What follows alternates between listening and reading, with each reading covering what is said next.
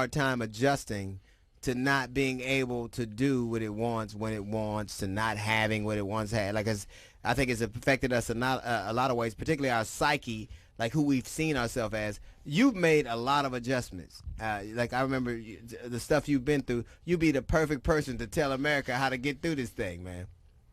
The perfect one to say. Man, listen to me. I've been homeless. You know me. I've been homeless. I've been with and I've been without. And 90% of the time, I stay home all the time. Most of the times, anyway. Most of the time. Trying to get, oh, yeah. Most of the times, anyway.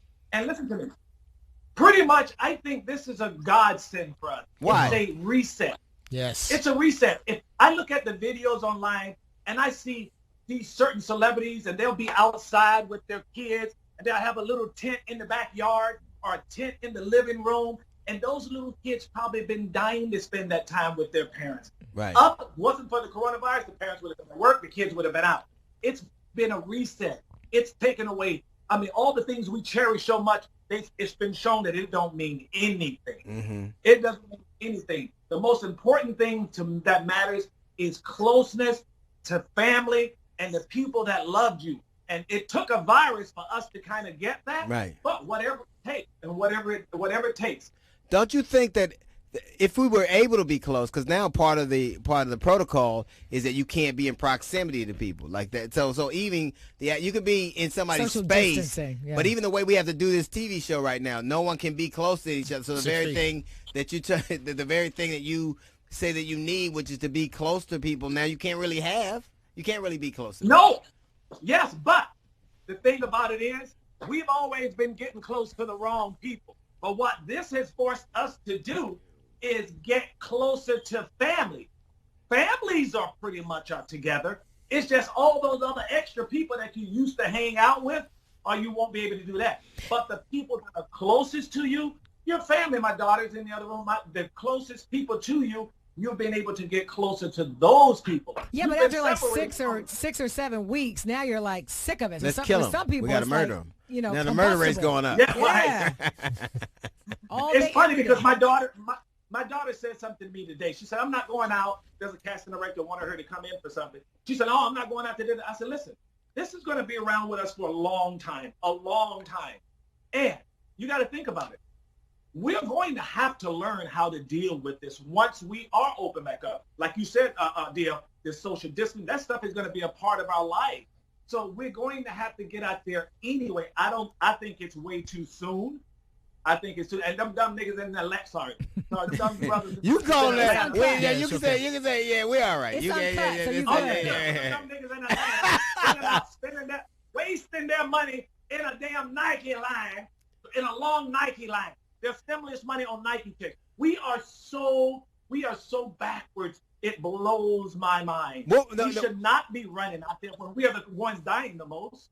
What did you think? Because I wanted to call you immediately after I heard this happen, because it's a word I used to hear all the time, and I never really associated with anybody, but it is one I associate with you. Non-plus, like you just like whatever, and I think that's more difficult for a lot of people. Has it been the way that you live, your experiences that made you this way? Do you think it was always inherent? You think that it's just something you came by innately? What do you think?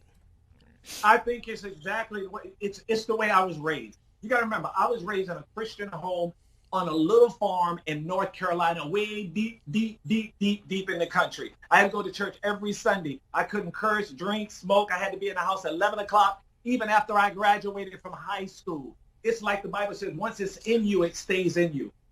Everybody says to me, why are you so accessible? The one thing this Ralph situation taught me 2 lessons.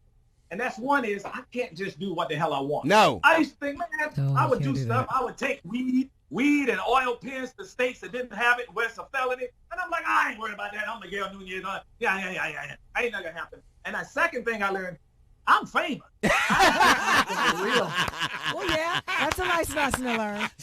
Let me tell you Dude, something. that's a He lesson. alluded to the Rouse thing, right? Like arrested for shoplifting. I didn't know. Yeah, She well, called me, and I was did. running, and what'd you say? As soon as I saw the story break, I called him. I said, hey, is he okay? What happened? And I was like, what are you talking I about? had no idea what was going on. I was like, you should probably And get you into hit the me up, news. DL. Yeah. Hit me up on Instagram, which I saw much later. I said, because he was arrested for shoplifting. And I thought, oh I my was God. arrested. Oh my God, I gotta reach out to my Yeah. brother. Like I can. And But that was nigga's the like, headline. that nigga was like, I had the money, I just didn't want to wait in line. Yeah. But you know, they're going to run with the headline, and that hold was on. that Miguel This is what Nunez they- arrested for this is what they didn't say. shoplifting. I called the police. They did. I called the police because I said I want you to go back. It's called a civil standby. and I got to be honest because I told them, I said I need to go back and pay for something to it. They said, okay, we'll go meet you there. And then the cop came back and said, well, she's not taking your money. No. But here's what I didn't tell you. Every day I went there, I had a problem with her. She would have us standing in this long line, and there'd be 40 people outside and 10 in the store. I'm like, what are you doing? There's only 10 people in. Well, we got to practice social distance. But 40 outside, you know, you're the dumbest manager. I mean, we've had problems. Right. She wasn't wrong. You can't leave and decide when you want to come Right. back. But I Right. learned two things. I did not know, and I swear to you, that I was that famous. I didn't know I would make $8 million. Well, you know it now. I know it now. It was headline news. I gotta get this nigga I was GoFundMe. And I remember Dio couldn't believe it. He was like, are you sure? Yeah, I was yeah, like, yeah, I'm yeah. telling you, I've checked 4 sites. It's there. Yeah, man. And then I called you. You couldn't didn't call believe me I was back. going on everything. I was excited for a minute. How did it end up working out? What happened? Oh no, well, it was dismissed because they said on TMZ, you know, he didn't go to jail because coronavirus. It wasn't that. It was that I never had a record, never been in trouble, and they weren't locking anybody. I didn't even get locked up. I just took me to the station, signed something, and left. Charges were dropped because because I did a civil standby, I went back to pay. If you steal, you have to have an intent to deprive. Right. Once I went back, that takes away the intent to deprive. What did you So have? What were you getting? What did you get? What were you getting? A whole lot of shit. I thought maybe one thing, but if you were walking out with bags, that's a lot. No, I had a whole cart. I just put the cart out to my car. They were all. I can't do that. I literally thought it was one thing. I didn't know it was a cart Oh full no, of it was a stuff. whole lot of shit. I learned a valuable lesson. It was a valuable lesson. No matter what happens to you in life, good or bad, there's lessons that come up. And I learned a lesson. I can't do anything. And before that, I literally thought Yeah. and I was doing shit that would have made this would have been like this and shit. Oh no, we have some of them on the phone now. They want to talk to you too. So you can. And I'm good friends with all the cops. They just came over here because my company makes this. Hold on. Oh, wait a This second. is Only he Miguel. could do this. It's Miguel. Only he could do this. Yeah, absolutely. And he says now he I gotta doesn't know see he's Kanye look like LeBron James in the back. Look I don't know like what that look is. like they ain't talking to each other. Okay, we make these. Louis Vuitton. But- Okay. But this is the one I'm doing for them. So I got 4 officers coming over here today. Oh no. Ah. Yeah, I don't need I ain't that one. wearing that one. Ah, no. Yeah, I probably You never don't will. want And what that you don't one. want to do is go back to that same store with one of those on. What's the other couple That's options? What other options? Huh? What other options do you I have? hear- You have Louis Vuitton. You got LAPD. I what got other? Louis, Gucci, Supreme, everything. So the only you could find a way to make money off an international pandemic. But all money goes to charity. Oh. Oh, okay. That's nice. What's the name of the charity? Shit, I gotta go get it over there. You know Leah I love this guy. Thompson? You know Leah Thompson? Of course. Yeah. Casting director Leah Thompson. She called me right after the Ralph thing. We got together with Ralph's. We started this organization, and we raised all of these funds. We're going to take those funds and we're going to give them to the actors that are in the homes who can't afford to get out and who can't afford. We got Ralph gift cards, thousands of dollars, and we're going to give them out to those guys. Why don't you just teach them how to Her rip? Helping Hand Foundation. Or you could teach them how to rip off a whole shopping basket full of shit and not go to jail. You can teach them that too. And then turn it around and turn it into a charitable event. Only he could do this. Do you think? What do you think will be the outcome of this whole thing? What do you think it'll look like? I think it's going to be a better America.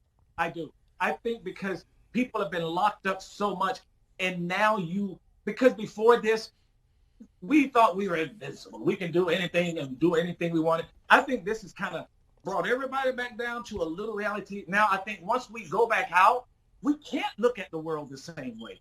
I think once we go out, it's going to be more, you're going to start getting closer to the people that truly mean something to you because you don't know. And because the virus is out there, you don't know who might be close to you that might not be around a year from now. So I think once we come out of this, our entire lives are going to change. The way we operate, I don't know about movie theaters. What do you think about that, DL? We won't be able to go to that. I don't know. But do you think, to DL's point, that in terms of in a world that was already socially distant anyway, and now having these mandates in place to also now be socially distant, that it's really going to bring us back together? Well, you know what? It could make us worse. You know, because you know something that's weird? Every time, and this bothers me, every time I'm out, and it's only happened with old white women, you'll be standing in the Starbucks or wherever you are, and they'll be like this. I'll be right here, and they'll be like, and I'm like, what are you wrong with you, lady? I got on a fucking mask, and you got on a fucking mask. Why are you running around like that? Like my purse don't have a mask. My purse don't have a mask. Yeah. You left a small town in North Carolina precisely because you wanted something more and you didn't like being told what to do. You wanted to do your own thing. You didn't, and now you're saying that people kind of telling us what to do and limiting our freedom is going to make us better. I don't understand that. Okay, well, me, I look at it like this. I don't listen to the government. I read everything I can from every single person who's saying something about it. The professionals, definitely a lot. Dumbass Donald Trump, dumbass Mike Pence, and his dumbass, ignorant, pasty-faced son. Don't listen to them. Anybody who listens and believes anything Donald Trump says, I personally hope you catch corona and die. Wow. not both. You better turn that Kanye picture around. You better turn that Kanye picture around. I'm not taking it back. I said it, I meant it, and I'm here to represent it. I don't give a damn. The lionest, dumbest man in the history, and he's getting people killed. Period. We know how he feels. I am going to go on and live my life. Like I was telling my daughter, if somebody offered me a job right now in anywhere but New York, I'm going to go. I'm going to get on a plane. I don't give up no more. The virus is going to be there. I'm just going to have to learn to live and deal and work around it. I will wash my hands. I will wear my gloves. I will wear my mask. I don't care how long it takes, but I'm not going to stay in the house forever. Right. Period. And when I get out, I'm going to still be the same way. I don't care if people like this. You want to hug me? I'm going to hug you. You want to do this? I got on my mask and I still do the same shit. They be like, dude, you just hugged him. Man, fuck man. I'm being biased. I sure did hug. And my cousin say hi. Yeah, of course. Hey, DL, what the hell on, man? Man, I can't believe that real DL. Man, leave him alone. He got to go. Hey, Miguel, I love you, man. Thanks, I love Miguel. you. Thanks for coming on, man. bless Appreciate you. it. God Take bless care. you, too. Thank you, man. Take care.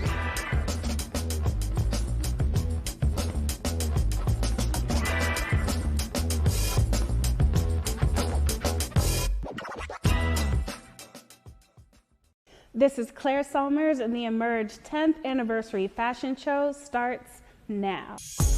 Welcome to the Emerge 10th Anniversary Virtual Fashion Show. This anniversary edition will include appearances by Andre Leon Talley, Fern Malice, Carl Kanai, Oswald Boateng, special musical performance by Yana Cello, and fashions by Funkin' Beautiful Designs, Scalo, House of LA, and Jesus Sagan. Now, welcome your host, Claire Solmers of Fashion Bomb Daily. Hello, my fellow fashion enthusiasts. My name is Claire Solmers, and I am thrilled to be your host for the 10th annual Emerge Fashion Show. I'm so excited to be a part of something that is so near and dear to my heart.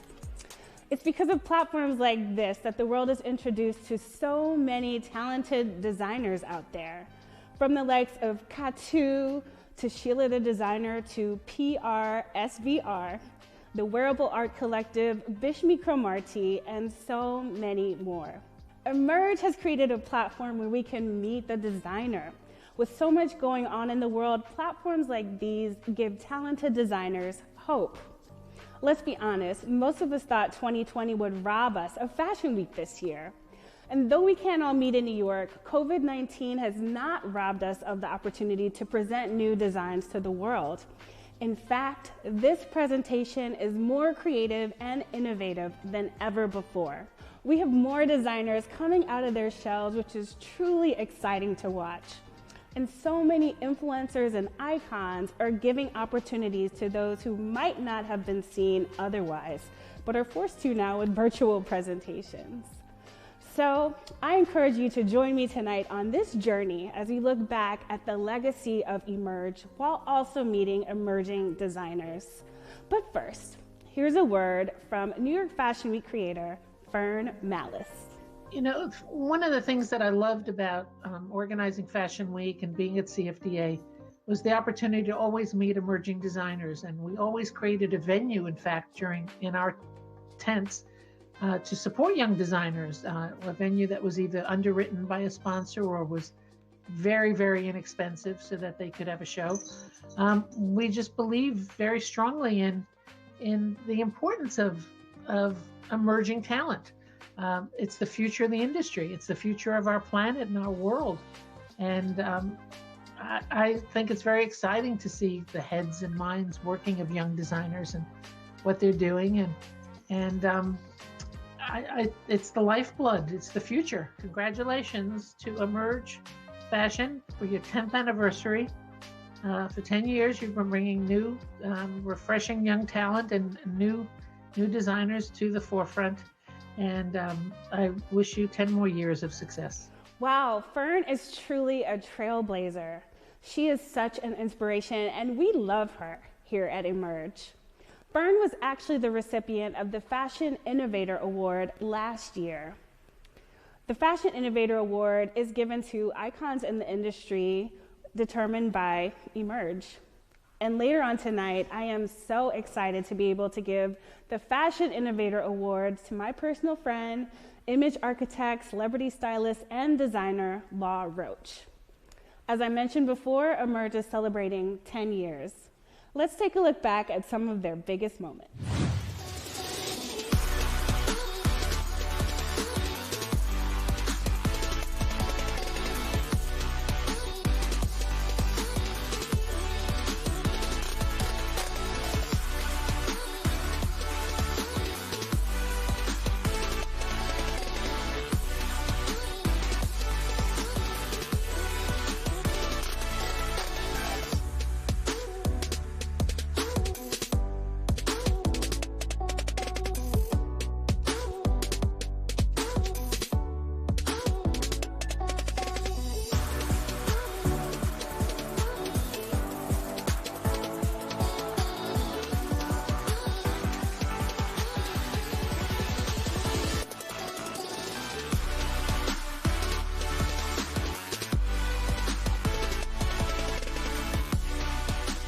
Stay tuned for appearances by Andre Leon Talley and our Fashion Innovator Award recipient, Law Roach.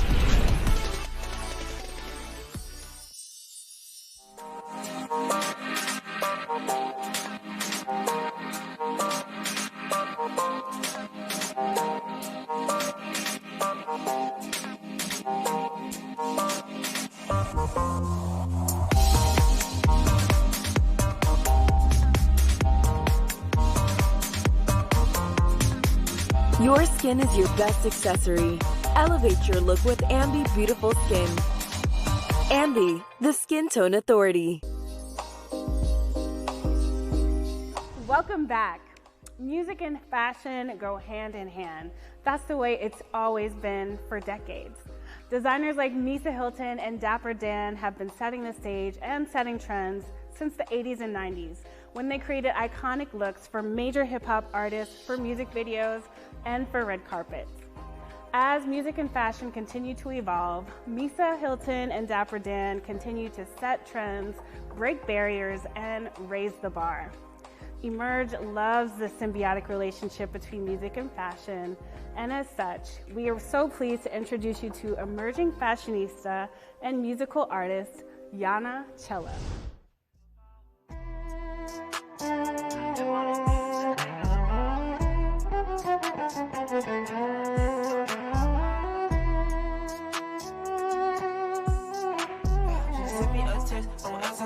She love when I flex and shop in her mall. Relieving her stress, I beat on her walls. She skeet on the jet, she kissing my balls. She speedy in the bed, don't stop for the law. She beats on my neck, I shine in the door. It's easy to slip, don't want you to fall. Walking with a drip, that make a little ball. Shoot your shit up, I got accurate aim. Fucked up a few mil, now I'm back like I came. That boy said my name, I went got me some strange. You know I don't crash, I just stay in my lane.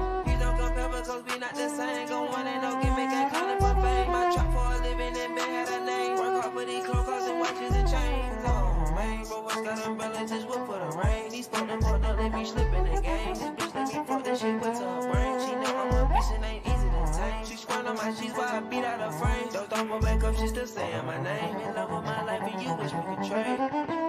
She sent me a text, don't answer her call. She love when I flex and shop in her mall.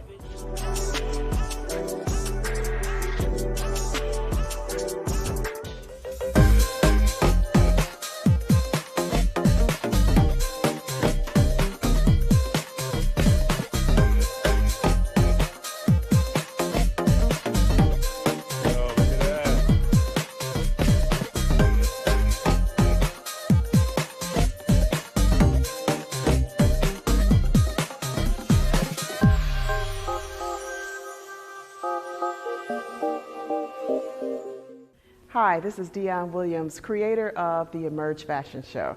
I can't believe it's been 10 years since I started the show in 2011. It was created to focus on emerging designers all across the globe. I'm super excited about our virtual event that will happen tonight. We have honored over the years with our Fashion Innovator Award icons in the fashion industry, including Andre Leon Talley, Audrey Smalls, Pat Cleveland, Nikki Taylor, Constance White, Fern Malice, and so many more. Tonight, I am so excited to present the award to Law Roach. Stylist and image architect Law Roach undeniably transforms celebrities into fashion icons. To call him a stylist is a bit too singular for what Law does. Law's approach, as he describes, is an intellectual side of image architecture. Roach, who was named one of the most powerful celebrity stylists by The Hollywood Reporter and featured on Business of Fashion's Top 500 list, is a style expert who adapts to his clients' needs. He leaves his boundary-pushing fingertips on every look. Starting out his career as a vintage boutique owner in Chicago, Roach has exploded onto the international scene as one of the most in-demand celebrity stylists working today. Law is responsible for styling A-list celebrities, which include Zendaya, Celine Dion, Ariana Grande, Mary J. Blige, Anne Hathaway, Tiffany Haddish, just to name a few. Image architect is a term which Law created explaining his approach to styling, which goes beyond dressing clients in fantastic outfits. It's the methodical detail of an architect drafting a blueprint. Law's celebrity clients continue to stimulate many of trends that appear on television shows, blogs, and magazines everywhere. Law's unique approach to fashion earned him a seat at the judges' table as a judge on seasons 23 and 24 of America's Next Top Model. Currently, you can find him as a judge on the HBO Max show, Legendary. Law has made a commitment to set new precedents for creatives of color. In 2019, Law Roach was the creative director for the Tommy and Zendaya fashion line by Tommy Hilfiger, which premiered at Paris Fashion Week. Law's mission was to celebrate women of color and honoring those who opened the doors in the fashion industry. After witnessing the aftermath of the rioting and looting, which led to the unfortunate closing of many local businesses, Law created a grant for Black-owned small businesses in Chicago. By joining forces with Rebuild the Hood Foundation, an initiative that is dear to his heart, Law raised funds for beauty and fashion businesses that were affected by the uprising stemmed from police brutality and the injustice in America. Law remains unparalleled in the fashion industry. Emerge is proud to present the 2021 Fashion Innovator Award to Mr. Lawrence Roach. Here to present the Fashion Innovator Award to Law Roach is our very own host, Claire Summers. I am thrilled to be able to give my friend, image architect, celebrity stylist, and designer, Law Roach, this year's Fashion Innovator Award. Watching his career rise over the course of several years has been nothing short of amazing. Seeing his work on stylistas like Anne Hathaway, Celine Dion, and most notably Zendaya has just been fantastic. He has single-handedly helped to turn Zendaya into a style chameleon and a fashion icon. Congratulations, Law. I love you. You deserve this and so much more. Congratulations. Thank you so much, Claire, for that beautiful introduction. Thank you, Emerge. Thank you, Dion, for presenting me with the Fashion Innovator Award. I am very humbled and grateful to be considered an innovator in my industry. I worked really hard to be able to prove to the world that a creative of color can perform at high levels. I am also very grateful that when I meet people in the street that follow me and follow my work, they say they're inspired and they understand that they can do it because I've done it. And there's no bigger compliment to me than that. So I accept this award humbly and with major gratitude. So thank you so much, Emerge. Thank you, Dion.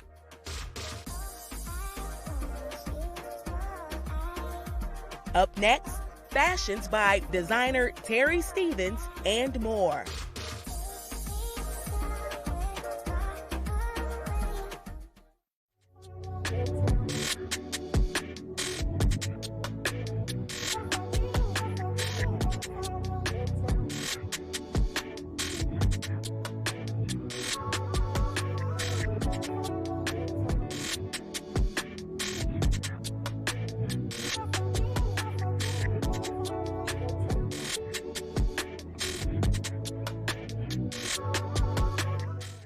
Welcome back.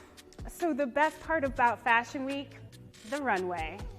Sometimes more than the designs, the experience is truly electric. From the heat of the lights to the anticipation of the guests to the nerve and excitement of the designers, there is truly nothing like it. Here to discuss the glory of the runway, we are so pleased to introduce you to fashion icon himself, Andre Leon Talley. Hello, you all know who I am, Andre Leon Talley. I am that person who has been seen on the front rows of great fashion shows since the 70s, and I am so happy to be here on the 10th anniversary of Emerge to celebrate with Emerge the 10th year in existence. They always give you full, frontal, fabulous, fantastic fashion. And congratulations to the whole team tonight for this. I want to welcome you all, and I just want to say that I am always excited when the lights go down and the first exit comes, and the parade of beautiful ladies or men or transgender or whatever.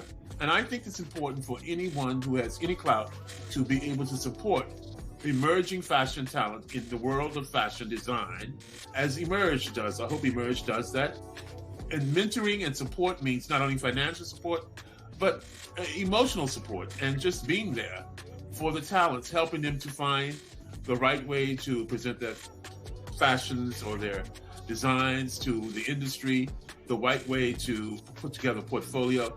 Any way one can help, one should help. And this evening, Emerge is going to present some great new hatchlets. I want to call them hatchlings. These are the emerging designers of today, and it's exciting. And I want to say, welcome to the evening, and let's get started. Let's get this party started.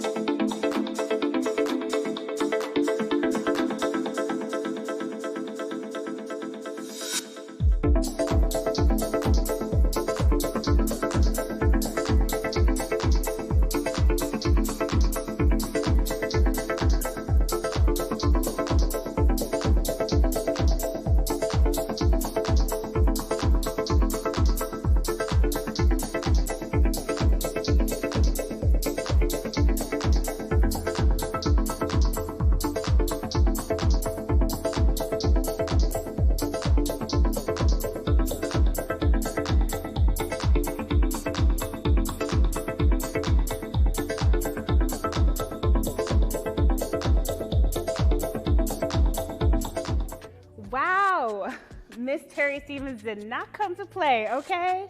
That was amazing. Now here's a fun fact. Ms. Dion Williams actually created Emerge as a platform for Terry. So it's so fitting that she would show at their 10-year anniversary show. She has truly set the bar high. Emerge is an amazing platform for emerging designers worldwide. Up next, we have Jesu Sego, a London-based designer who creates luxury shoes and accessories. He's been making waves on the London fashion scene thanks to his bespoke aesthetic and tailored craftsmanship. Please welcome Jesu.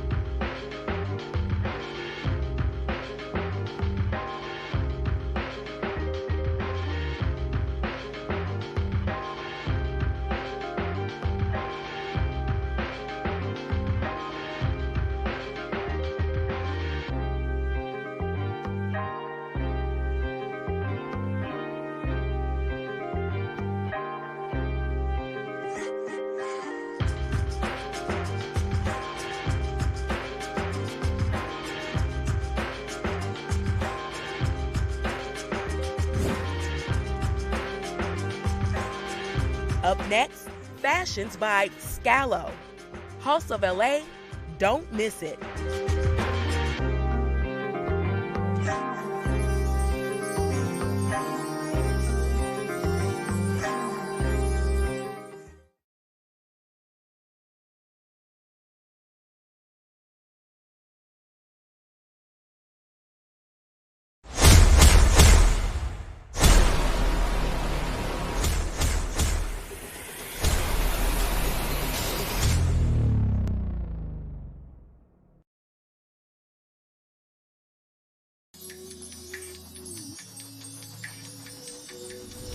Coming up next, emerging designer House of LA with a collection crafted to keep up with all your girl boss moves.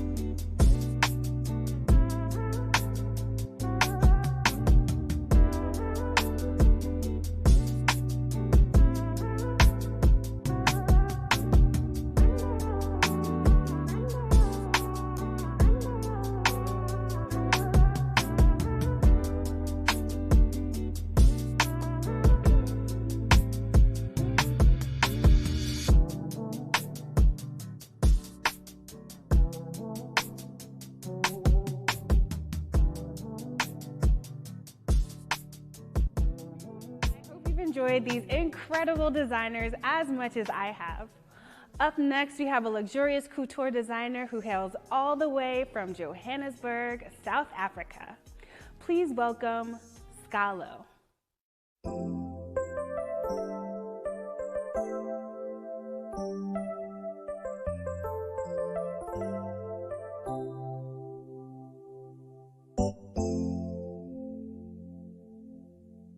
The higher you build your barriers, come. The further you take my rights away, the faster I will run. You can deny me, you can decide to turn your face away. No matter, 'cause there's something inside so strong. I know that I can make it, though you're doing me wrong, so wrong. You thought that my pride was gone. Oh no, something inside so strong. Oh, something inside so strong. The more you refuse to hear my voice, the louder I will sing. You hide behind walls of Jericho. Our lives will come tumbling down. Deny my place in time. You squander wealth that's mine. My light will shine so bright it will blind you. Because there's something inside so strong. I know that I can make it, though you're doing me wrong, so wrong. You thought that my pride was gone. Oh no, something inside so strong. Oh, something inside so strong. Brothers and sisters, when they insist that we're just not good enough. Good enough. When we know better, just look them in the eyes and say, we're gonna do it anyway. We're gonna do it anyway. We're gonna do it anyway. We're gonna do it anyway. You're gonna put me lela. You're gonna be lela. You're gonna be lela. You're gonna be lela. You're gonna be lela. You're gonna be lela.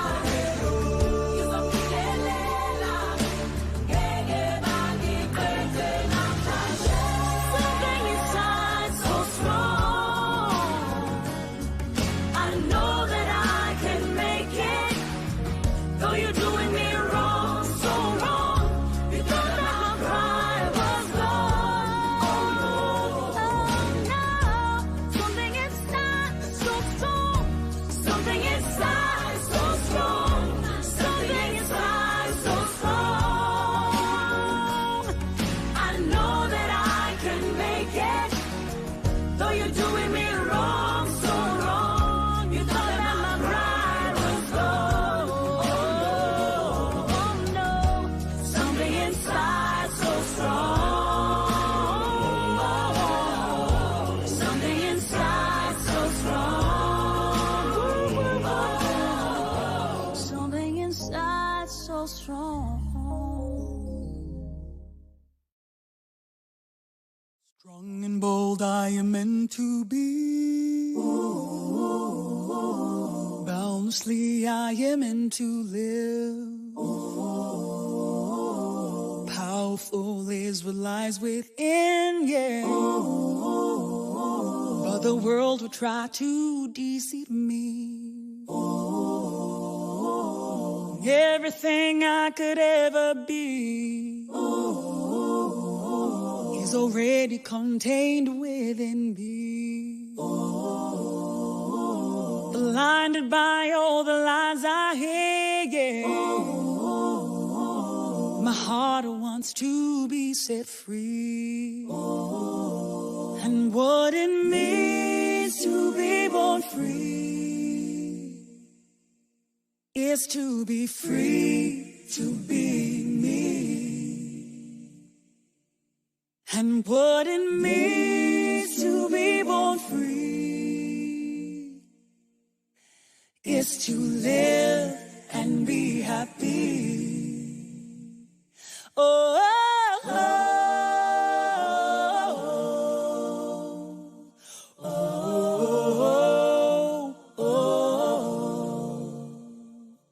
oh, oh,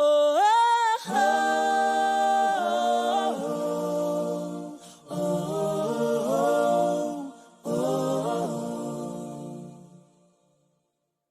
The universe made the abundant sea. Sun that shines down ceaselessly. Everything we could ever need, yeah, was always given freely. And those who seek to control all of these, yeah, would take away our right to live. Displace the people and deprive their needs, yeah. But all of us have the right to live. And what it means to be born free, yeah, is to be free, to be me. And what it means to be born free is to live and be happy. Oh, oh, oh, oh,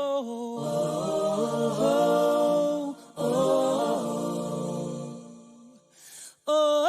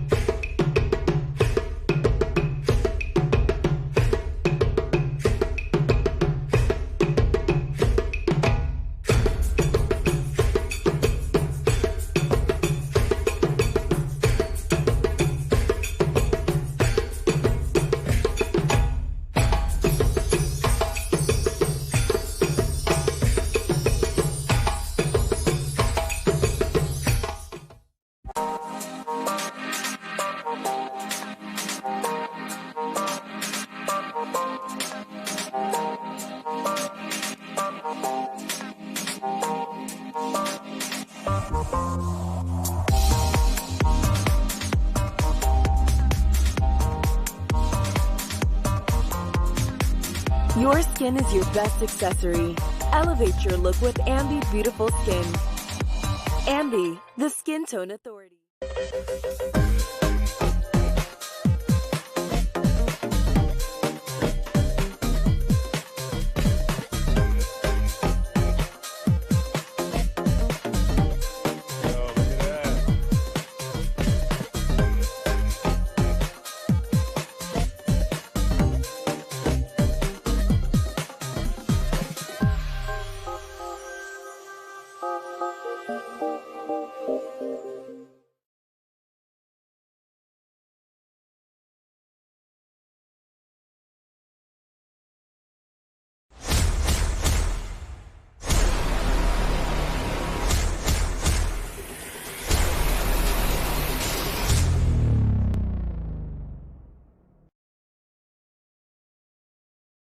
Welcome back.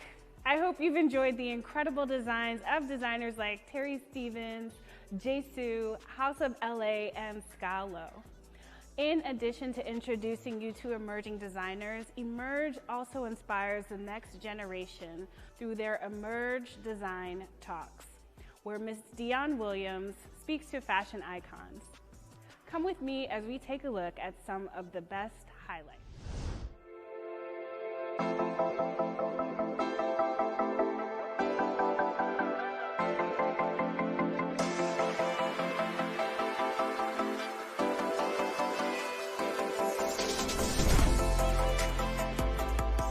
Right up to Rihanna, who is absolutely amazing. Yes. Tamron Hall, best dressed lady on primetime TV, who's a dear friend of mine. Bianca Jagger, Betty Tatru, the muse of Yves Saint Laurent. And the Lifetime Achievement Award goes to Carolyn Herrera. It's like, what's some essential things that men should have in their closet? From Oswald Botein. Obviously, I'd always say you need at least one suit. Yeah? Okay, one suit. That basically enhances every aspect of who you are. Can I? That was a question I used to ask myself all the time. Can I do this? Can I be successful? Can I be a black person that comes from the inner city and build a clothing brand, put my name on it, and change perspective of people, making them feel that you could buy Carl Canai the same way you could buy Ralph Lauren and Tommy Hilfiger and Calvin Klein. Right. Paul, and I had my arms down so nobody could see through this outfit, like a lady, you know, I was supposed to be like, but suddenly I got caught in a nail in the back because it had this long train, and I was walking, and suddenly came off, and I put my arms down. So I was nude in the front, these angel wings, you know, and the whole restaurant stood up and started applauding it. And they wrote, "We live for fashion, we don't want to die for it." Oh my God. That was the next day headlines. And I said, I think my job description just changed.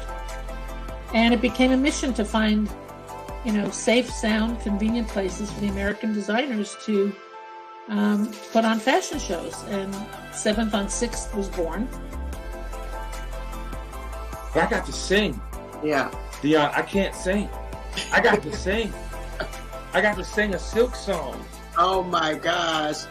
Like Dion, I got last night we had an argument. You told me you loved. I was singing it, and I know I sounded crazy, Dion, but in my mind I was singing. In your mind, you was part of the groove. Heroes, we are built and designed, especially black and brown people, to weather any storm and to create something out of nothing.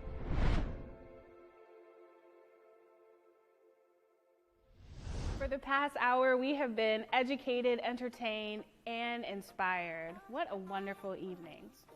On behalf of the Emerge team, I'm Claire Salmers, the founder of Fashion Bond Daily, and we wish you a wonderful evening and a great night. Cheers to 10 years of Emerge, and cheers to another 10 more.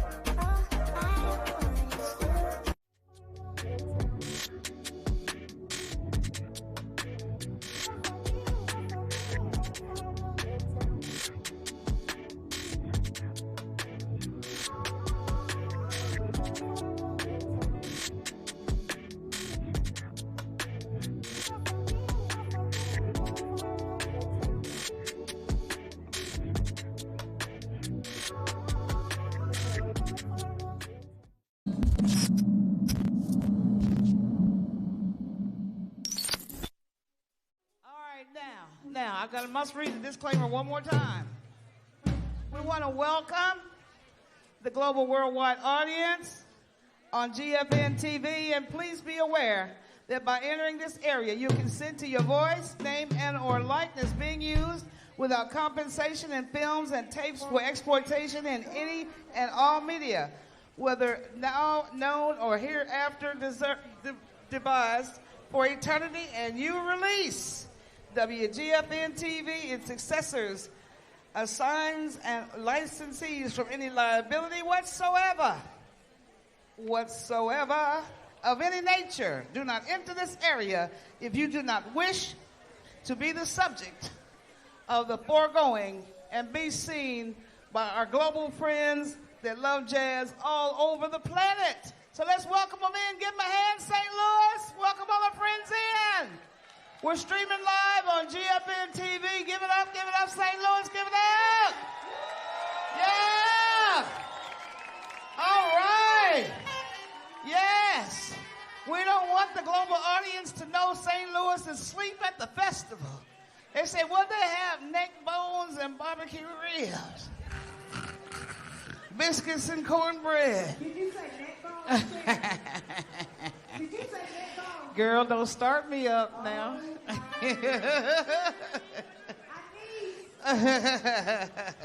I'm from Kansas. I'm country Kansas, okay? I really am from Kansas. Now, we want to say thank you to Moscato Light, our sponsors, WFSK, Jazzy 88, WFSK. Umbrellas about to pop down, please. Umbrellas down. Get your food, get your drink, get your spot, get yourself ready. And are y'all ready for Najee? Are you ready for Najee? Are you ready for Najee? Are you ready for Najee? He's in the back. He can't hear that, y'all. Are you ready for Najee? Are you ready, y'all? We got 30-some years of hits coming now out of this man. Are you ready for Najee? All right, coming to the stage, live and in color. Let's welcome the one and only Mr. Contemporary Jazz himself, the one and only Najee!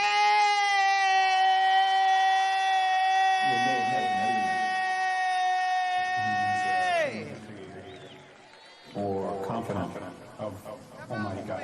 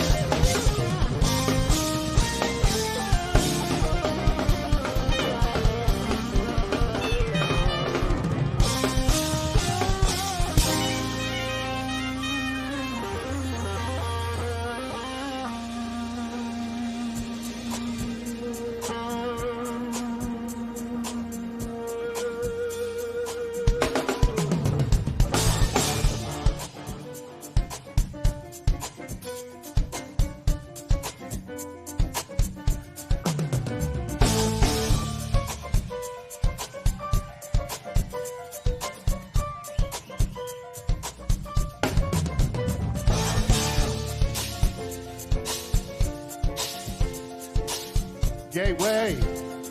What's going on, y'all?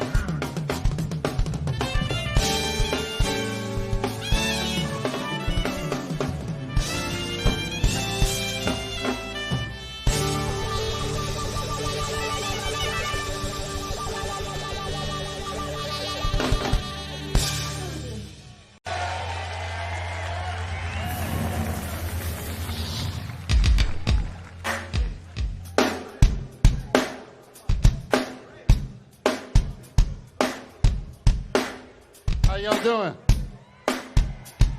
I don't hear you. How y'all doing? How's everybody in the back doing? Y'all ready to help me out right here? Everybody put your hands together. Come on.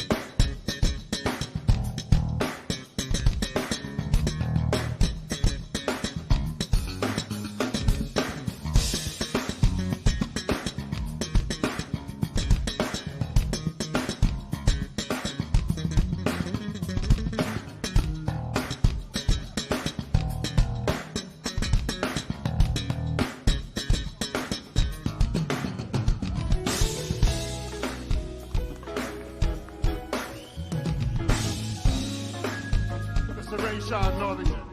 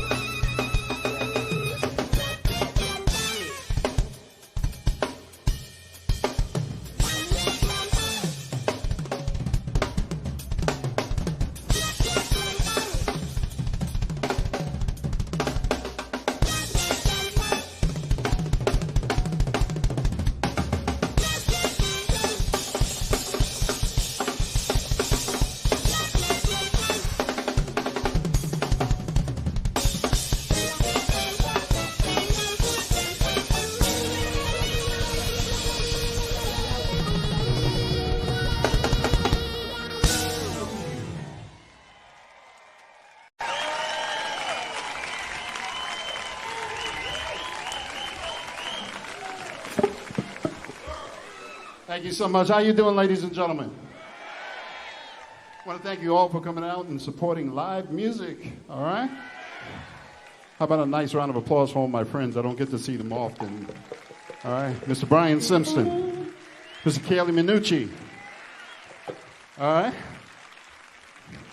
And so many others. Oh, Mr. Nick Coleon, of course, Mr. Steve Cole, all our good friends back there. Come on, let them feel you back there. They back there. Yeah. All right. Ladies and gentlemen, it's an honor to be here. It's been some time since I've been to the Missouri area. I know, right? It's been a while. I don't know why we get to Chicago, we get to Kansas City. We haven't been here in a while. It's nice to be here, though. Thank you. And then in my allotted time, I'm trying to do as many songs from my previous albums as I can, all right? All right. So with that being said, if you will promise to sing along with me on some of these things, we're going to Take You Back. Is that all right? Are you ready? I still don't hear you back there. What? You know, I'm from New York, man. You got to show me. Or is that here, right? All right, here we go, y'all. Come on.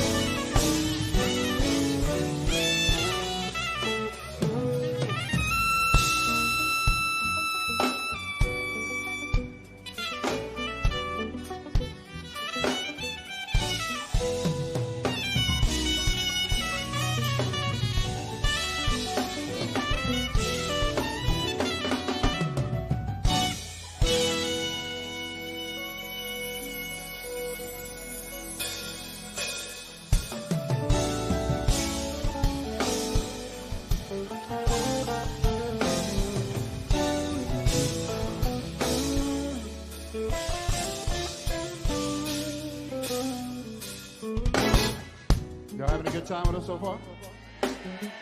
All right, we'll take it back. We're doing a song for a very special lady. She's not my ex-wife, but she got the house, I got the song. You know what's up.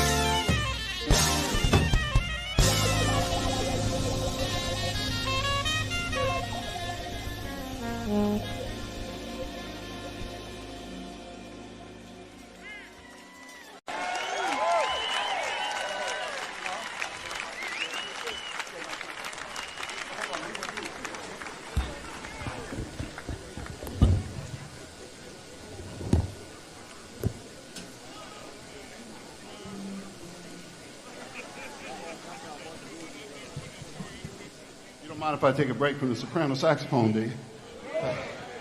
Play a little flute for you. Y'all might know this one.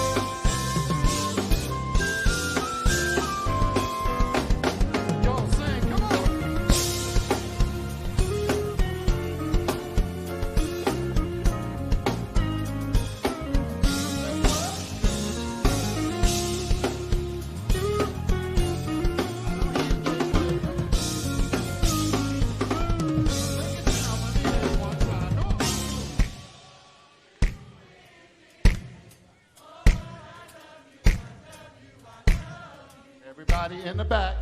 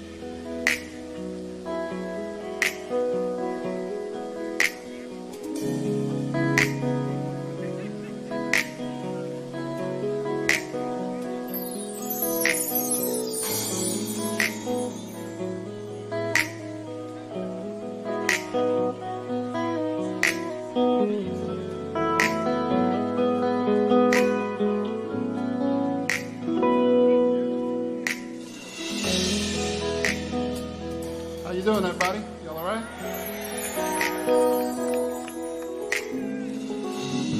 I want to take a minute to recognize a couple of people in the house. I'm very fortunate to have my daughter here tonight, Salima.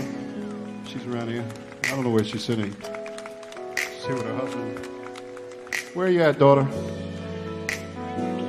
Over there. Oh, hey!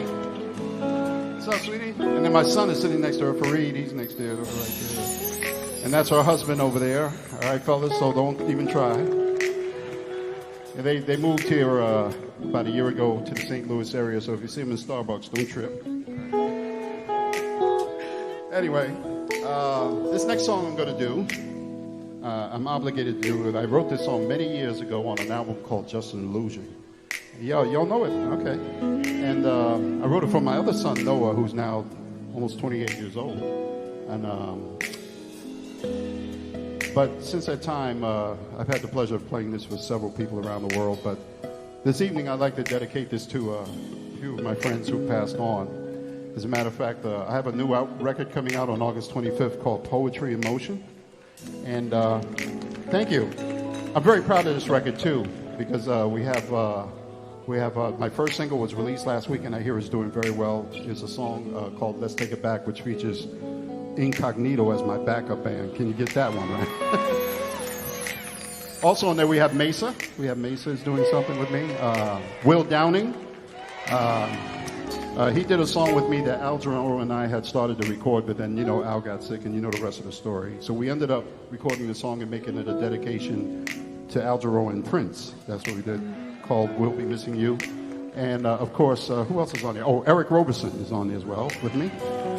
And the legendary pianist, Mr. Bobby Lyle. And the smooth jazz guitarist by the name of Blake Aaron is also on there with me. So it's a very full album, It's one of those type things that I called up everybody and I said, listen, we need to do something. I didn't expect everybody to show up on one record. So when it comes out August 25th, that's what you're going to get, all right? But with that being said, I'd like to just dedicate this next song to two people I've had the pleasure of touring all over the world with. One is, as you know, was Prince. Toured with him for 3 years and was a great experience. And, anytime I do press and people want to hear Prince stories, I always say, I have no bad Prince stories. All this drug stuff they're talking about, I never saw any of that. He was one of the most humble, one of the most generous human beings I ever met in my life, honestly, and I mean that, Also, Mr. Al Jarreau, we miss him as well.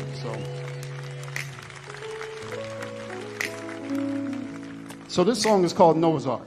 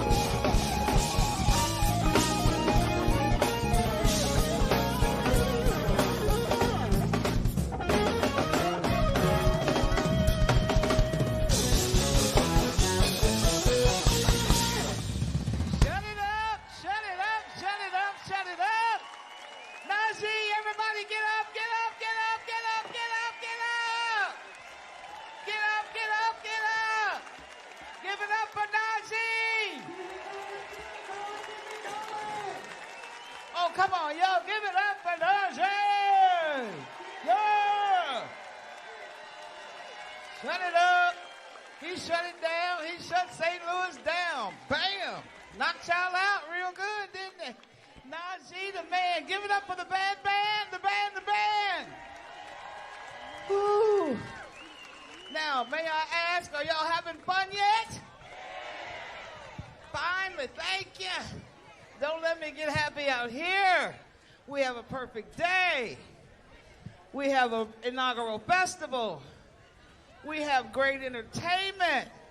We have the world's greatest jazz fans, all right? What else could y'all ask for? Yeah. Are you happy now? All right. Coming to the stage. I want you to show your love. And I told y'all early on, there's no charge for applause, okay? It's the only thing still free in our country. For real. Please. But the band members like, oh man, he's bad. Give him a hand, y'all. Now, I really want y'all to give some thunder love to my brother. Now, you see, I'm dangerous on the mic, don't you know? To Mr. Somerset Jazz. He had a dream. Yes, he did. She said, Sharon K., would you stop? I can't help it. He had a dream. He said, Sharon, I think about St. Louis. I'm like, huh? Last year, he said, I'm thinking about St. Louis. Okay, and I was... Put your hands together. Make some noise for one of the greatest rappers of all time. Los Angeles, SIR. Give it up for my main man, Snoop.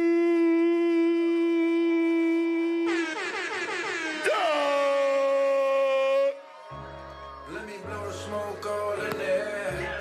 You know it's a party when Snoop's here. The ladies let their hair go down low. We let the whole club lights down low.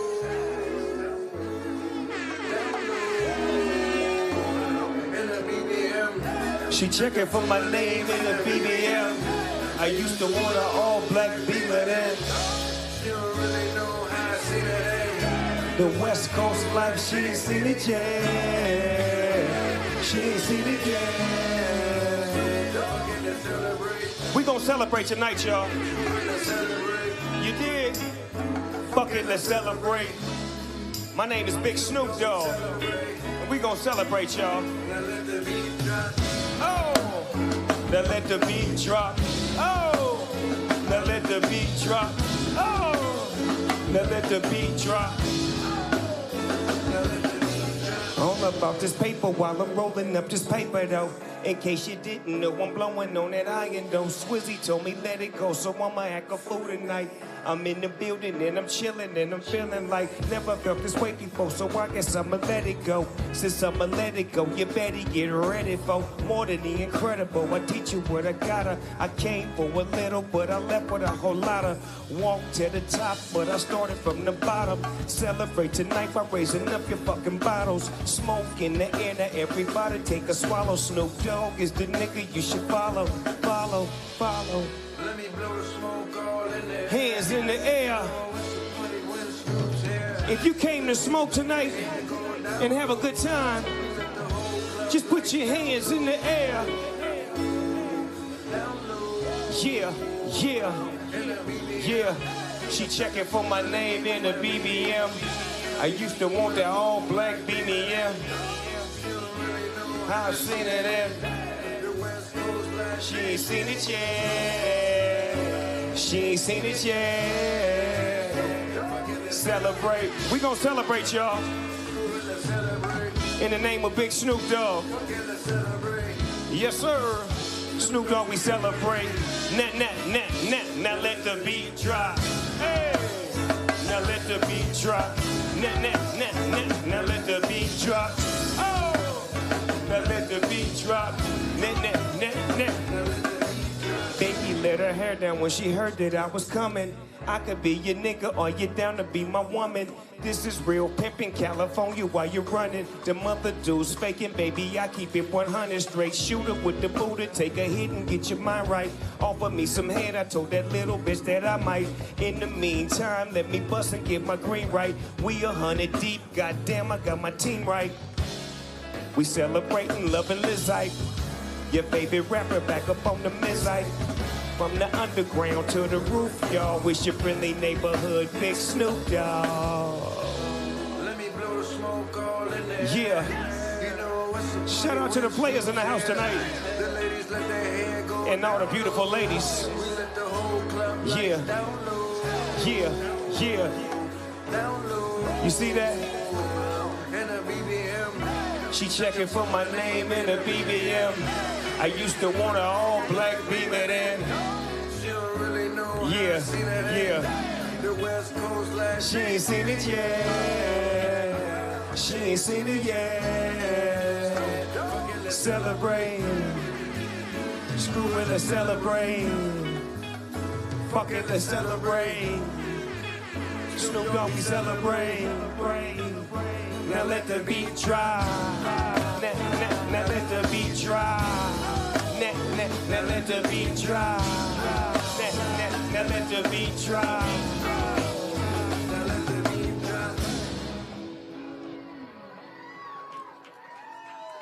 Yeah. One time for your mind. Give me some more of that new Kool-Aid. Hey, Snoop Dogg, can you pour me another Shout out to all the glass of ladies in the Kool-Aid? house tonight that's looking good. I'm looking at you, looking at me. Real game. Yeah, to me one time like this. On the set, my nigga, I'm my own man. Upgrade, just like your phone game. Big Snoop Dogg, I do my own thing. And I stays in my own lane. My rap style is dynamite. A lot of y'all niggas do sound alike. So you can do it how you do it. So you can blame it on the drugs or you can blame it on the music. Where I come from, if you sound like another nigga, that's called biting. Yeah, you the other nigga. Let my demeanor be the meaning while you're screaming, while you're leaning and you're fiending, while you're dreaming to have a big car, rap star. 10-room mansion with a lake in your backyard. So disobedient, flavor is the main ingredient, but you lack it, it's all in your jacket. But I'm hot, but as cool as a fan. You bitches drinking lemonade, I'm the Kool-Aid man. Standing on the corner with a Kool-Aid stand, cool as a fan. Yeah, bitch, I'm the Kool-Aid man. I'm hot, but as cool as a fan. Bitches drinking lemonade, but I'm the Kool-Aid man. I'm standing on the corner with a Kool-Aid stand, cool as a fan. Yeah, bitch, I'm the Kool-Aid man. Drink up. Now drink up. Look, the reason why I say that I'm the Kool-Aid, look at all the flavor that I gave to the Gizane. Just add water. It don't get no hotter. You got your whole get down from the doggy dog father. Never minds, it was never minds. Inquire, intellectual, clever minds. Better dub that this shit pop. Bitch niggas mix love with this hip hop just to be on. Now what the fuck are we on? LBC, we been known to get our G on. They call me Don Leon, that's the corner he on, P-I-M-P on. See, she a freak of the week. I'm teaching niggas how to eat, cause I'm deep in the streets. Look, don't get it fucked up, low, cause every now and then niggas need a line of this dope, cause I'm hot, but as cool as a fan. But I'm the Kool-Aid man. I'm standing on the corner with a Kool-Aid stand, cool as a fan. Yeah, bitch, I'm the Kool-Aid man, cause I'm hot. But as cold as a fan, bitches drinking lemonade, I'm the Kool-Aid man. I'm standing on the corner with a Kool-Aid stand, cool as a fan. Yeah, bitch, I'm the Kool-Aid man. Now drink up. Yeah, bitch, drink up. That's the Kool-Aid man. I like it when y'all play that shit like that. Now drink up.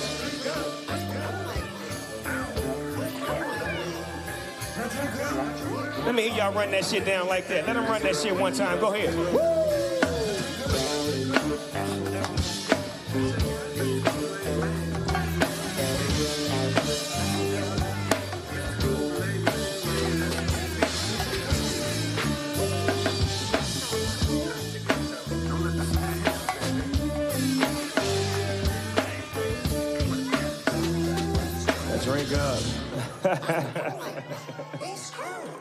Yeah, he's cool.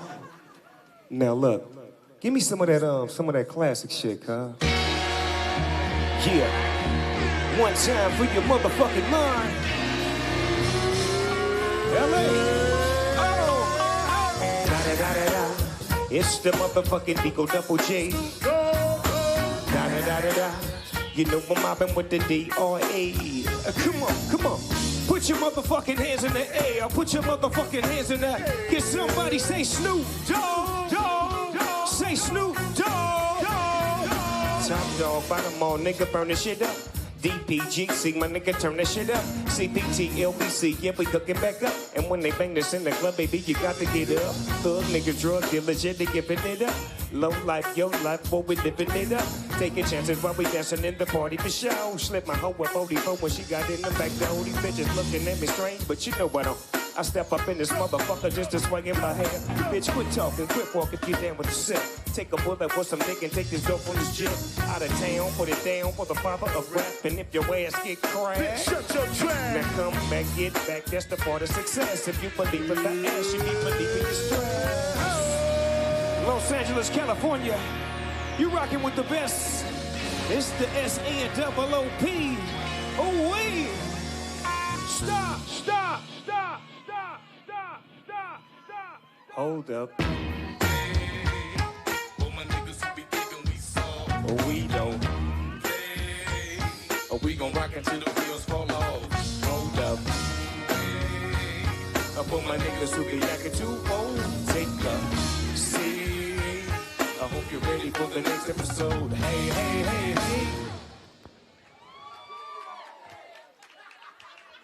Smoke weed every day. Come on, give it to me. Yeah. We're gonna keep it West Coast for a minute. It's like 5, 4, 3, 2, 1, 2, 3 until the 4. Snoop Doggy Dogg and Dr. Dre is at your door. Ready to make an entrance, so back on up. Give me the microphone first so I can bust like a bubble. Compton and Long Beach together, now you know you in trouble, cause ain't nothing but a G thing. With two loped up niggas, so it and Death Row is the label that we unfadable, so please don't try to fake this. But back to the lecture at hand. Perfection is perfected, so I'ma let them understand from a young G's perspective. And before me think of the bitch, I have to find a contraceptive. You never know, she could be earning her man and learning her man, and at the same time burning her man. Now if she burning them, what's chill for a minute, cause ain't no pussy good enough to give her while I'm a Bennett. And that's realer than real deal, holy feel. And now you hookers and hoes know how I feel. Well, if it's good enough to get broke off a proper chunk, I take a small piece of some of that funky stuff. It's like this and like that and like this and it's like that and like this and like that and it's like this and like that and like this and Dog Creek to the mic. Put your motherfucking hands in the air like this. Go. Oh no, big Snoop Dogg. Back up in the easy, baby. You're jocking my style. You so crazy. Dre say ain't no limit to this. As long as we drop gangster shit. Now look here, bitch. You fine and I dig your style. Come fuck with a nigga, we can do it. Doggy style. I'll be gentle, sentimental. Shit, we fucked in the rental. Lincoln, Continental. Coast to coast, LA to Chicago. I get the pussy everywhere that I go. Ask the bitches in your hood cause they know. I get the pussy everywhere that I go. Ask the bitches in your hood cause they know.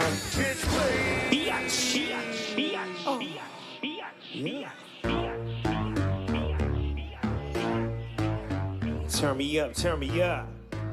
What up, Marcellus? I see you out there, cuz. What's up, what's happening? Big Snoop in this bitch, get it crackin'. Dickies creased up, then they sagging. Get on the left side flagging. You got me feeling I'm a trip again. And you thought I wasn't listening. You bitches talking like a thick again. The way they got me walking like a crip again. Niggas for the free numb. I'm married to the streets, fuck a prenup. Hey, little nigga, roll the weed up. Drink in my cup, we about to get G'd up. Long Beach on my right side. CPT on the left side. I got Watts in this bitch, B-Dogs from the Jets, and they screaming out West Side. Long Beach on my right side, CPT on the left side. I got Watts and his bitch Tiny Lokes from the 3rd, and they screaming out east side. Bitch niggas still bang on them. 50 cal shots, let it rain on them. And if a square ass nigga try to get up in my circle, we gon' have to put them bangs on them. Bitch niggas still bang on them. 50 cal shots, let it rain on them.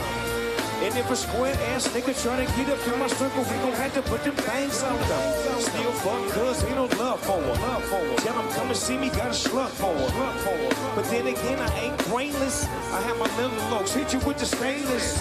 It's still fuck cuz ain't no love for her. Tell them come and see me, got a slug for her. But I ain't trying to make you famous. I have my tiny logos hit you with the stainless. Bitch, you know who I be. Deagle Double G, Super C or IP. Stepping through the fog and creeping through the smog. And you know I'm high as shit and my bitches fly free. Bitch, you know who I be. Deagle Double G, Super C or IP. Stepping through the fog and creeping through the smog. And you know I'm high as shit and my bitches fly free. Super crib, super crib, super crib, super crib, super crib. It's still 187 if you bitch niggas want a trip. Super crib, super crib, super crib, super crib, super crib. It's still 187 if you bitch niggas need that. It's enough of that to go around. Real G's make the hood go around. Keep the planet spinning on its axis. How was he so hood? How can you ask this? I guess you could say I put in practice. On the strength, under lights, now I'm back, bitch. And even if I'm blown on my own, put the chrome to your dome, make it stretch like elastic. I need my real G's to the left. Bitch niggas stand to the right. I need my hoes front and center. Hard on these hoes from the summer to the winter. Spring through the fall. Oh, still on my balls. It's the #1 nigga from the hood, doggy dog. Still pull up on a nigga when I need to be heard. I'm a stiller and a killer, but I ain't from Pittsburgh. Real shit on the set. I get your whole clique served. Your best observed. Don't be chalked out on the curb. With your mama and your people saying Super Crip did it, but they won't testify, so we gotta wait. So I'm sitting on my throne on my bad phone. I'm talking to Iron Man, while smoking some fire, man. Look up in the sky, it's a bird, it's a plane. Walking on the cloud with a crib stick cane. I am super crib, super crib, super crib, super crib, super crib. It's still 187 if you bitch niggas want a trip. Super crib, super crib, super crib, super crib, super crib. It's still 187 if you bitch niggas need that, need that, need that.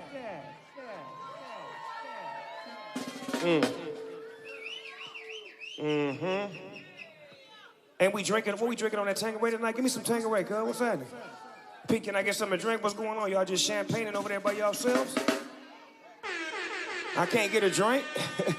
Niggas is over there drinking by themselves. How y'all feel tonight? Anybody in the crowd drinking? Y'all drinking tonight? Y'all smoking tonight? Give me some fly shit real quick, guys.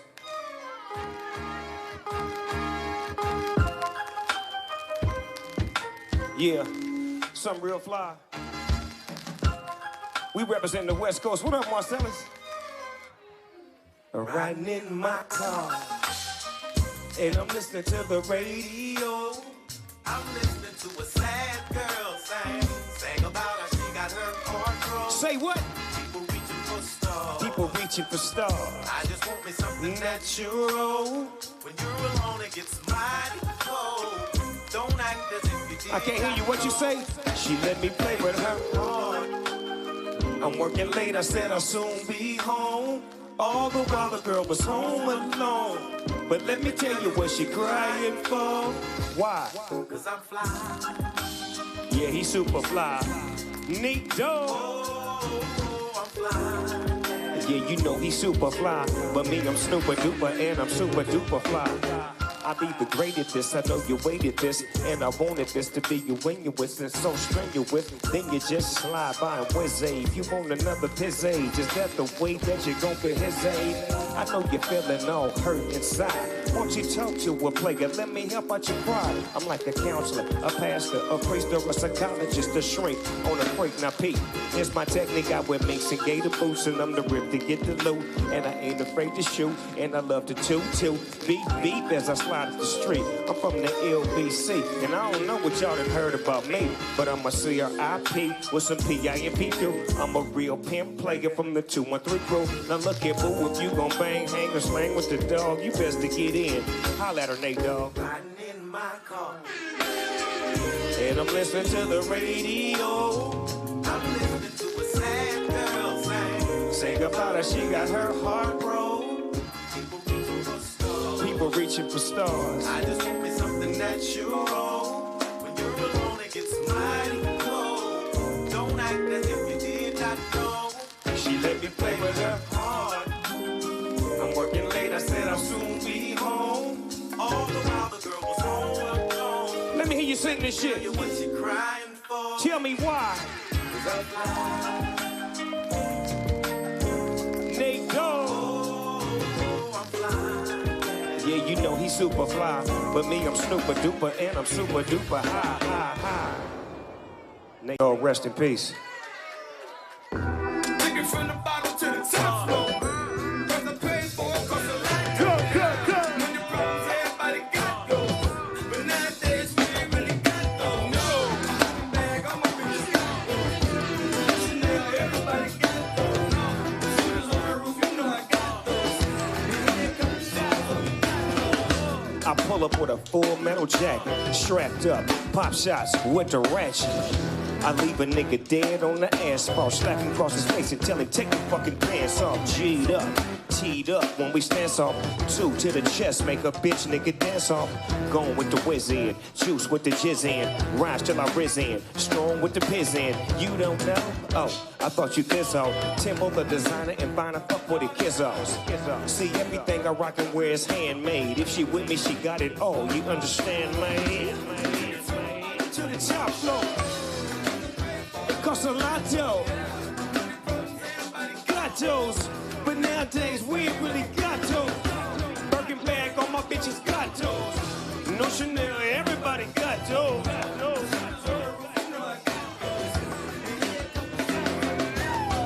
The police, a motherfucking gang to me. And money ain't a motherfucking thing to me. Let me break it down for you. Keep a few shooters and a damn good lawyer. Preparation for the worst. Meditation with this verse. Education rebirth. Cause you know if you last, you first. See, everybody wanna be the best. Red bottom shoes for your Louis bag on your neck. Baby, remember before you even had shoes and your life was filled with nothing but bad news. See, everything I rock and wear is handmade. If she with me, she got it all. You understand, man? Took it from the bottom to the top.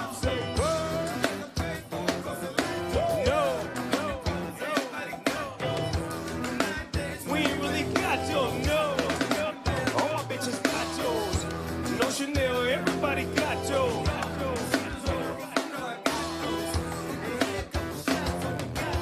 New cars got that. Good weed, blow that. Bad bitch, yes sir. OG for show that. Used to stay with my mama on the couch. But like the Jeffersons, I'm moving on up and I'm out. Penthouse with the butler who waits by the door to ensure that I'm the only motherfucker on this floor. I got game, I got fame, I got cash, I got love. I got so many hoes, I'm about to open a club. You got me, I got you. I got one, you got two. Stop by and have a good time. It's poppin' that Snoop. I got a whole lot of this and I mix it with that. Me and Timberland, remember man, we bringing it back. Take it from the bottom to the top floor.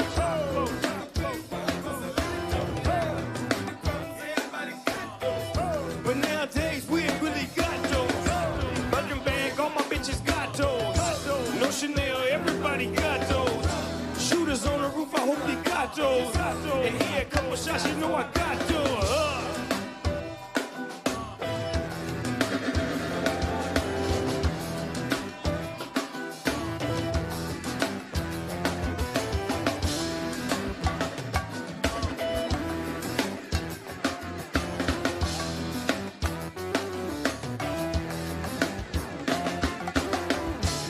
Oh yeah, I got those.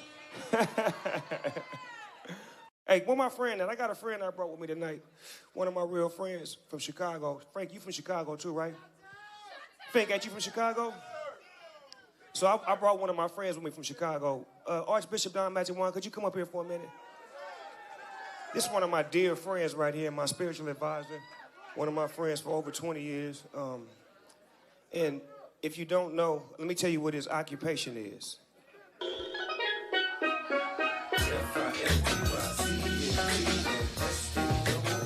Yes, sir. And locally respected. Boy, I know y'all done heard about me. F-I-F-T-Y-C-E-N-T-N-S-N-O-O-P. Where your girls at, Bishop? Let Bishop bring his girls on stage. What's a pimp without his girls? Yeah, I don't know what you heard about me, but a bitch can't get a blunt about a me. I drive a Cadillac or a Merc cause I'm a G. Cause I'm a motherfucking P-I-M-P. I don't know what you've heard about me, but a bitch can't get a blunt about a me. I drive a Cadillac or a Merc cause I'm a G. Cause I'm a motherfucking P-I-M-P. Yeah, bitch, I got my now later gators on. I'm about to show you how my pimp hand is way strong. You're dead wrong if you think the pimpin' gon' die. 12 piece with 100 hoes by my side. I'm down with the nigga 50 like I'm down with blue. Fuck cuz now nigga motherfuck you. G-U-N-I-Z fucking with me and the DP Jizzy. You see niggas in New York, they know how doggy get down. I got my niggas in Queens, I got my bitches up. I got my business in Manhattan, I ain't fucking around. Got some butter pecan, Puerto Rican from the boogie down. That's waiting on me to return so they can snatch these locks out and put my hair in the perm. Word. She love it when I get to crippin' and spittin' this smackin' magnificent pimpin'. I don't know what you heard about me, but a bitch can't get a blood about a me. I drive a Cadillac when we're burnt cause I'm a G. Cause I'm a motherfucking P-I-M-P. I don't know what you heard about me, but a bitch can't get a blood about a me. I drive a Cadillac when we're burnt cause I'm a G. Cause I'm a motherfucking P-I-M-P. Real pimpin'. If you ain't never seen one in your life, there's one for your motherfucking eyes to see. Yeah. Shout out to all the gangsters in the house tonight. Either you is or you ain't. Real shit, man. I'm affiliated. No matter where you from, same rules and regulations apply. The G code. Yeah. I don't hang in my hood, but I'm banging my hood. I'm affiliated. You see, I'm real for my niggas. I kill for my niggas. I'm affiliated. Grew up from the turf and love doing work. I'm affiliated. See, I don't hang in my hood, but I'm banging my hood. All I bang is that grip shit. Trip this. Big Snoop Dogg with my cousin Trick Trick. Put the hammer to your biscuit, to your biscuit. Jam with the jelly, selling grams at the celly. On the celly with the flint nub. Kid nub. If you really want it, come and get it on the did nub. 20 gang, 4 life. All my niggas locked down, know I got them like it's a new game, a new day. We even got homies in Akron and OKC. And I'm the G to go and see them. Holla at a nigga on the DM. All I know is the bang the beach.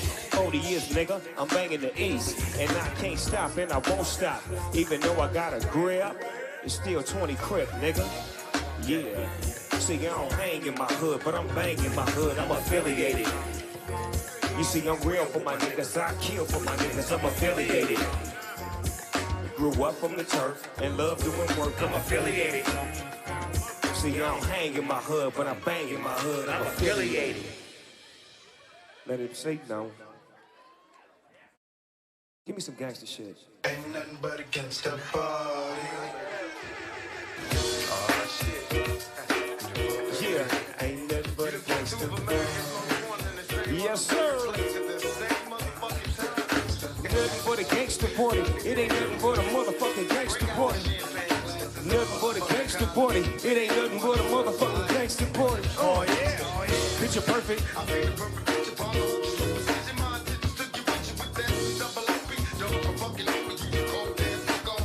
Sure enough, I keep my hand on my gun, cause they got me on the run. Now I'm back in the courtroom, waiting on the outcome. Free Tupac is all that's on a nigga's mind. But at the same time, it seems they trying to take mine. So I'm gonna get smart and get defensive and shit, and put together a million march for some gangster shit.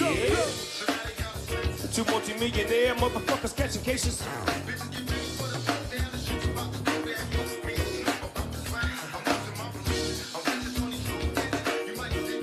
You got the rules missing? Hey, dog.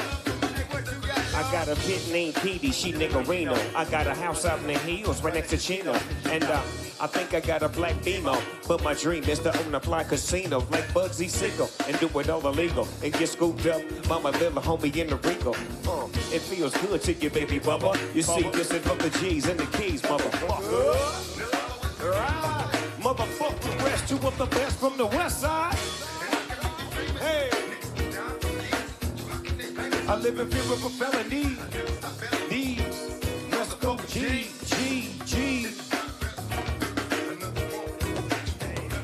Do the gangsters run this motherfucker? Or do the ladies run this motherfucker? I said, do the gangsters run this motherfucker? Or do my ladies run this motherfucker?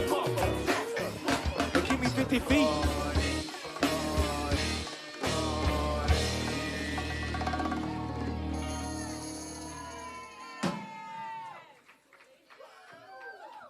That was that gangster shit right there. LT, you know when the movie coming out? When the All Eyes on Me movie coming out? When is it coming out? Real soon? That nigga said real soon.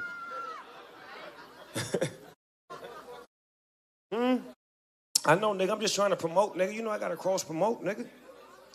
Shout out to all the famous people in the house tonight. My nigga Marcellus Wiley, I see you out there. Val Young, Lady V in the house. My nigga Chris Brown in the house. CB in the motherfucking house. Now, females, don't leave and go over there and go holler at that nigga and leave my shit. I don't want y'all to go holler at him till I'm done. He's gonna be backstage with me. I'm bringing him backstage as my special guest. Y'all gotta blaze up another one, cuz y'all taking too long to smoke. There's another one in there. What you usually smoke all my weed up, nigga? Right, okay. Nigga trying to be nice tonight, cause we on TV. Motherfucker right here. I'm being generous. You being generous? Well, while we be generous, why don't we bring somebody else out? Let's bring out somebody that's been fucking with us for a long time right now. Let's bring out my homegirl, the motherfucking Lady of Rage. It's time to get busy at this motherfucking. Like we always do about this time. Yeah. Uh-oh. It's the motherfucking Lady of Rage. It's the motherfucking Lady of Rage. What's up, y'all? Hey. Come on now. Rock on. Rock on. Go ahead. Yeah. I'm sipping on Tanqueray with my mind on my money and my mouth full of ganja. R-A-G to the motherfucking E. Back with my nigga as a double O-P. Yeah, and you don't stop. Raging the vent, I just begun to rock. I said yeah, and you don't quit. I rock bustin' stuff with my afro puffs. Handcuffed as I bust, about to tear shit up. Oh, what did you think you never think I would be the one to make you blink eye. Catch you like pink eye. Never will there ever be another like me. Go play the left, cause it ain't alright in me. Out the picture, out the frame, out the box, I got the ball. Smack them out the park, like the friendly in my baseball. Grand slam, yes I am. Kicking up dust and I don't give a goddamn. I'm that lyrical murderer, pleading guilty. You know from my skills, I'm about to be filthy. Large, straight in charge. You know what's happening, don't try to play hard, this ain't no rerun. See her, don't you wanna be one? A pepper, raise your wreck ya. Cause I never kick my vocals like loco, coaster, loco. I make them go cuckoo like Coco. Puffin' stuff for your scoop, your rust. Let these niggas know that niggas don't give a fuck. Introduction to the G-Funk era. Yeah. Every day of my life I take a glimpse in the mirror. Yeah. And I see motherfuckers trying to be like me. Ever since I put it down with the D-R-E. Go. It's the Lady of Rage. Ladies and gentlemen, boys and girls, come on, y'all. You're about to witness something you never thought you'd witness before. West Coast hip The lady of hop. rage. Oh. It's the lady, it's the lady, it's the lady of rage. Rage, rage. It's the lady, it's the lady, it's the lady, it's the lady of rage. Rage, rage. It's the lady, it's the lady, it's the lady, it's the lady of rage. Rage, rage, rage. It's the lady, it's the lady, Rock it's the lady of rage. Rock on. Yeah, y'all. So Rock I think on. I'm just go on. Rock on. Rock on? Rock on. Rock on. Uh-oh. Rock on. What y'all know about that? I need y'all to get with me, though. Y'all sing that shit. Come on, now. I rocks rough and stuff with my Afro puffs. Ray. Rock on with Come your on, band now. set. I rocks rough and stuff with my Afro puffs. Ray. Rock on with your band set. I rock cool with my bags up cause it's a must. It's the lady of rage still kicking up dust. So let me loosen up my cross strap and let me boost it with my raw rap. Cause I'ma break it down to the nitty gritty one time. When it comes to the lyrics, I get busy with mine. Busy as a beaver, you best believe her. This grand diva's running shit with the speed of a cheetah. Me the lyrical murderer. I'm serving them like 2 scoops of chocolate. Check out how I rock it. I'm the one that's throwing bolos. You better roll to find out I'm the #1 solo.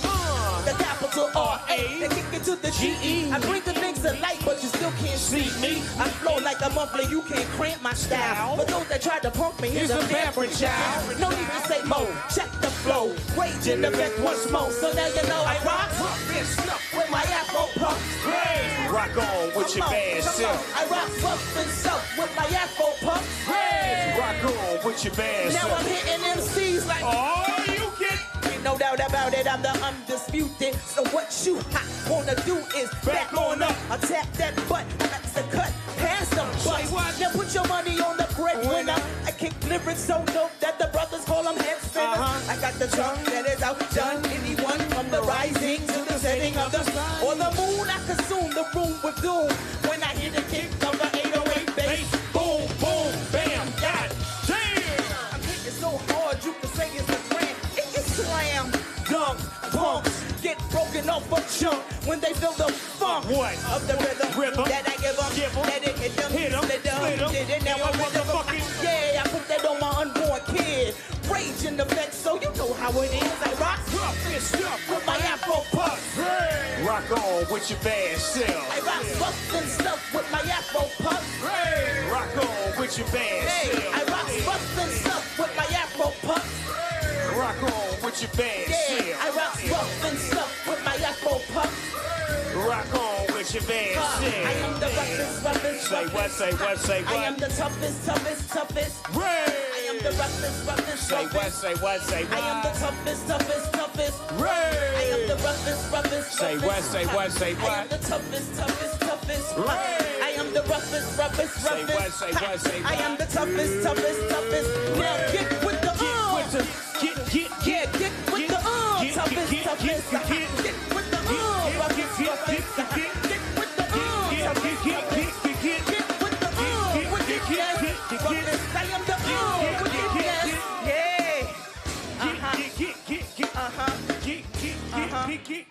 Get busy.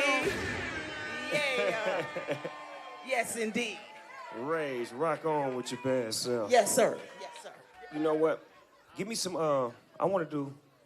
give me something off that Doggy Style album. Go, go, go, go, go, go, go, go, go, go, go, go, go, go. Can somebody say ho? Say ho, ho. Say ho, ho, ho. Now scream. Hey, what you doing, dog? Hopping, stopping, I'm hopping like a rabbit. When I take the Nina Ross, you know I got to have it. I stay back in the cut, retain myself. I'm thinking about the shit and I'm thinking, well, now how can I mix my grip? And how can I make that nigga straight slip? Said trip, gotta get him for his grip as I dip around the corner. Now I'm on another mission, wishing upon a star. Snoop Doggy Dogg with the caviar. In the back of the limo, no demo, this is the real. Breaking niggas down like Evander Holyfield Shield. To the next episode. I make money and I really don't love hoes. To tell you the truth, I swoop in the cool. I used to sell loot. I used to shoot hoes, but now I make hits every single day with that nigga, the Diggy Dr. Dre. So lay back in the cut, motherfucker, but you get shot. It's 187 on a motherfucker. Now when I say hell, you say yeah. Hell, yeah. Hell, yeah. Now when I say hell, everybody say yeah. Hell, yeah. Hell, yeah. Boy, it's getting hot. Yes, indeed it is. Snoop Dogg is on the mic. I'm about as crazy as B. It's Marquis, Spark B, Chronic, but real quick. And what? Now let me get into some fly gangster shit. Hell yeah. I stay back, lay back in the cut. Some niggas tried to play the D.O.G. like a mutt. I got a little message. Don't try to see Snoop. I'm finna slap a beat. What's your name? It's Snoop. You try to see me on the TV. Use a BG, Digo Double G. Yes, I'm an OG. You can't see my nigga Dr. Dre. So what the fuck a nigga like you gotta say? Gotta take a trip to the MIA and blast your ass with this motherfucking AK. Nigga, you can't see the Digo Double G, cause that big me. I'm serving, I'm swerving in the coupe. The Lexus Flex is from Long Beach to Texas. Sexist hoes, they wanna give a this, cause Snoop Dogg is the shit. Biatch!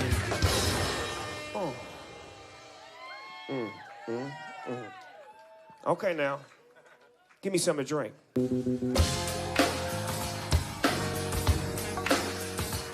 We came to blow your mind one time. You rocking with the best.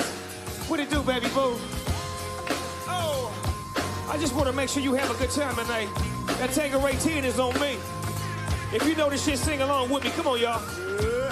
With so much drama in the LBC, it's kinda hard being Snoop Digo Double G. But I somehow, some way, keep coming up with funky ass shit like every single day. Maybe I kick a little something for the G's and make a few ends as I breeze through. It's 2 in the morning and the party still jumping cause my mama ain't home. I got bitches in the living room getting it on. And what time y'all leaving?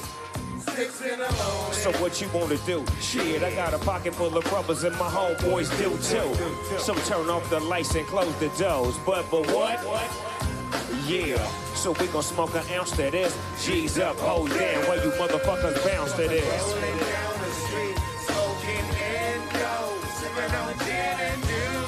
Laid back with my mind on my money and my money on my mind. That shit take you back, don't it, baby? Yes, sir. Laid back.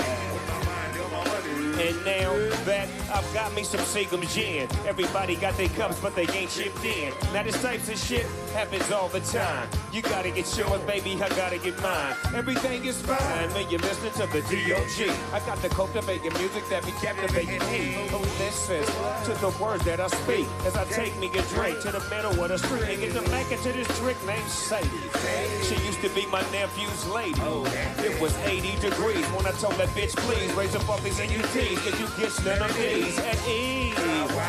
As I mob with the dog pound, feel the breeze, and now you know I'm just rolling.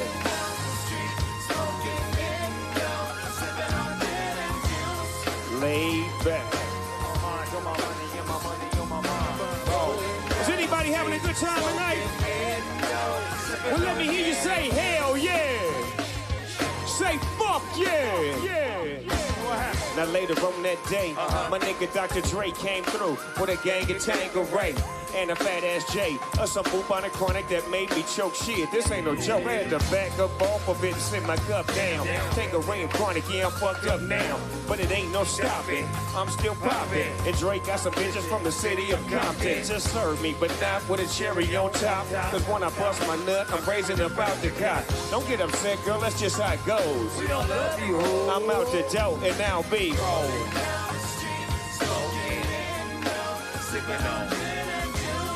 Laid back. Me and my nigga just rolling.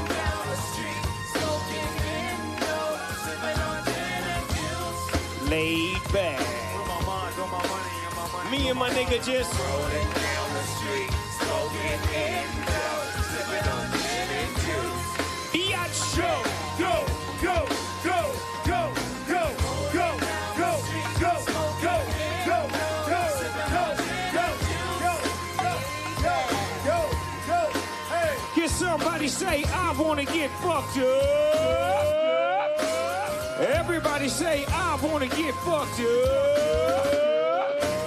Then let me hear you say bow wow wow yippee yo yippee yay. Bow wow wow yippee yo. Everybody Say bow, wow, wow, yippee yo, yippee yay! Wow, wow, wow, yippee yo, yippee yay! Rolling down the street, smoking in dope, sipping on gin and juice. Biatch, biatch, biatch, biatch, biatch, biatch. Say it ain't so. Y'all having a good time yet? Let's do some more of that shit off of that Doggy Style album real quick. Dash, come from behind the turntables, nigga. Let's go. Let's get some of that 6 DPG million shit. ways to die. Choose one. Go. Hey. Go, go, go, go, go. This is a journey. Go. Check it out. It's time to eat, but I don't know where the fuck I'm headed. Up and down, right and left, life or death. I see myself in the midst of smoke. That becomes any nigga that takes me for a joke. We hit a $5 stick, now we putting in work. Unaccountable amounts of dirt. That becomes all niggas. Anybody killer, you know what the deal is. Nigga, you know what the real is. Bring niggas on the corner, black and big down. Seeing your dad, what's up with the pound? It's my cousin Snoop. Alright, hey yo, what's up with the crew? Is the niggas in jail or is the niggas new? I said if you ain't up on things, Snoop Dogg is the name, Dog Brown's the gang. It's like this, they don't understand. What? It's an everyday thing. You can't bang. That's what, don't be a bitch. Let the niggas know. What's up with you? Fuck that, bro. And you know what the motherfucking and lay alone. Beach and Compton and watch these OGs now. You can't come, you can't run, you can't see long G's. Gang, one gun. Just to put you to rest. Pump, pump. Put two slaps dead in the chest. And now you, and I'm motherfucker. Suicide is a suicide. Suicide is a suicide. Suicide is a suicide. Suicide is a suicide. The cloud becomes black and the sky becomes blue. Now you in the midst of the dog pound crew. Ain't no clue on why the fuck we do what we do. Leave you in the state of paranoia. Ooh. Don't make a move for your gat so soon, cause I drop bombs like platoon. Hey, walk with me, hold my hand and let me lead you. I take you on a journey and I promise I won't leave you until you get the full comprehension. And when you do, that's when the mission for survival becomes your every thought. Keep your eyes open, cause you don't wanna be caught. Half stepping with your weapon on safety. Now break yourself, motherfucker, fuck you make me. Take this 111 to a 107. I come up with your wings, you go down with the devil. Now roam through the depths of hell for the rest of your bust ass homeboys dwell. Well, nigga, it's a suicide. Suicide is a suicide. Suicide is a suicide. Now tell me, what's my motherfucking name? Serial killer. Serial killer. Serial killer. Wake up in the morning to your lucky charm cereal. How deep? Deep like the mines of Minota. Now picture this. Let's picnic inside a morgue. No, not picnic baskets, picnic caskets. And I got a machine to crack your fucking chest plate open and release them guts. When I release them cuts. Brutal, jagged and totally roughneck. Now everybody scream enough respect to the X. To the X, enough respect given. Disrespect and you will not be living. Emma, drama, deliver. Suicide is a suicide. Suicide is a suicide. Suicide is a suicide. Now tell me, what's my motherfucking name? Serial killer. Serial killer. Serial killer. Wake up in the morning to your lucky charm cereal. Never. Yeah. After done, top selector #1, Snoop Lion, bless it. That's that classic shit right there, right? I seen the girls was even singing. There was a girl singing word for word. I'm like, damn. She must have grew up on Doggy Style. She was singing that shit word for word. She said, deep. Deep like the mines of Minota. Now picture this. Let's picnic inside a morgue. No, not picnic baskets, picnic caskets. Yeah. Y'all finished it? Are y'all finished or y'all done? Three of you. Which one is it? All three of them? Give me some more shit. Come on, give me some more, Dad. Yeah. So funky. Hey, Corrupt, let me see you get your sea walk on, cuz. Niggas hit the pavement when I come through slow in the 6-4, hanging out the window. Niggas hit the pavement when I fall in the club, chunking up the dub or you scrubs. Niggas hit the pavement, DF on the beat. If you don't work, then you don't eat. Niggas hit the pavement. Real true statement, grind till they pay me. Real niggas hit the pavement. I'm in a coke white DM, just clocked in at 11 p.m. While I'm blowing my meds, most of y'all niggas probably going to bed. I'm out the red, but coming back home with the bread. Hand on my metal, Hansel and Gretel, cheese, keys, breeze, and settle. This shit hot like a pot over kettle. When I come through slow in the 6-4, hanging out the window.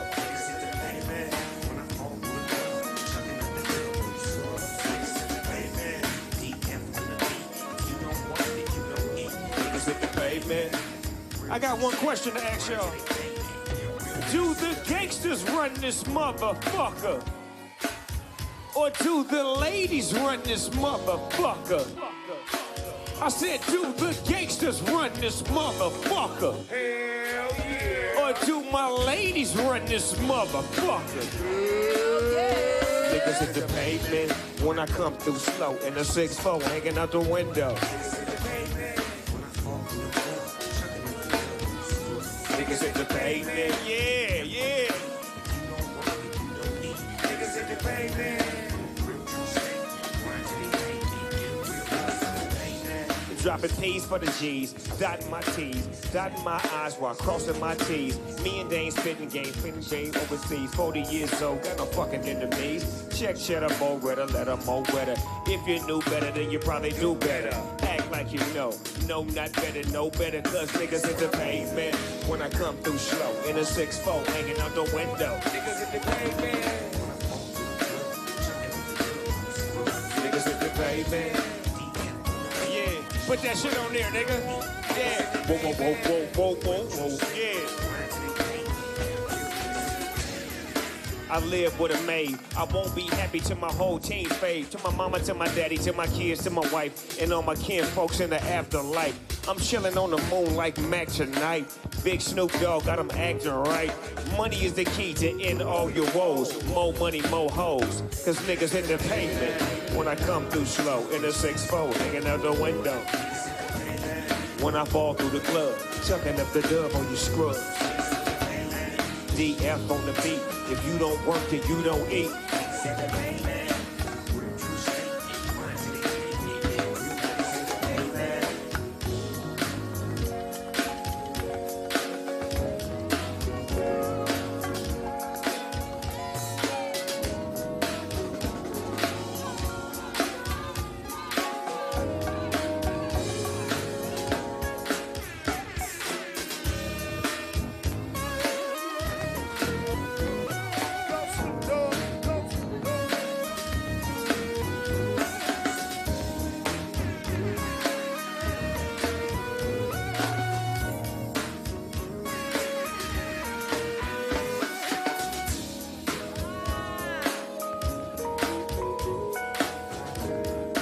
Kill him with the show. Kill him with the show. Kill him with the show. Kill him with the show. Kill him with the show. Kill him with the show. Kill him with the show. Show. Kill him with the show. Show. Kill him with the show. Kill him with the show. Kill him with the show. Kill him with the show. Nigga, shoulder game is extraordinary. Lil Duval is a cold nigga with that thing there, too. Since we having fun tonight and I got all my homeboys and my homegirls with me, let's continue the party.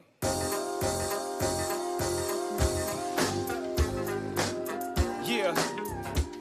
We're gonna sip on some of this Tanqueray 10 and get it in. Now, if you know the words of this song, feel free to sing along with me.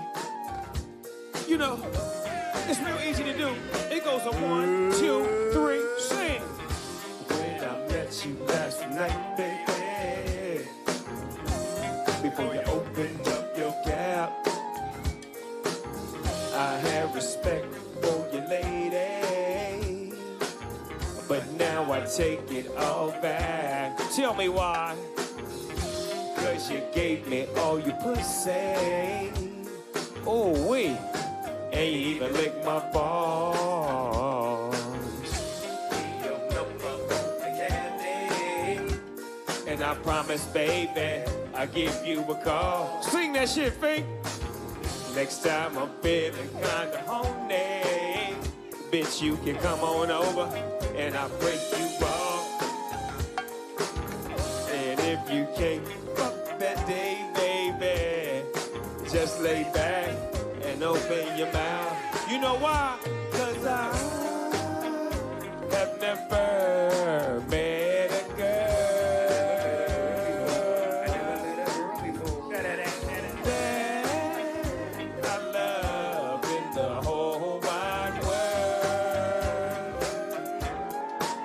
Well, if corrupt gave a fuck about a bitch, I'd always be broke. I never had no motherfucking endo to smoke. I get sloped and loony, but you can't do me. Do we look like BBD? You hoochie groupie. I have no love for hoes. That's something that I learned in the pound. Now how the fuck am I supposed to play this hoe? Get the latest hoe. I know the pussy's mine, so I'ma fuck a couple more times. And then I'm through with it. You through with it? Ain't nothing else to do with it. Pass it to Snoop, now you hit it. Cause he ain't nothing but bitch to me. And y'all know, nigga, bitches ain't shit to me. I give the fuck. Why don't they pay attention? Approach you with a different proposition, I'm corrupt. Oh, you never be my only fun. You trick ass bitch. It ain't no. If the homies can't. Hey, you know it ain't no. If my motherfucking homies can't. Hey, you know it ain't no. If my motherfucking homies can't. Hey, you know it ain't no. If my motherfucking homies can't. Big Snoop Dogg. Guess who's back in the motherfucking house with a fat dick for your motherfucking mouth? Hoes recognize, niggas do too, cause when bitches get scandalous and full of voodoo, what you gonna do? You really don't know, so I advise you not to trust that hoe. Silly of me to fall in love with a bitch, knowing damn well I'm too caught up with my grip. Now, but the sun rotates and my game grows bigger. How many bitches wanna fuck this nigga named Snoop Doggy? I'm all the above, I'm just whipped on my toes to get caught up with these hoes, but see, it ain't no fun if my homies can't get a taste of it, cause you know I don't love it. Hey, now you know. Inhale, exhale with my flow. 1 for the money, 2 for the bitches, 3 to get ready, and 4 to hit the switches in my Chevy. To be exact, with bitches on my side. And bitches on my... So back up, bitch, because I'm struggling. Just get on your knees and then start juggling. These motherfucking nuts in your mouth. It's me, Warren G, the nigga with the cloud. Woo! If my homies can't, you know it ain't no. If my homies can't, you know it ain't no. If the homies can't, you know it ain't no. There go my sis Ty James in the house. Hello. Oh. Yeah. Shout out to Rick James. Real motherfucker player. I wish y'all had wax. I'd put that motherfucker on right now. Lady V, Val Young. Where Val Young at? Val, where you at? If you don't put that motherfucker away, nigga, we on TV, man. Put it away, man. Put that motherfucker away. Sorry about that. He get carried away when he hear that song. She wanted to touch it some more, too. Put it away, man. Arnold, what's happening, boy? How you doing? Hey, yo, we're gonna do some old school shit for y'all right now. Can we do some old school shit? Give me some of that.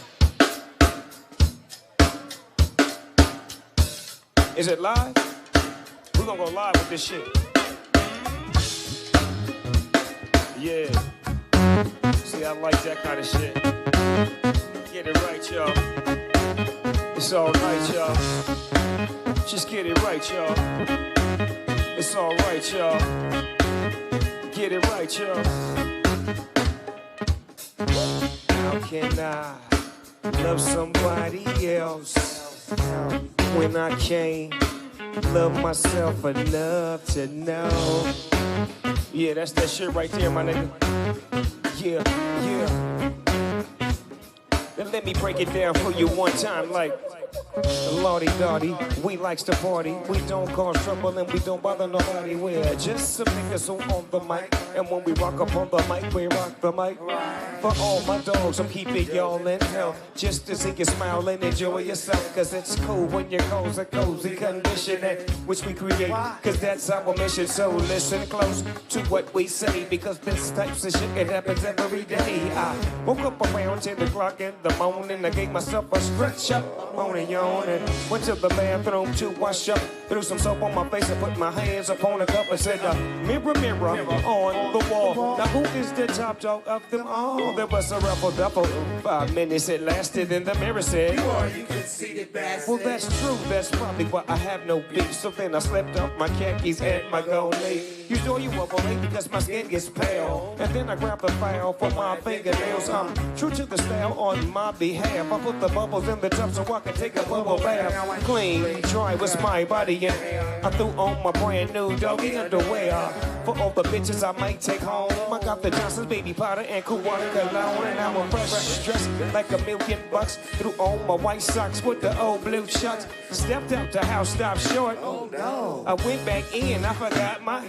Then I dilly ran through it, bumped into the smoking name from the town. This was a girl playing hard to get, so I said, "What's wrong?" Cause she looked upset. She said, "It's all because of you, ho.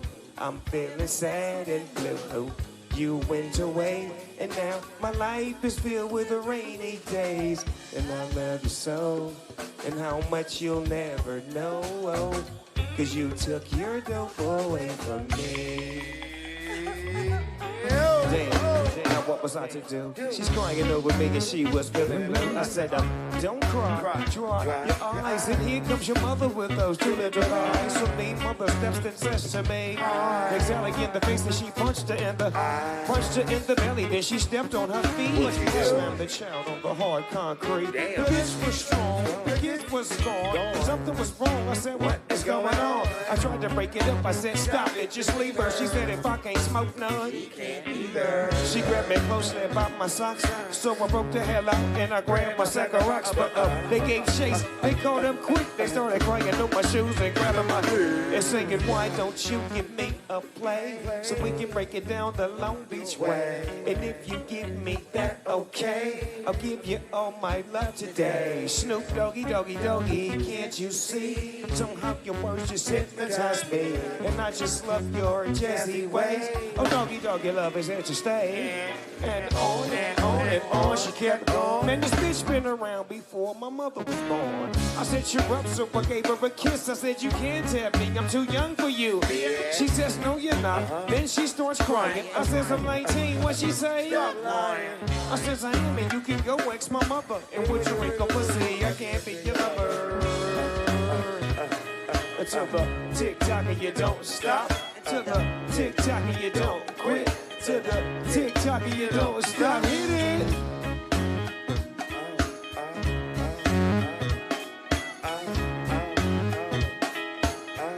Hey, Rage, help me sing this shit. How can I love somebody else when I can't love myself enough to know? That's the only part we want to do. We just want to do that shit one more time. It's real easy to do. Come on now. How can I love somebody else when I can't love myself enough to know? Yeah. Because I know that singer right there. Yeah. I know. One more time. Okay. Come How on. can I? How can I love somebody else when I can't love myself enough to know? Okay. I like that groove. Say, Mary J gonna kill me when she know I don't know all the words to this. how can I love somebody else when I can't love myself enough to know? Yeah. That's all you need to know. Okay. That's all I want to know. That's all you need to know. rocking with the best right about now, y'all. You inside DEC-TV's first of many. Live with the D-O-double-G. Broadcasting for you. All over the globe. Get your shoulders into it, baby, yeah. Get your shoulders in it, yeah. Get your shoulders in it. Now put your shoulders in it. Go ahead, now put your shoulders in it. Go ahead, go ahead. See, they having a good time right here. Yeah, I see you, baby. They having a real good time. That's what it's all about, having a real good time. Yeah. Kill him with the shoulders. Kill him with the shoulders. Kill him with the shoulders. Kill him with the shoulders. Kill him with the shoulders. Kill him with the shoulders. Yeah.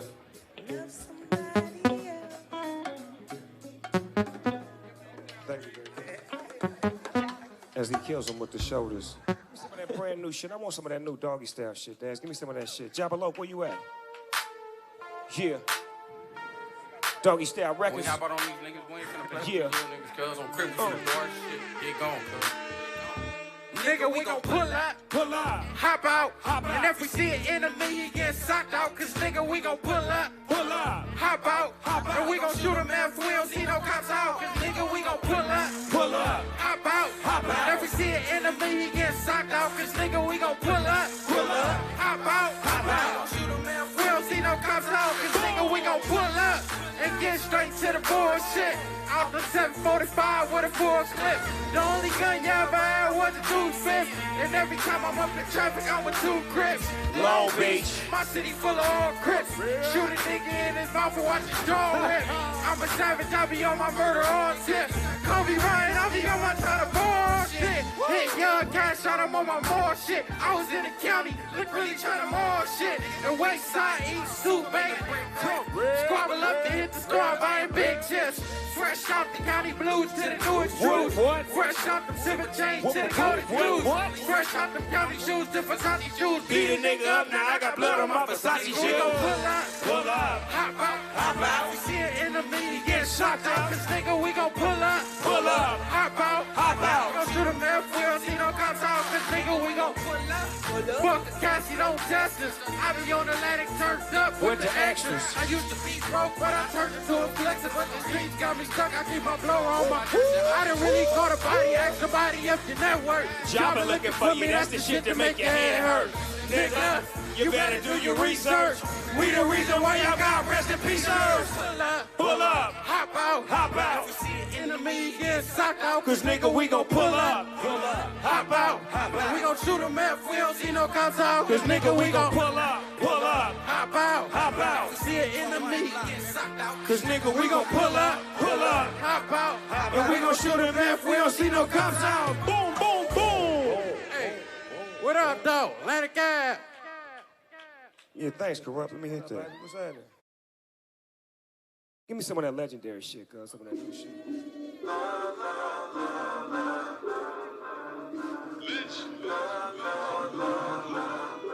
Woo! Big dog shit, nigga.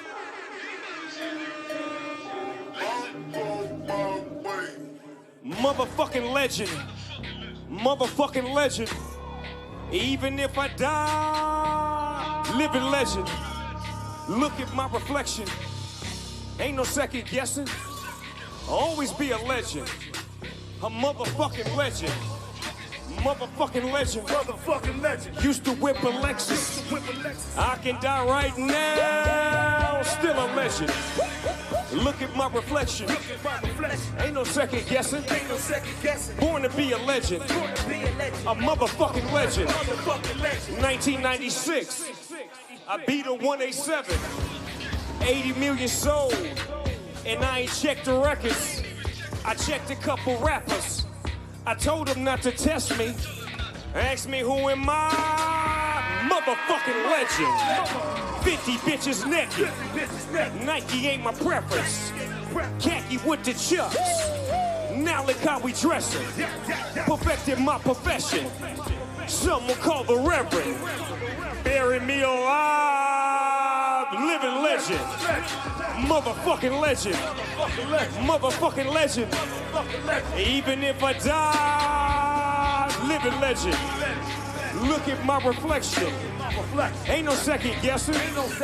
Always be a legend. A motherfucking legend. Look, big dog since bras don't matter to me. You new niggas look madder to me. Came up with the doc, been around the world with Pac. Don't compare another rapper to me. When I came to kick the buildings over, swear I always knew I'd never be the same. Was born to be a motherfucking legend. I ain't never do it for no fucking fame. Motherfucking legend. You know what I'm reppin'?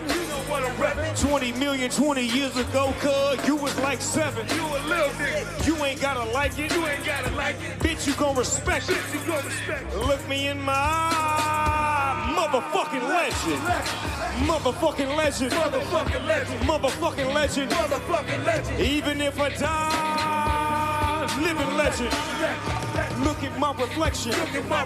Ain't no second guessing. Always be a legend. A motherfucking legend. Motherfucking legend. Used to whip a Lexus.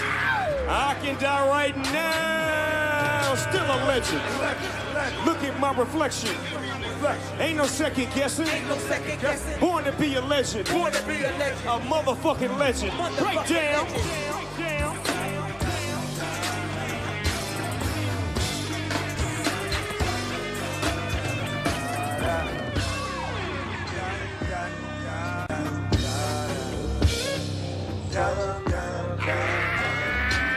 Mix purple with the yellow. Kobe with Vanessa. I did it doggy style. Leg up on the dresser. Look at my reflection. Motherfucking legend. Even when I die.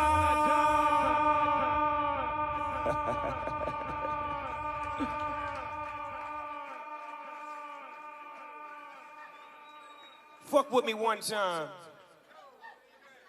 Where the ladies at? There's so many beautiful ladies in here tonight. I forgot to do something for all the ladies. I've been doing all of this gangster shit, all of this other shit. I gotta do something for the ladies. Who was that? What it do, French? What up, nephew? I'll be goddamn. Let me do something for the ladies one time. There's so many beautiful ladies in here. Let me do something for the girls. Give me something for the girls, guys. Convict music, and you know we up front. I see you whining and grinding.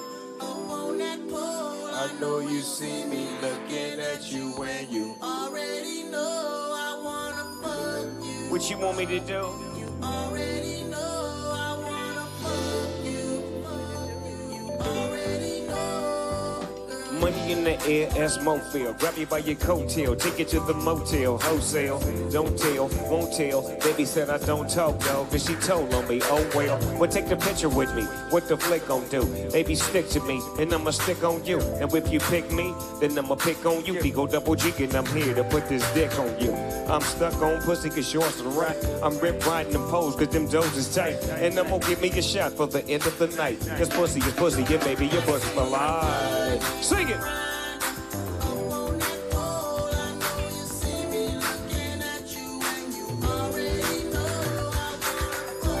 So what you want me to do? Sing it to me, what you want me to do? Ladies, get it, get it, get it, get it, girl. Get it, get it, get it, girl. Get it, girl. Get it, I get it, girl.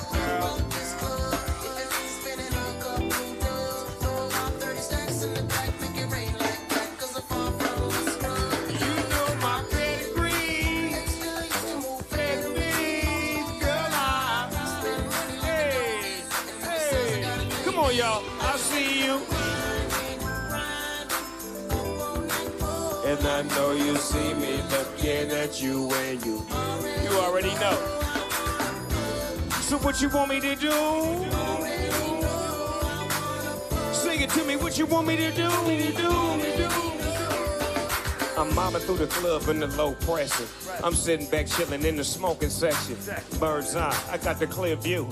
You can't see me, but I can see you. Look, it's cool, we jet, the mood is set. Your pussy is wet, you're rubbing your back, you're touching your neck. Your body is moving, you're humping, you're jumping, your titties is bouncing, you're smiling and grinning and looking at me, now get it.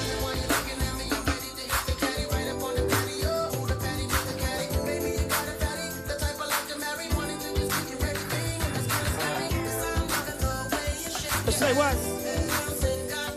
I say what? Hey! Cause I see you winding and grinding up on that pole, and I know you see me looking at you, and you already know. You already know. You already know I wanna fuck you. Cause I see you winding and grinding up on that pole. I know you see me looking at you, and you already know I wanna. You already know I wanna. You already know. Oh, oh, I'ma tell on her right there in the front. She just nasty as she wanna be. Her right there, I'm telling. Her right there. She can't even help it. She just got to be nasty as she wants to. I know you want me to drop it like it's hot. That's what you want me to do, huh? You just keep getting up, moving it to her. Just move it, move it, move. I like to move it, move it. I like to move it, move it. Y'all know how to play that shit? I like to move it, move it. I like to move it, move it. I like to move it, move it. I like to move it, move it. I like to move it, move it. I like to move it, move it, move it. I like to move it, move it, move it. Move it, move it, move it, move it, move it. I like to move it, move it. I like to move it, move it. I like to move it, move it. Move it, move it. Just move it, girl. Move it. Just move it. Just move it, girl. I like to move it, move it. I like to move it, move it. I like to move it, move it. Move it, girl. Move it, move it, move it, move it, girl. Move it, girl. Move it, girl. I like to move it, move it. I like to move it, move it. I like to move it, move it. Move it, girl. I like to move it, move it. Move it, move it. Move it, move it. Move it, girl. Move it, girl. She was moving that shit. That shit look good. She can dance like a motherfucker, huh? That was hard. We like the way you move it together. Give me something for her.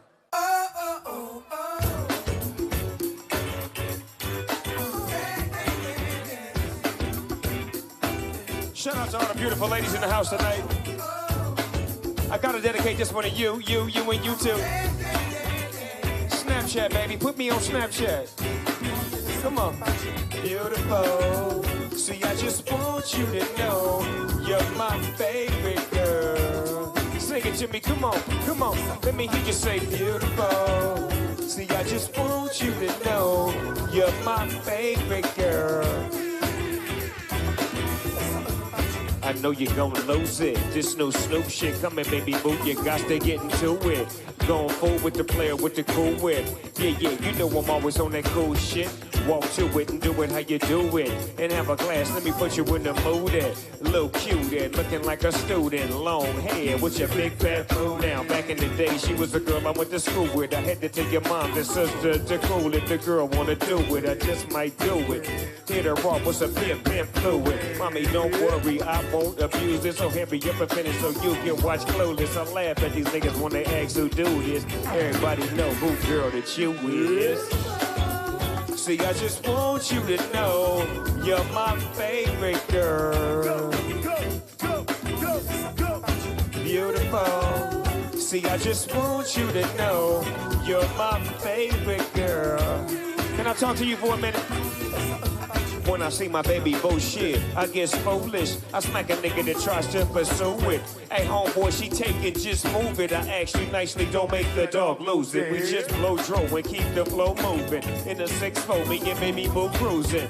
Body rag interior fluid. Had them hydraulics squeaking when we screw it. Now she's yelling, hollering, now snooping, hooting, hollering, hooting. Black and beautiful, you're the one I'm choosing. Your hair long and black and curly like you're Cuban. So keep grooving, that's what we doing. And we gon' be together until your mama moving.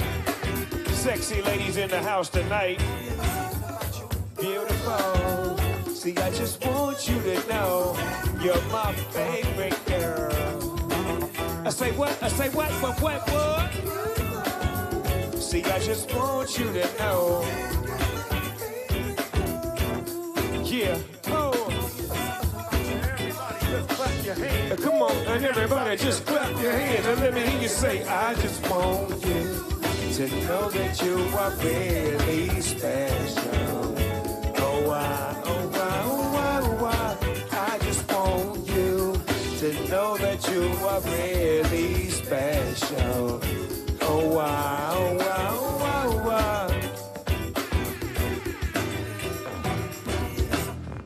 That was for you, baby. Because I just want you to know that you special. If ain't nobody told you you were special today, you special.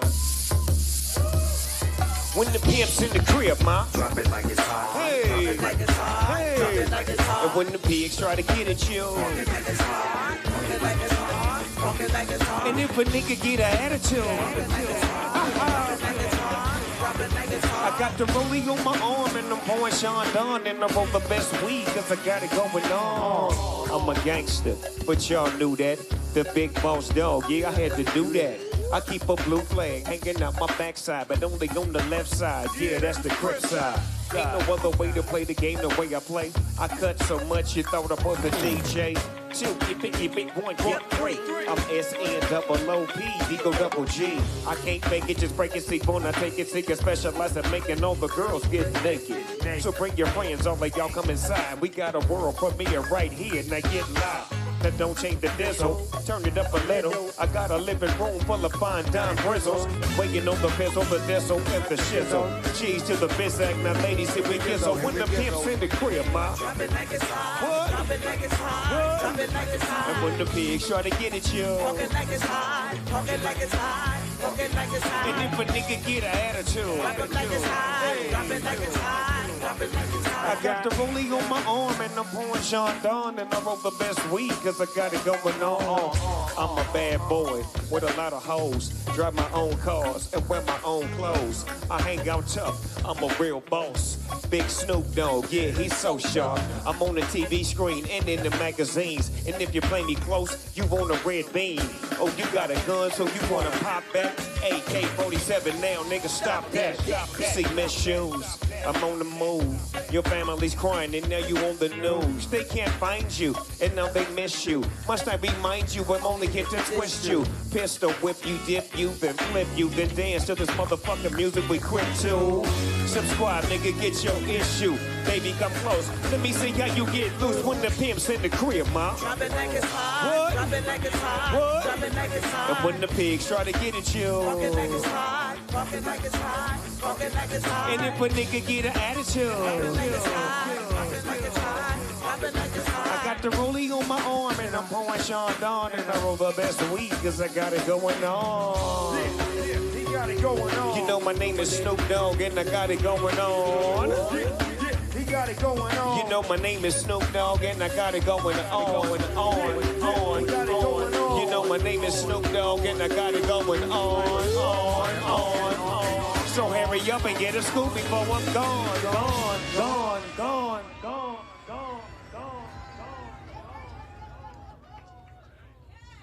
Give me some more. Come on.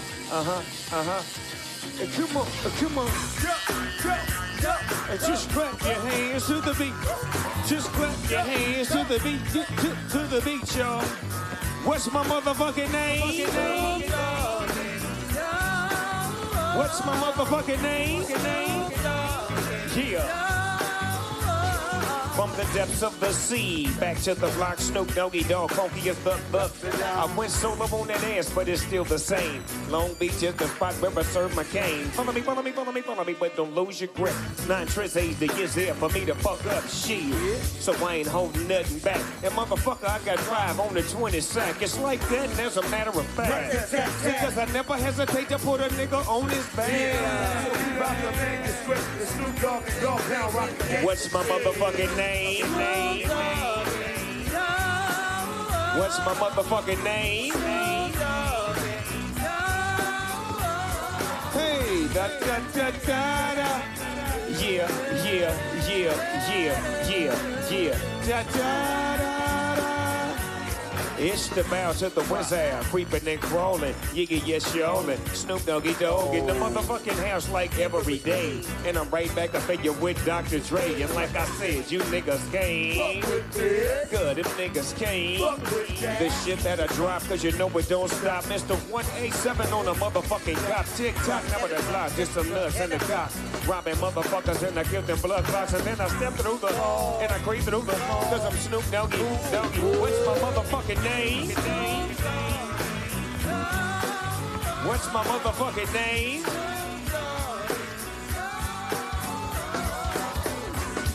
Yes, sir. DEC-TV, Big Snoop Dogg.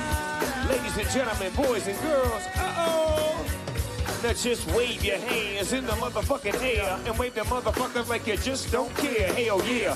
Roll up the dank and poke the drink and watch your stink. Cause doggies on the gang. My bankrolls on swole. My shit's on hit legit. Now I'm on parole. Stroll. I got the dog pound right behind me and up in your bitch. That's where you might find me. Laying that playing that G thing. She want the nigga with the biggest nut. Now guess what? Hey, he is I and I am him. I'm slim with the tilted brim. What's my motherfucking name? What's my motherfucking name? Yes, sir. What's my motherfucking name? What's my motherfucking name?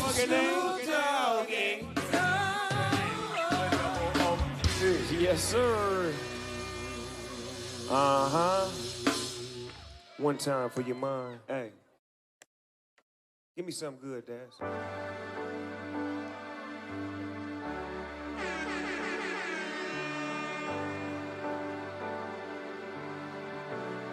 We want to thank y'all for rocking with us tonight. It's been real. I'm Big Snoop Dogg, and I'm gonna tell you how I feel. So what, we get drunk. So what, we smoke weed. We're just having fun. We don't care who sees. So what, we go out. That's how it's supposed to be. Living young and wild and free. Sing along with me. So what, we get drunk. So what, we smoke weed. See, we're just having fun. And we don't care who sees. So what, we go out. That's how it's supposed to be. Living young and wild and free. So what, we get drunk. So what, we smoke weed. See, we're just having fun. And we don't care who sees. So what, we go out. That's how it's supposed to be. Living young and wild and free. Sing it. So what, we get drunk. So what, we smoke weed. See, we're just having fun. We don't care who sees. So what, we go out. That's how it's supposed to be. What up, Jamal? I see you out there, loco. Oh. So what, we get drunk. So what, we smoke weed. We're just having fun. We don't care who sees. So what, we go out. That's how it's supposed to be. living young and wild and free. So what, we get drunk, so what, we smoke weed. See, we're just having fun, we don't care who sees. So what, we go out, baby, that's how it's supposed to be. Living young and wild and free.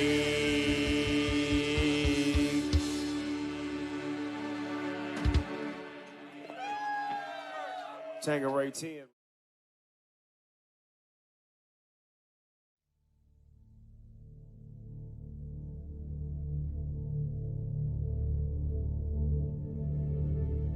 On the 31st of December 2019, citizens of nations around the world celebrated, eagerly awaiting a new year filled with hope and promise. But in the city of Wuhan, China, the feeling in the air was different. For weeks, health officials had been puzzling over multiple cases of a strange pneumonia-like ailment that had no name and no origin, but was slowly taking over the city of 11 million people. Hong Kong reported 2 more cases linked to Wuhan flu, bringing... Officials alerted the World Health Organization, and by February 7, 2020, Europe also confirmed its first case of the strange ailment in France. 4 days later, China announced its first death due to the ailment, known today as COVID-19. 2 weeks after the first death in China, the death toll had risen to 106, and by January 30, 2020, the World Health Organization declared COVID-19 a global health emergency. The number of confirmed cases in China had jumped to 9,809. Russia, Spain, Sweden, and the United Kingdom had also confirmed their first cases of the virus. As at March 24, 2020, there are over 409,507 confirmed cases and 18,278 deaths, and the virus has been detected in more than 150 countries and territories, with Italy, the US, and Spain experiencing the most widespread outbreaks outside of China.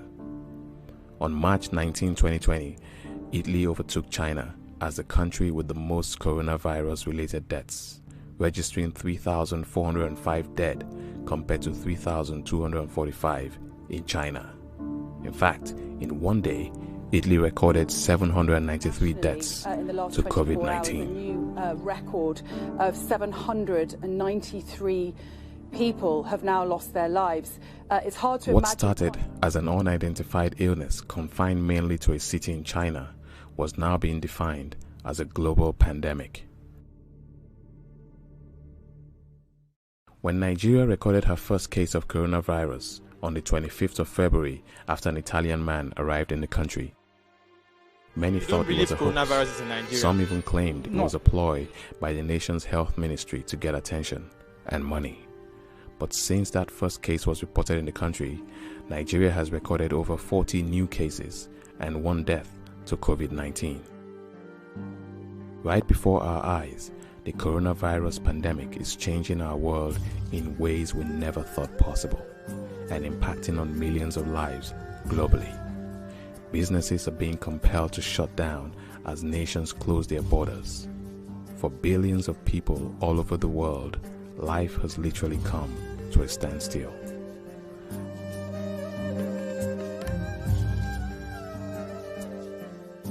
In Nigeria, new cases of COVID-19 are recorded every day. But some say the worst is still to come, and we should brace ourselves for the coming storm. Definitely there will be more cases reported, and we have to brace ourselves for an evolving situation over the next few days as we work very hard. Slowly and steadily, our country is going into a lockdown.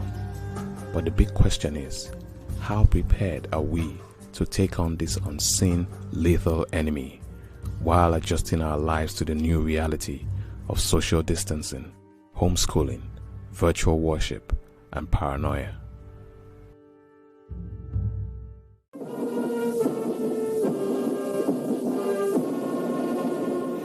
Fellow Nigerians, It was 7 p.m. on Sunday, 29th of March 2020, when the president came on TV to tell us that Lagos would be going into a full lockdown.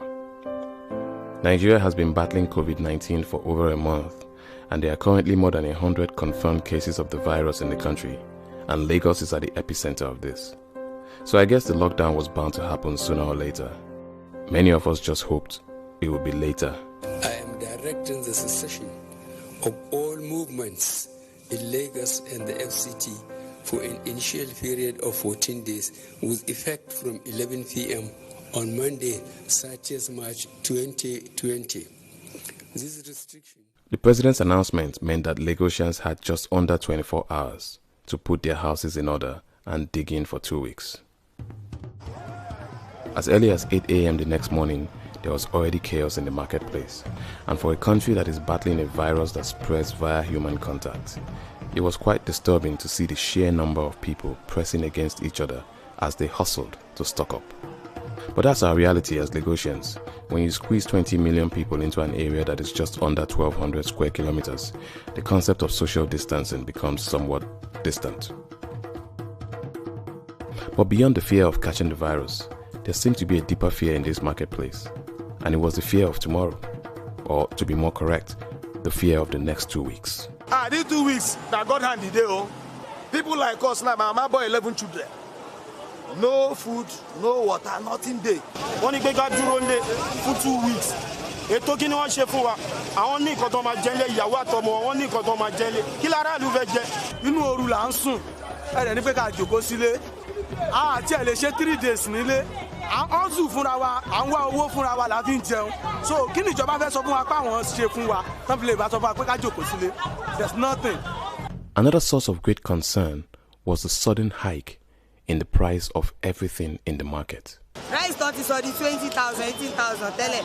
What's the 30,000, 28,000. Be rude, shouldn't sing. And rice, you need 300, tell it. Need what is all the 700. On one if our tanta and for the coach our tanta, you got our non ra, la one on ta. Tabama solo, one Tori Corolla, and Nicotia, why you were if you can't only do it, Boko Yewa. The cost of even pure water had doubled. Tell Atlanta, tell any sort of 20 naira. Tabare say, I legend. This year, maybe I call me, and I got a fan Mumbai or come to sell away. Found was a very leaf. For millions of poor Nigerians who literally live from one day to the next, the concept of digging in for 2 weeks without work is like a death sentence.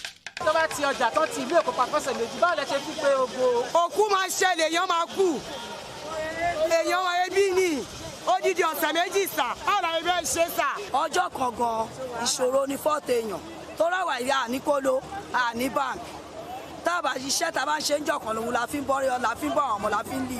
Báà jáde lọ́jọ́ kan ebi gidi ló máa pa wá tọmọtọmọ ọkàn ọ ní pé ká sá fúkú tábà wá wà létè bí ń pa wá ìgbà wo là ní kú. But despite the many voices of disapproval, there are still some who believe that the current measures are somewhat late and inadequate. We had the opportunity to learn from China that the only way to break the cycle of transmission is to lock down, but government refused to lock down until we're having this situation now. You have to be alive before you can talk about livelihood. The shutdown is necessary, and if government is not shut it down, individuals should shut it down. Many Nigerians who have never seen anything like this before wonder if there's more to this than a virus. It don't be like say waiting Bible talk say what go end. It don't the end though. If Satan come by himself, he no sent in an agent. Satan come by himself this time. That's why the whole world, the global world, they suffer. Hunger, they say, can make a thief of any man. And for many of these vulnerable Nigerians who can only pray that government comes to their aid to cushion the effects of this lockdown, the alternative might just be survival, no matter what. I'm a bota o, I'm a shishe o. Come on, be soldier kan deru baba o. Be soldier kan ma ko soldier kan sita. A bota, a shishe, kon fi alo wule. I have account. I have BVN. Nigeria get our BVN. If they can at least transfer like 10,000 for me. Other countries have been doing it. It's only Nigeria.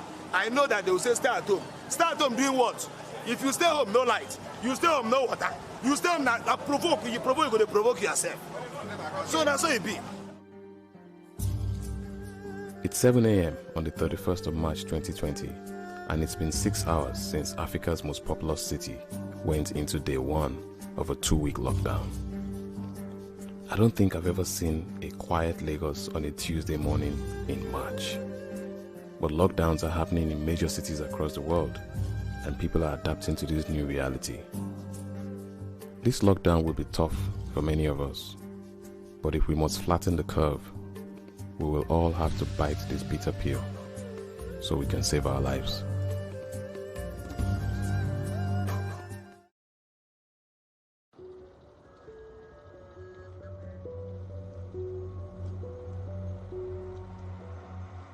It's the 3rd week of the lockdown, and as cases of the coronavirus continue to rise in Nigeria, the initial 2-week stay-at-home order has been extended to 1 month.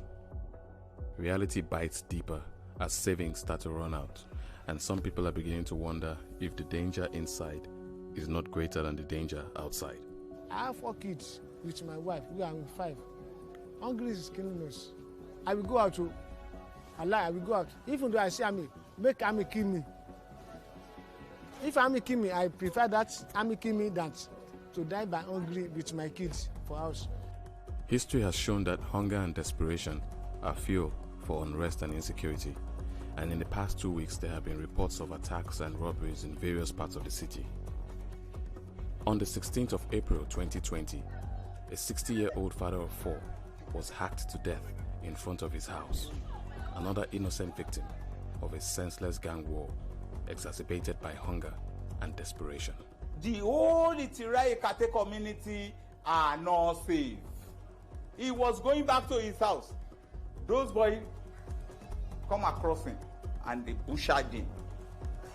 Many lives have been lost, and nighttime is no longer for sleep, as people are forced to stay awake, afraid of the danger that waits outside their doors. I am afraid of my life. I am afraid. But in these times of corona, when there is hardly enough to survive on, many citizens are angry and determined to protect what little they have, no matter the cost. Some hoodlums will just gather up to hijack that opportunity and be robbing. Are they the only one affected? With their backs against the wall, people are no longer content to just sit and wait to be robbed or call for help that may come too late. Go, sir! Go, sir! Go, sir! Armed with axes, machetes, and whistles, ordinary men, fathers, sons, and brothers now patrol the streets at night so their communities and loved ones can be safe.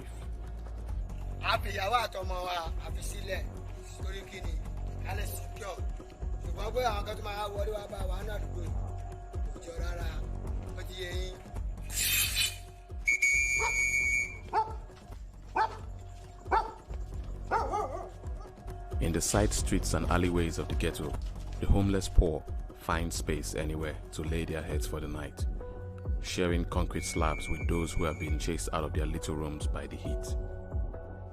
As the vigilante team walks by, they keep their eyes open for anything unusual, accosting strangers and ordering anyone who does not fit in to leave the area.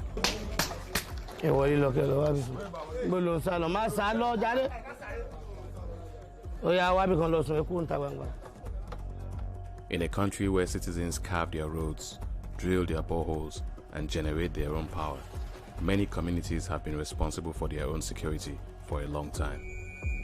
Neighborhood vigilante groups are nothing new, and in fact, they have proven to be quite effective in the past. Agege is a hot spot. These bad boys, they make an attempt. By the time they try to come into our community, we don't allow them. Had it been there's no vigilante, I don't think you people also can just enter here free like this. Courage, they say, is a weapon, and after a long night of bravely patrolling the streets, the men return to their homes, relieved that safety has been ensured for one more night. The monsters that Corona has created will be confronted again when night falls, but for now, it's dawn, and the enemy to put at bay is hunger.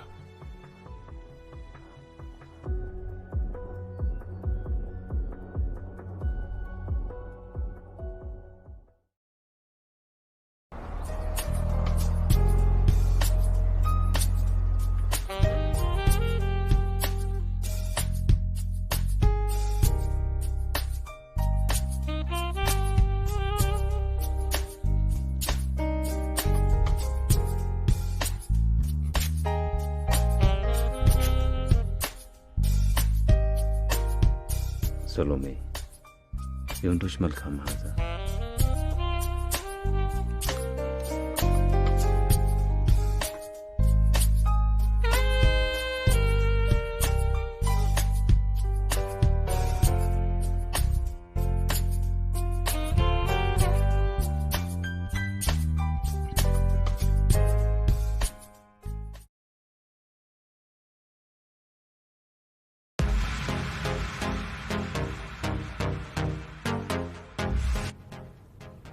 Hello, I'm Salome.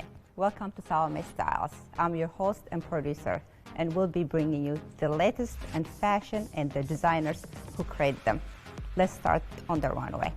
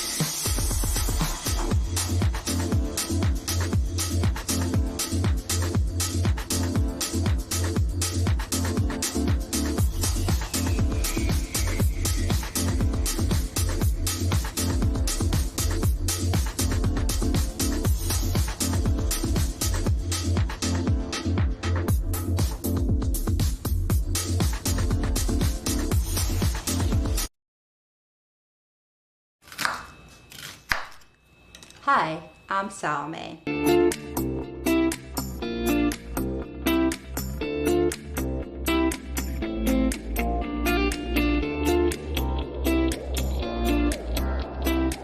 So today I'll be preparing you one of my favorite dish, Italian dish. So I'm gonna start with the sauce. Usually in Italy, the first things they do make their sauce. So I'm gonna show it to you how to make Italian delicious sauce. So I have my onion, chops, and garlic. I'm gonna come here, grab my pan, And put the onions first, and then garlic. Then I'll grab my olive oil.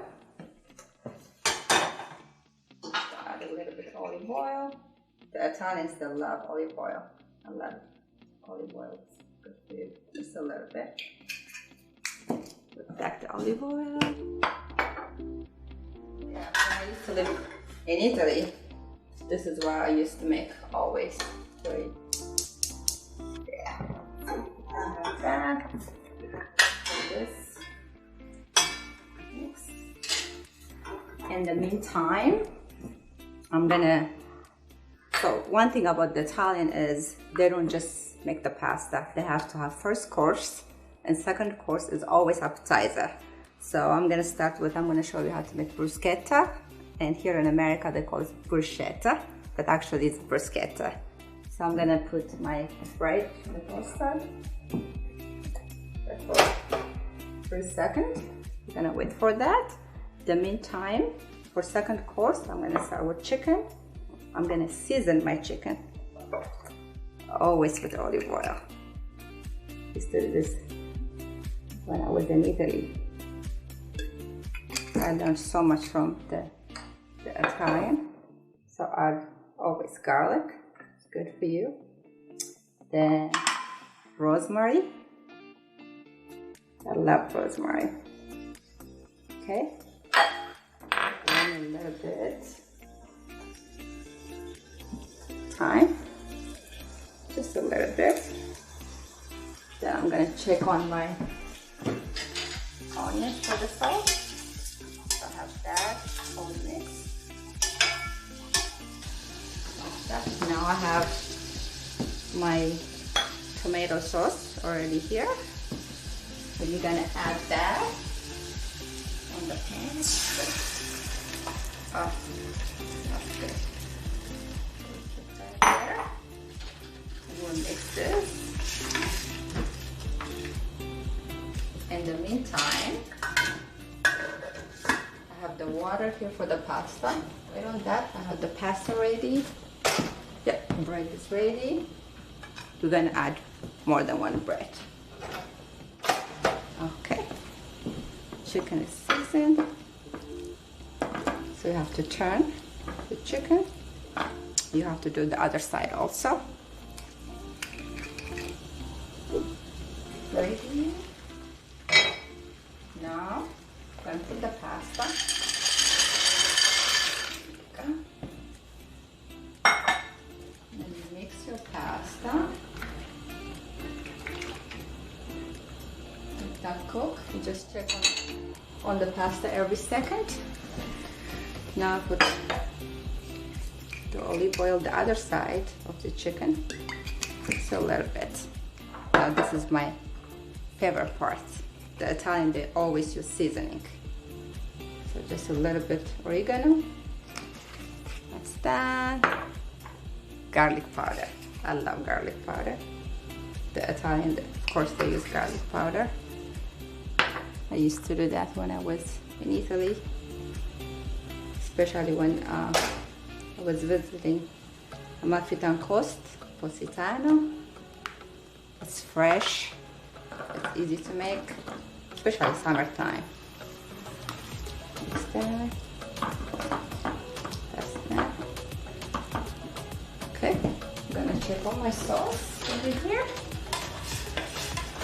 Almost ready. Check on the pasta.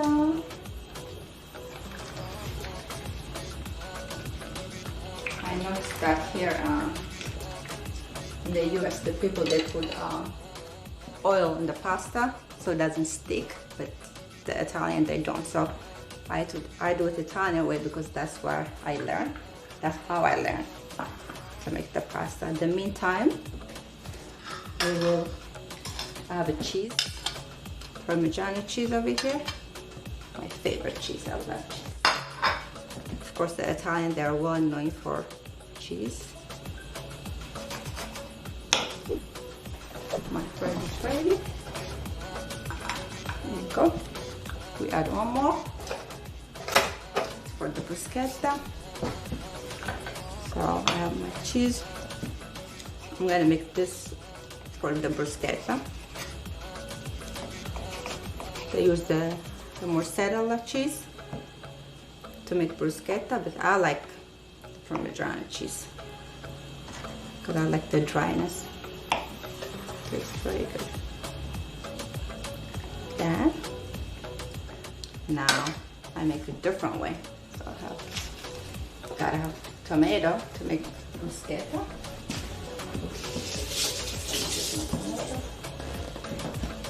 I have that ready here. Then I have to slide my tomato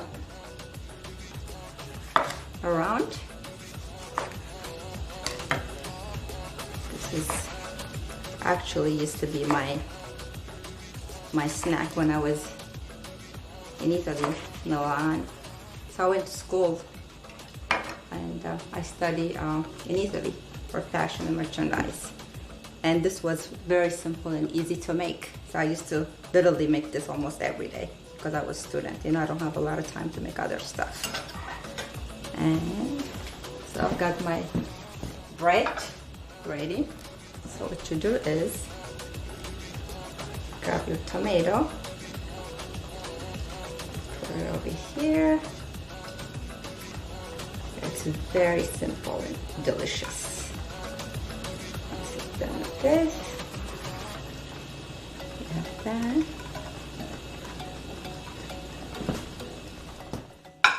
So now we're gonna add olive oil again.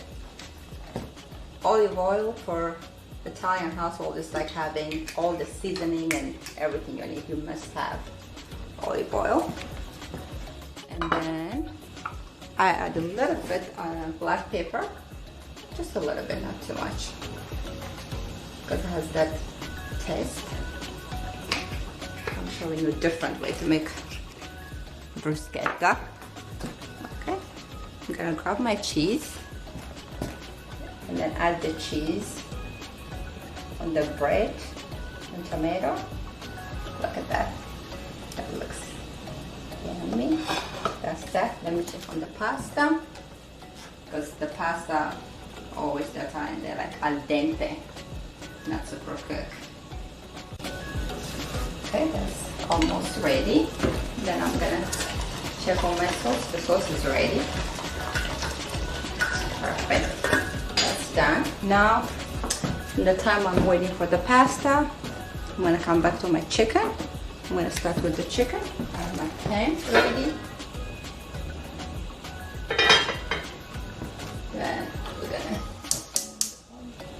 Then we're gonna wait just for a few minutes to get a little warmer. In the meantime, one more thing I have to add on the bruschetta is anchovy. Not a lot of people like anchovy, but of course this is Italian meal today, so I have to put the anchovy. The bread and the cheese. You can always remove the anchovy. I know it's too salty if you don't like it, but I love it.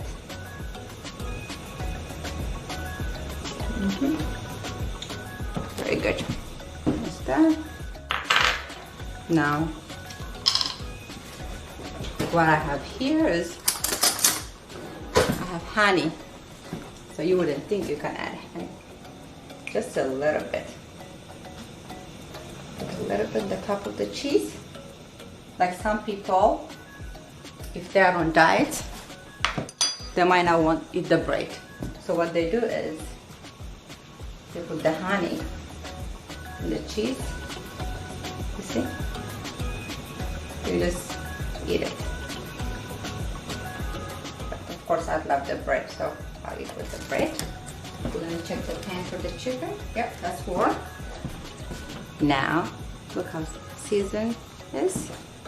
Then I come over here, put the chicken. Yeah, gotta get that. Yeah. Then you always mix it with the leftover of the oil. Yeah. Okay, that's that. I'm gonna take on my pasta.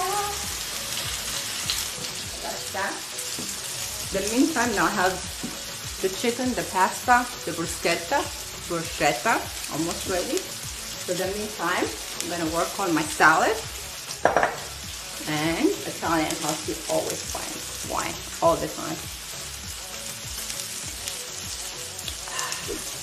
First, I'm gonna triple my chicken. Oh yeah. There we go. This is looking good. That's good. We got salad. Always olive oil. Like I said, the Italian. I use olive oil all the time. Now, gotta add black pepper on the salad. Mix my salad. So I put olive oil with pepper. Alright, I have my salad. I already have olive oil, black pepper, and then my favorite part, berberry. A little spice, you just add a little bit, don't need too much. They love spicy to the Italian, I'm telling you. And garlic powder, just a little bit garlic powder. There you go. And vinegar, of course. Just a vinegar, there you go. Now you have to know one thing, not one thing, a lot of things about Italian. They don't eat just one thing. So they have to have, like I said, the appetizer, the first course, and then secondo. Secondo means like, it will be the chicken secondo, and then salad always, and bread, and a glass of wine or two. So mix the salad. I have my salad ready. I'm gonna check on my pasta. Pasta is ready. Oh yeah, pasta is ready. I'm gonna turn this off. Get my pasta. There you go. That's ready. Okay. That's ready. I'm gonna do my plate with the pasta. Got sauce ready. The pasta here. All the pasta. Now the sauce is ready.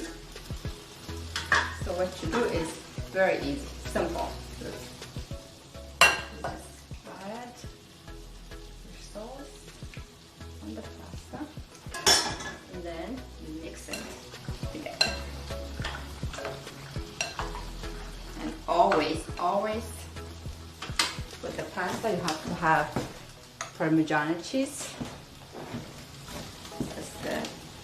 Look at that. Can I add a little bit more? So you that's that.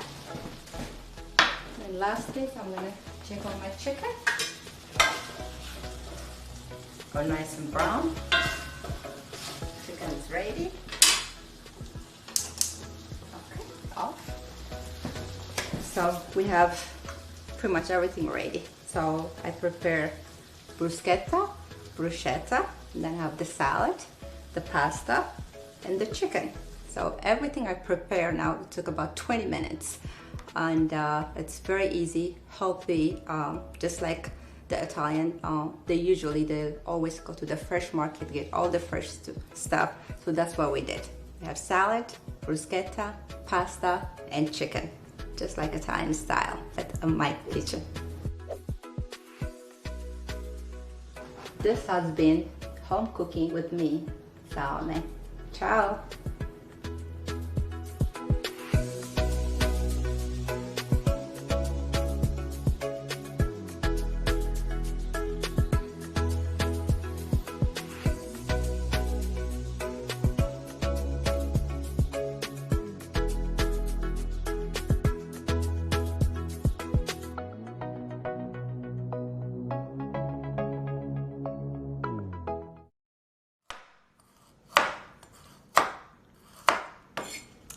Hello, I'm Salome.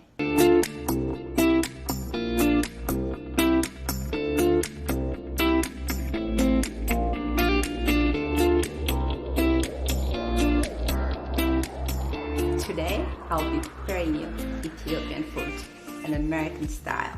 So I have lentil, cabbage, collard green, we call it in Ethiopia, gomme. I have tomato salad. I have pita bread right here. Usually we use injera in Ethiopia. So I usually kind of mix it up multicultural. So we're gonna start with the lentil. So I'm gonna put the garlic first. Everybody does it a different way. And then you add a little bit of onions. This is for the lentil. And then oil. I love using avocado oil. It's super healthy, super delicious. Oh, perfect. Then we're gonna start. Okay. So just kind of stir the garlic and onions together.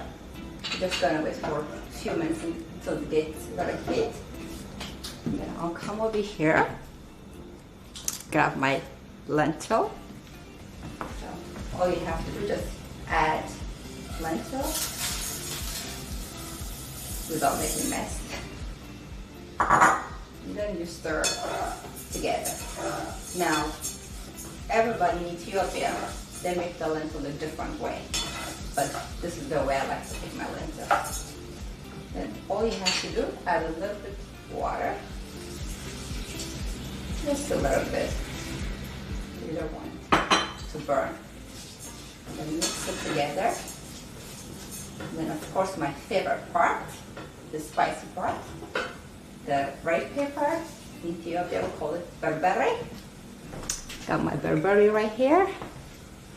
So now this is for American taste, so I'm not going to put a lot of berbere, just a little bit. Look at that. Put that in here. Then put it. Add a little bit more water. There you go. So lentil, usually in Ethiopia, we eat it during fasting time. But I make lentil in the house 3 times a week at least. So let that cook. Then close that. So I have pre-chopped my cabbage. It's already ready. So I'm gonna start with it. Put your cabbage first in the pan. I do it completely different way. Because in Ethiopia, first of all, they add the garlic, onion first, and then the cabbage. But I do it the other way around. That's how I like it. And then I'll come over here with my just the onions. Of course, I'm making always a mess. There you go. That's that. And always olive oil, avocado. There you go. That's enough. Put that there. Then, of course, a little bit of berbere. So, I love seasoning. It tastes really, really delicious. That's good there. And then we put the top. I'm gonna let that cook for about 10 minutes. Yeah, that. And then I'm gonna check on my lentil. Oh yeah, almost ready. Smells really good. So I have my lentil, my cabbage. Then I'm gonna come over here, grab my collard green, which we call it in Ethiopia, gomme. So I have my pot ready. I'm gonna put the gomme, the collard green first. Right here. Then a little bit of onion, always. This is Ethiopian way, I'm sure you guys will make it a different way. That's that. I'm gonna grab my avocado oil. Avocado oil. Right back here. Then you have to add water. Here. Now I have to put seasoning. So I got my ginger powder. Just a little bit for the taste. Just a little bit. It's really good. Then I have my organic black pepper. Sorry, it's basil.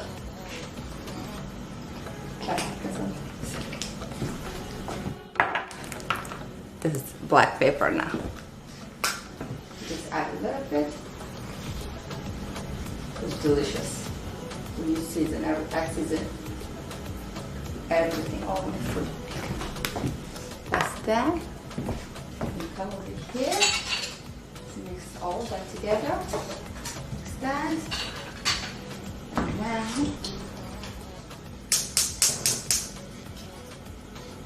okay. That's that. And then you put the top. That took about 15 minutes. So I'm gonna check on the lentil. Okay. That's that. Let the lentil cook a little bit more, then I'm gonna start with my lamb. All right. I'm gonna season my lamb. So we eat lamb in Ethiopia. We call it bag saga. It's really good. But a fasting season, of course, no meat. And Wednesday and Friday, we don't eat meat. Just fasting. Do the lentil, the cabbage, the collard green, gum, all that good stuff. And if you're not meat eater, so you have all those green stuff. Add a little bit more. Yeah. And then I always remove the fat, but I don't like that part.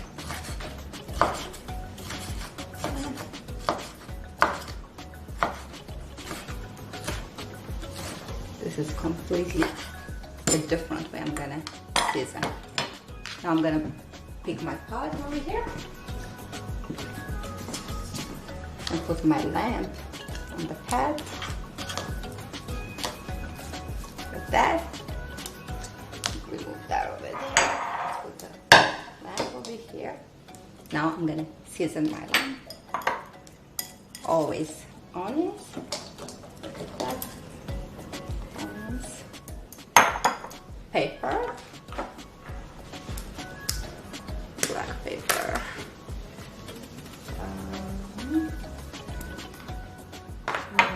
A little bit oregano. It's really good. And then a little bit of the ginger powder.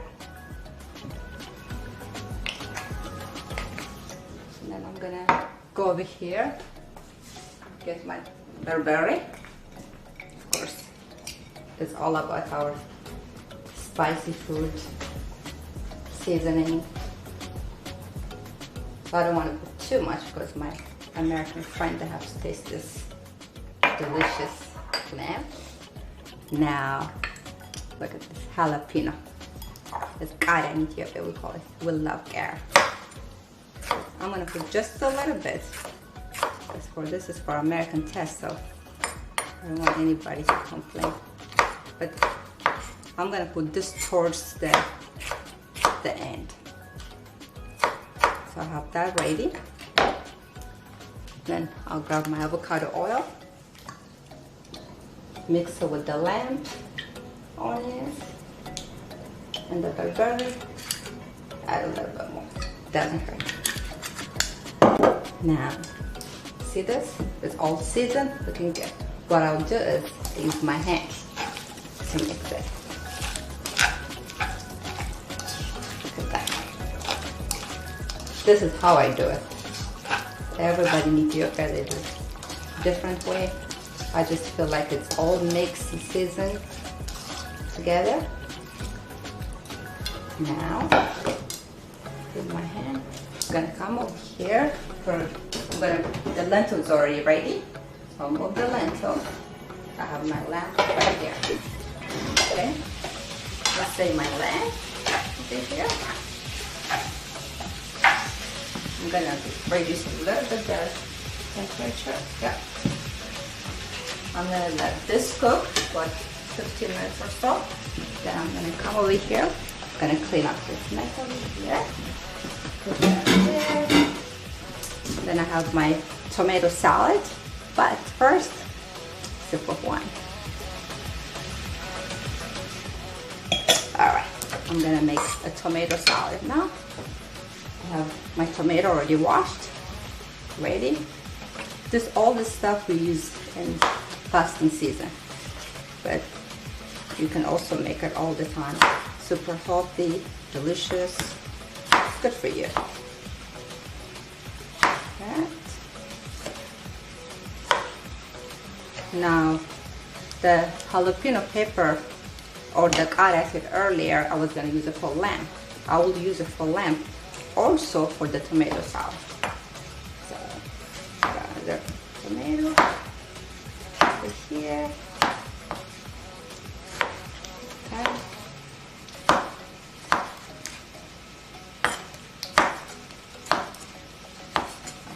I have that. It's ready. Plates. What you do is you put the tomato, the plates over here, and then I'll use the jalapeno or the cara. This is the tomato. That's it. And you add a little bit of carrot, not too much. And then of course seasoning, the most important thing. We'll start with black powder. There you go. I say black powder, it's black pepper. And then my favorite, a little bit barberry. Just a little bit, not too much. And that oregano.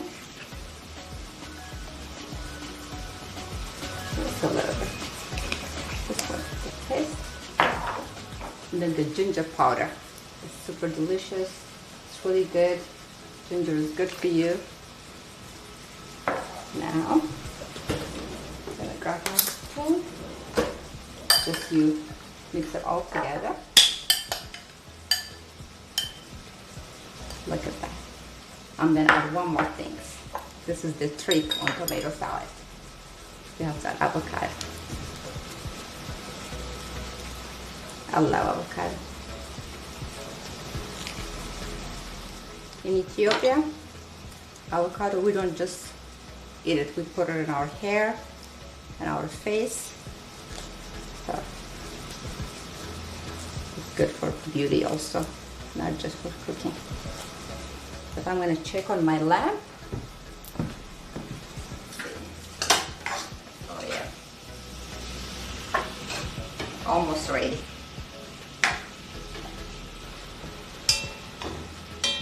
Oh yeah, that looks really good. Gourmet, almost ready. Gotta check on my cabbage. Can't forget my cabbage. Oh yeah, it's really good. Yep. Almost ready. Let me try. Gotta taste it. That's good. So I'm done with this. You're ready? I have my rosemary over here, but I'm gonna use it on the lamp. We call it tips. That's almost when it's a little bit ready, so you add the rosemary. But in the meantime, I'm gonna finish up my tomato salad.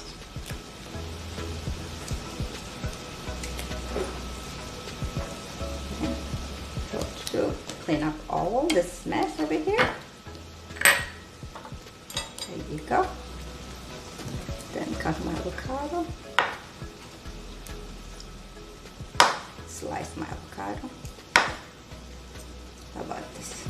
The easy way, without hurting myself. Okay, there you go.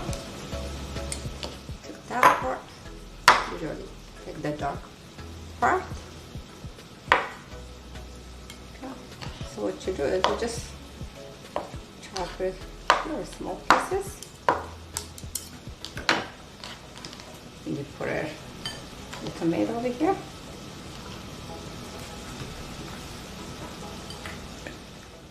And mix it all together. So, tomato salad is already ready. So we're good now. So I'm gonna check on my lamb, my gourmet, collard green, and then my cabbage. It's almost ready. My lamb is cooking. Done. Almost ready. Now I'm gonna add the rosemary. From here, grab a few. The tubs. Tubs means it's a lamb stew. What you do is you just go like that. You can add as much as you want. Hey, might as well throw on. It's really good. I like rosemary. I promise it's really delicious. Good. Look at that. How's the gourmet? Okay. Pretty much everything almost ready. So now I have my pita bread. So like I said earlier, we normally use injera. So we don't have injera. This is for American test. I'm gonna have the pita. So all the food I made, the lentil, the gourmet, the collard green, the cabbage, the tomato salad, and the lamb stew all together.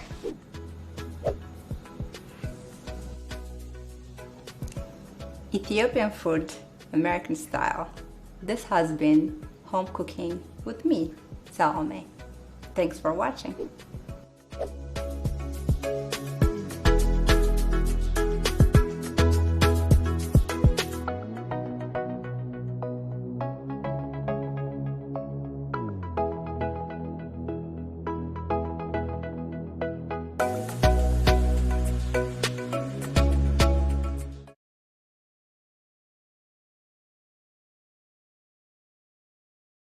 All right, ladies and gentlemen, we are back. That's right, that's right. It's gonna be us. We can drink and talk shit as much as we want. Nobody can say anything to it.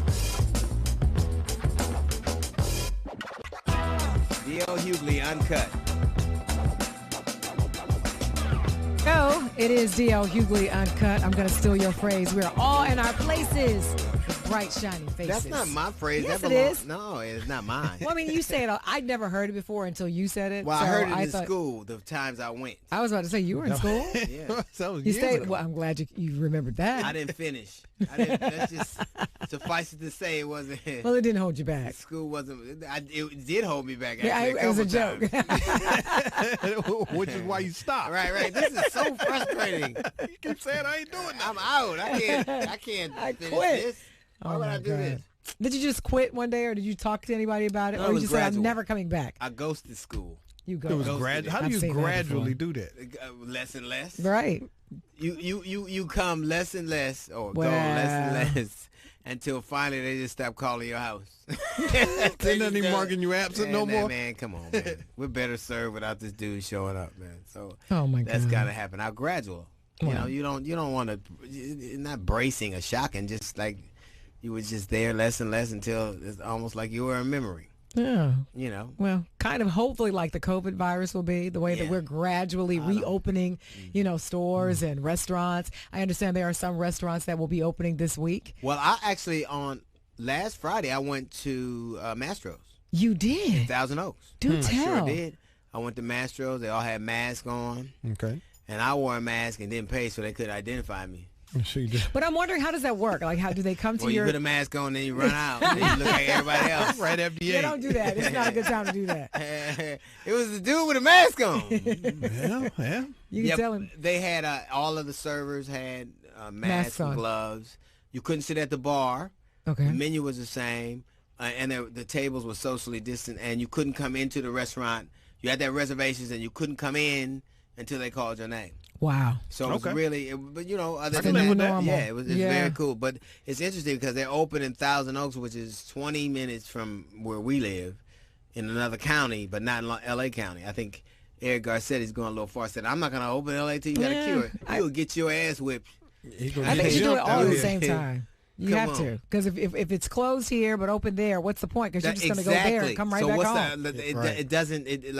One of the smart things they did in the East Coast, like New Jersey and Connecticut and Pennsylvania, they're all like, we did these things together, because if a beach is not open where I live, I'm going to where the beach would I go is. to where it is? That's silly. Made it more regional, yeah. Well, what do you think about Los Angeles suing for the right to reopen churches, saying that the government doesn't have the right to tell them that they can't worship? Well, no, I think that a lot of people are being pragmatic about it, and they're not telling them they can't worship. They're telling them they can't be in a building with X number of people, right? And they have to socially distance. So they're not telling them they can't worship, and they always kind of mischaracterize it. But no one's going to stop you from getting to your God. Well, right. You could still worship. You just can't have. It's more. We know that social distancing mitigates this disease to some degree. Keeping separate, keep an appropriate amount of distance mitigates this disease. Matter of fact, they're saying, had we done that earlier, we'd have about 30 to 50,000 fewer people who had passed, who had died. But no one's trying to stop you from worshiping your God. Well, the other thing is, if you just look at what happened to a lot of the places that kind of defied the rules that they put into place, and they said, we're going to church anyway on Easter and before, a lot of them didn't make it. Yeah. A lot of them died due to COVID. And it was funny because that was real bad around Easter. Like, Jesus arise, but you won't. Right. Only one of the two coming back. They're trying to make it an attack on religion. It's just about safety, and a lot of people who are, a lot of the elders and pastors and preachers who are in charge of churches are saying it's not safe, and they wouldn't want to put their pulpit, their congregation in that kind of danger. Right. Yeah. Well, some people are still saying it's a hoax. There are even people in political seats who are saying, listen, it's a hoax. I think there was something that happened in Texas. Let's see. Where she was saying, listen, take your masks off. It's a hoax. I guess perpetrated by the Democrats. But I think hug each other. Well, I think that you had the president of the United States yesterday telling a reporter to take his mask off, and that it was like politically, you're just being politically correct. No, I'm just trying not. I'm being safe. The problem is that even if you don't have something, and if you're not sick, that you could be a carrier and make somebody else sick. So really, the things that you're doing is really antithetical to what America has become, which is looking out for the other guy. Mm-hmm. Yeah. Like it seems like I feel fine, That's but true. You could walk through. It's like now you're only concerned about yourself, and whether it spreads it. It's not spreading some places. We know ain't nobody got it at the movie theater because movie theaters are closed. That's right. Ain't nobody got it at bars or restaurants. It's more dangerous to go here to Benediction than to go to Applebee's. That's true. And if you had them riblets, they pretty dangerous. But all of a sudden, because what if you're not religious? No one had a problem with them. And if restaurants, if churches are essential businesses, which is what he referred to them That's as, what they're saying. tax them motherfuckers. Oh, well. If you're a business that's I'm sure necessary, they'll change their minds tax then. them. Yeah. They don't change their minds. We'll see how essential it be when they don't get a tax free. Oh no, keep it. We'll open us later on. Yeah. No, we'll wait. Nah, they're not gonna go for that. And why? If you're an atheist or an agnostic, you still pay money to the government. You pay taxes. Why do they get a special dispensation? You don't, because they're religious and you're not. It's ultimately, if wherever large people gather in large numbers and don't take adequate protections and have a certain amount of room for each person and 6 feet of separation, you should be able to tell them they can't do it, because that is a health hazard. Health hazard. Yeah. So I don't get it.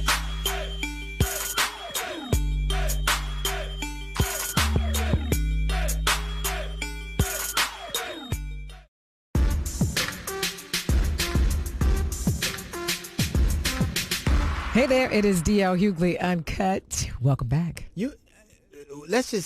COVID is real, right? Well, depending on who you ask, I think it's real. Oh, there are 100,000 people, over 100,000 people who are not here anymore that would beg to differ. Yep. And I guarantee you that a pretty good number of them probably thought it wasn't real. Yeah. Well, you remember in the very beginning, a lot of people were floating the idea that if you were black, you couldn't get it. Right. We were protected by the melanin in our skin. And when did we ever enjoy any kind of that quickly was debunked very quickly. They thought it like white people's sickle cell. Well, there are a number of conspiracy theories, and let me give you a few of them. But you know why conspiracy theories, they say that the people who watch Fox News are the most misinformed about this disease, and we now get to make our own decisions. I think that ultimately we have to decide what is real, and people, and I don't know, we have so many stories of people who at one time thought it wasn't real who died anyway. They were on their deathbed going, maybe. And a lot of them were really loud. Like, you remember one of the pastors who was very defiant, I will and we will. And then his wife said, well, he went on to glory. And she got sick too. Yeah. Yeah. I mean, she survived, but, I don't know. Some people. Yeah, and I know a couple people who have had it, and fortunate enough to beat it. But each one of those people were in the mindset of, hey, it can't be me. Yeah, I'll never get it, and then they got it and almost got put out of here. Yeah. And if you're wondering what a pre-existing condition is, and there are a lot of them, but one of them, if your ass can't see your feet, stay in the house. If you snore while you awake, stay home. Yeah, because it will get you. So what are some conspiracy theories? So one of them is blaming 5G. Yeah, they say the conspiracy. If I hear one more dumbass person on that, come on, man. Yeah. So it would be simple. Stop using 5G and it goes away, right? Yep. That's Wouldn't pretty it be much simple if that were true? Yeah. Well, they also say the virus escaped from a Chinese lab, which is why, Trump in the very beginning kept calling it the Chinese virus, the Chinese coronavirus, because he was, kind of perpetuating the story that this is where it came from. Well, if it were man-made, it would have to have something we've seen before mixed with something we've seen before. Right. Like, so it would be something that we've seen before. It would have an organic kind of coupling, like. Yeah, but I don't think people think that deep into it. I think they just run with whatever sounds good. 5G, this is brand new, and COVID didn't happen until 5G hit. Right. Okay, even if I agree, which I think is false, even if the Chinese government or whatever powers that be were determined to hurt the United States of America, it is incumbent on our political leaders to protect us. It's not their job to stop other countries from trying to hurt us. Right. It's their job to thwart them hurting us. Right. It's not just, well, I tried to help you, but your job, one of the only job you got, really, is to protect us from enemies, foreign and domestic. But you can't, it's not an excuse, and it got used as an excuse for why this happened. Ultimately, it happened to the world. It happened here on a greater level, and that is just because of an incompetent leadership. Absolutely. I can't pretend like, obviously this was going to happen, but when you have more cases than anywhere in the world, more deaths than anywhere in the world, and you still have people, your leaders are not wearing masks, and they think that even the safety precautions are a sign of weakness, and there's so much misinformation that is being passed from the top down, that you can see it's fertile ground for a disease like this spreading, and the fact that nobody comes and debunks this, and people are literally dying because they're misinformed. Absolutely. Another conspiracy theory is GMOs are to blame. Yeah, absolutely. That's what it is. It's in the food. You eat that food, and I think now it's you that got shit it. they give you with that Chinese sauce, like the duck sauce. Soy sauce. I swear to God. That's why they only give you It's two. the duck sauce. It's the duck sauce. There's another one that says it's a big plot by Big Pharma. Right. That they're trying to peddle some medication or some, pill, which reminds me of the, what is it, hydrochloroquine? Yeah. I don't know. Man, I just, I think that we give people too much credit for being more devious than that. This cut the world flat. The world didn't mean to have, what's the plan to have the entire economy, the world economy on its axis, to make the entire world shut down, so one company can make some bread, but that doesn't even make any sense. They're not even gonna make now because they don't have the cure. Well, not only that, how do you get it? You have no money because you have no job. Yeah. And insurance is not going to cover it. So who's winning? And you know what's funny? Somebody pointed this out.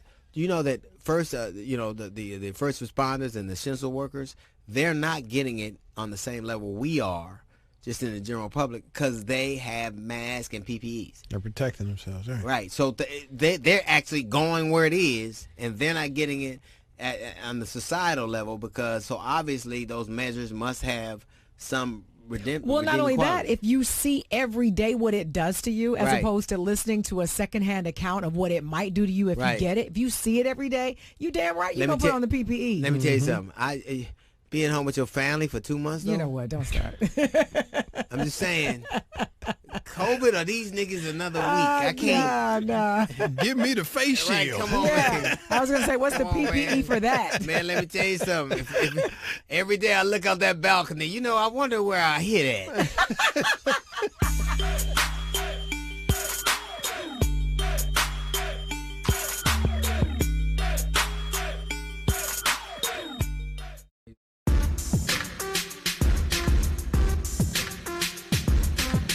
And welcome back to DL Hughley Uncut. Our guest today is a former NBA player and a 2017 NBA champion. Welcome, Matt Barnes. There he is, Matthew. Or Matthew Barnes. We sorry we late. We don't want you coming down here whipping nobody's ass. I know that's right. It was an accident. Don't do it. He'll whip your ass and get high. Yeah, nigga, I told you. At the same time. Are you shocked? Because in the grand scheme of things, society's acceptance of marijuana is pretty fast. Like in the grand scheme of things. It took a while for sports to catch on to it. Has it seemed fast to you, or does it seem like it's... Not necessarily. I think it's been a process. I've been someone who, I just turned 40. I've been someone who's smoking since I was 14, so since 94. So it was something that was really frowned upon coming up, stigma, stereotyped. And I think over the years, it's refreshing to see now that I'm 40 that the clinical studies and the reports are coming out that it helps you sleep. It helps you focus. It helps inflammation. So everything I knew it did for me when I started smoking is finally coming to the light, and now it's slowly but surely being more acceptable. Did you do it because of the medicinal benefit, or you just wanted to get fucked up? Did you oh, my elbow hurts, man. It's time to get out. I'm not gonna lie to you. I mean, I enjoy being high. Sure.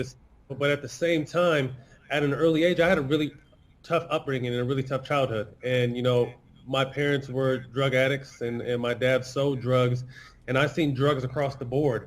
But the one thing that kind of stuck to my mind was I remember after a long day, and my dad was a little on the crazy side, so you might know where I got it from. But I remember he would smoke a joint at the end of the day and be calm and nice and just a whole nother person. And on top of it, I liked the way it smelled outside of the cigarette smell.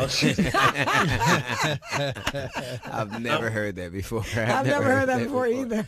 Oh my God, that smells. Something from him and kind of started. So you're like literally like the Martin Luther King of weed for the NBA. Like literally, like kind of.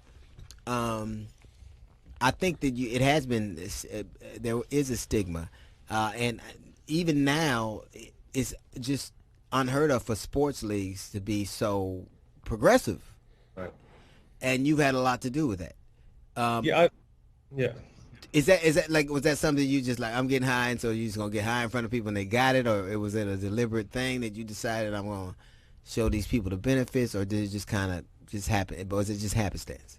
I wanted to show the people the benefit. It was something I did throughout my career. I got in trouble for it. It cost me money, but at the same time, to me, there was no other alternative. So every time I smoked in my whole 14-year career, so I was at risk the whole time. And it shouldn't be that way. Guys have lost their careers, lost a bunch of money, been traded, all kinds of things for cannabis. But but on the flip side, they allow the alcohol, and you can get any pill prescribed to you at any time. They weren't worried about that, but they were worried about the stigma of cannabis. So I knew when I retired that I kind of wanted to be the shield for athletes, because I know, your favorite player most likely has either tried it or uses cannabis, and that's not a bad thing, but they try to make it a bad thing for so long. But now that we're showing that we're still capable of being productive citizens, great athletes and across the board, it's slowly but surely starting to be more successful. So I've definitely taken on that battle with myself, and my brother Al Harrington as well with this company, Viola, just to be more on the educational side and the beneficial side instead of the actual stigma of being high. It's so funny to see the difference. You know, myself, I've never smoked weed before, and I was one of those people that really bought into the stigma and the stereotype of people who smoke weed. And it's so She interesting. called the police on you before. Shut I up. swear to No, I God. didn't. I thought about it now.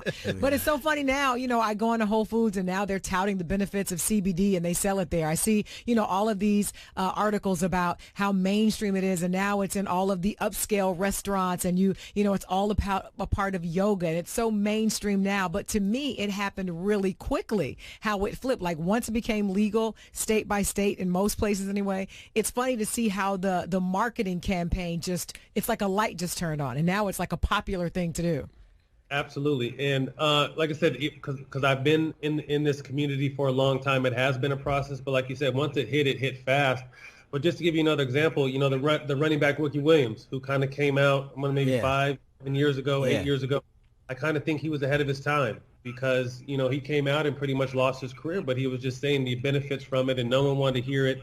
There wasn't studies on it yet. So he was, you know, almost blackballed for. I think he pretty much was. Mm-hmm. That Right. that for a couple of you've been through a lot. Like I've known you a good little while, but from the Nipsey thing to the Kobe thing, and I've watched you go through a lot, and it has to take its toll on you. But you seem, I remember one time you seemed so like just distraught. I thought this cat is really going through. It's been a tough couple of years for you, huh? It's been a lot, you know, also losing a close friend of mine, Kim Porter, who died in 2018. It's been one after another, and it does wear on you. And then also being in the, you know, this social justice space where I speak up quite often with yourself, you almost feel like an obligation when things hit, and you're just like, man, something just hit, and now something else is hitting. And I really take my hat off to you, because you stay on top of it. Sean King stays on top of it. But like you said, it wears on you.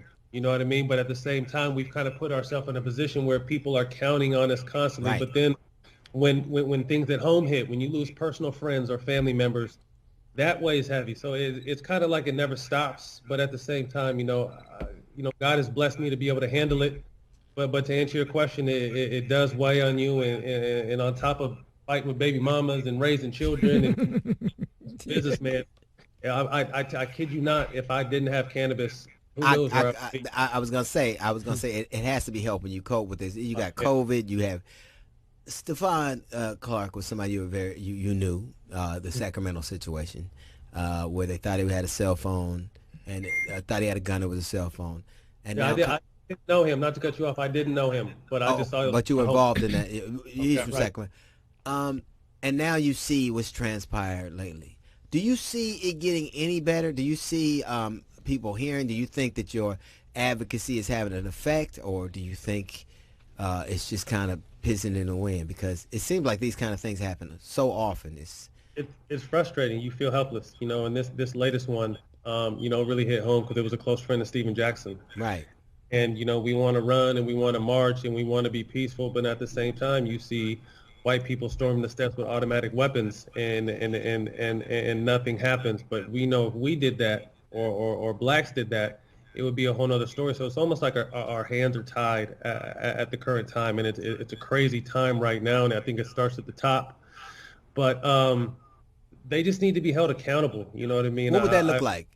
Because accountability has so many incarnations. What do you think accountability looks like in situations? I think these lawsuits need to start hitting their pensions. You know, being fired is, I mean, you're fired, but you killed somebody. I mean, anyone is going to take that. Oh, damn, I'm just fired. You know what I mean? Like, you took a life. It should be more serious than that. He should be in jail.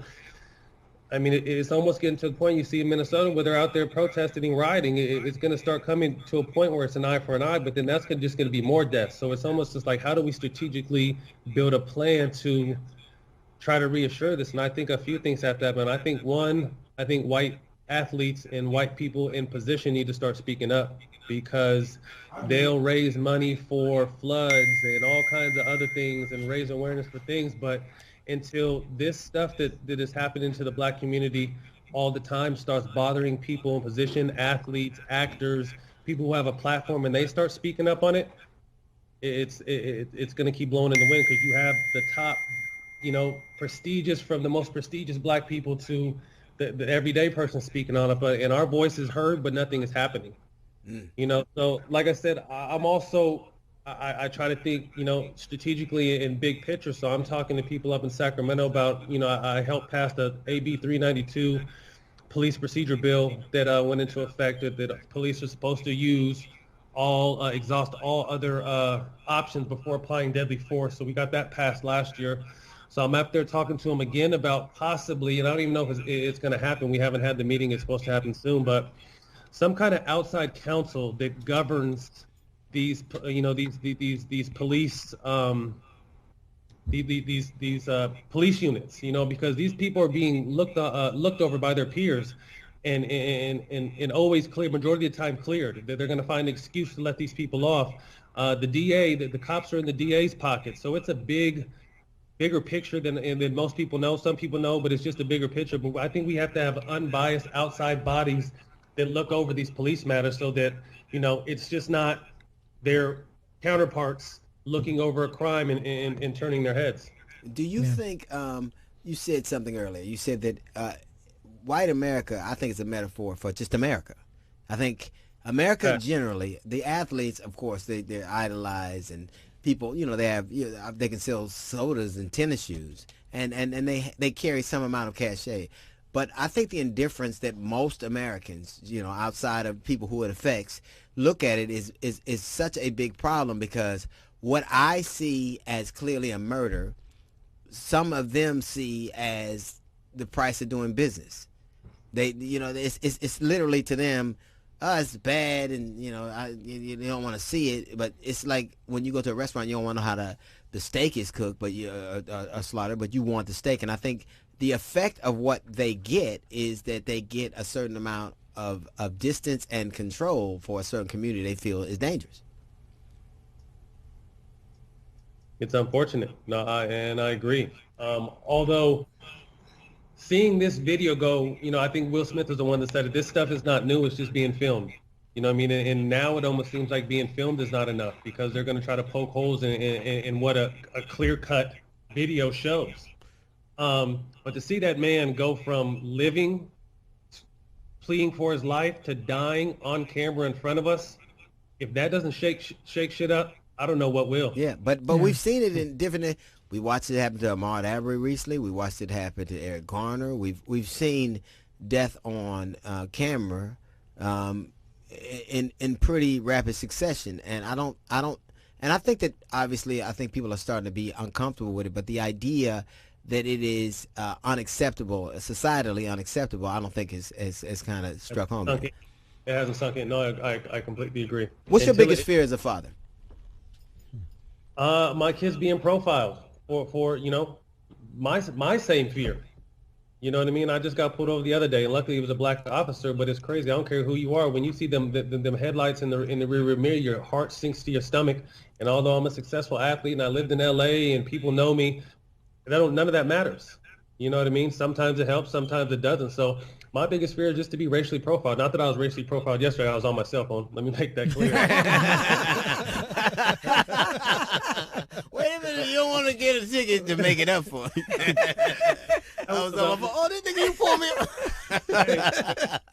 Great. It was a black officer that pulled me over, and once he saw, he's like, Matt, stay off your phone, and kept it moving. Right. You know what I mean? But there's situations like that where it happens, but just to be profiled. I faced so much racism growing up being biracial. I was never white enough. I was never black enough.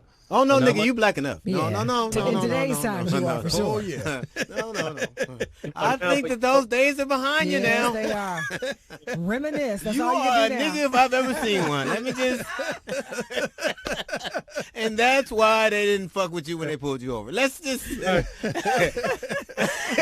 there's a light skin there. That's an old story. You should stop it now. We all... The one thing is, two things. It's sunny outside, and Barnes is a nigga. You've been I don't know how it is. Like some people athletically they kind of imbue themselves in our psyche. Some people for social stance, but just you being you.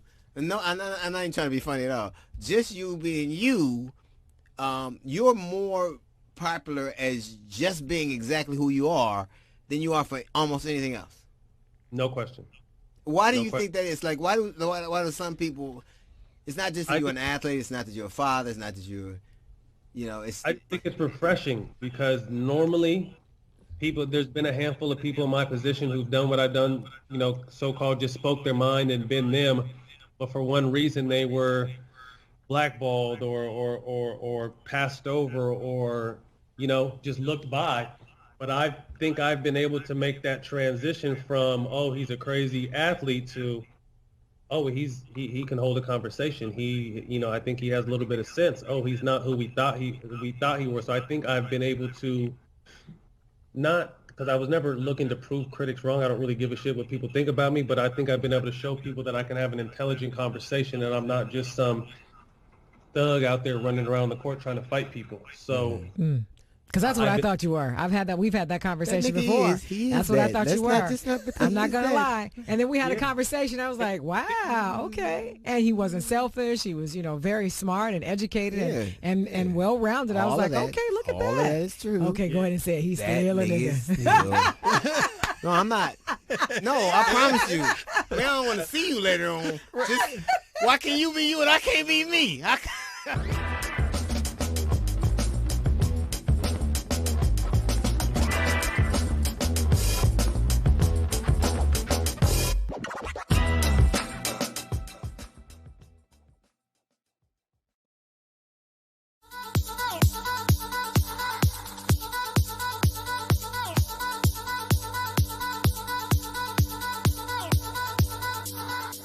Welcome.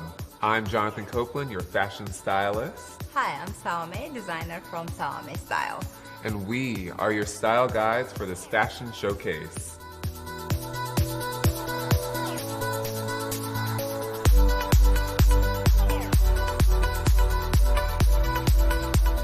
First up is Fanny House Collections. Great. Clarissa's wearing Fanny House collection. I love the bag and the dress. I mean, the skirt with the top. I think she looks great. And so colorful. The color is what's getting me. Like, I feel like one could wear this like on an everyday situation at work. It's a very professional silhouette. Yeah. Eugenia. That's amazing. Yes. Love the pants. Eugenia. Oh yeah, look at her. Yes. I see you, girl. Oh, look at the back. Yes. Oh, that's a fantastic surprise. Those Beautiful. little design details, those are perfect. And this is really for every age group. You don't have to be, young or older. It's for every woman. Oh, and look. I love the way she put it The together. right. Yeah. She has that mesh going on. That's super. I mean, it's like the mesh, I feel like always adds an edgy little flair to a look. Oh, blue. That jacket. Very nice. Oh, and it has my peplum going on. But Yeah, it's there you interesting because, now we have the cutout. We're introducing that, which adds a little more sexy flair to it. Love that. Ooh, and it's military. amazing. Oh, I hadn't realized that. It's like a jacket almost. Oh. And then we have the pleats going on in the back. Oh, do you? Yes. Oh, I'm sure it looks fantastic, like everything else. This red, is that leather across it, or no? Yes, it is leather. That looks awesome. With the African fabric, like amazing. Very good combination. Yeah. Very good, very good. Beautiful. Look at him with the jeans. I mean, again, even with white shorts for the guys. Combo. Yeah. Is that a cape? Yep. We don't see enough capes. There you go. I feel like. This is Is it cape for you? interesting. And then, hello? And then we have the metallic detailed top. I mean, that would be like a nice, if you go into like an event, like a red carpet, you can always take out the cape. And I'm loving the wristlets. Gorgeous, yeah. Beautiful. And the fabric and the setting. I'm a big fan of like accessory. He'd love like big. My Wonder Woman cuffs.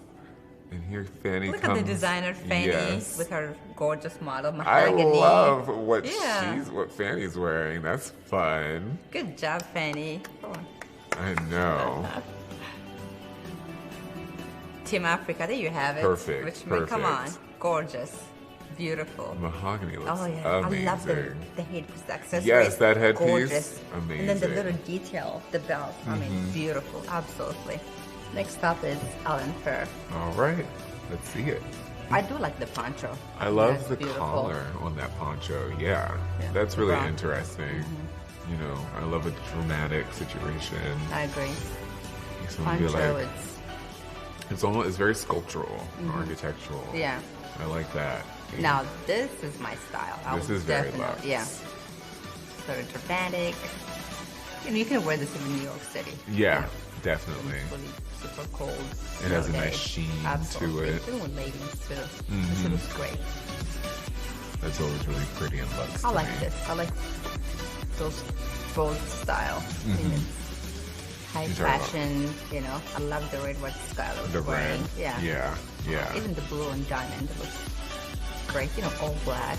You know, you kind of have like a little bit of lighter sweater under. You Yeah. know, we can still A go out different the take city. on You know, fur. Chicago.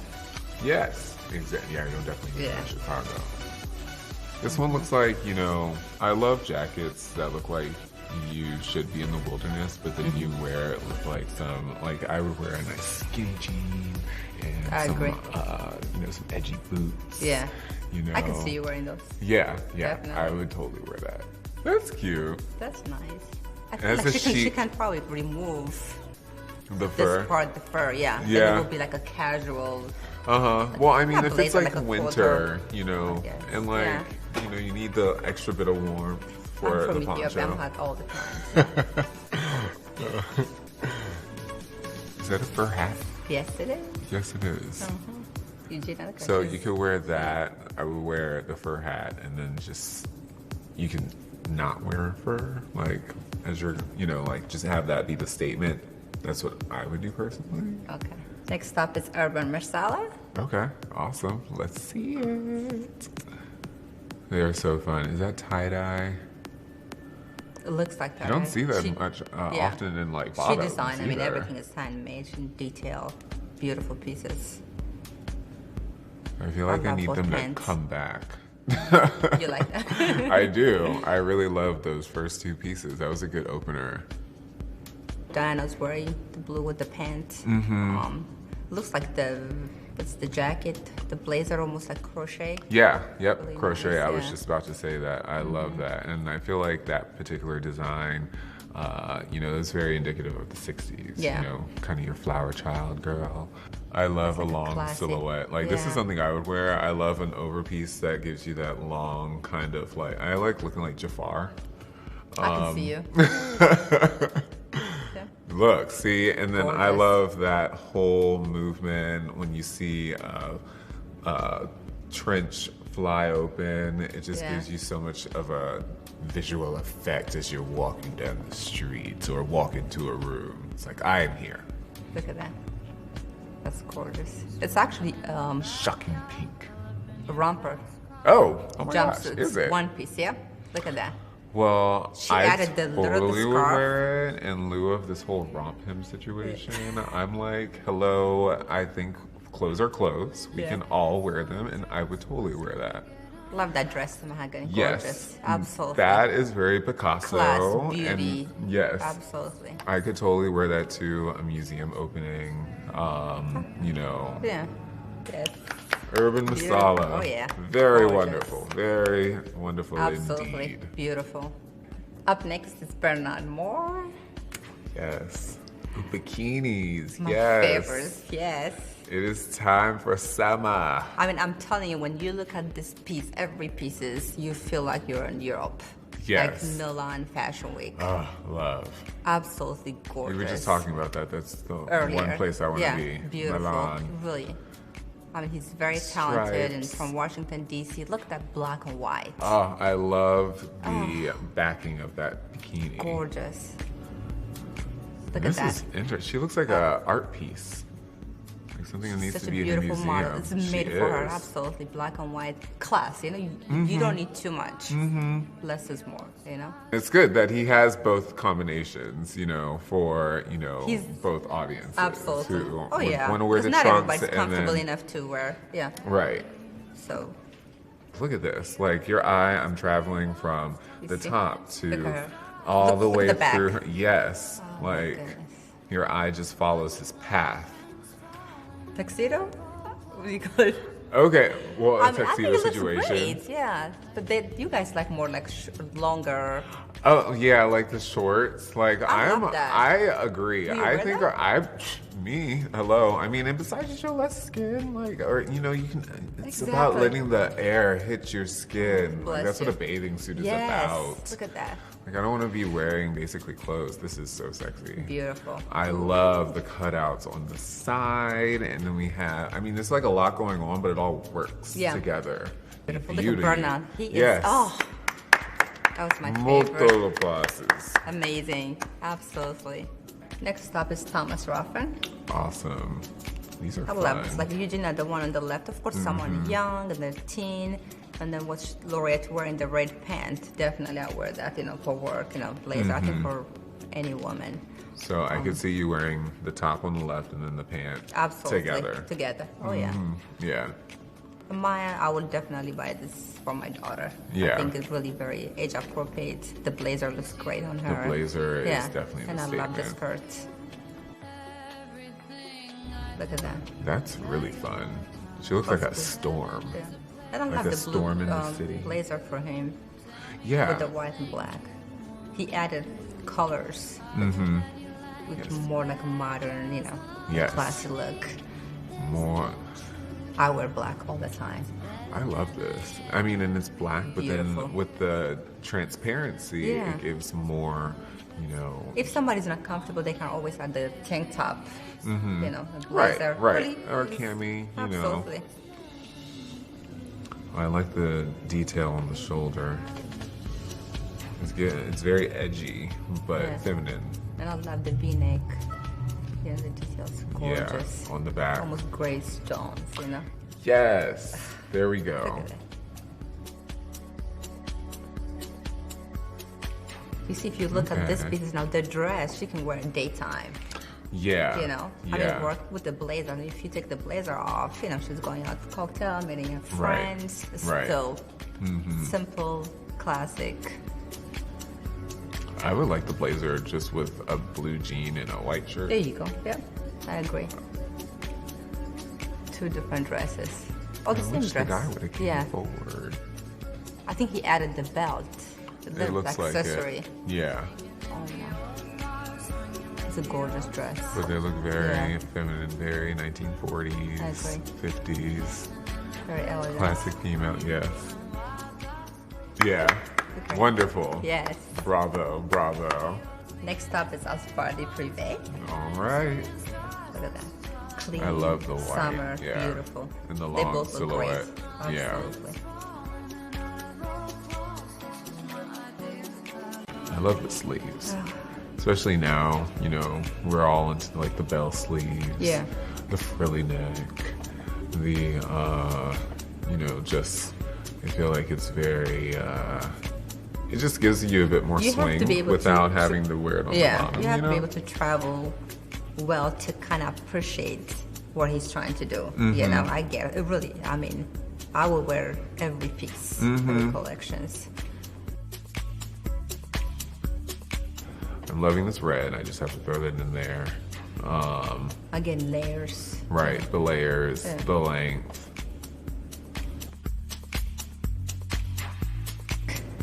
I mean, look at every detail of the top, the necklace. Yeah. It's gorgeous. I love Absolutely that. beautiful. It's a good contrast too, because it's really like I agree. Yeah. you know, dark on top, and then we have the light on the bottom. Yeah. Mhm.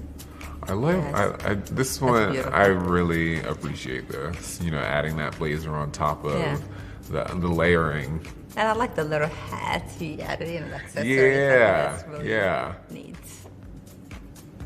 It's similar to the first one Mahogany wore. But he had the but this one's a scarf, bit you know, more for the full. shawl, for the hair. And then look, the necklace. Did he design those too? Oh, yeah. Oh, Yeah. awesome. Everything designed by him. That's wonderful. Yeah. Yay. Beautiful. Well done. And he's such a nice man. I Merci, remember meeting Alfredi. him Oh, yeah. at I the loved show. it. He was great. Yeah. Absolutely. Next up is Michael Carter. Awesome.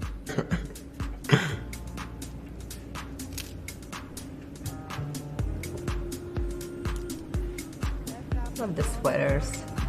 Very nice. That's a good They had the combo. hat, I yeah. do like that. Yeah. It's a very smart combination. I Yeah. think that's what that gives off.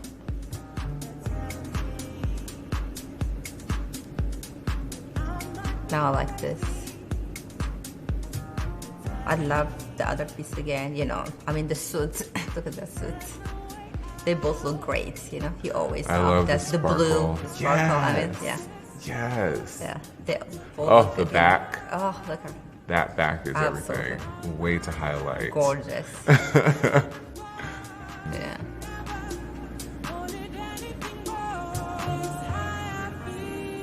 Simple, black. It's simple, Black. but I mean, I think with that, you know, the bottom, the flippy bottom, like that just gives it that extra oomph to that Yeah. little black dress. Like that's the type of little black dress that I would want. That's another one too. I love the little, you know, cross How it the comes detail, down like into the diamond, necklace. you know, yeah. And then you Yeah. have the leg. But you know, you gotta show the leg. Uh-huh. The gorgeous long legs. Nice slit. Beautiful, yeah. This red looks Kimberly's great on this gorgeous. model. Absolutely, Yes. she's beautiful. Love the earrings, the necklace. Oh, her hair looks great. See, yeah. See, in that type of dress, I feel like it really gives the woman the opportunity to glow. Absolutely. Yeah. And that's what's pretty about that particular I like dress.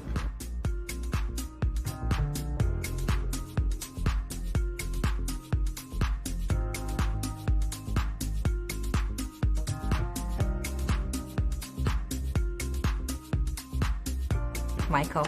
Yes. That was wonderful.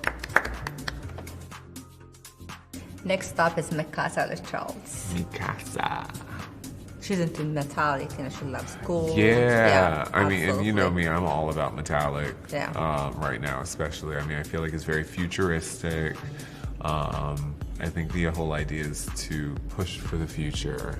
I agree. Push for positivity, and I think that's what metallics gives you as well, because it's just That's shiny. Just makes you Beautiful. feel like I can definitely do photo shoots with that.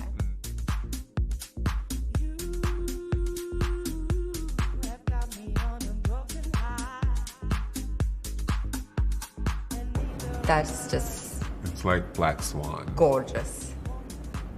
Clark's beautiful. If you have like I said, the metallic gala. Uh-huh. She looks like Like the little skirt, you know, little tutu. Yeah. Yeah. Beautiful. I love the sleeves on this and the sparkle. Like that's really New Year's kind of Eve. avant. Yeah. That's perfect. Absolutely. That is That's perfect. your dress.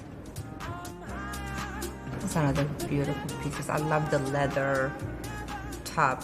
Mm-hmm. You can't really see the whole thing, but it's gorgeous piece with skirt. And then she had the oversized coat to go with it. Yeah. Absolutely. I always love high-waisted pants. Mm-hmm. I like the Sure. cutout Oh, I love the cape. situation. See, we're talking about the cape. Yep. Yeah. She's very into gold, metallic, black and white. Yeah. Absolutely every detail. Gorgeous. It's an interesting spot to Beautiful. put. Is that a full? Oh, so they're just It like reminded little me also of pillars this dress on the side. Versace, and he's all about gold, you know, glitters, you know. Yeah, That's Versace really absolutely in beautiful. the you know? 80s, Yep. the early 90s. Amazing design. Mikasa. She is. Oh, she has wow. high Yeah. energy. Oh, yeah. Yes, I love Amazing. it. Absolutely. Wonderful. Beautiful. Beautiful. Our next designer is Stephanie Maxwell Reed. Sounds good. It's like one of a kind piece. You must have it. You know. Yes. Absolutely. I love the gorgeous. fur on this one. Beautiful. See the frog fastening? Yeah. See, I'm a sucker for those small type of details. Black, of course, you know, black goes with everything. And like she said, you know, when I was interviewing her for Salome Styles from our website, and she would say, like, this is for every woman, you know, goes from day to nighttime, with jeans, with skirts, tights. Super you know, elegant. most of our models wearing with tights. It's such an elegant pieces. You feel like $1,000,000, you know. But you could also wear it with like a full pleated skirt underneath, you know, and that would give it. Or if you go to like a certain party, you can have a nice, beautiful coat bra, nice Ooh, lingerie. yes. Just an idea for your view out there, you know, if you want to put pieces together. And then even, so I feel like with this too, you could wear it without pants. Yeah. And just wear it just What are you as gonna a wear coat. under? So, I mean, I feel like, you could wear like well, I personally would wear just a smaller, maybe slip, but I would want to just wear that as the top, you know, just You wear a that dress. as, okay. Yeah. So that would, okay. Yeah. Okay. You just give me an idea. Yeah. Next time I will An wear idea. the fashion event. Because I feel like it'll give your legs the I agree. chance Long to leg. shine, That's true. right? I agree. Beautiful. My beautiful pieces. Yes. I See, love it. I that love that much. The red. red, yes. Yes. Amazing, Daphne. That was gorgeous. Our next designer is Trevian Van. Trevian, let's see what you have to show us. Dress, gorgeous. Oh, I love that. Good little leg. I love the lace detail at the top. She looks like she got this dress from the Black Forest. I agree. Beautiful. Look the back. I actually did did a photo shoot with that dress. Beautiful. Look the back. Yeah. These sleeves. You know I'm a sucker for sleeves. She made this actually for our fashion show. Oh, did she? Fashion show, yeah. Look at that against detail. Yeah. It's very East St. The Laurent, stuff you see in, actually. you know, in Hollywood and in Europe and other countries. Exactly. Like Here, I was saying, like Yves Saint Laurent. Maybe. Absolutely. Like I feel like it's definitely giving yeah, that off. like a Cannes Festival in France. You see all those beautiful women. Totally Like agree. in the white. It's like off-white. I'm really interested in The the back is fabric choice gorgeous, used too. for the Yeah. bottom Look at half the of the back. piece. Yeah. Oh, that's fun. Makes her tall, long. That's another piece I love. Yeah. Absolutely. Skylar, she looks great. That would definitely be daring. to wear Beautiful. that. Yes. Yeah. I mean, yeah, you can have, you know, the bralettes, you know, something lace under, absolutely. But for the show, it's a fashion show. Yeah, So yeah, she gives definitely. us fashion. I We're talking agree. about fashion, absolutely. Van, You know? gorgeous Yes. piece, no? Beautiful. Very nice. Very talented nice. designer, Yeah. absolutely. And so, what do you think overall, John? I was really impressed. I am in love with the fact that, you know, Virginia has a wealth of designers here who have great design eyes. And, you know, this collection just showed, you know, a variety of different looks for everybody. Which one was your favorite? Honestly, I think I have to go with Trevian Vaughn. I mean, the whole Maleficent, that Yeah. speaks to me so much. The second piece that Mahogany was wearing with the sparkly head to toe silver bodycon gown, that was amazing.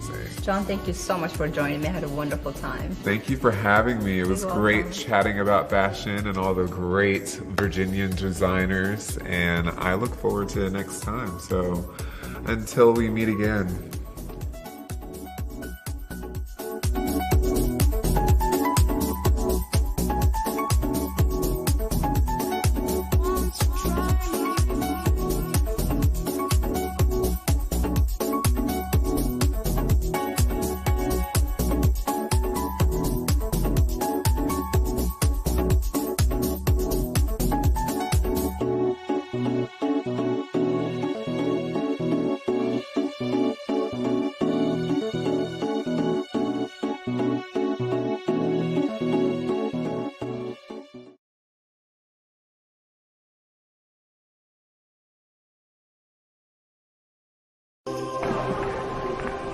Freedom! Freedom! Freedom! Kwame Nkrumah was a visionary, a revolutionary, and a pathbreaker. He dared to challenge colonial subjects and the colonial powers so that ordinary African people could organize for their independence. At long last,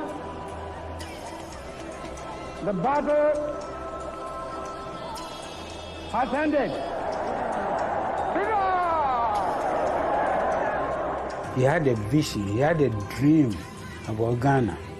He broke with the past of bourgeois, gradualist, nationalist politicians. We dedicate ourselves not only in the struggle to emancipate all the territories in Africa. Our independence is meaningless unless it lifts up the total liberation of the African continent. Kwame Nkrumah was the greatest Pan-Africanist and socialist revolutionary organizer that the African world has seen. And if the masses of the people pick up on his ideas, Africa will be free.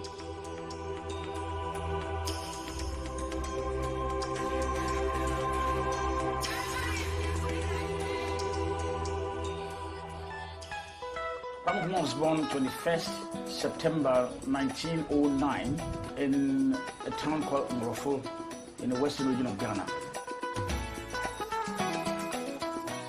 Kwame Nkrumah grew up in a colony ruled by the British. There was a governor general and there was a legislative council dominated by colonial commercial interests. The country existed for the export of raw materials that would serve the industries and economies of European nations. He was born to parents who were not particularly endowed in terms of their wealth. The father was a goldsmith and the mother was a petty trader. He is slightly difficult to pin down. He's an Nzima. His dad comes from the Ivory Coast. His mother comes from just the right side of the Ghanaian border. So he's genuinely on the periphery in ethnic terms. He's on the periphery in class terms. He's on the periphery in that he's Catholic. Experiences of a child growing up in a family such as this one, in the colonial era, where the exploitation, the vast exploitation, was done by capitalists from the metropolis, and where citizens were looked down upon in their own surroundings, must have affected him very greatly. His mother, Nyaniba, who he was particularly very close to, was very keen for Nkrumah to receive an education. He also grew up at a time when the Christian churches were trying to make headway there. Almost all the schools that you could attend at that time, and I'm talking of primary schools, there were in the beginning no high schools, were church-run. Nkrumah was a highly affable young man with both his peers and his tutors. However, he was a very serious student. He was very studious, diligent, had a voracious love of reading.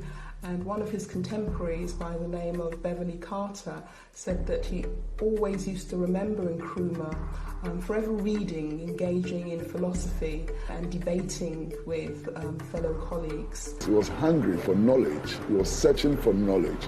He was desperately in search of knowledge which was necessary at the time if we were to combat the negative effect of colonialism and racism. Within the Gold Coast and generally West Africa, from the latter quarter of the 19th century, the minority of educated West Africans were pushing and mobilizing, galvanizing for political independence. I think that Kwame Nkrumah was influenced by a number of very important people as he was growing up in Ghana. There were people like James Eman Kwejer-Aggrey. Nkrumah says of him in his autobiography that he was a most remarkable man, a man with who possessed intense vitality and enthusiasm. And it was through Aggrey, Nkrumah narrates in his autobiography, that his nationalism was aroused. In a way, Aggrey mirrored the kind of person Nkrumah wanted to be. He often said I represent Africa. I've never heard of Agri saying, I represent the Gold Coast. He always said, I represent Africa. Even though Nkrumah was not taught formally by Agri, he used to visit Agri at church and listen to his Sunday evening sermons. And it was through his sermons that Nkrumah was profoundly inspired in terms of his commitment and convictions towards Pan-Africanism. The last person was Nnamdi Azikiwe, popularly and affectionately referred to as Zeke. He's one of Nigeria's great nationalists and he was a publisher. He had been a graduate of Lincoln and as a result influenced Nkrumah to go and study abroad. The challenge for Nkrumah to get to the United States of America was basically mainly financial. He didn't have the money. He stowed away on a boat to get to a relative in Nigeria who was quite wealthy because he thought the relative would help. That entailed many risks. Of course, when stowaways are discovered on ships, they kill them and throw them overboard. So it was a big risk that he took. The relative paid for him to go back to the Gold Coast to pick up all his gear and to make final arrangements, paid for him to come to England, and paid for his passage to America.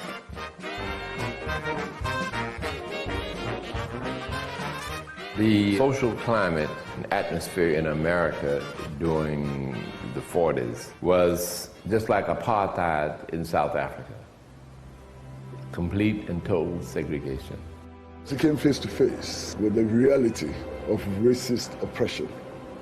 He came face to face with how capitalism exploited even people in the metropolis. Nkrumah went to an all-African school in Pennsylvania, Lincoln University. As a student in America, Kwame Nkrumah faced many hardships. There was a point when Kwame Nkrumah didn't have any place to sleep. He used to sleep in the park and he used to eat leftovers. Kwame Nkrumah slept in different people's houses. He washed dishes. He scrubbed floors, to eat, to have a place to live and study. And that's how he moved about. That's how he moved about. His life was very hard.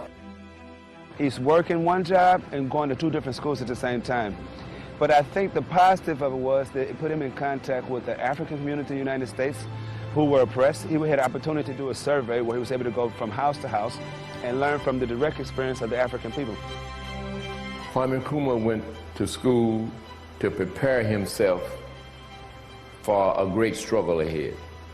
He knew he was very conscious of why he was there. And this, I think, sets him apart from a lot of students that had been there.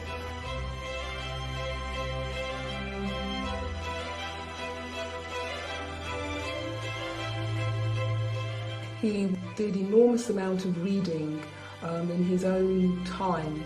And some of the thinkers that he came across and he remarks in his autobiography are individuals such as Descartes, Schopenhauer, Nietzsche, Marx, and of course the key influential person he mentions that had a major influence upon him was Marcus Garvey.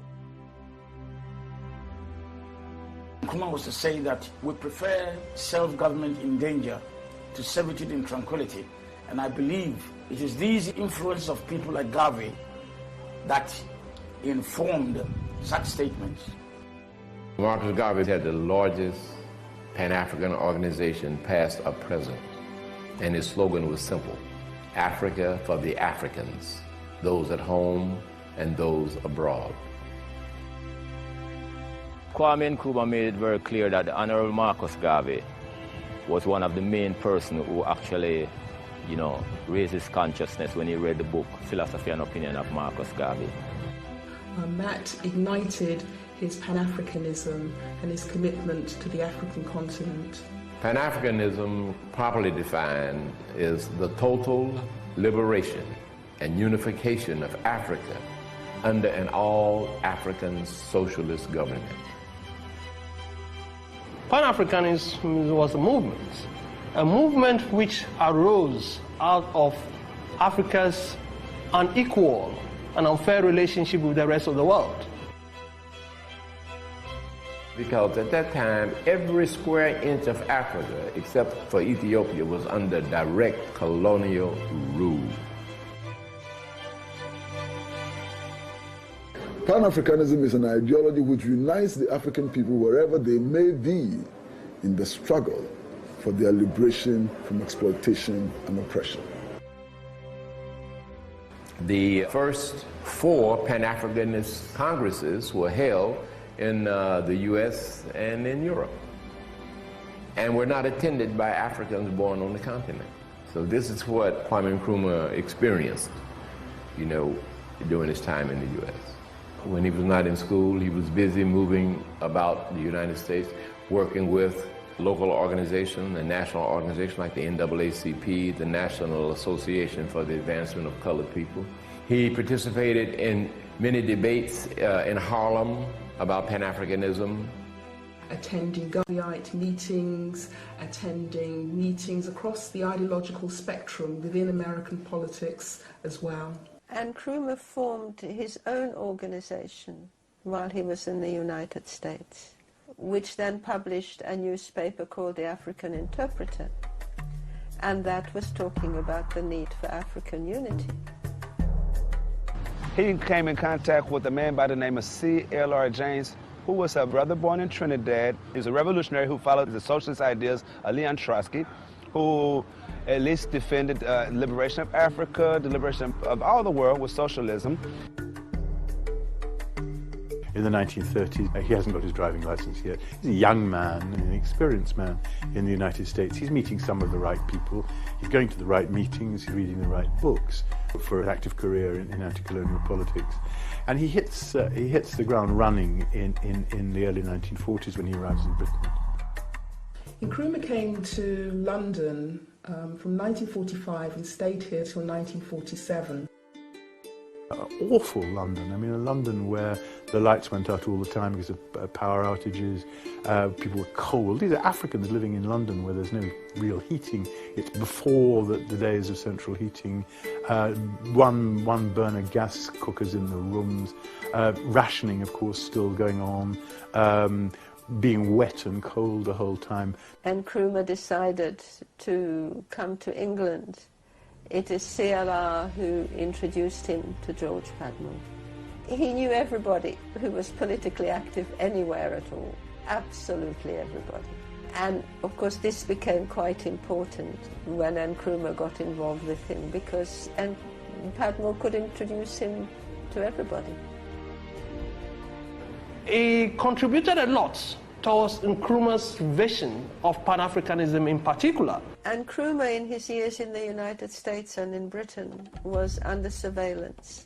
Why would the CIA have had him under surveillance? Well, he was a black man talking about the need for racial equality and against imperialism, which would not have gone unnoticed by the CIA.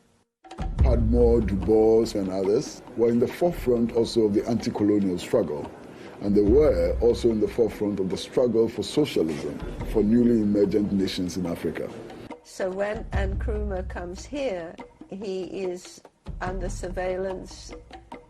I would imagine from the time he spoke at the Manchester Pan-African Conference in 1945, I think everybody who spoke there was under surveillance.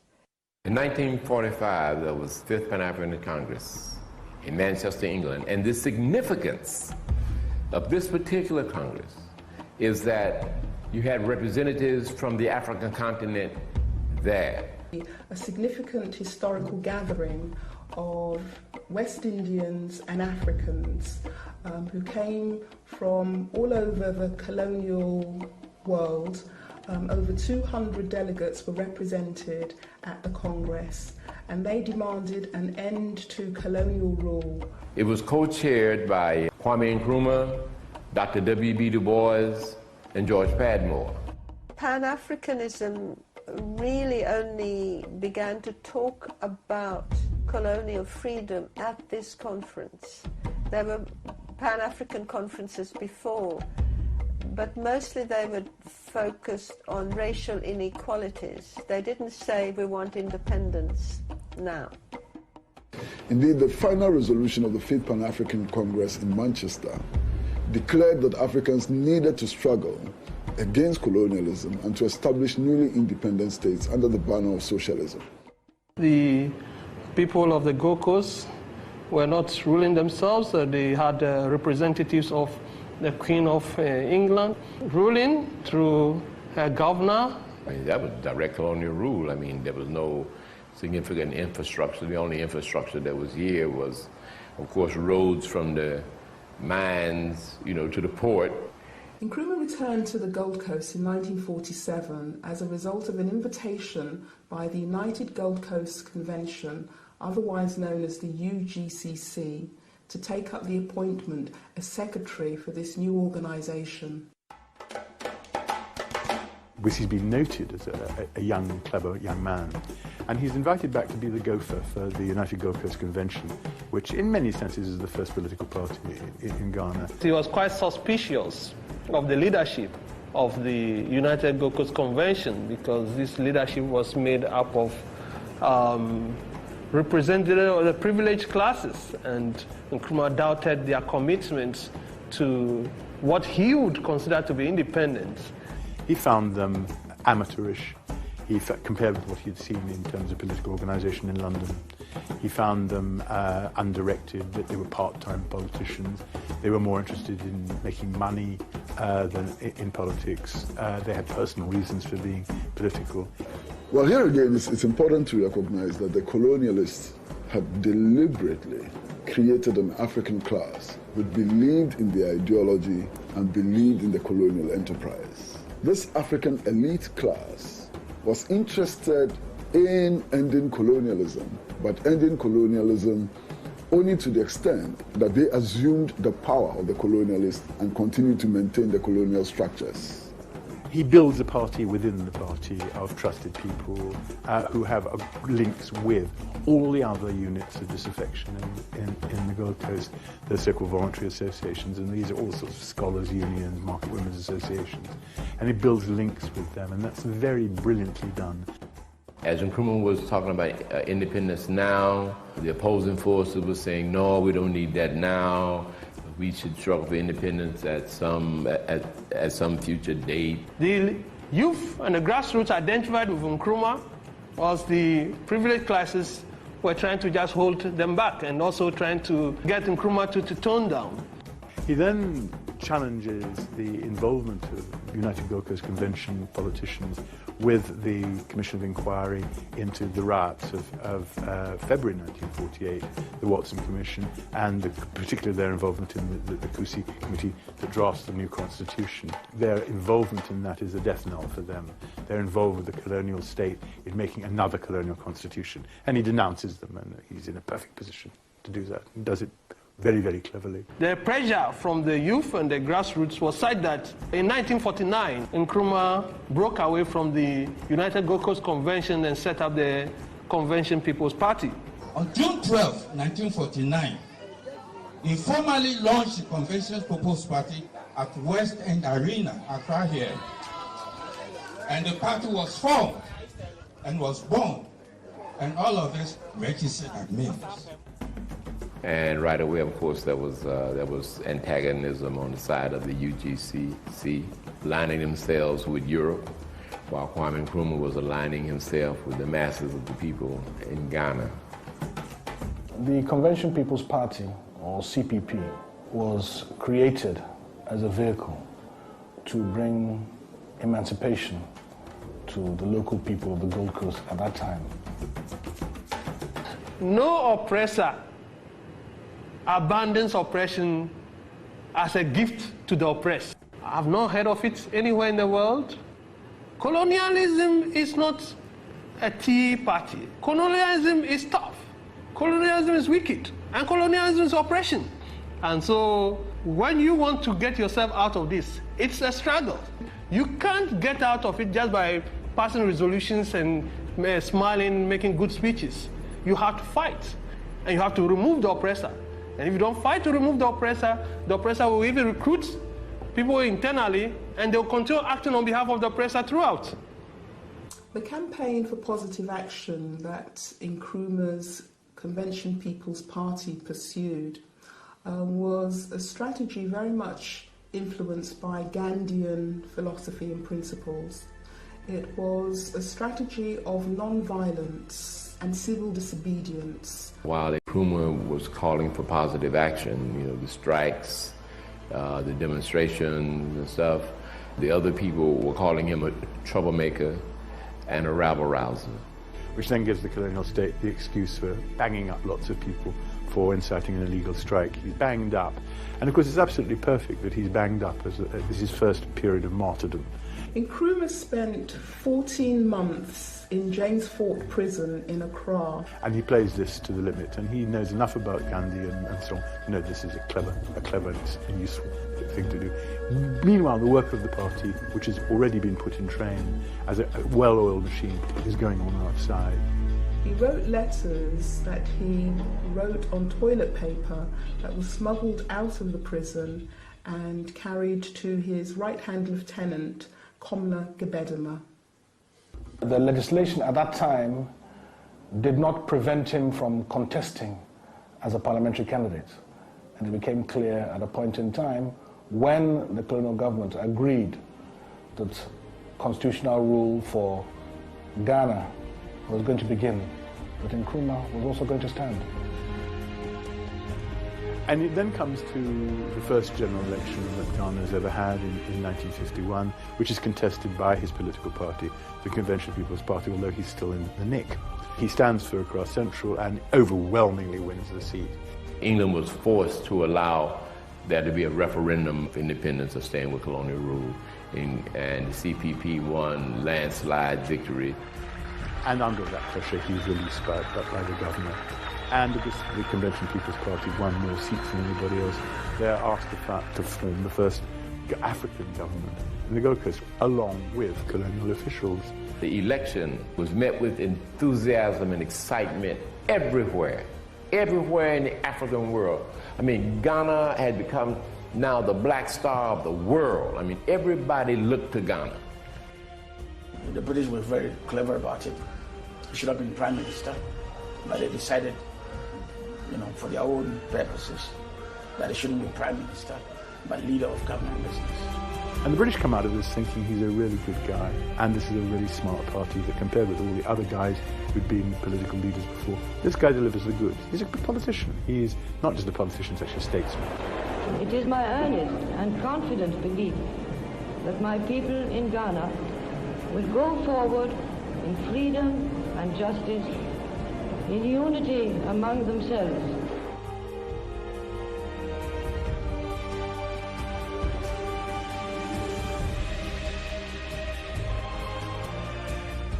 On the 6th of March 1957, Kwame Nkrumah became Ghana's first Prime Minister of an independent state. The Gold Coast now became Ghana.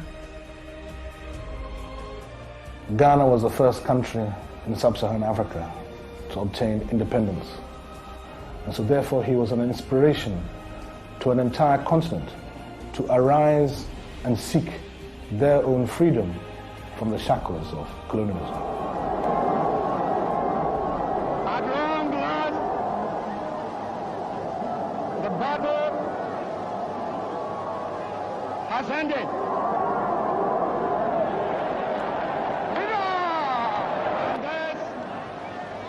Ghana, your beloved country, is free forever.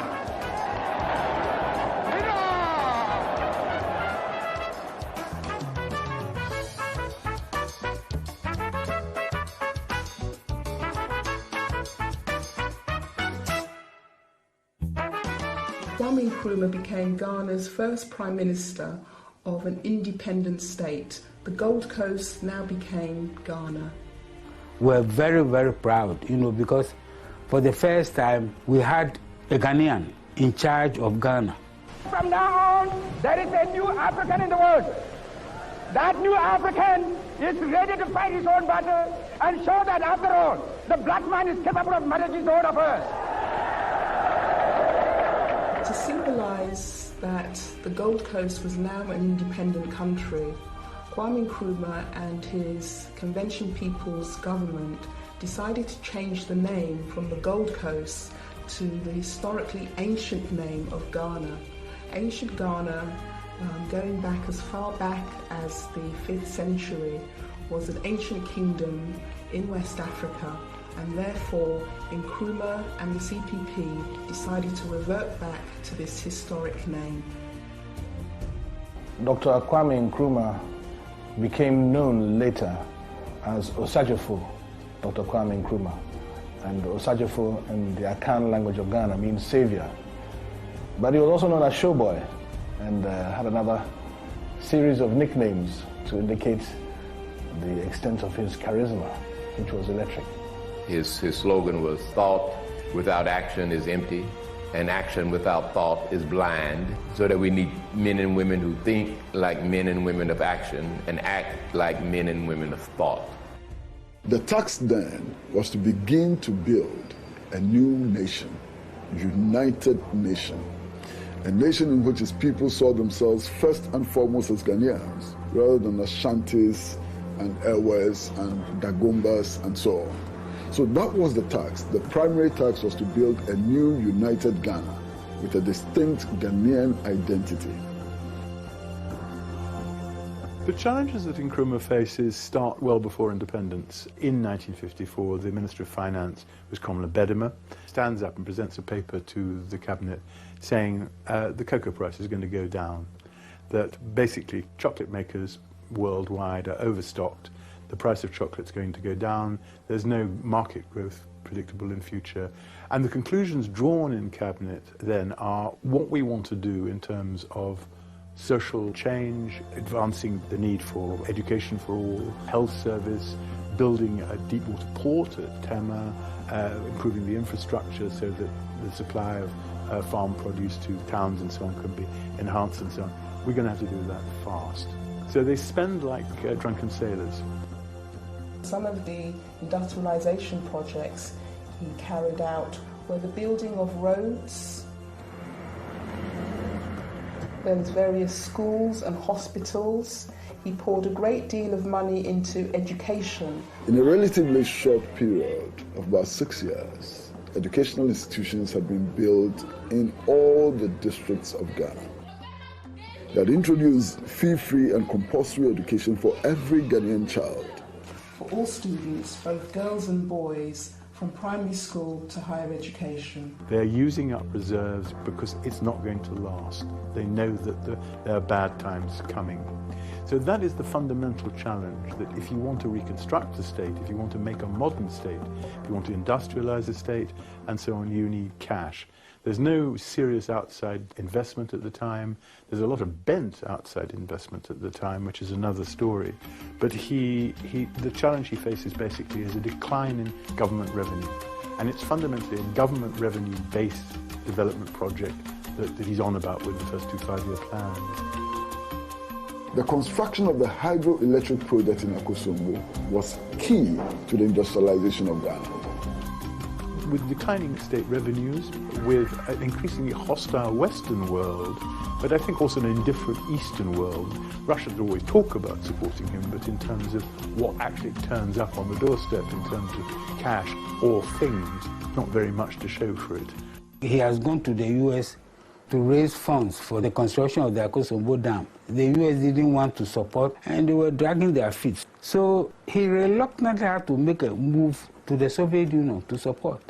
And that was when America decided that is, Kaiser. You have to remember, in the world, there was sort of East versus the West. We're involved in what they call the Cold War, communism versus capitalism. Africa was caught in the middle. All the countries that had become liberated and were fighting for their freedom were vying for that country to be in either the Western camp or the Eastern camp. Kwame Nkrumah and the parliament decided that they must be non-aligned. They were not supporting the West against the East, nor the East against the West, but they were moving forward toward Pan-Africanism. Nkrumah's vision for Ghana was very much a microcosm of his vision for the entire African continent. On the eve of Ghana's independence, Nkrumah made a statement that the independence of Ghana was meaningless unless it was linked up with the total liberation of the African continent. We dedicate ourselves not only in the struggle to emancipate all the territories in Africa, Our independence is meaningless unless it leads up the total break of the African continent. And so it was, Vice President, that from the very first day of her independence, Ghana served as a rear base for the total liberation of our continent.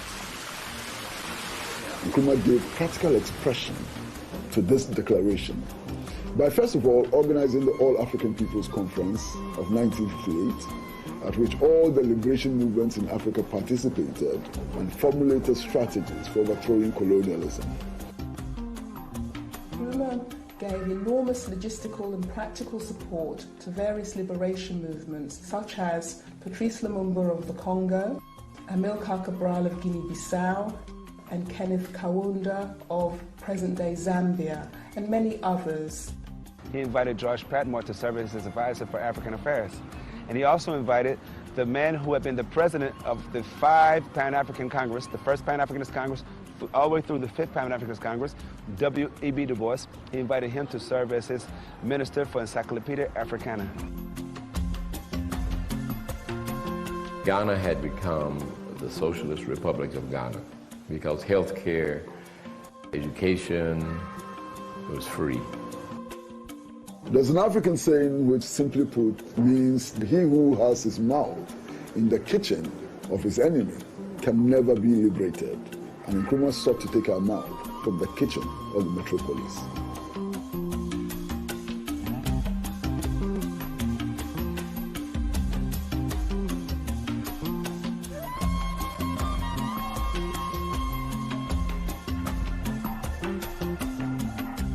Kwame Nkrumah believed in developing a new way forward where African economies could be transformed to cater for the needs of their own people without being dependent totally on external forces. One of the things that Nkrumah did was to establish a huge cattle ranch to provide the meat that our people needed. He also established a tannery to produce the leather, and then established a shoe factory to turn the leather that has been produced by the tannery into shoes and other leather products for our people. 1964, I was 21 years old. I came to Ghana, and what I witnessed was just phenomenal. I didn't want to leave. I see new schools being built every day, free education. I see new hospitals being built, new clinics, free health care. I see factories being built by Africans, not by Chinese, not by South Koreans, but by Africans. In Ghana, you go there and you see African pilots. You see African news presenters. You hear African music, African clothes. And down in Ghana, we got our own national bank. Nkrumah also established the Black Star Line, which was a shipping line to promote trade between the African countries and Africans in the diaspora and so on. The significance of the flag of Ghana, and that is the symbolism held in the star. Just as Kwame Nkrumah said that the African can determine his own future if he's left alone. And the star, it really represents that star that Marcus Garvey, the Honorable Marcus Garvey, had for the Black Star Liner. This would have moved Africa toward economic independence. That antagonized the West. And particularly Nkrumah's ambitions to unite the African continent within the context of a union government for Africa also made Nkrumah and his ideas a danger to imperialist interests.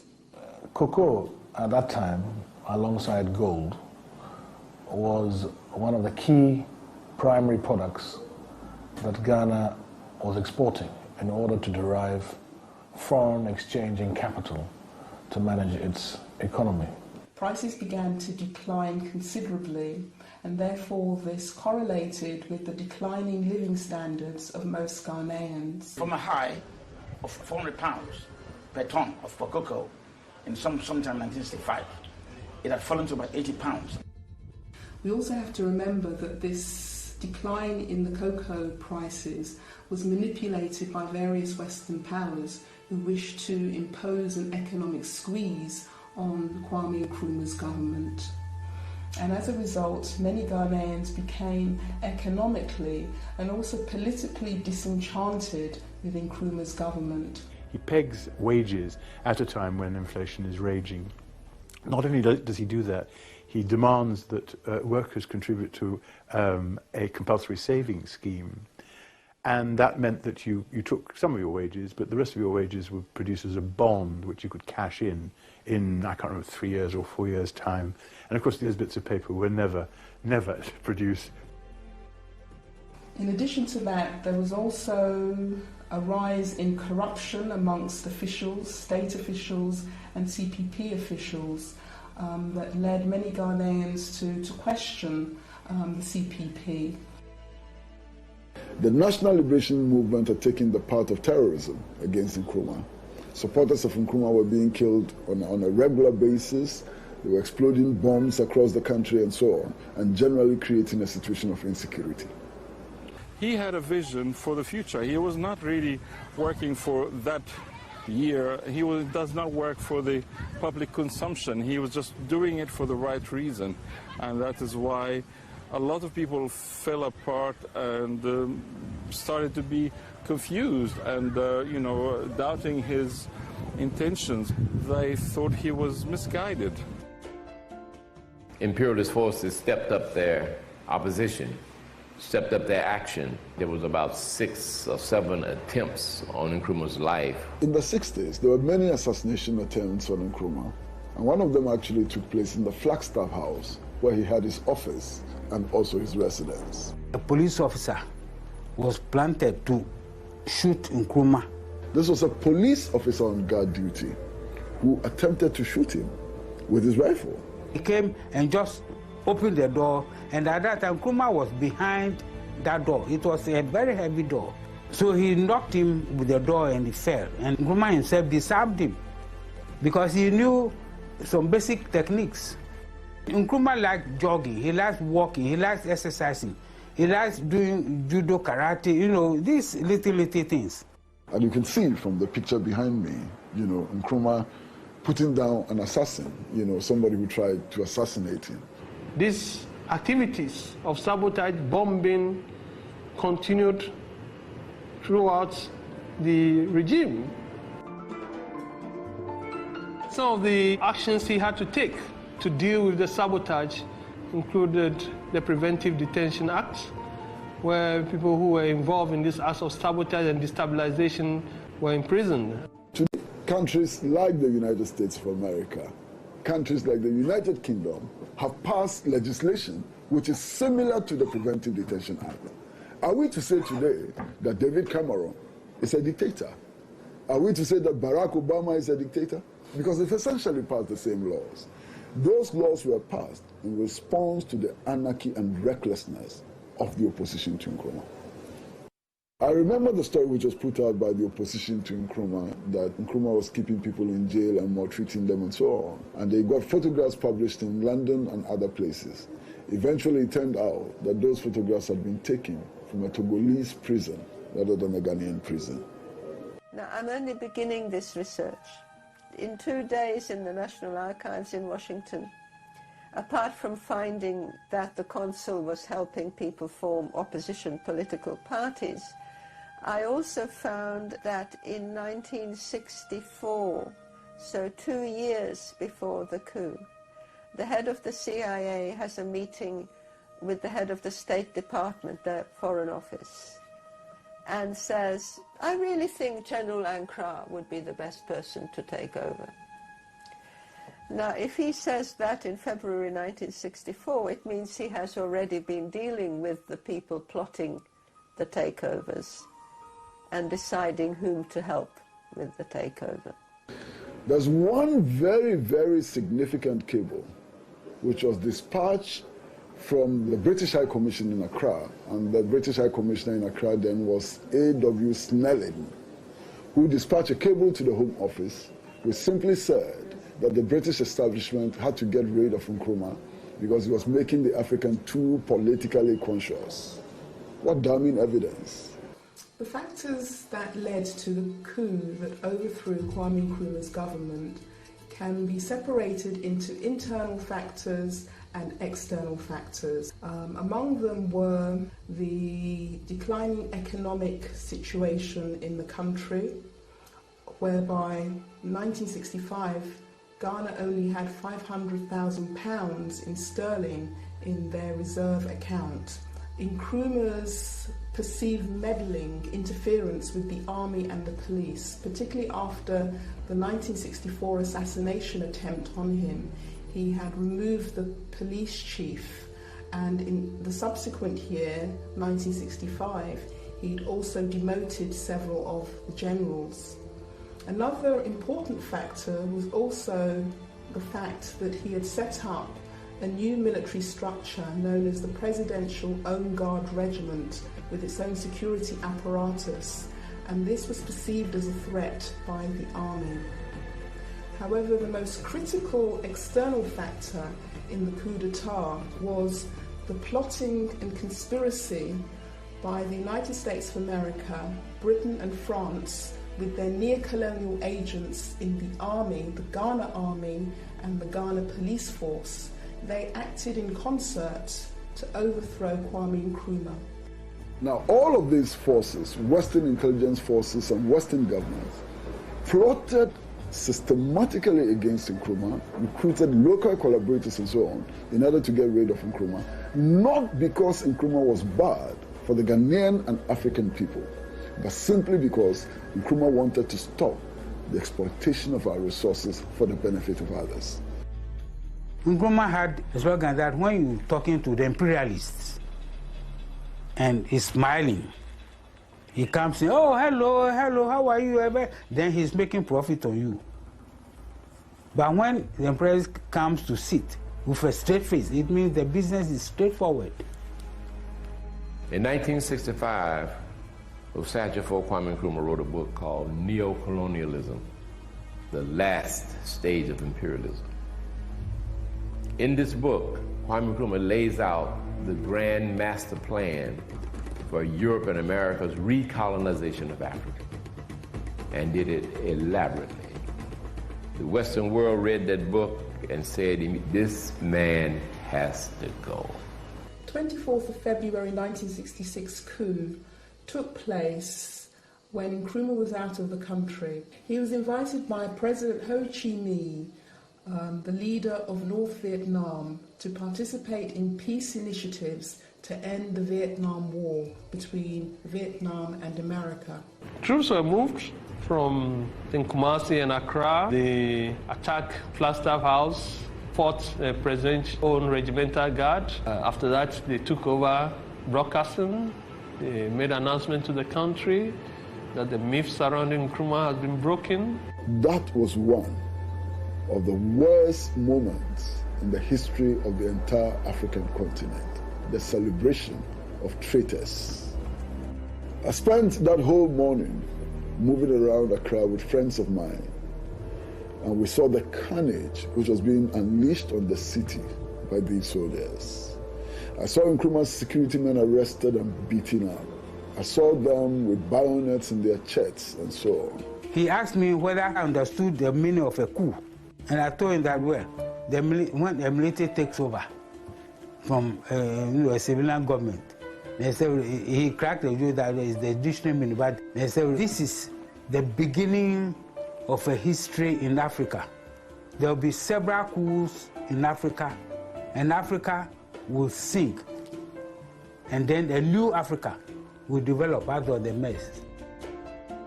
Nkrumah went into exile in Guinea, but managed to keep touch with the people of Ghana through frequent broadcasts. I came to Guinea early '68, and this is when we proposed to Kwame Nkrumah to allow us to bring him back to Ghana, because we were ready to bring him back with guns blazing. I mean, we were young and we were ready and excited, pumped up. Kwame Nkrumah looked at us, and smiled. He took the guns out of our hands and put books in our hands. It was quite frustrating for me at the time. I didn't really understand. But thank God he did. In his infinite wisdom, he knew we didn't know what we were doing. He knew that we needed to study. As co-president of Guinea, he helped shape economic and political policies and so on. But in addition to that, Nkrumah wrote a lot in Guinea. Nkrumah called the time in Guinea one of the most productive periods of his life. He wrote a number of books during that period. He maintained contact with progressive embassies such as China, Cuba, and other countries. He continued to have relations with various Pan-Africanists all over the world, and who went to meet him in Conakry. In the last 3 years of Nkrumah's life, he experienced deteriorating health. Initially, the cause of his illness was unknown, and he sadly, tragically died of prostate cancer in April 1972.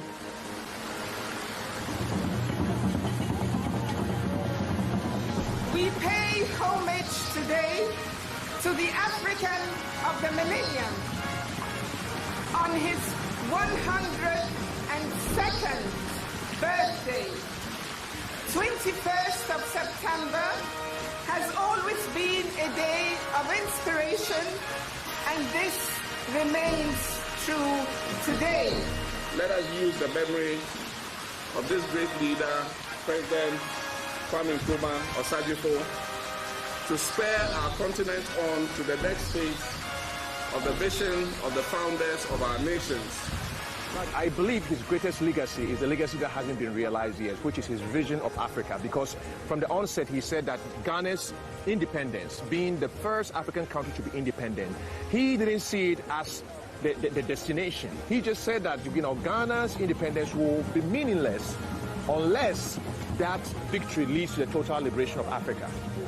So Ghana's independence was on the path to that vision. So I believe that the realization of that vision is going to be his most important legacy. And I believe that it's going to be a generation right now who are going to rise up and realize that. Long live Osagyefo, Dr. Kwame Nkrumah. Kwame Nkrumah never died. Osagyefo never died. Kwame Nkrumah never died.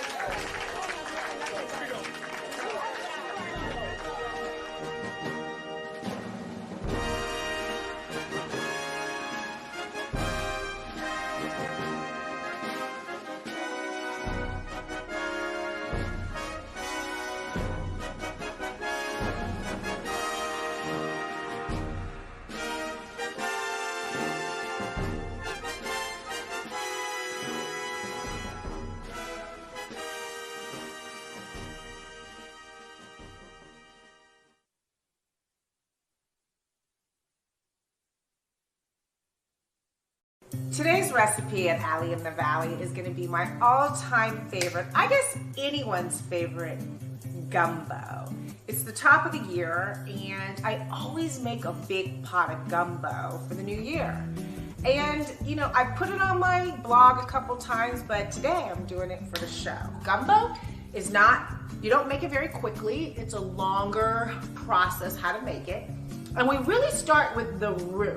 What is roux? Roux is the foundation of gumbo, and you have to make it right to get the consistency. Roux is flour and oil. And putting the flour and oil together and cooking it slowly gives it that dark brown, it gives you the foundation. So we're gonna start there. It takes time. That's about 15 or 20 minutes to get it right.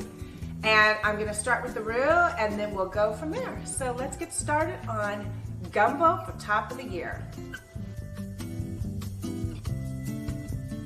So I usually put about 5 tablespoons, well it depends, 3 tablespoons of oil, 3 tablespoons of oil, and you slowly put the flour in because you don't want it to clump. So you want it on medium to medium high, and you start mixing it. And what you want the flour and the oil to combine and really start getting the brown flavor. All right, so now the roux is the perfect color. It's like caramel brown, and you want it to be caramel brown with a great consistency. It takes 10 or 15, maybe 20 minutes, and there you go. And now I can start building from here. Onions, celery, bell peppers, all one of each. And I can add a little bit more oil in here to coat the vegetables because you want them sauteed in the roux. Now I'm gonna take the shrimp, which I was boiling in the crawfish seasoning, and I'm gonna make that, put that in as my stock. So it's fish stock because I'm adding a lot of fish to this. Oysters, crab legs, shrimp into my gumbo. So let me take the seasoning package I used out. And now I'm going to take all the juice that was boiled with the shrimp and just pour it right into the gumbo. Slowly. Now, the stock of the gumbo is starting to form. I'm gonna pour a little bit more in there. And I'm also gonna pour, not everybody does this, I'm gonna put clam juice. After I added the stock, the fish stock, the shrimp stock, I'm adding 2 bay leaves, a tablespoon of Worcestershire sauce, a dash of hot sauce, and some salt and some pepper, and I'm gonna bring it up to a boil. So now I'm gonna start building all my ingredients in there. This is the fun part, yummy part. I just eat a sausage so good. Sausage go in first. Over here, my shrimp that I boiled so I could have the fish seasoning. I'll put my essence on top of that. Then I'm gonna do crab legs. I got wild crab legs.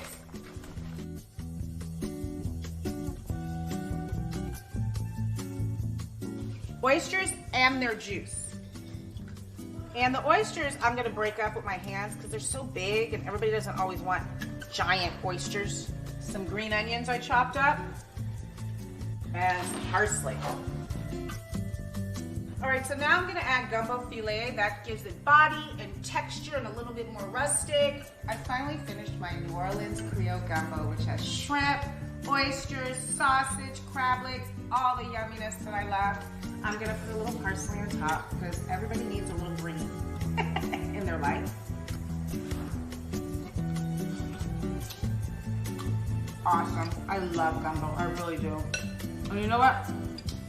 My gumbo's always better than my brother's.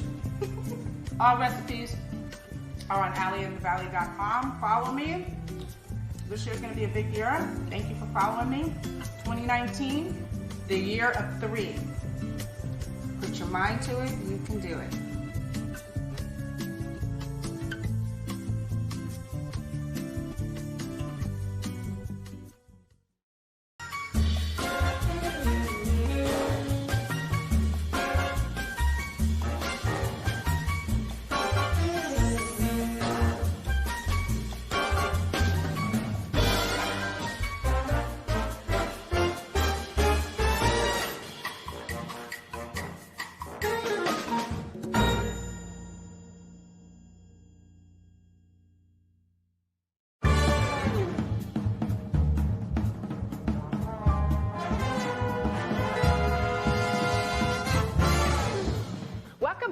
In the Valley. I'm Allison Ball Kilmer, and today I'm doing something simple that's a staple in most families, but my version of an amazing beef stew. So, beef stew. What's in my beef stew? Not very different from everybody else, just a little touch of mine. So we're just doing chunks of amazing beef. Meat is super important. What kind of meat? Amazing beef. Potatoes, carrots, peas, celery, of course, a little wine. I mean, I could drink this whole thing, but I'm not right now. It's a little early. All the seasonings that you need, some beef broth, onions, garlic, thyme, parsley. Easy, simple, a great beef stew. Let's go over to the stove and get it cracking. We're gonna brown the meat, just a little bit of olive oil to coat the pan to cook the meat.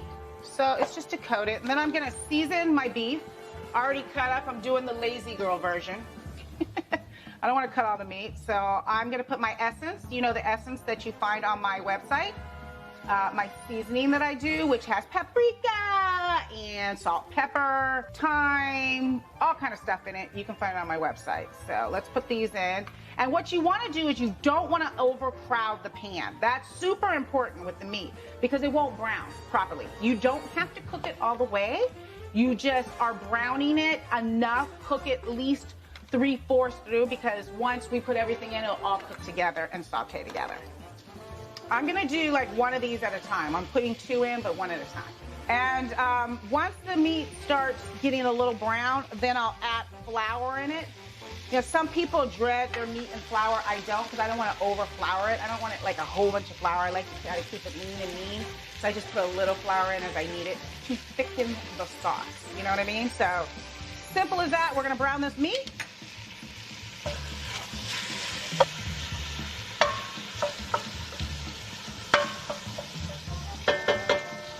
Put a little bit more seasoning in, because you know I like my seasoning. All right, let it brown.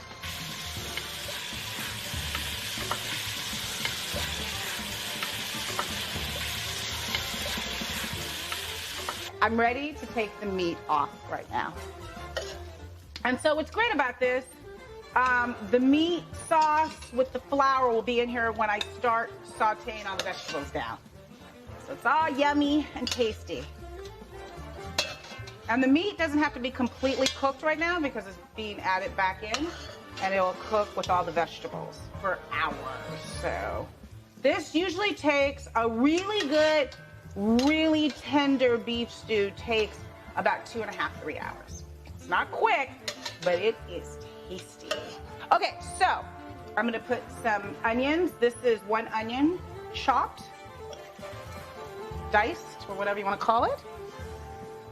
I am going to do some celery, 4 pieces of celery chopped, 4 carrots, and I just love colorful carrots. I like all the different colors. You know me and the rainbow. I keep saying you gotta get your rainbow of vegetables. I'm gonna put a little bit more oil on top of these. I'm gonna add garlic too. Let's get the garlic in here. This is 2 or 3, I forgot, cloves of garlic I chopped. All right, and I'm gonna put a little salt and pepper. A little salt, a little pepper. All right, let's saute this down, and then we'll go from there.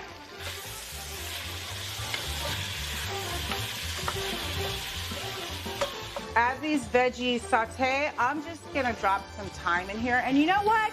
You could either take pieces and go like that, or if you just wanna pick them out afterwards, the lazy girl cooking, just throw the hard darn thing in there, you know, just boom.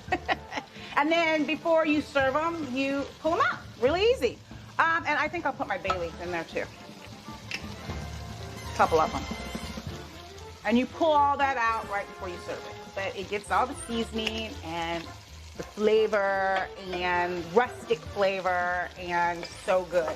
All right, so now the vegetables have all sauteed down. I got all my herbs in there. I'm gonna add the meat back in.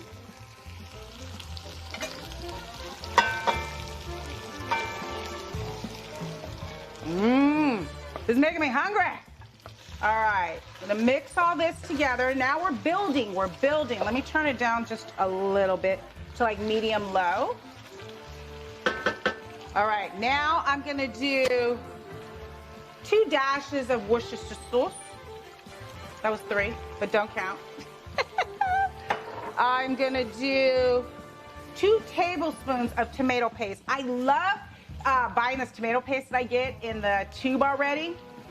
Instead of opening a can and wasting it. So I love this. So like 2 tablespoons. I hope it doesn't get all on my clothes. Usually when I cook, it's like all over me. And then like a 1/2 cup of red wine, whatever you have left over from drinking last night. Well, that's my house, that's right. Okay, and we're gonna mix it all up. So I'm gonna let this sit for about 5 minutes and kind of mix together. Then I'm gonna put my potatoes in and just build everything else in it. Some beef stock in a few minutes. And then it's ready to go in the oven for 2.5, 3 hours. It's simple as that. Just building in one pot. I love one pot cooking. It's not messy, it's easy, simple, and you don't have to clean up a whole bunch of stuff. All right, so the stew's kind of starting to form. The liquid has reduced down a little bit.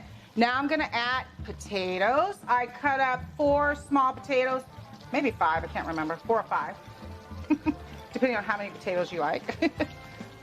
And then I'm gonna put about a 1/2 cup of tomato sauce in here. I'm not gonna use the whole can. That's good. Okay, let's mix that a little bit. Oh yeah, it's thick. Woo, it's thick, baby. Then I'm gonna add beef stock. Really like 3 cups of beef stock, or depending on how your stock comes. Let's mix it with love, because you gotta remember, cooking is about love. Like, that's how I see cooking. It's just really putting all your love into your food and really making it special for your family and friends and whoever else you're feeding. Super, super important. I think it's super important that anytime you come into a home, that there is something special on the stove. Now, I'm a cooker. It's not for everybody. I know everybody doesn't love to cook, but that's why I started Allie in the Valley. So people who aren't used to cooking all the time fall in love with it, because if you have simple recipes that you know how to execute, like here at Allie in the Valley, then you'll love cooking. So it's not complicated. Okay, now that it's boiling, I am gonna throw the lid on and it's gonna go in the oven at 325 for 2.5, 3 hours. Let's do it.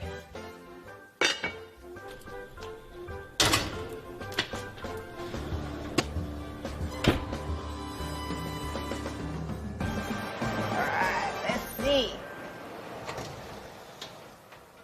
Oh yeah, that's ready. All right, before I drop this, okay. All right, stew time, y'all. Stew time, 2.5, 3 hours. Now, okay, this is when you know it's ready. When the meat is just soft and beautiful and caramelized. You wanna make sure all the vegetables, look at that, super soft. So, very hot right now. I don't even know if I can taste it, but all right. Ooh, this is beautiful. You know what, stew, I don't know. It's like an American dish. It's perfect. Stew on a cold night, baby, nothing can beat stew. My kids are gonna eat this, like, this is only gonna last for today. My kids are gonna come home and be like, yeah, stew. Oh my God.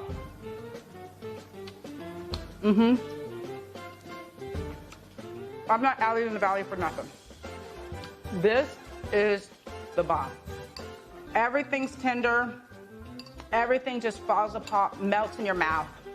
This stew is easy to make, easy to execute, and honestly, I have to say myself, it's absolutely delicious.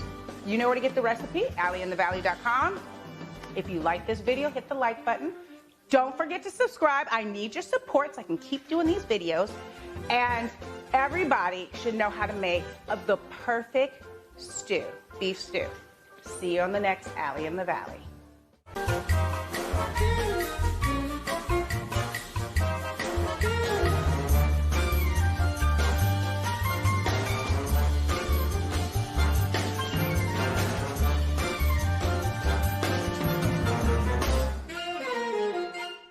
Welcome to Allie in the Valley. I'm Allison Ball Kilmer. Allie in the Valley is a lifestyle blog about healthy, delicious food, all while staying on a budget. Homegrown cooking, down-to-earth living.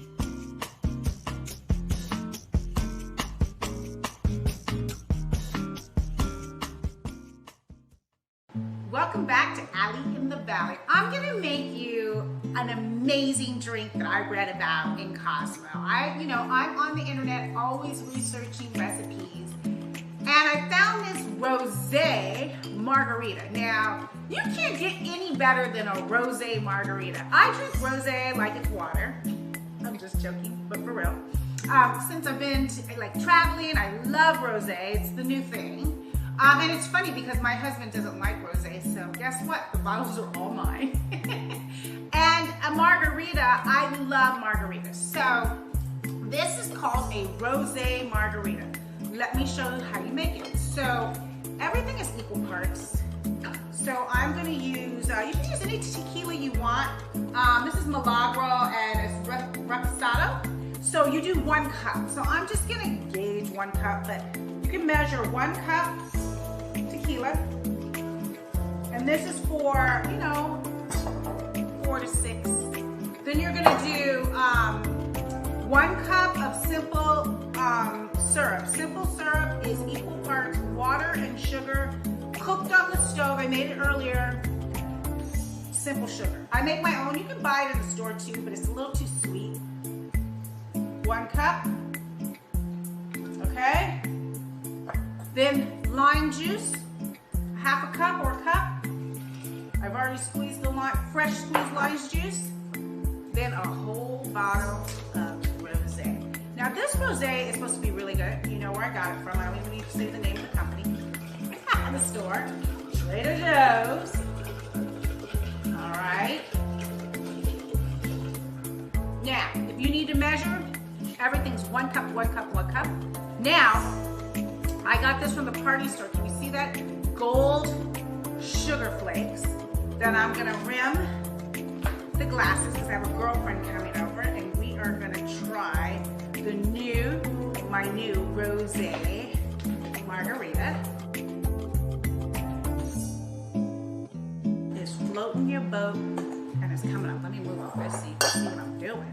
Hello. All right. Gold rim sugar that I bought at Michael's, I think. Michael's is probably the best place to get edible stuff like this, or the grocery store. Certain grocery stores. I don't know if they all have gold, but all right. All right. Because you gotta have your margarita very cold, right? Rosé. Who thought of this? So hot. I wish I could say I thought of it, but I didn't. But I am incorporating it. All right. Lamb.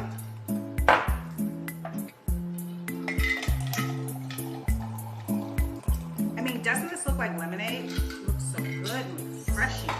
All right, I have to do the taste test. We need straws. I know straws are, not popular, but those are paper straws. A little lime on top. Drop the lime in. Okay. Let's try this baby. Rosé margarita on the rocks. I think this is my new favorite drink. I'm gonna be drinking this all summer long. It's delightful. It's light, but it has a punch. Rosé margarita, you know where to get the recipe? www.AllieInTheValley. Rosé margarita, I think this is my new Cosmo. That's the bomb. Rosé margarita.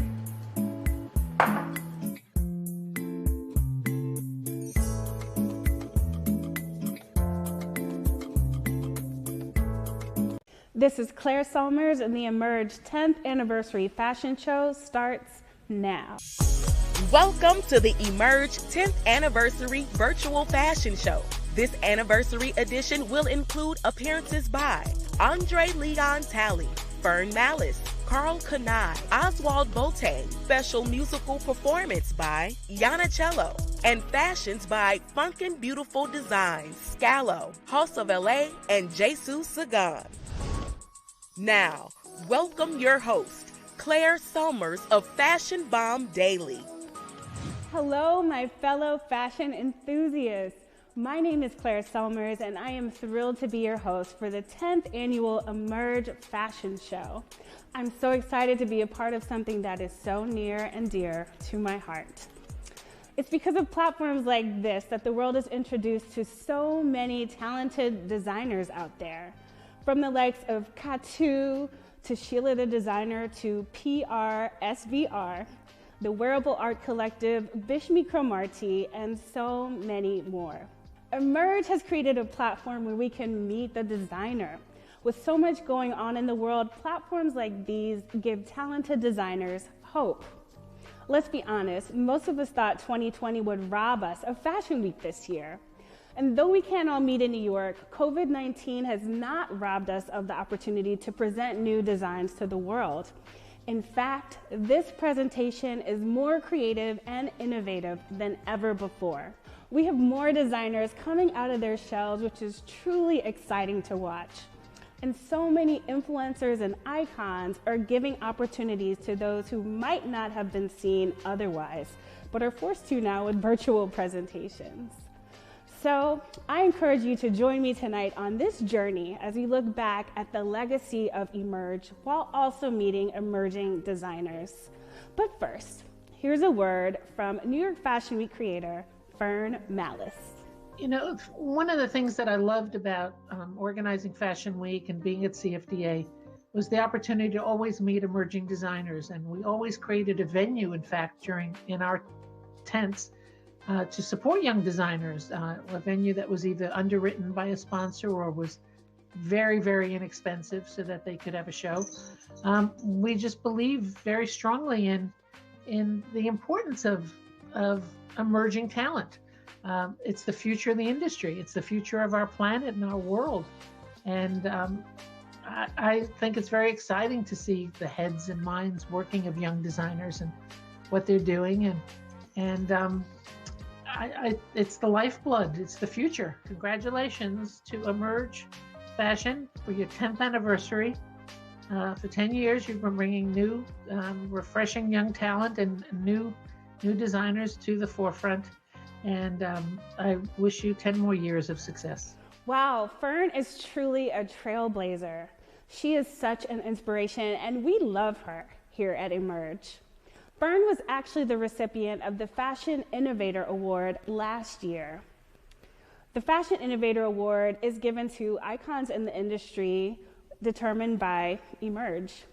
And later on tonight, I am so excited to be able to give the Fashion Innovator Awards to my personal friend, image architect, celebrity stylist, and designer, Law Roach. As I mentioned before, Emerge is celebrating 10 years. Let's take a look back at some of their biggest moments.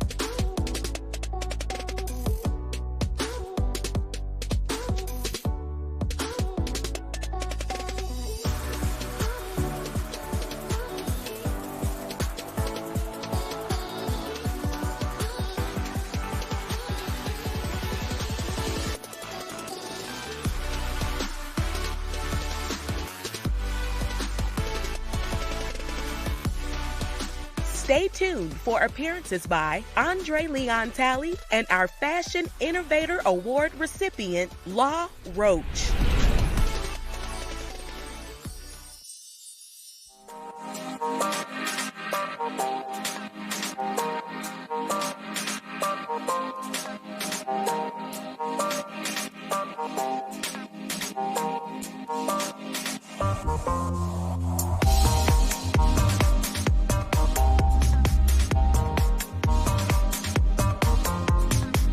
Your skin is your best accessory. Elevate your look with Ambi Beautiful Skin. Ambi, the Skin Tone Authority. Welcome back. Music and fashion go hand in hand. That's the way it's always been for decades. Designers like Misa Hilton and Dapper Dan have been setting the stage and setting trends since the 80s and 90s, when they created iconic looks for major hip-hop artists, for music videos, and for red carpets. As music and fashion continue to evolve, Misa Hilton and Dapper Dan continue to set trends, break barriers, and raise the bar. Emerge loves the symbiotic relationship between music and fashion, and as such, we are so pleased to introduce you to emerging fashionista and musical artist, Yana Chella.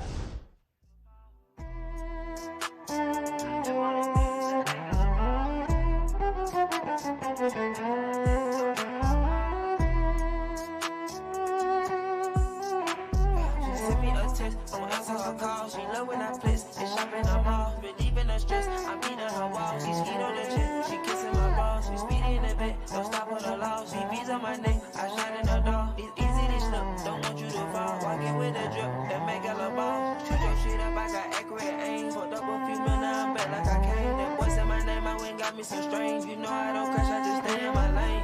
You don't compare because we not the same. Go one and no gimmick and calling for fame. My trap for a living and bed had a name. Work hard for these clothes, cars and watches and chains. Oh man, bro, what's got umbrella, just whip for the rain. These folk done fucked up, let me slip in the game. This bitch let me fuck that shit went to her brain. She know I'm a bitch and ain't easy to tame. She squirting on my sheets while I beat out her frame. Don't throw her back up, she still saying my name. In love with my life and you wish we could trade. She sent me a text, don't answer her call. She love when I flex and shop in her mall.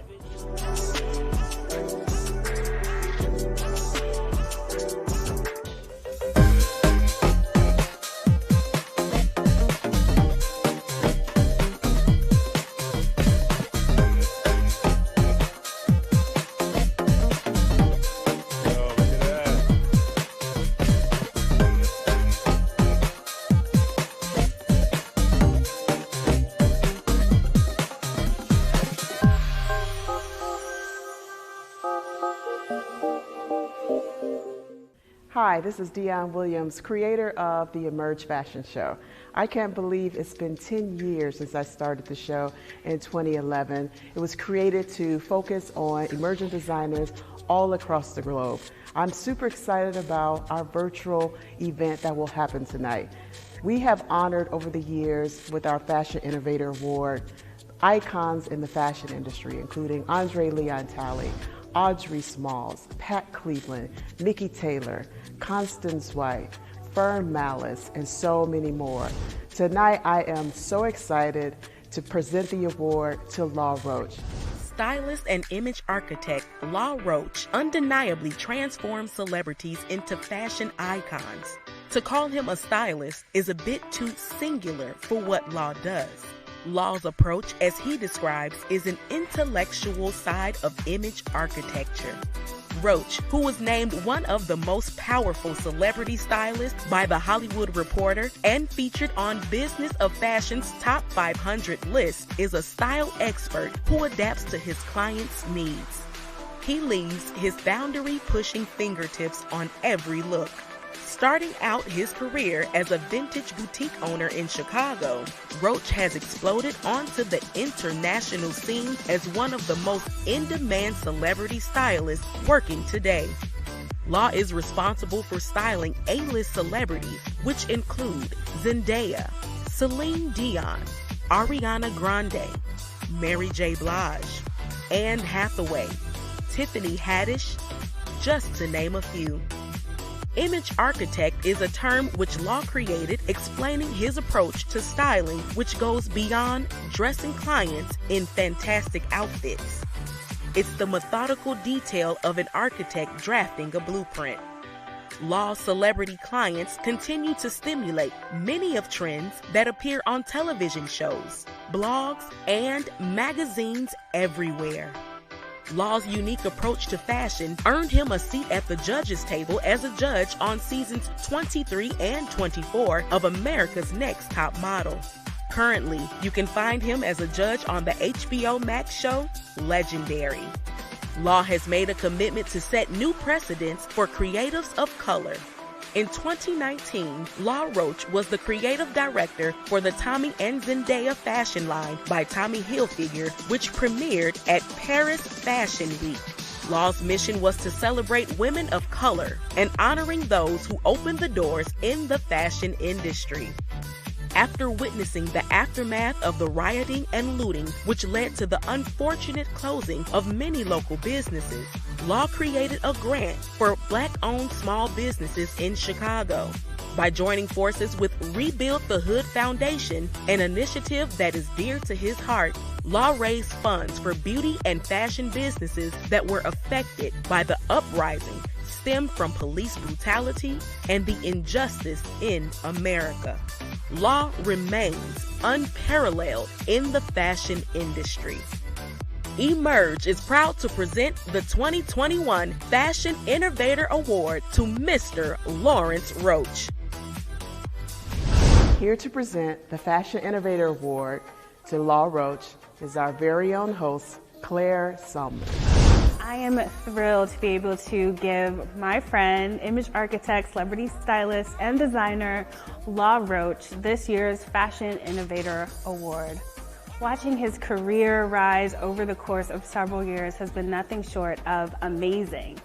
Seeing his work on stylistas like Anne Hathaway, Celine Dion, and most notably Zendaya has just been fantastic. He has single-handedly helped to turn Zendaya into a style chameleon and a fashion icon. Congratulations, Law. I love you. You deserve this and so much more. Congratulations. Thank you so much, Claire, for that beautiful introduction. Thank you, Emerge. Thank you, Dion, for presenting me with the Fashion Innovator Award. I am very humbled and grateful to be considered an innovator in my industry. I worked really hard to be able to prove to the world that a creative of color can perform at high levels. I am also very grateful that when I meet people in the street that follow me and follow my work, they say they're inspired and they understand that they can do it because I've done it. And there's no bigger compliment to me than that. So I accept this award humbly and with major gratitude. So thank you so much, Emerge. Thank you, Dion.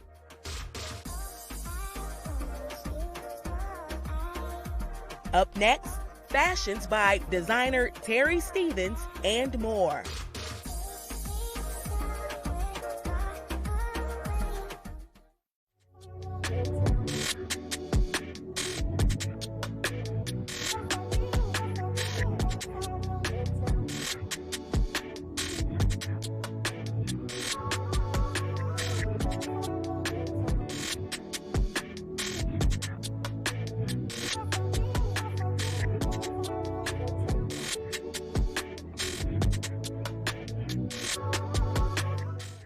Welcome back. So the best part about Fashion Week, the runway. Sometimes more than the designs, the experience is truly electric. From the heat of the lights to the anticipation of the guests to the nerve and excitement of the designers, there is truly nothing like it.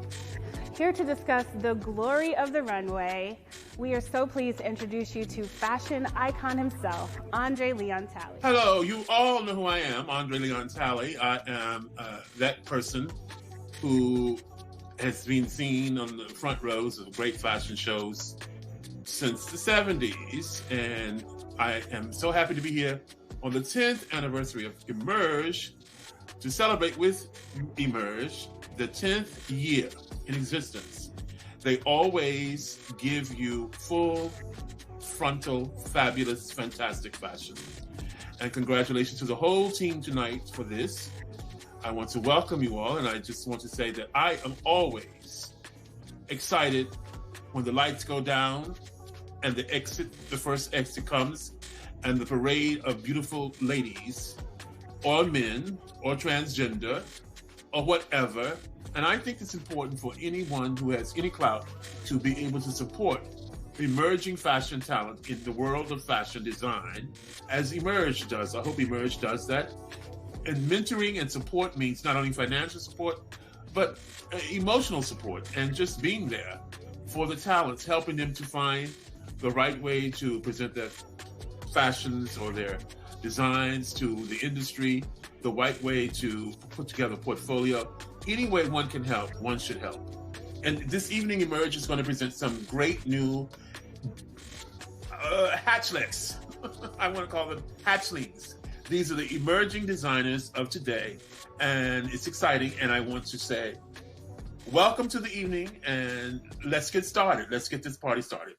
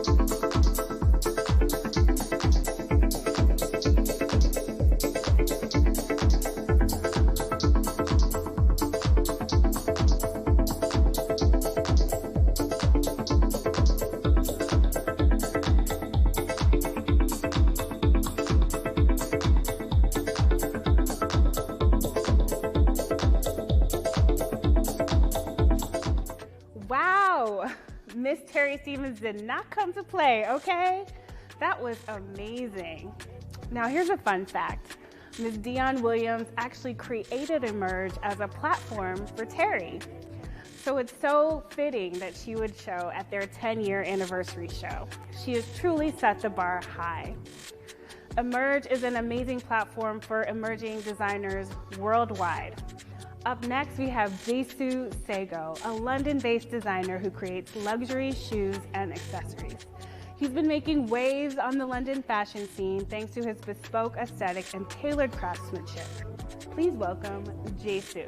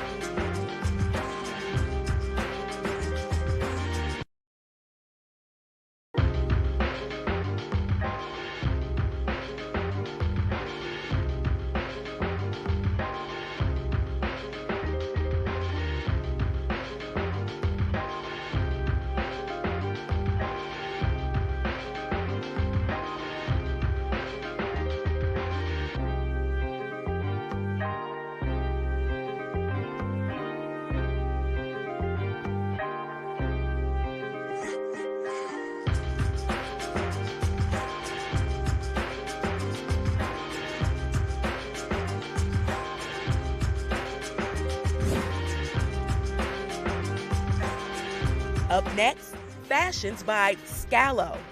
House of LA, don't miss it.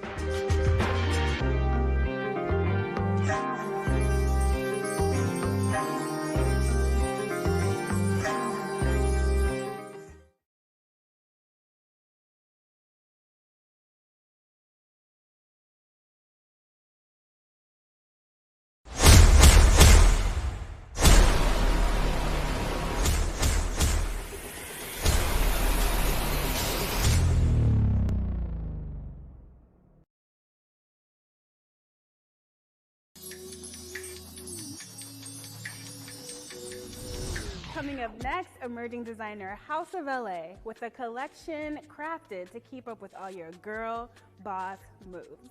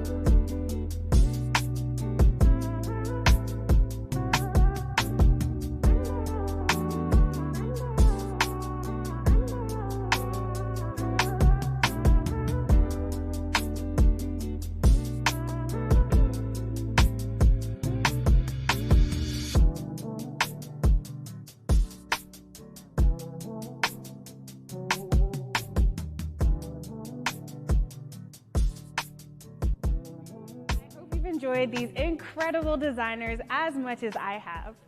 Up next, we have a luxurious couture designer who hails all the way from Johannesburg, South Africa. Please welcome Scalo.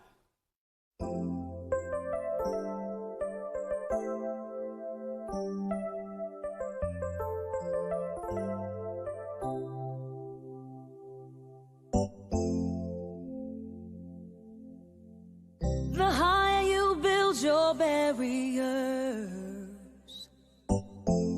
taller I become. The further you take my rights away, the faster I will run.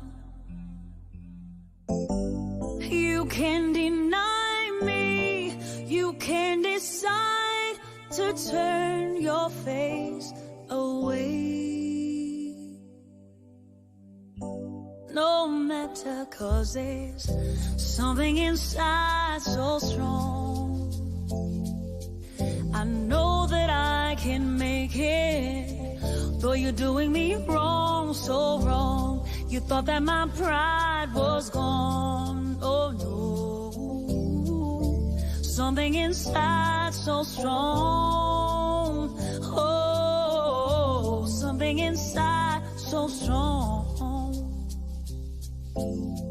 The more you refuse to hear my voice,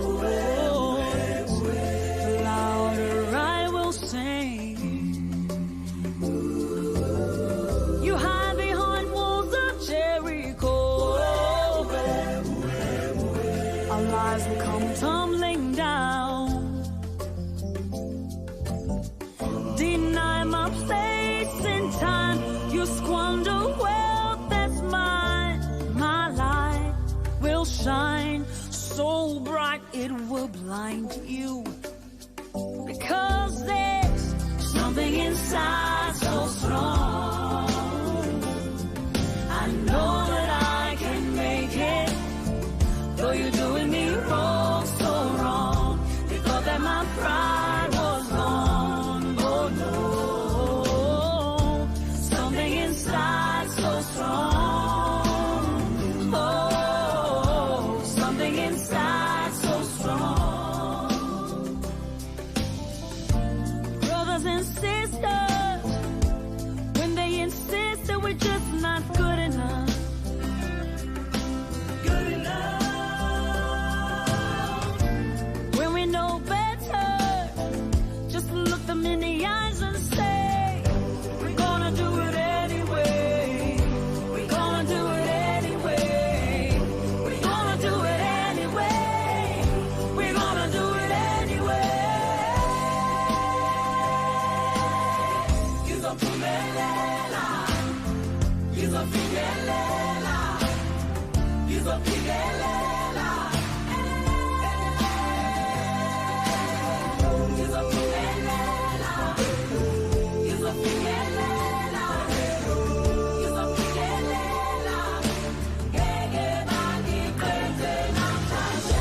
Something inside so strong. I know that I can make it, though you're doing me wrong, so wrong. You thought that my pride was gone. Oh no, something inside so strong. Something inside so strong. Something inside so strong. I know that I can make it, though you're doing me wrong, so wrong. You thought that my pride was gone. Oh no, something inside so strong. Oh, something inside so strong. Oh, something inside so strong.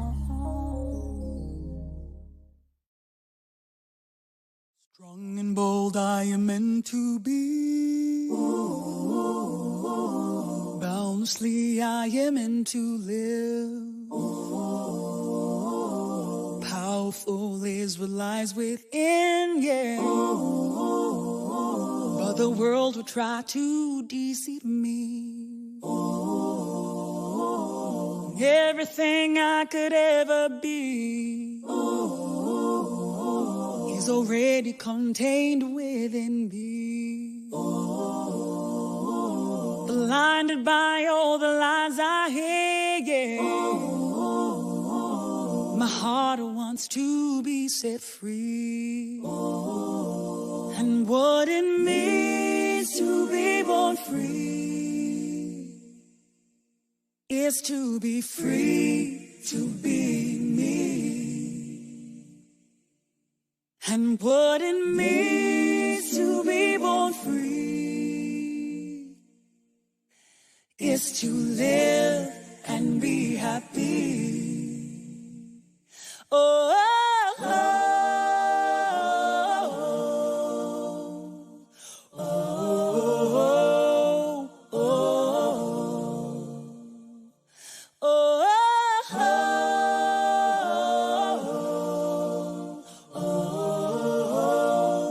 oh. The universe made the abundant sea. Sun that shines down ceaselessly. Everything we could ever need, yeah, was always given freely. And those who seek to control all of these, yeah, take away our right to live. Displace the people and deprive their needs, yeah. But all of us have the right to live. And what it means to be born free, yeah, is to be free, to be me. And what it means to be born free is to live and be happy. Oh, oh, oh, oh, oh, oh.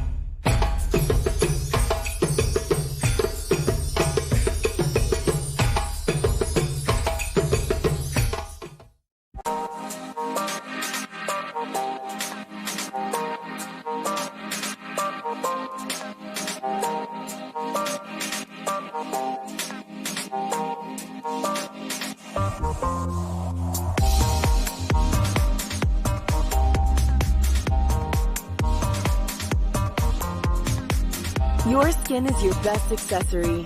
Elevate your look with Ambi Beautiful Skin. Ambi, the Skin Tone Authority.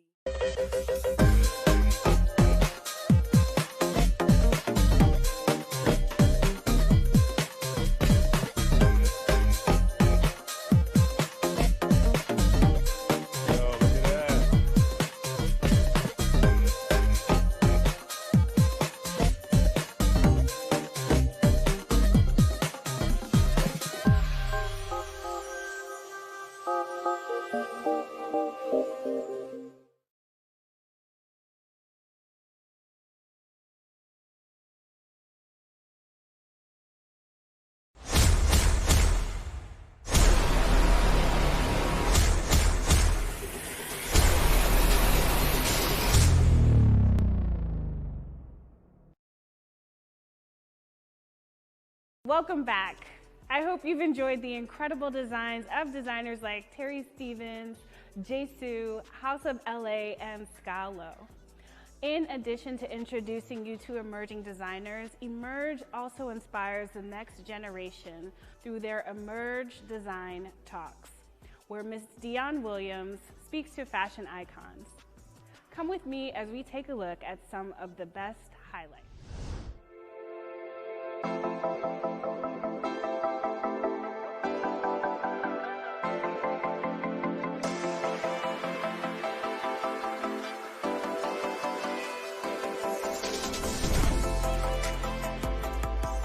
Right up to Rihanna, who is absolutely amazing. Yes. Tamron Hall, best dressed lady on primetime TV, who's a dear friend of mine. Bianca Jagger, Betty Tatru, the muse of Yves Saint Laurent. And the Lifetime Achievement Award goes to Carolyn Herrera. It's like, what's some essential things that men should have in their closet? One from Oswald Botein. Obviously, I'd always say you need at least one suit. Yeah? Okay, one suit. That basically enhances every aspect of who you are. Can I? Was a question I used to ask myself all the time. Can I do this? Can I be successful? Can I be a black person that comes from the inner city and build a clothing brand, put my name on it, and change perspective of people, making them feel that you could buy Carl Canai the same way you could buy Ralph Lauren and Tommy Hilfiger and Calvin Klein. Right.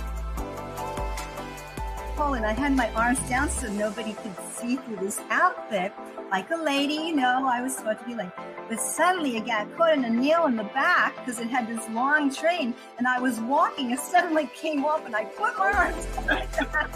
So I was nude in the front, these angels, you know, and the whole restaurant stood up and started applauding it. And they wrote, "We live for fashion, we don't want to die for it." Oh my God. That was the next day headlines. And I said, I think my job description just changed. And it became a mission to find, you know, safe, sound, convenient places for the American designers to put on fashion shows. And 7th on 6th was born. I got to sing.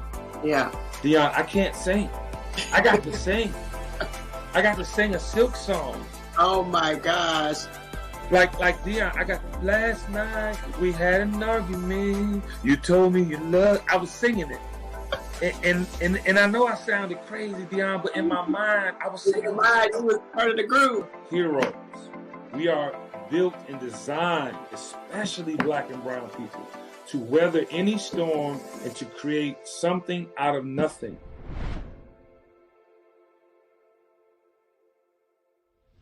For the past hour, we have been educated, entertained, and inspired. What a wonderful evening.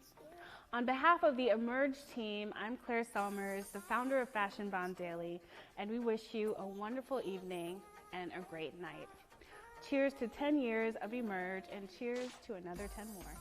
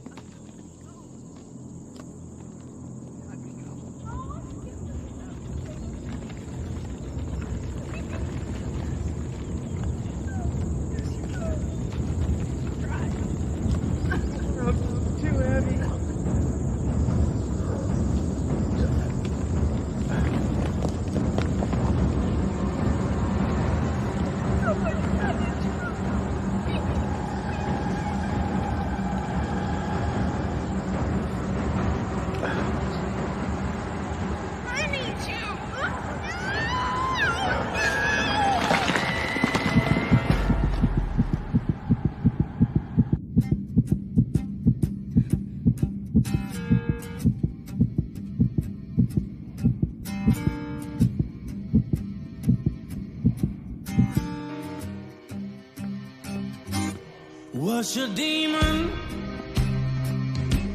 What's your giant? Did you fight it? And did you lose? Lost is raging, fire's burning. God bless you. Is this Delilah or is this a muse? Now do you run or do you crawl behind her? Dig a grave, you've got to choose. Temptation is sweet, sticky like honey. Looks like love, but don't dare you be confused. Yeah, you are searching for the land of milk and honey. And now you're hanging from a noose. Yeah, you are searching for the land of milk and honey.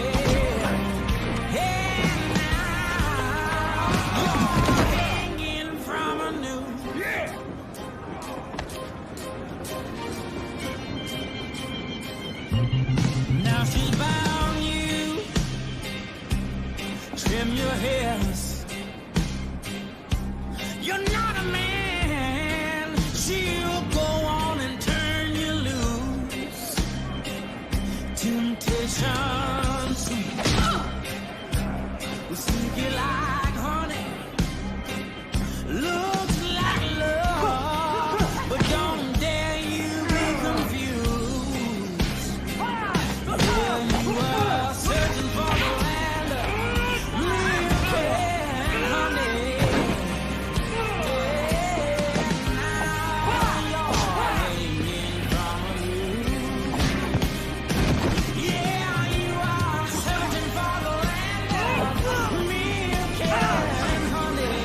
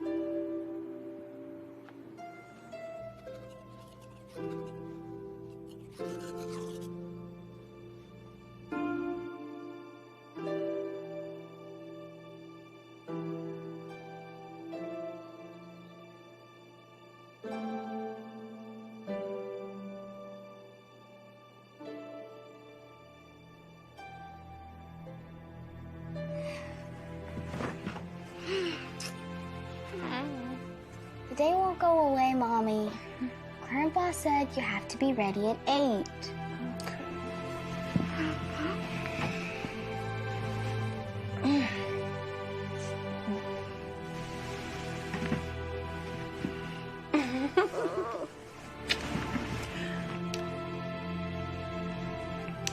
Okay. I'm good. Come on. We can't be late and you can't be fat. I'm not fat. Not yet. I'll go get your clothes.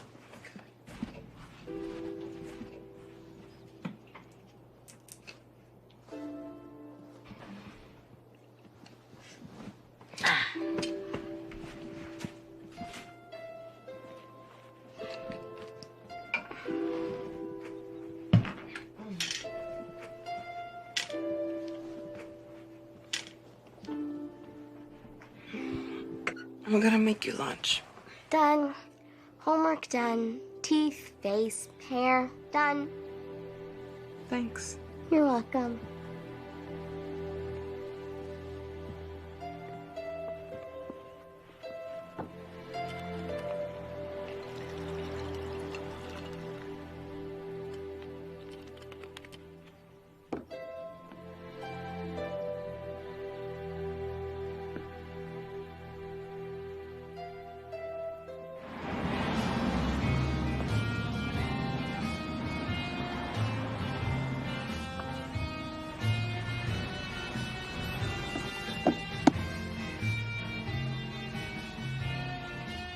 What are you doing with those thugs?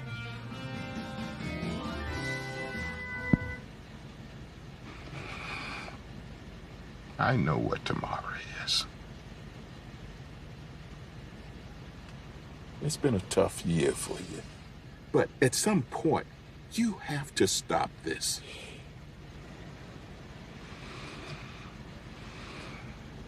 Tomorrow, come to the church. I'm not going to that church. The bank call. Your reference. 90 days behind, Laura. You don't want to lose this place, do you? It's one of the few stable things in Kate's life. Kate is fine. No, she's not. And you should see that. Open the door.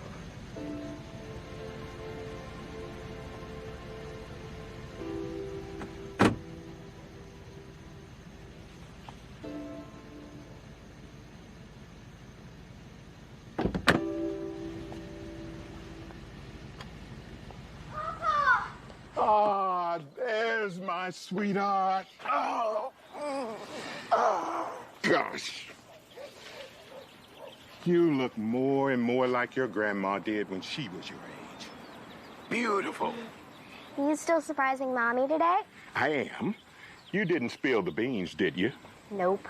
But it was so hard. Good. You know how your mom is about surprises. Morning.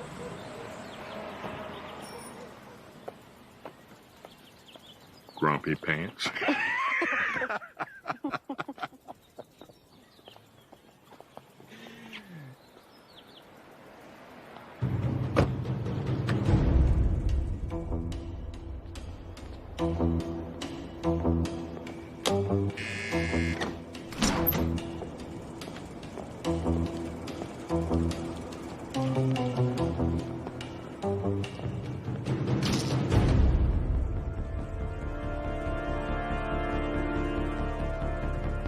Girl, this is really nice. It sure is. I can hardly wait till Sunday. Wonder how many people will show up. Probably a lot, and you know they're doing such a good job with our town.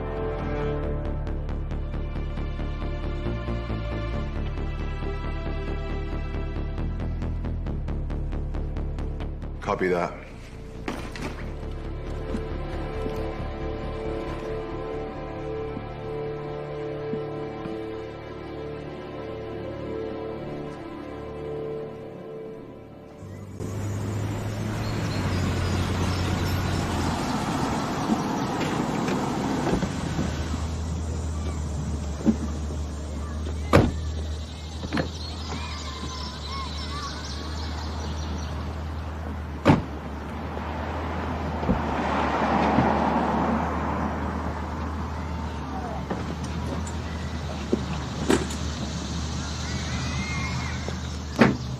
So, there you go.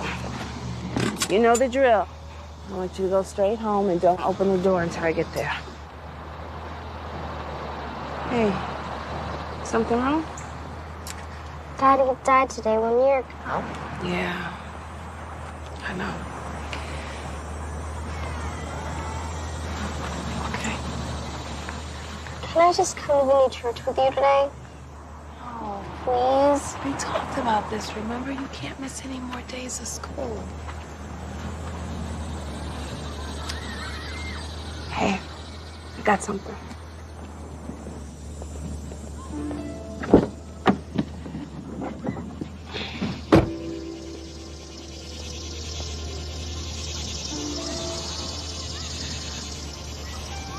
It's a bright color. It's a bright day. All right, kiddo. Go ahead, get to class before the bell rings.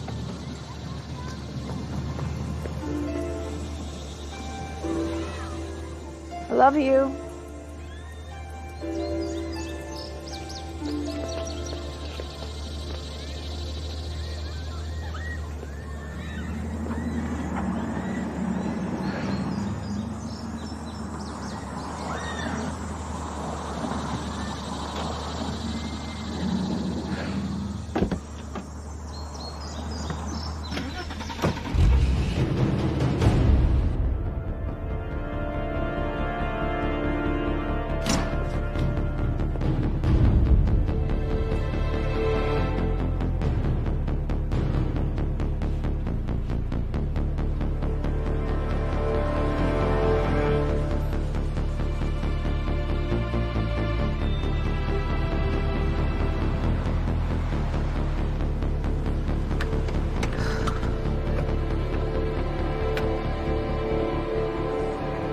she is. More beautiful than I remember. Laura? Clark? You didn't tell her, did you? No, I didn't want to spoil the surprise. Surprise? What surprise? Well, we won't keep you waiting too long on it, but first I want you to meet Xander. Xander, Laura Bishop, your new protege, former military, former lawyer. Heck, she might have had your job if she didn't quit. Shall we? I know, I'm 15 minutes behind schedule. Well, they can't start without you. Well, no, they can't. Then you're on time. Ha! That's what I'm talking about. What would I do without you, Xander? I don't know. You wouldn't be able to handle all this without me. That is true. Do me a favor, will you prep her while I get up to this deacon's meeting with Clark? Yeah, sure. Yes, Reverend. That's better. Clark, shall we? Sure. Do me a favor, will you run up ahead? I just got to stop at my office for a second. Sure. All right, thank you. Started working on security for the new building a month after you left. You hired me to replace you, so I guess I should say thank you. No. You don't have to thank me. Cameras in all directions, two-way. That glass is bulletproof. All doors have automatic locks. You don't think it's a bit much for a church?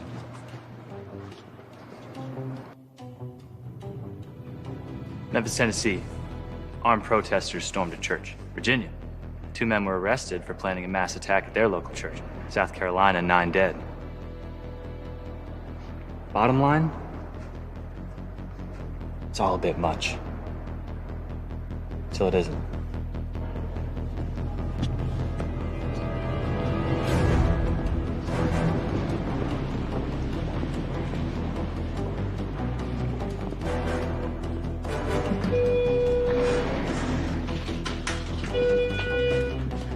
There's more?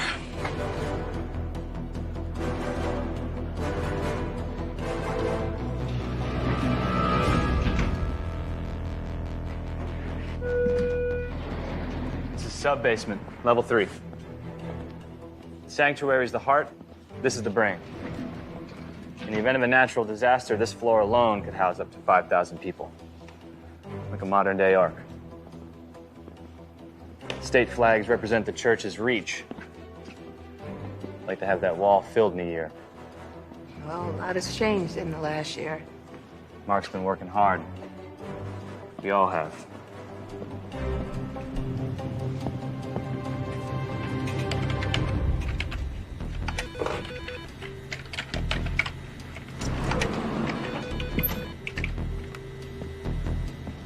Jenny, Tang, meet Laura Bishop, our newest member, Clark's daughter. Hi, I'm Jenny. What happened to your face? Oh, Mike Tyson got lucky. She's got a sense of humor. We're gonna get along just fine. And Tank. Nice to meet you. This is where you will start your shift every day. You'll primarily have exterior patrol. Fridays are the slow days. Tank, do me a favor. Get her personnel info on file, please. I'll be outside.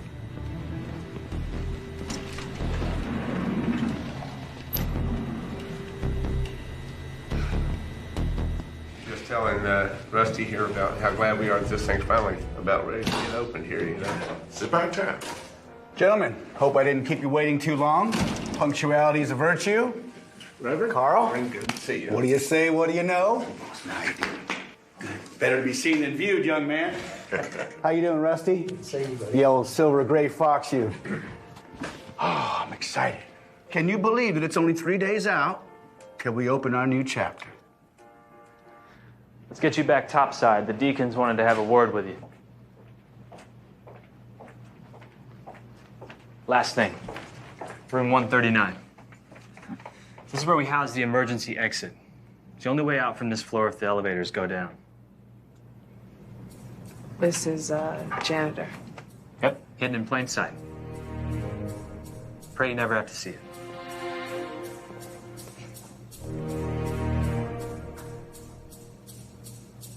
Things have come together nicely. Thank you. I still do not believe this move was necessary. But, as you all know, I got outvoted. Well, Rusty, you're always slow to change. People have lost faith. This building screams faith. Amen. Something to aspire to. Speaking of lost faith, guess who's back today?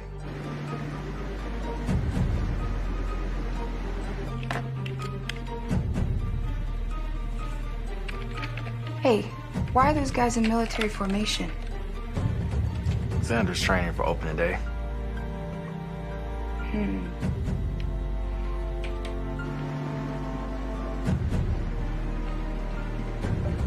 Laura, please take a seat.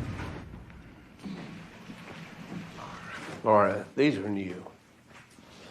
Small reference. You should take it.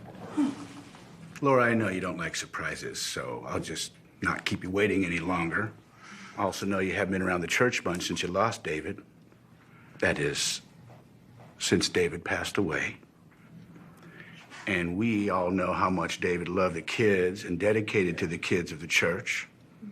So we decided to honor David and dedicate the new wing to him.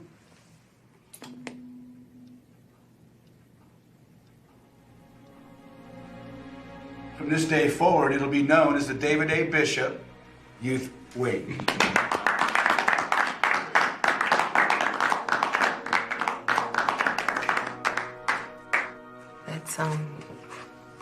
It's really kind of you all.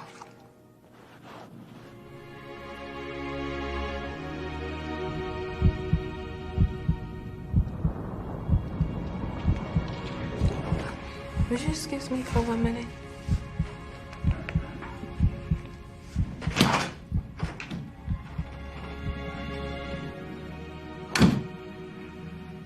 It's okay. She just needs time to process. Well, we can proceed with our business and return to this matter later. It's a good idea, Carl. If we could all open our books and turn to page 1.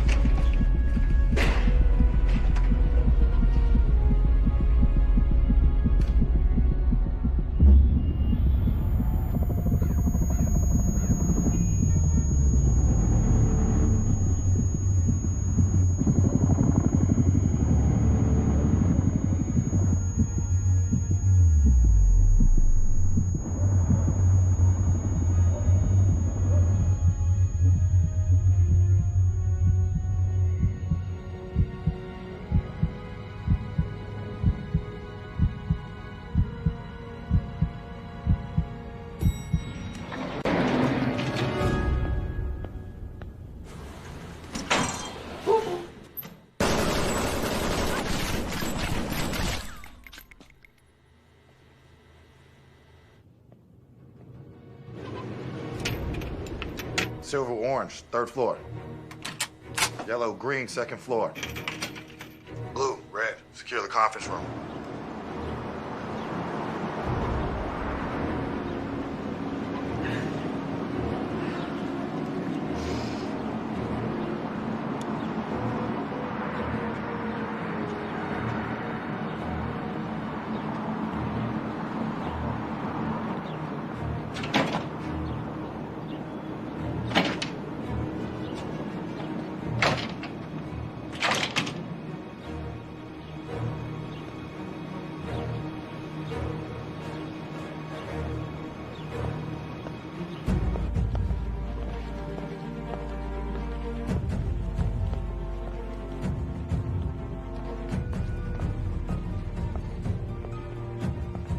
Cell phones won't work with this high-tech security running through the ceilings.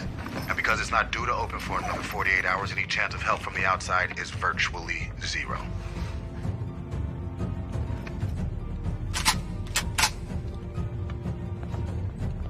All floors locked down. Cell signals are jammed. Whenever you're ready. Let there be night. Between 2014 and 2016 from our collection. Oh, great. Hey, what's going on with the lights? I paid the over-expensive light. What's going on? One of the grunts probably tripped a line. Security system's still intact, though. It's on a different circuit. Control, this is Alpha. Trip backups, please. I need all doors unlocked.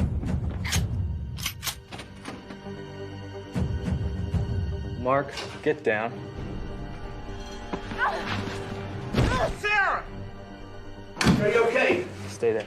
Baby! Shaw, do something! Baby, you okay? Shaw, what is going on here? Baby. Guys, I need you in that corner. Quickly, please, quickly.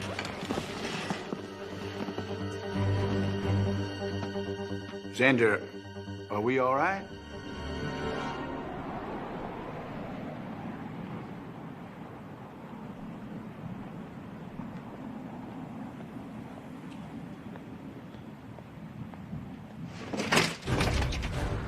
Open the door. I don't know what's going on here, but I'll let the police deal with it.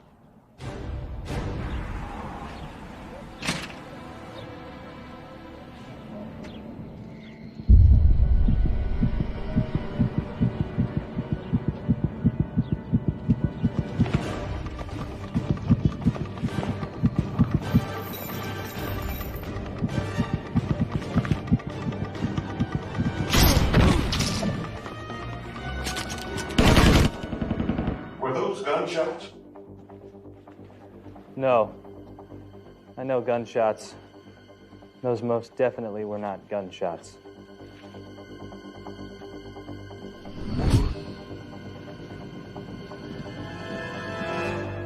Where you going? This woman still got in here. You swept the whole place. Yeah, but she got past me. You better find her before Black runs out. Come on, man, I got this. Just a chick.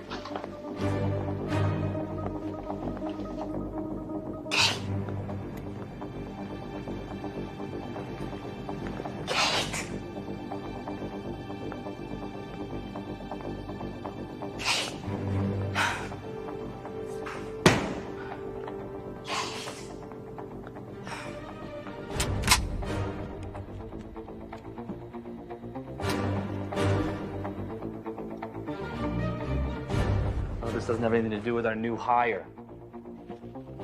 Xander, I've always questioned your intelligence. Thank you for providing the answer. Whoa, whoa, whoa, whoa. Gentlemen, take it easy. Xander, do not jump to conclusions. I can vouch for Laura Clark. We cannot afford to turn on each other now. Just relax, please. Now, we have a system, a protocol, and it's gonna be infallible, right, Xander? It's the best money can buy. Control, come in. Control, where are you? Gentlemen, I know your minds are flooded with questions. Questions that, with patience, will subside, as I do not relish in indecisiveness. I don't know who you are or what you want. I'm Xander Worth. I'm head of security. I know who you are, Mr. Worth, and I know who you are not, so spare me the macho rhetoric and understand you are not in control of anything. Sir, my name is Reverend Mark Shaw. I'm the head of this church. Now, you seem like a reasonable man. Whatever it is you want, just let me know and you and I can work this out. And you, Reverend, my favorite Reverend, from the impoverished streets of Memphis, Tennessee, to the powerful pulpit of Bethel Community Church. Listen, genius. Reciting facts you can find on any online bio about this man doesn't exactly infuse us with a sense of shock and awe that I'm sure you were going for.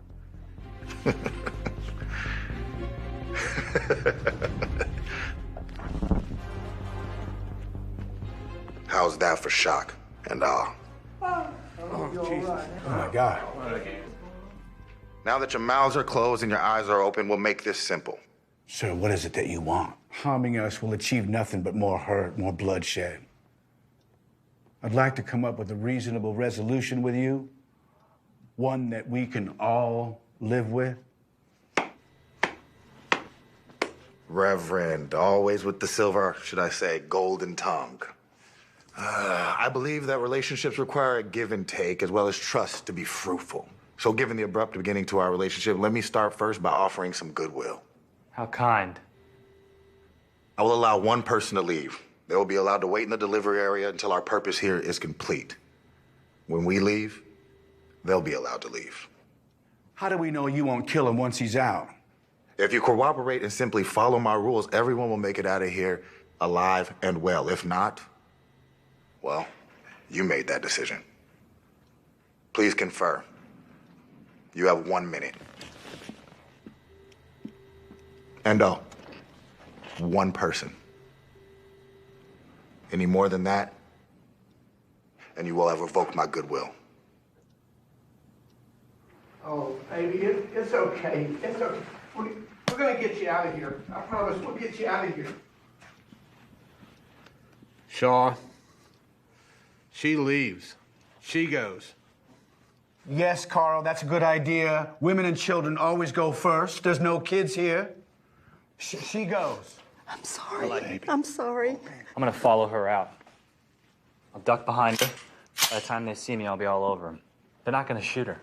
How do you know they won't shoot her? And how do you know how many are out there? Easy, Clark.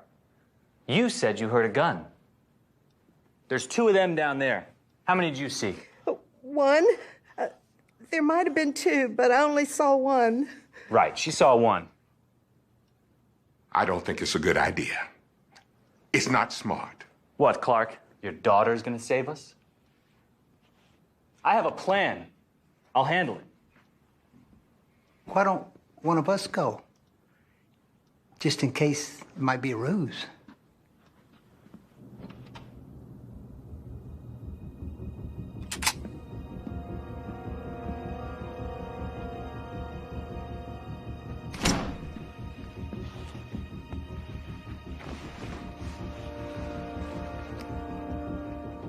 You ready?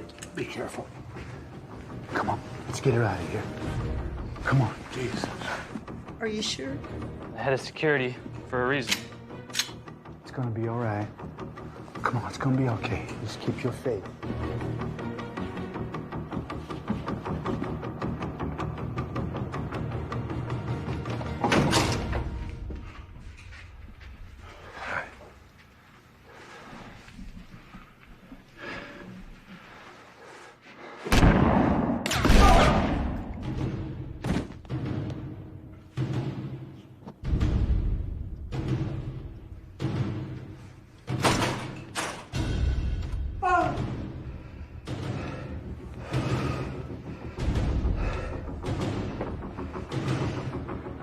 What happened, Xander?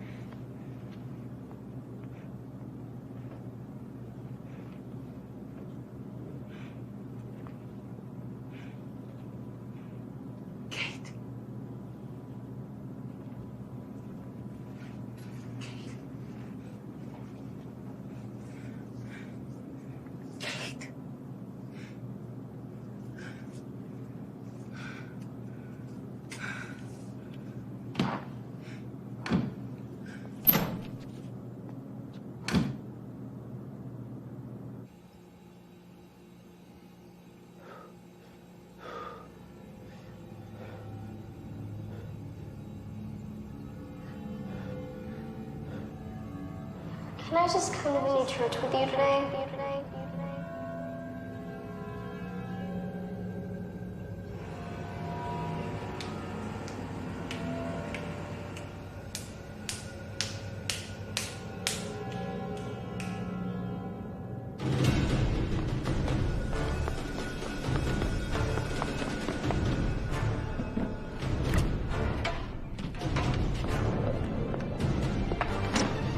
Hold it. We're going downstairs. You let me find my little girl. I'll let you live.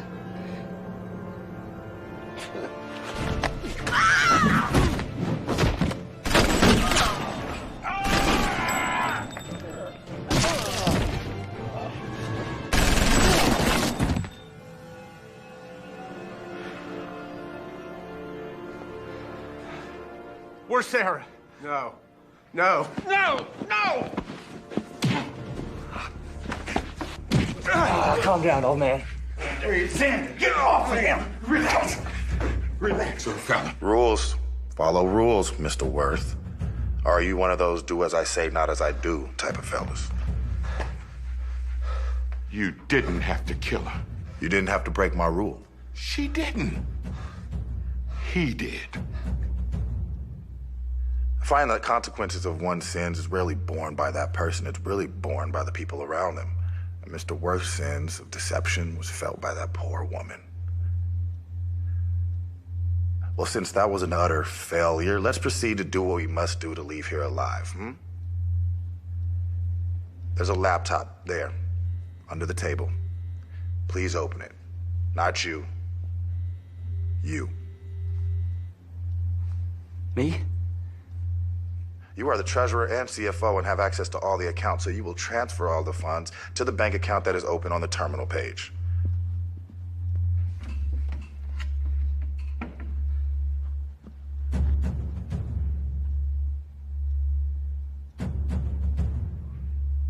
Wait a minute. He doesn't know how to do that? Yes, he does. The bank account reads what, gentlemen?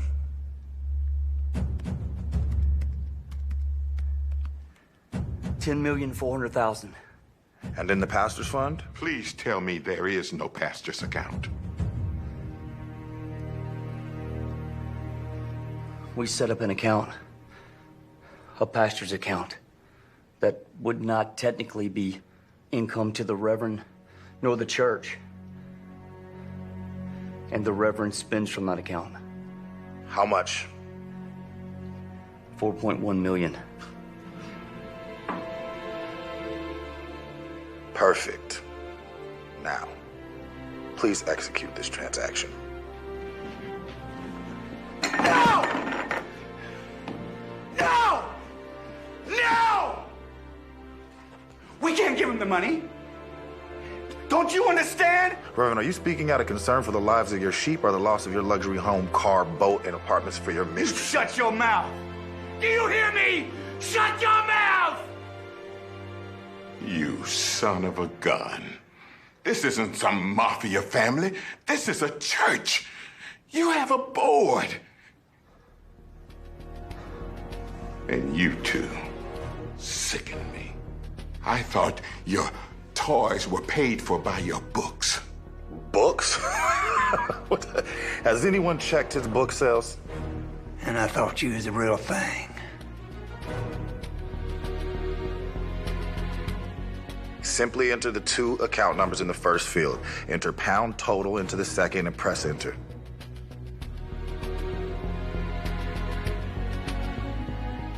Give him what he wants. Confirming the funds. We need that money. Done. It's there. It's there.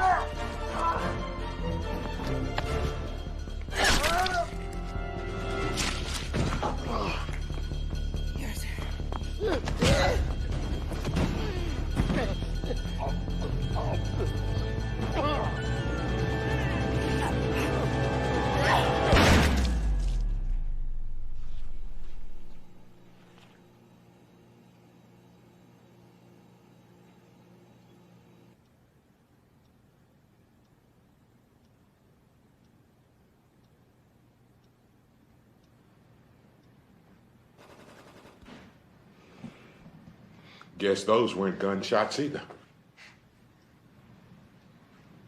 Let's get our boys on bail. Not yet. Hello?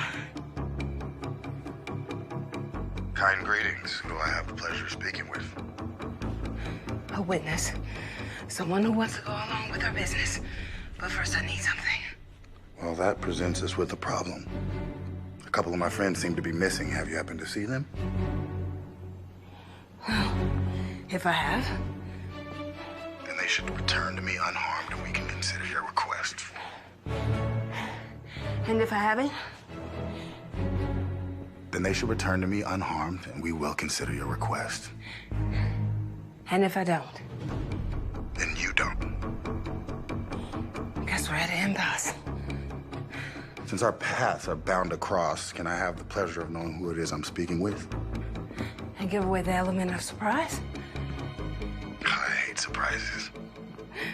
Sounds like we have something in common. Okay. I will see you soon. Not before I see you.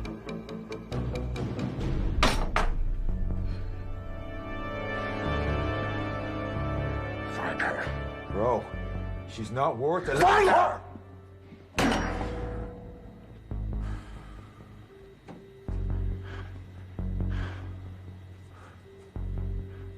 Attention, team. There seems to be a loose end we need to clip. Find her. Kill her. Blackout.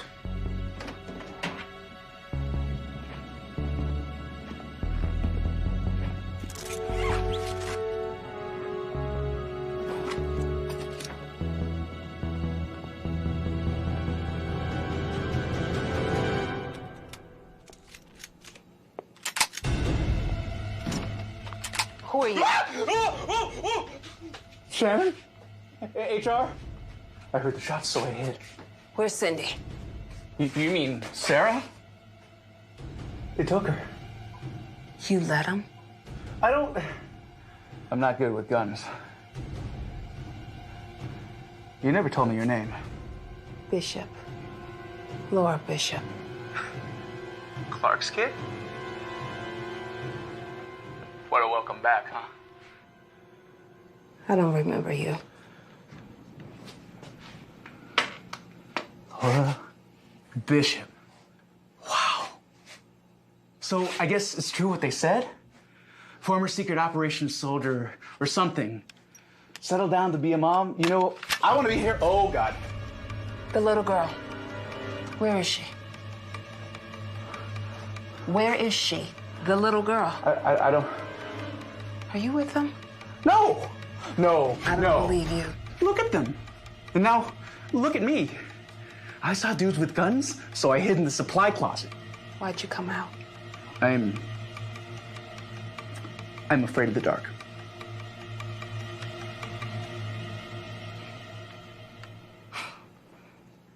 We are gonna get out of here, right? I am. You can find your own way. No, we am. I don't have time for this. Do not follow me.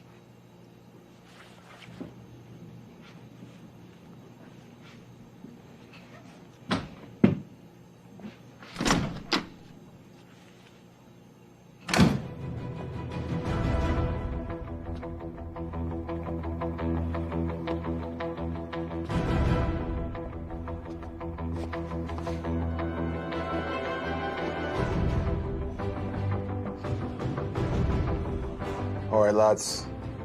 Always on third floor. Third room on the left. Check it out. That didn't take long. Time for phase 3.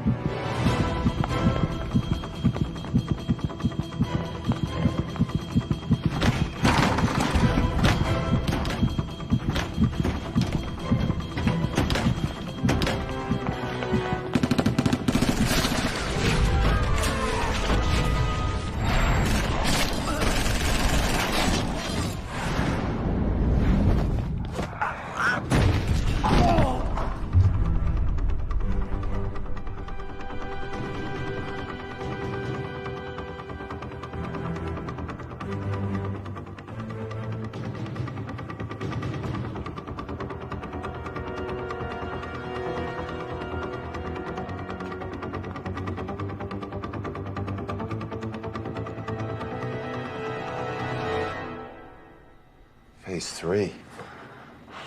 There's only 2 phases. No, there's always been 3. But I couldn't share until I secured the first 2.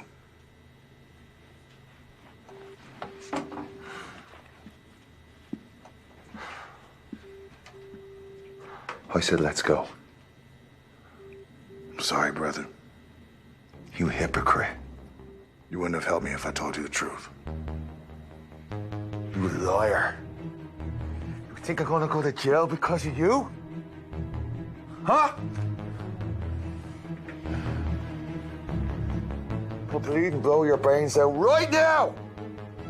Put the gun down, friend. You've been a strong soldier since our days over in Baghdad.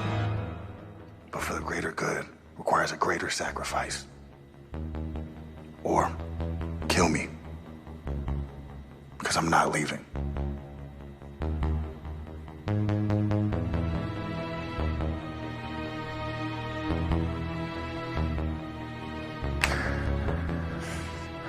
Your wife will have enough to be okay. Brothers in arms, I need you to help me finish this, man. Hoorah! Hoorah!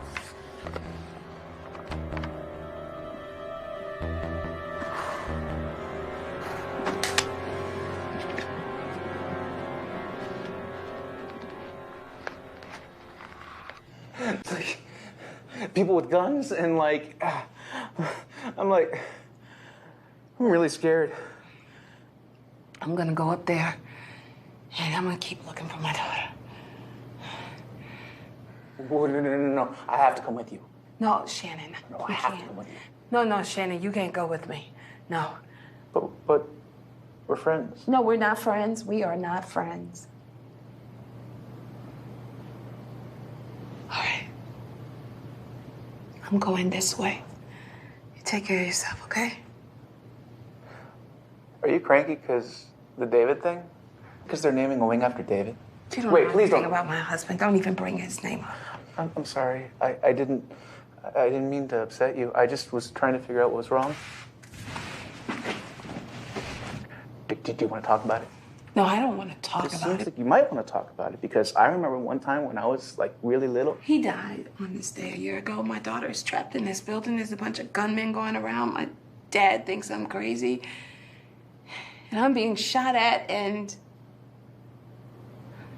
Shannon, I'm tired. I'm really tired. Yeah.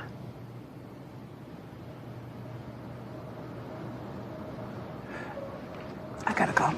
Wait.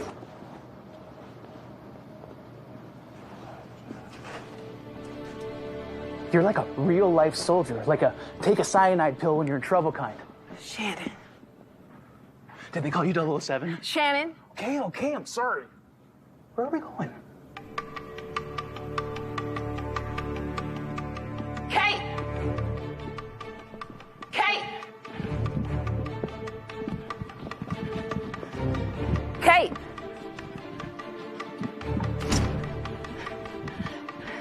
Kate!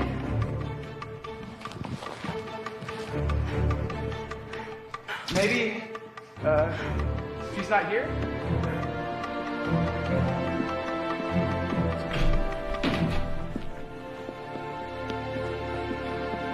Mommy!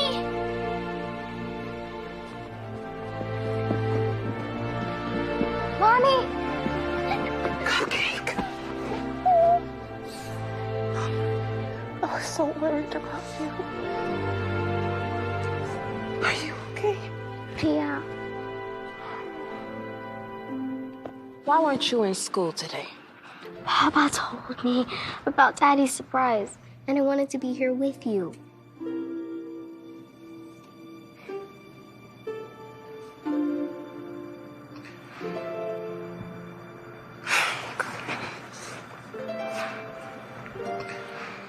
A little too tight, Mommy. Sorry. All right. So we're gonna get out of here, okay? Ready? Let's go. We can't leave Xander and Shaw. Papa? Maybe you didn't notice the gun-toting bad guys? I did. Well, we'll get the police and let them handle it. What if it's too late? It's not. Your grandpa is strong and he can handle himself. He's going to be fine. Police are going to be here before you know it.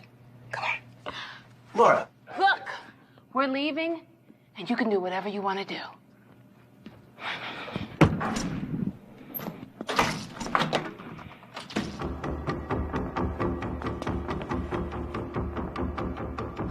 gotta get out of here. If I don't make it, she stays with her uncle.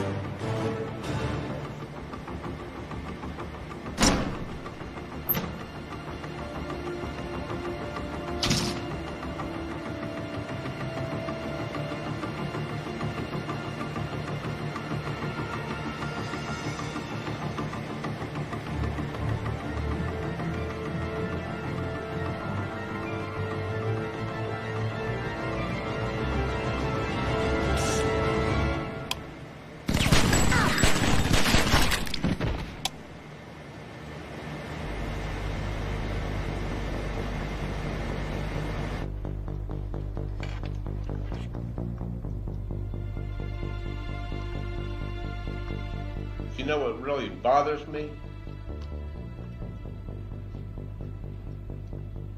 I told Sarah that I'd be the first to go.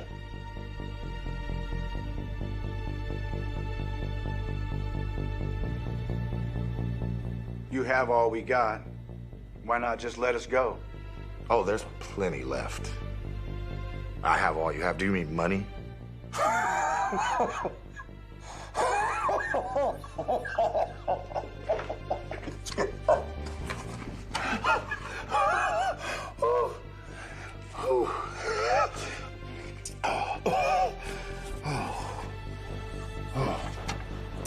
Sorry, Rev. Please forgive me. My manners have escaped me, but it is laughable that you believe you will solve your problems here today with money. No. Your problem's much deeper. Your problem lies at the very foundation of this building. I don't understand. I tell you what, Mr. Shaw. If you're able to answer one of 3 questions correctly, you live. If you can't,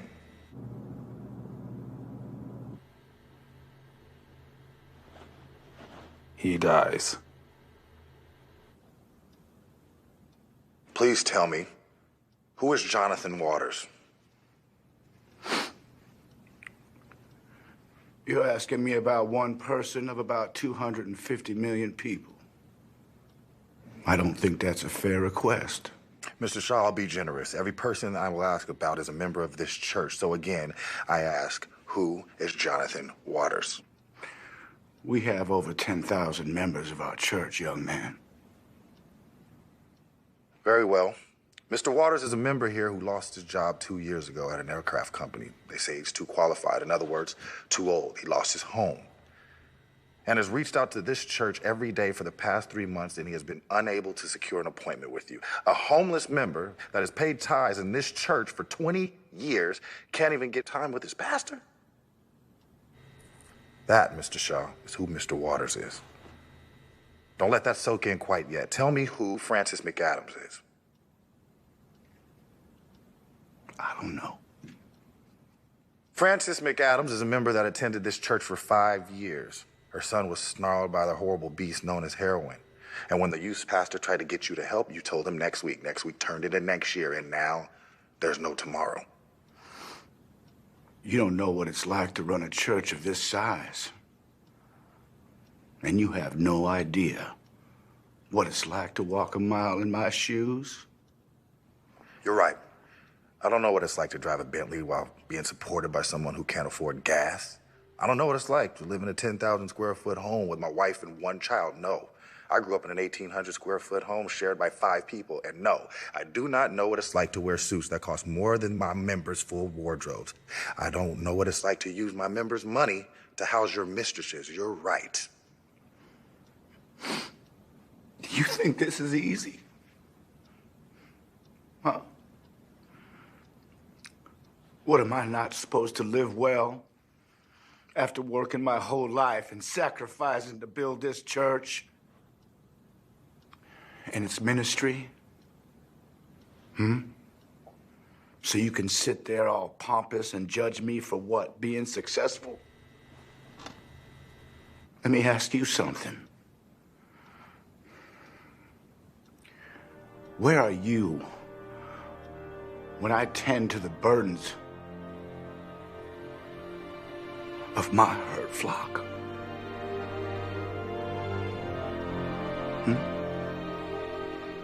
When I'm at my wit's end and I suffer their pain and their strife and their darkness, and I have no one to talk to, nowhere to go, because I suffer with them. I bear their burdens with them. Where are you? So you're gonna judge me for my success, for my possessions? Well, you don't have the right to judge me, young man. You don't have the luxury. Why don't you go ahead and cast that stone? You waltz into my building with your criminal element, toting your guns, killing our people, stealing our money, and you have the audacity to point your finger and call me the bad guy? Yes, you mentioned building this new building. Perfect transition to my last question, Mr. Shaw. Who is Dolores Gentry? I don't know. I can't possibly know the name of every member of my congregation. It's impossible. The one who enters by the gate is the shepherd of the sheep. The gatekeepers open the gate for him, and the sheep listen to his voice. He calls out his own sheep by name and leads them out. I am not God. Finally, an admission worth notation. You are not God. He owns the heavens, not you. Dolores Gentry is not just a member. She left you this land to build this building, and yet you did not have the time, the decency to fulfill one wish for her. Just to hold her hand and pray with her. She was dying, and you were being paid to be a celebrity.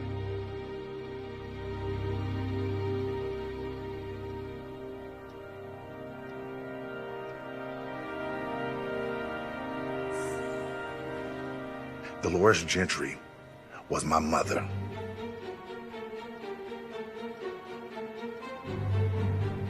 Now,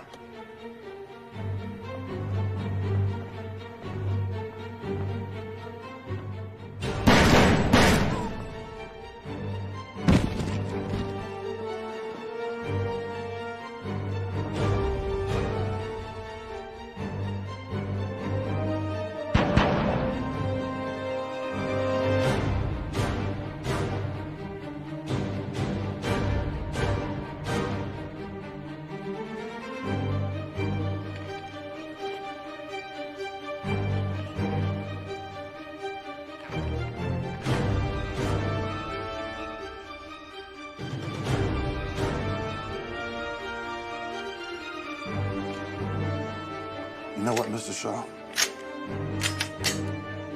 I think it's time we finish this discussion face to face.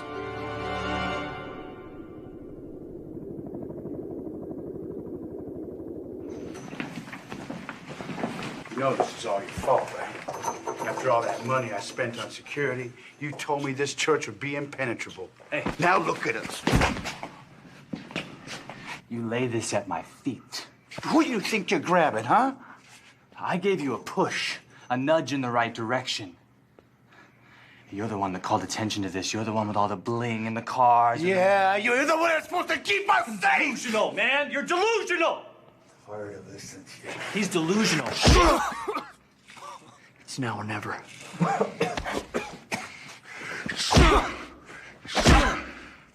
Now.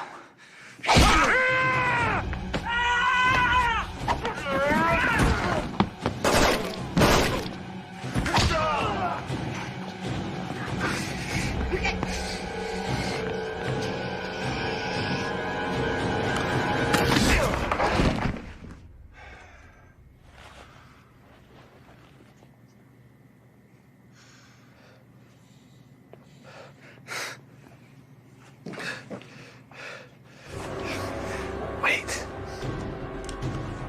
Wait. Wait. I'll get you, Shaw. Kill Bishop, too. I know this place better than anyone. For Price. My life.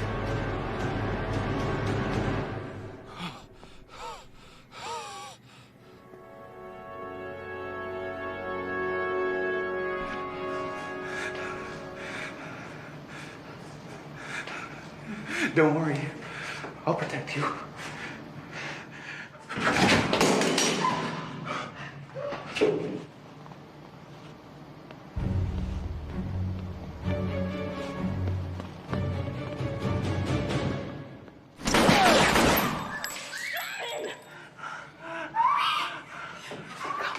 I'm sorry. I'm sorry. I'm so sorry. Wait. Let's go. No, Laura? Don't leave me. Don't leave me. No, look back.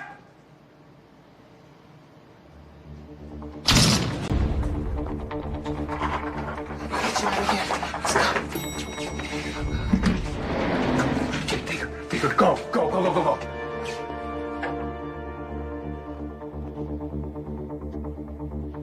You can't run from the apostles. I'm ready. Are you?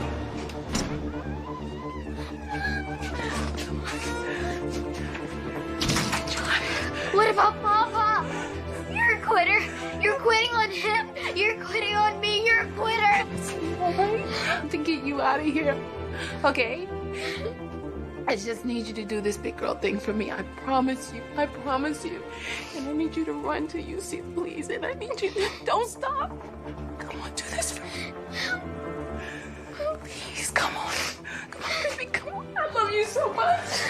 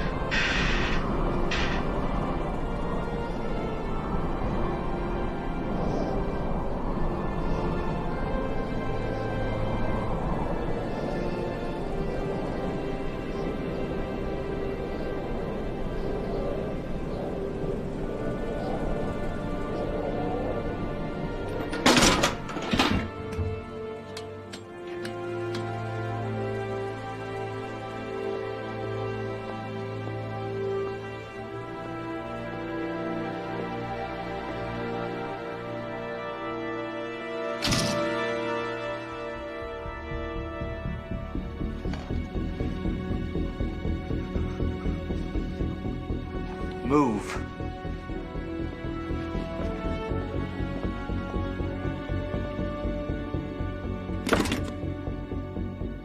Stand down. I'm bringing in Shaw. I'll bring you Bishop, too. I just need your word I leave here alive.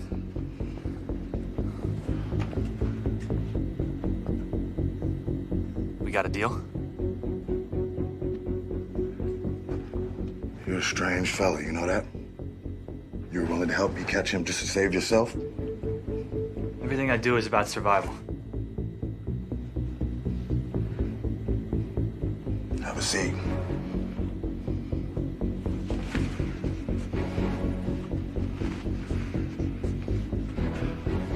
Yo, Mark. You're fired.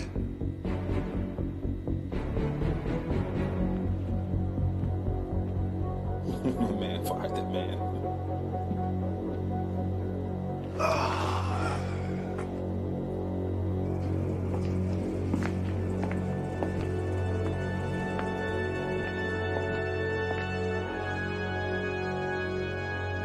So the question about what it is I want has been lingering in the air. I think it's time now I provide you with an answer. You will never profit off another person, betray another person, and I will make sure no one will ever mistake you to be a god. How you planning on doing that? By confessing our sins, Reverend. He is faithful and just. He is the atoning sacrifice for our sins, but not just ours, Reverend, but the sins of the whole world. So you want me to atone for my sins? So you actually do know the scriptures? Yes, Reverend. I want you to atone for your sins. I want you to look into that camera over there and tell your flock. Atone for your sins.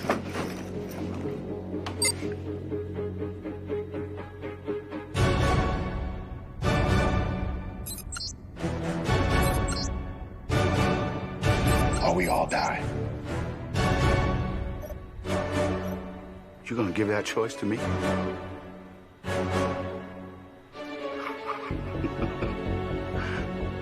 You are sharp. Very smart. Only you can't die a martyr. Martyr has to die with no choice. A true martyr dies with faith in everything that he believes, no options. You, son, have a choice. So if you want to die out of the grandeur, that's on you. You think this is about me? Isn't it?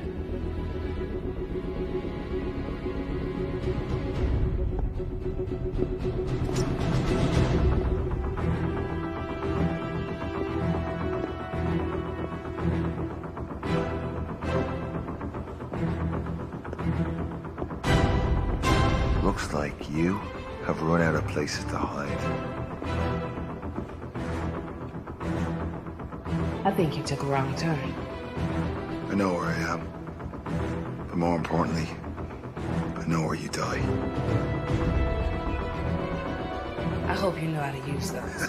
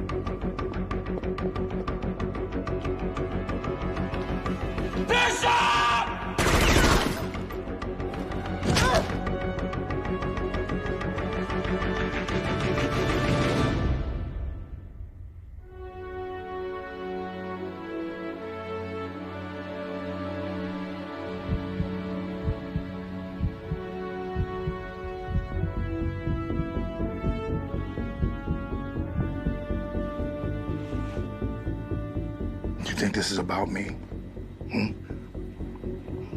Isn't it? I mean, you come in here pulling triggers, killing my people, took all that money, spitting judgments at me. You have the means to the money. You have your own agenda, and you're using your poor mother as justification. You don't know anything about me. You think that money was for me? It wasn't for me. Right now, there are groups that actually care, receiving anonymous donations that will total $14 million. So how could it be about me?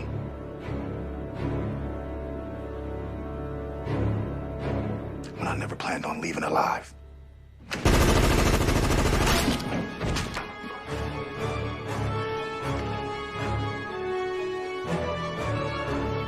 This timer stops only once you confess.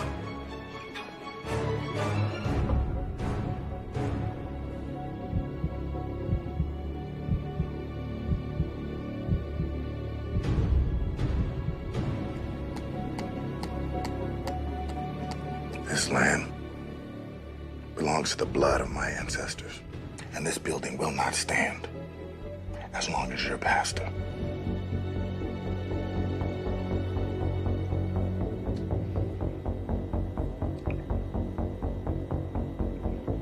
I'll quit. You'll quit. It's too late for that.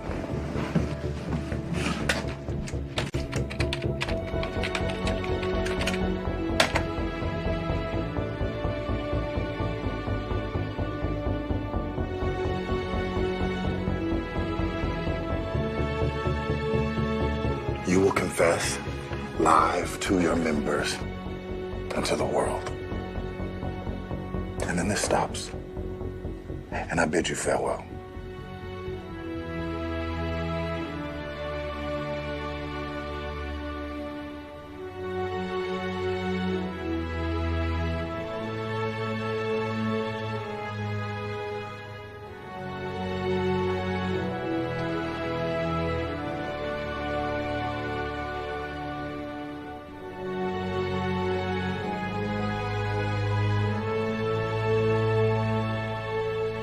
I, Reverend Mark Shaw, confessed to not upholding the standard entrusted in me by the Christian Church, loved ones, and my Creator.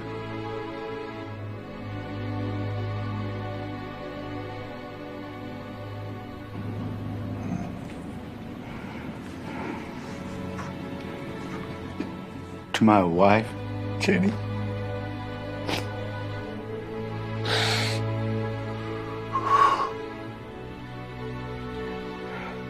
I have not been faithful to you. I broke our covenant.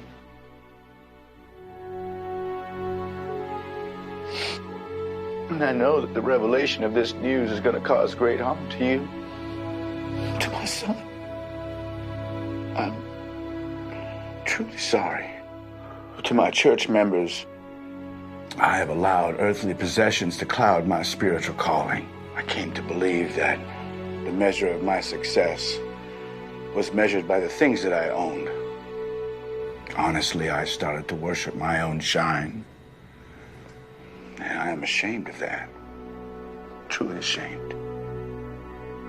And when you trusted me most, I turned my back on you. And there's no way I can make amends for that.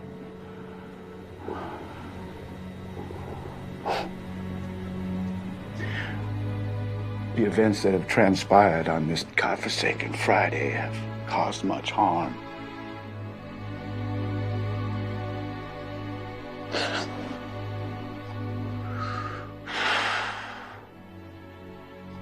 But most of all, I didn't uphold my responsibility.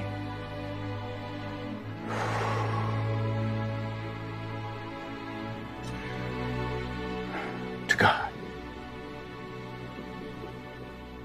And I got nobody to blame but myself.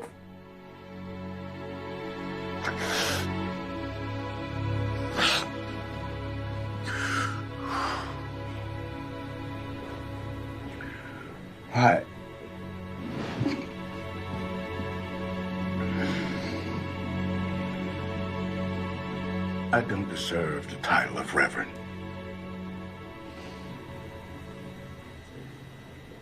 May God forgive me.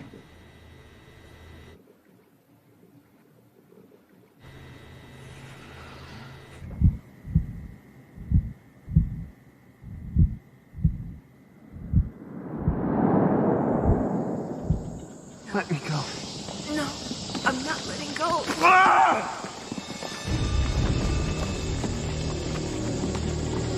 Try. Laura, I'm too heavy. Papa, you gotta try. Please.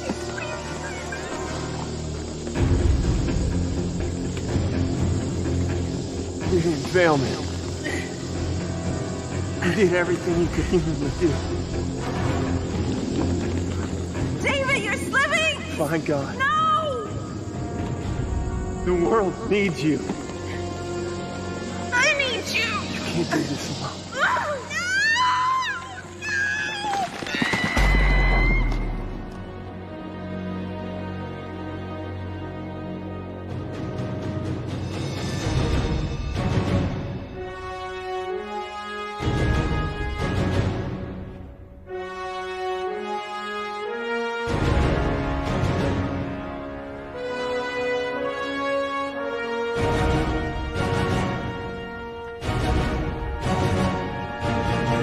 Can you please stop the timer now?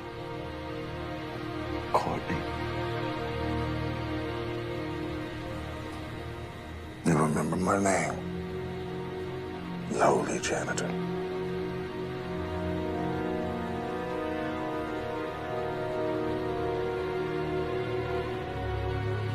Yes. I remember you.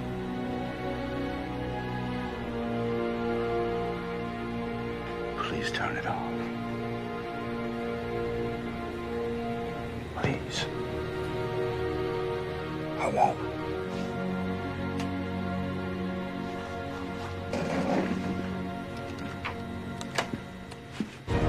Reverend, I want you to know that of all the lives that were destroyed today, yours means the least to me.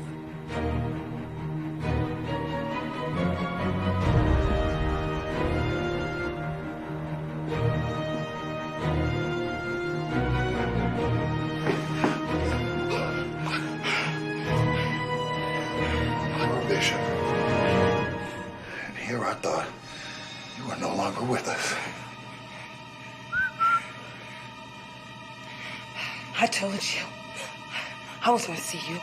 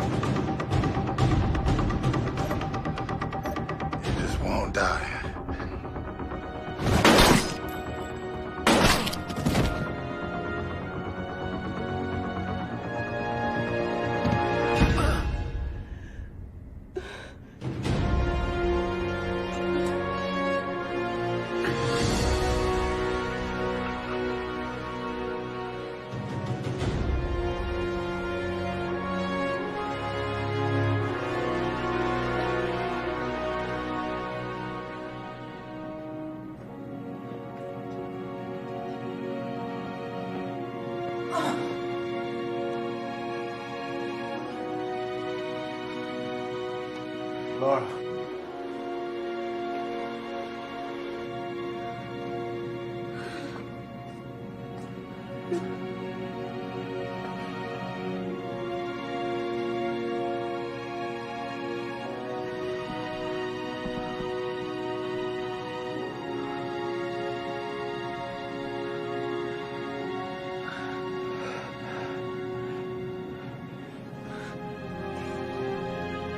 Just the heart, right?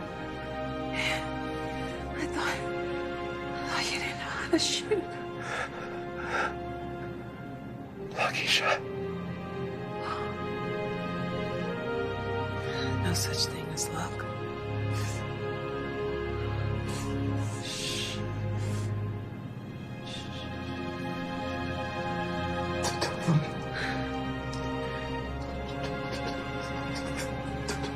That you are a hero and my friend.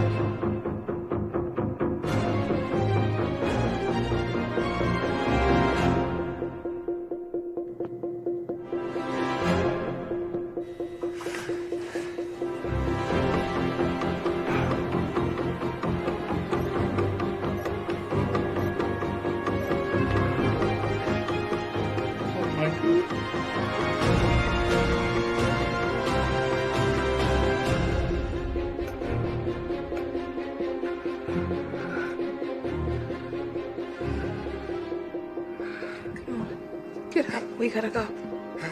Aren't you? I'm your daughter. Come on. We gotta go. I can't. I'm too heavy. No. I just never could lose these last 10 pounds. Please.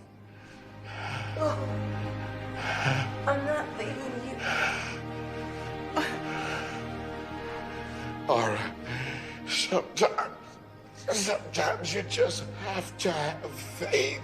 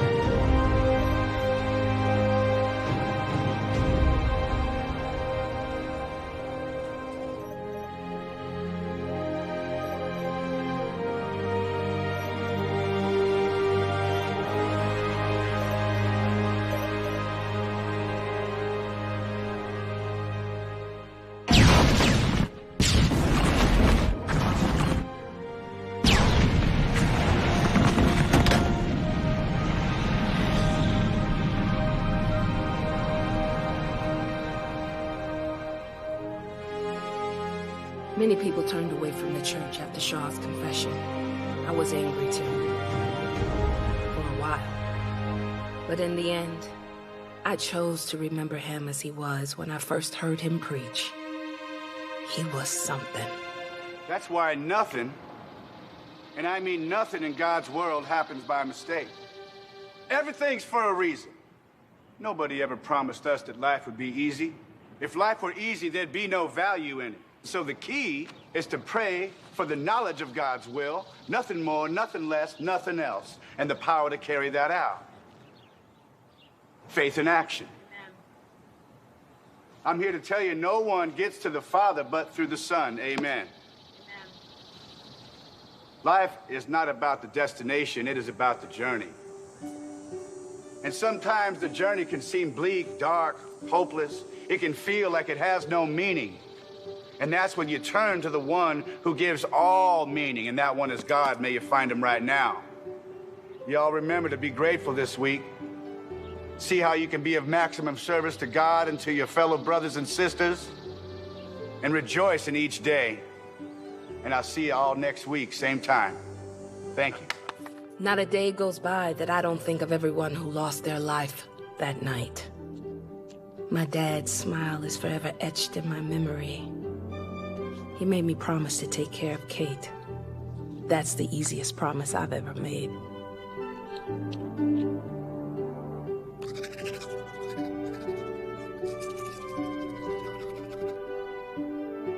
I have lost a lot of people dear to me. Some people wonder why we should live if we're destined to die. But the challenge is to live, so a part of us never dies.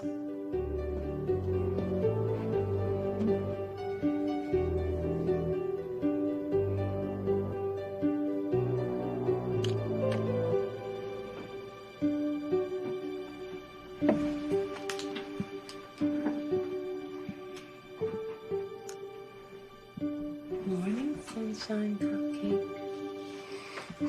Morning sunshine Kool-Aid.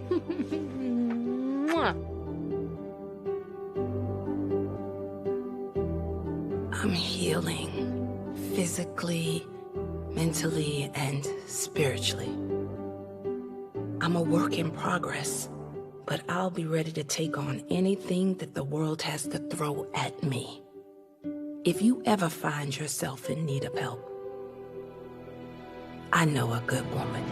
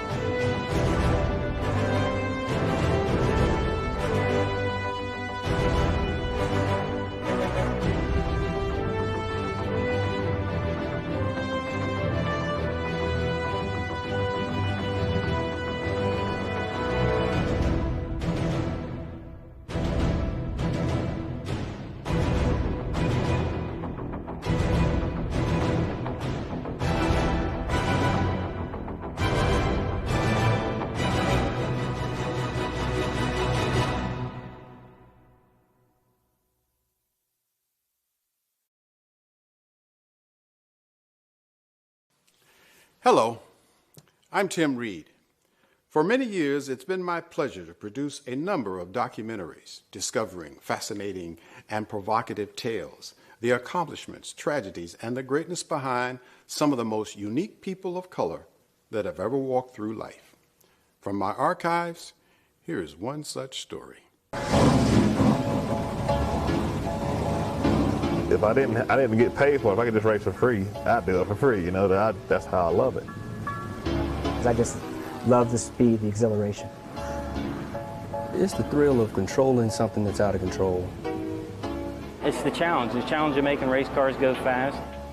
When they buckle you in and they hit that roof and let you know you're on your own. I don't think when I'm out there, it's just body movement. It's just keep on, be smooth, be smooth. You can drive, just give us the opportunity.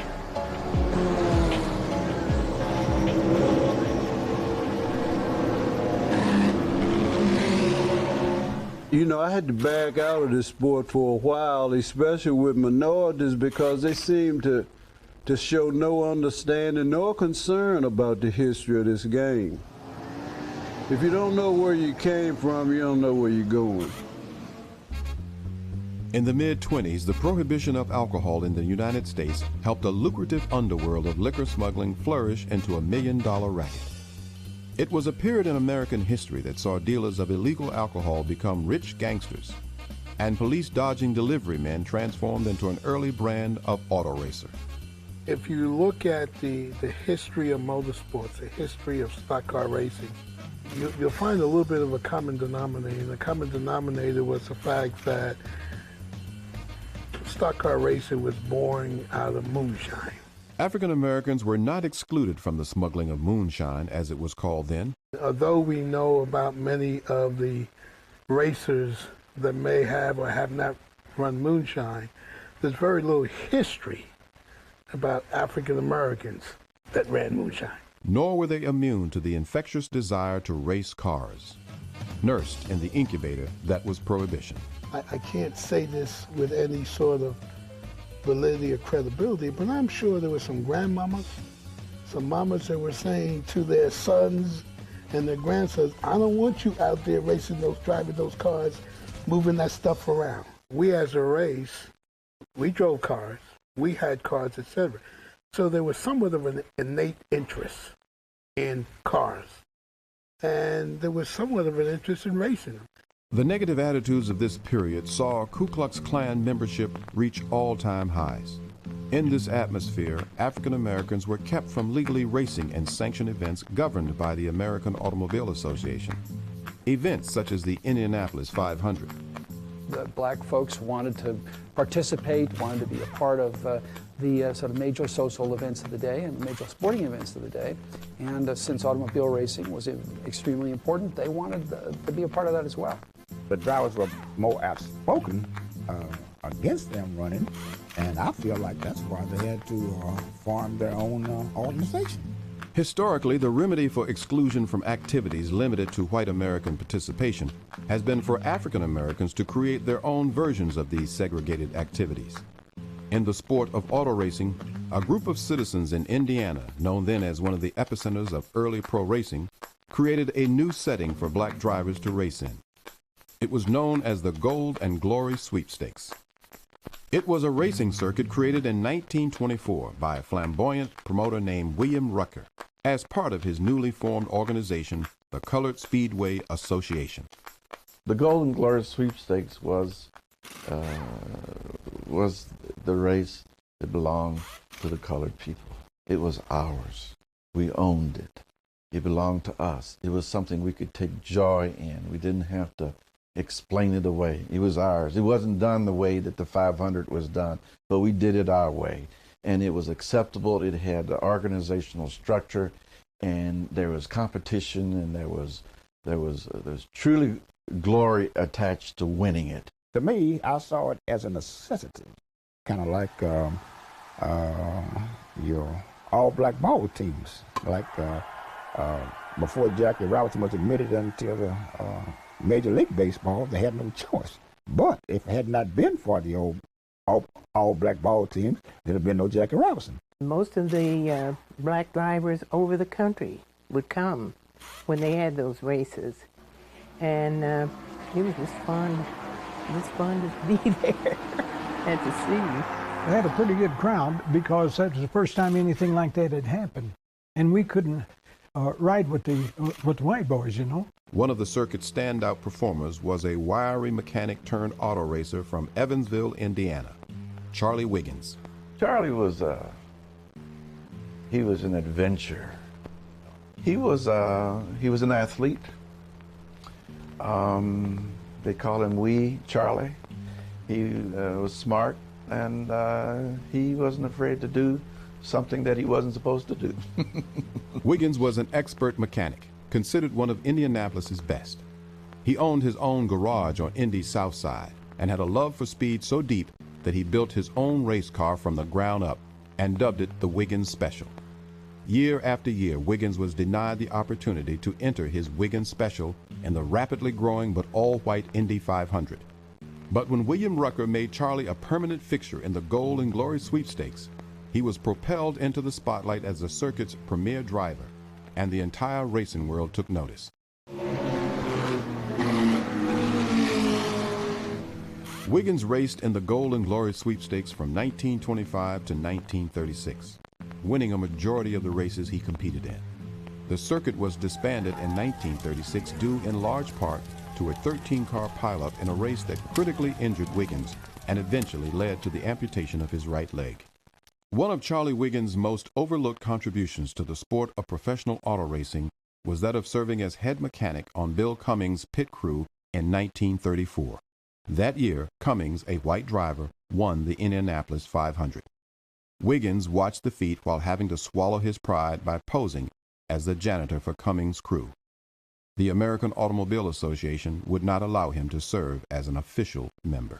The best thing that the colored people could do out at the 500 would be to do the picking up and cleaning up and maybe selling some pop and things like that, but not to be a participant. Charlie had it much worse than I did because the drivers that did not want them to race, they were more outspoken and more in numbers, so that made it hard. The fact that Charlie was able to overcome not only very obvious and clear racial prejudice, and to not only succeed in his business, to succeed as an independent business owner, to rise to the top of certainly the Black Racing League, and eventually to advise some of the top drivers in Indianapolis, meant that he had to be a man who was very strong internally and really a heck of a guy.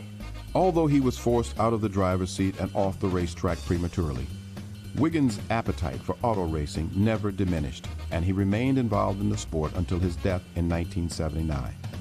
Embraced by the fans of the Gold and Glory Sweepstakes and dubbed by black reporters as the Negro Speed King, Charlie Wiggins was indeed the first brick laid in the foundation that would eventually become a legacy of African-American achievement in auto racing. When you look at today and racing as such, we have a legacy. It just hasn't been publicized. We were there. We were there during the moonshine days. After the moonshine days, we were there. 50,000 strong with the Charlie Wiggins back in the 20s. We were there. When people ask me today, have you endured any hardships because of your race? It would be slander for me to say that I really have, compared to the things that Charlie Wiggins had to go through. Guys trashing his car, not letting him race. He went through just an immeasurable amount of hardships, and yet he never gave up. Charlie paved the way for Wendell Scott and myself and what few of us that have made it to the big time to prove that all we needed was a change. 1947 was a milestone year for African Americans as Jackie Robinson broke the color barrier in Major League Baseball, signing with the Brooklyn Dodgers. That very same year, Joey Ray, a 24-year-old sprint car driver from Louisville, Kentucky, began making history on the racetracks of the Midwest. Inspired by Charlie Wiggins and the drivers of the Gold and Glory fame, Ray made his debut on a track in Mitchell, Indiana, an event he fondly recalls. The race was on Easter Sunday at Mitchell, and Mitchell was a high-banked dirt track, no type of guardrail or fence. And we carried the car over the Sunday before, and Chick Smith shook it down and everything. So here I am the next Sunday ready to race. So I qualified, about next, say 30 cars there, I qualified 28th. Now that meant that I started in the back of the console and sitting in the race car, but before I was towed off, I said, now, hey, I don't know if I like this or not. All these rocks and dirt and everything hit me in the face and all on the arms. I said, I don't know if I like this or not. But after I pulled into the pits, and I said, I think I'll try it again next Sunday. Next Sunday wasn't quite so bad, and just kept going from there. Auto racing was a very dangerous sport at the time, and Joey Ray remembers the perils associated with the sport. Cars were definitely not as safe as they are today. Your body was exposed from chest up. No roll bar or anything. Your helmets were cloth or either some kind of well, if a guy had a football helmet, he was first class. And your tracks were very unsafe. Most of your tracks were parts racing tracks with inside fences, outside fences, and but it was just, you know, that was conditioned, and we did it. Ray also recalls how a bout with racism actually helped him forge a stronger bond with his white racing counterparts. We were going to the next town after the race, and we were hungry, and we saw a bunch of race cars on trailers sitting out front of this little restaurant, so we stopped and went in, and were met by the hostess, and she says, what do you all want? We said, come for dinner. She said, I'm sorry, but the policy is that we don't serve color. So I just kind of looked at her, and I looked around. I saw Frankie Lupto, Bobby Graham, and a bunch of other drivers that I just raced with an hour before. So they heard her, and Lupto, the tickler, got up and came and asked the lady, said, well, would you mind standing for the manager? She did. And he said, what's the problem? So no one raised their voice, and Frankie says, these two fellas, I heard you say that they weren't welcome to eat. And you look around, there's at least 14, 18 of us you're eating. And we're eating steaks, chicken, whatever. He said, nobody's paid you. He said, now you have two choices. They can join us, we all pay you, and we'll leave. Or if you don't want to serve them, we're going to eat our food, but we're not going to pay you. Joey Ray went on to become the first African-American driver to be licensed by the American Automobile Association, the most prestigious open-wheel racing organization of that time. And after a 16-year career, he was recognized as one of the great sprint car drivers of his era. All of us, hey, we were treated like some of your biggest celebrities and heroes you've ever seen. In 1948, Bill France brought in a new era of professional stock car racing when he formed NASCAR. The first black driver to start a NASCAR race was none other than Joey Ray, who raced at the Daytona Beach Highway Course in 1952.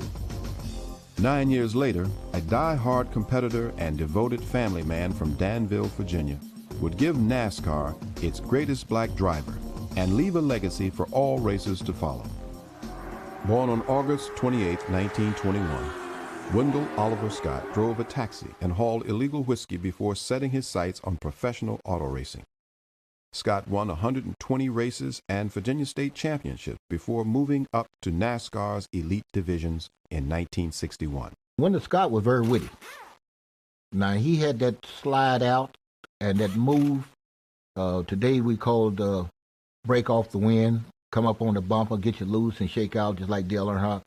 And he could come up and just seem like his car would just floor, lift the wheel, and I mean, he was off. Although he was forced to operate his entire career as an independent, racing against factory-backed cars, Scott racked up an amazing 147 top 10 finishes in nearly 500 races, finished in the top 10 in points 4 straight times, and became the first and only African-American to win a Winston Cup race when he crossed the checkered flag at Jacksonville, Florida in 1963. Even in victory, racism reared its ugly head, as racing officials, fearful of the reaction that would come from fans by announcing that a black man had won the race, awarded the trophy to second-place finisher Buck Baker. Scott would receive his award days later, yet he continued to endure. The most interesting thing is he didn't talk about a lot of things that he went through, and still managed to endure the pain and succeed in the meantime. In 1973, Scott was involved in a 21-car pileup at Talladega Speedway that broke his pelvis and effectively ended his racing career. Although his true recognition did not come until after his death in 1990, Wendell Scott's outstanding legacy as a NASCAR driver can never be denied. Wendell Scott, what he did, and not only as a race car driver, but as a father and a husband and a small businessman. I mean, what he accomplished on and off the racetrack, to me, is an inspiration. Nobody ever bought us a gallon of gas in our whole Cup career.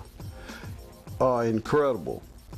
We finished in the top 10 in point standing, which is the big thing now, 4 years in a row against factory-back cars. That was unheard of for independent.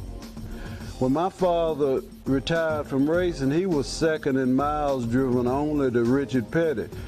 He was second in starts only to Richard Petty. I used to have a little calendar that had the NASCAR points on it. And it used to amaze me to see back in those days when Wendell Scott was top 10 in points. And that's stuff you didn't hear about, you know, but to know that he was able to do that on an independent budget or, you know, just out of his own pocket, I mean, that's, he had to, you know, that lets you know he had to know how to drive a car. Because, I mean, if he doesn't have the equipment that everybody else has, but he's still doing as good as them, that's all driving there.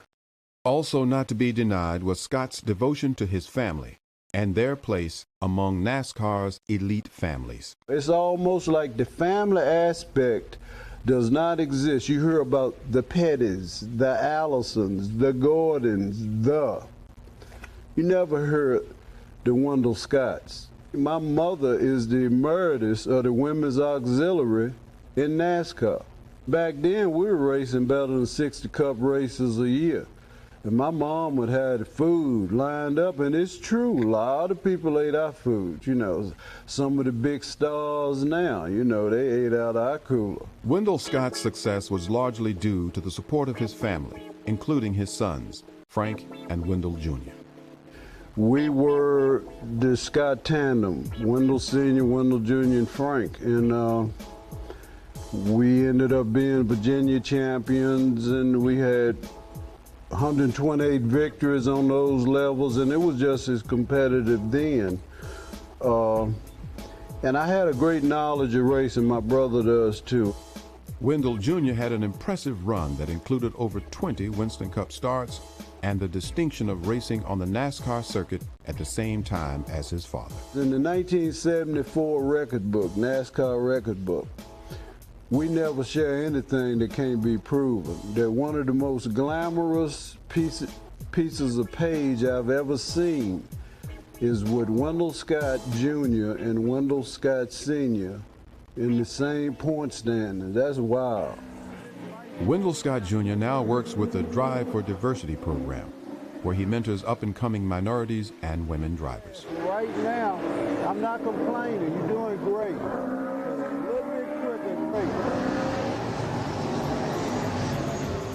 With an auto racing legacy slowly taking shape for African Americans, with credit due to early racing pioneers Charlie Wiggins, Joey Ray, and Wendell Scott, the 70s marked the dawn of a new era of milestone achievements that started in the driver's seat, but would eventually spread to every facet of auto racing.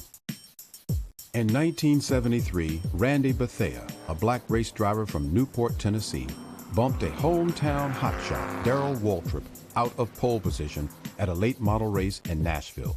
Bethea's feat marked the first time an African-American driver performed well enough in a NASCAR qualifier to secure the first slot on the race grid.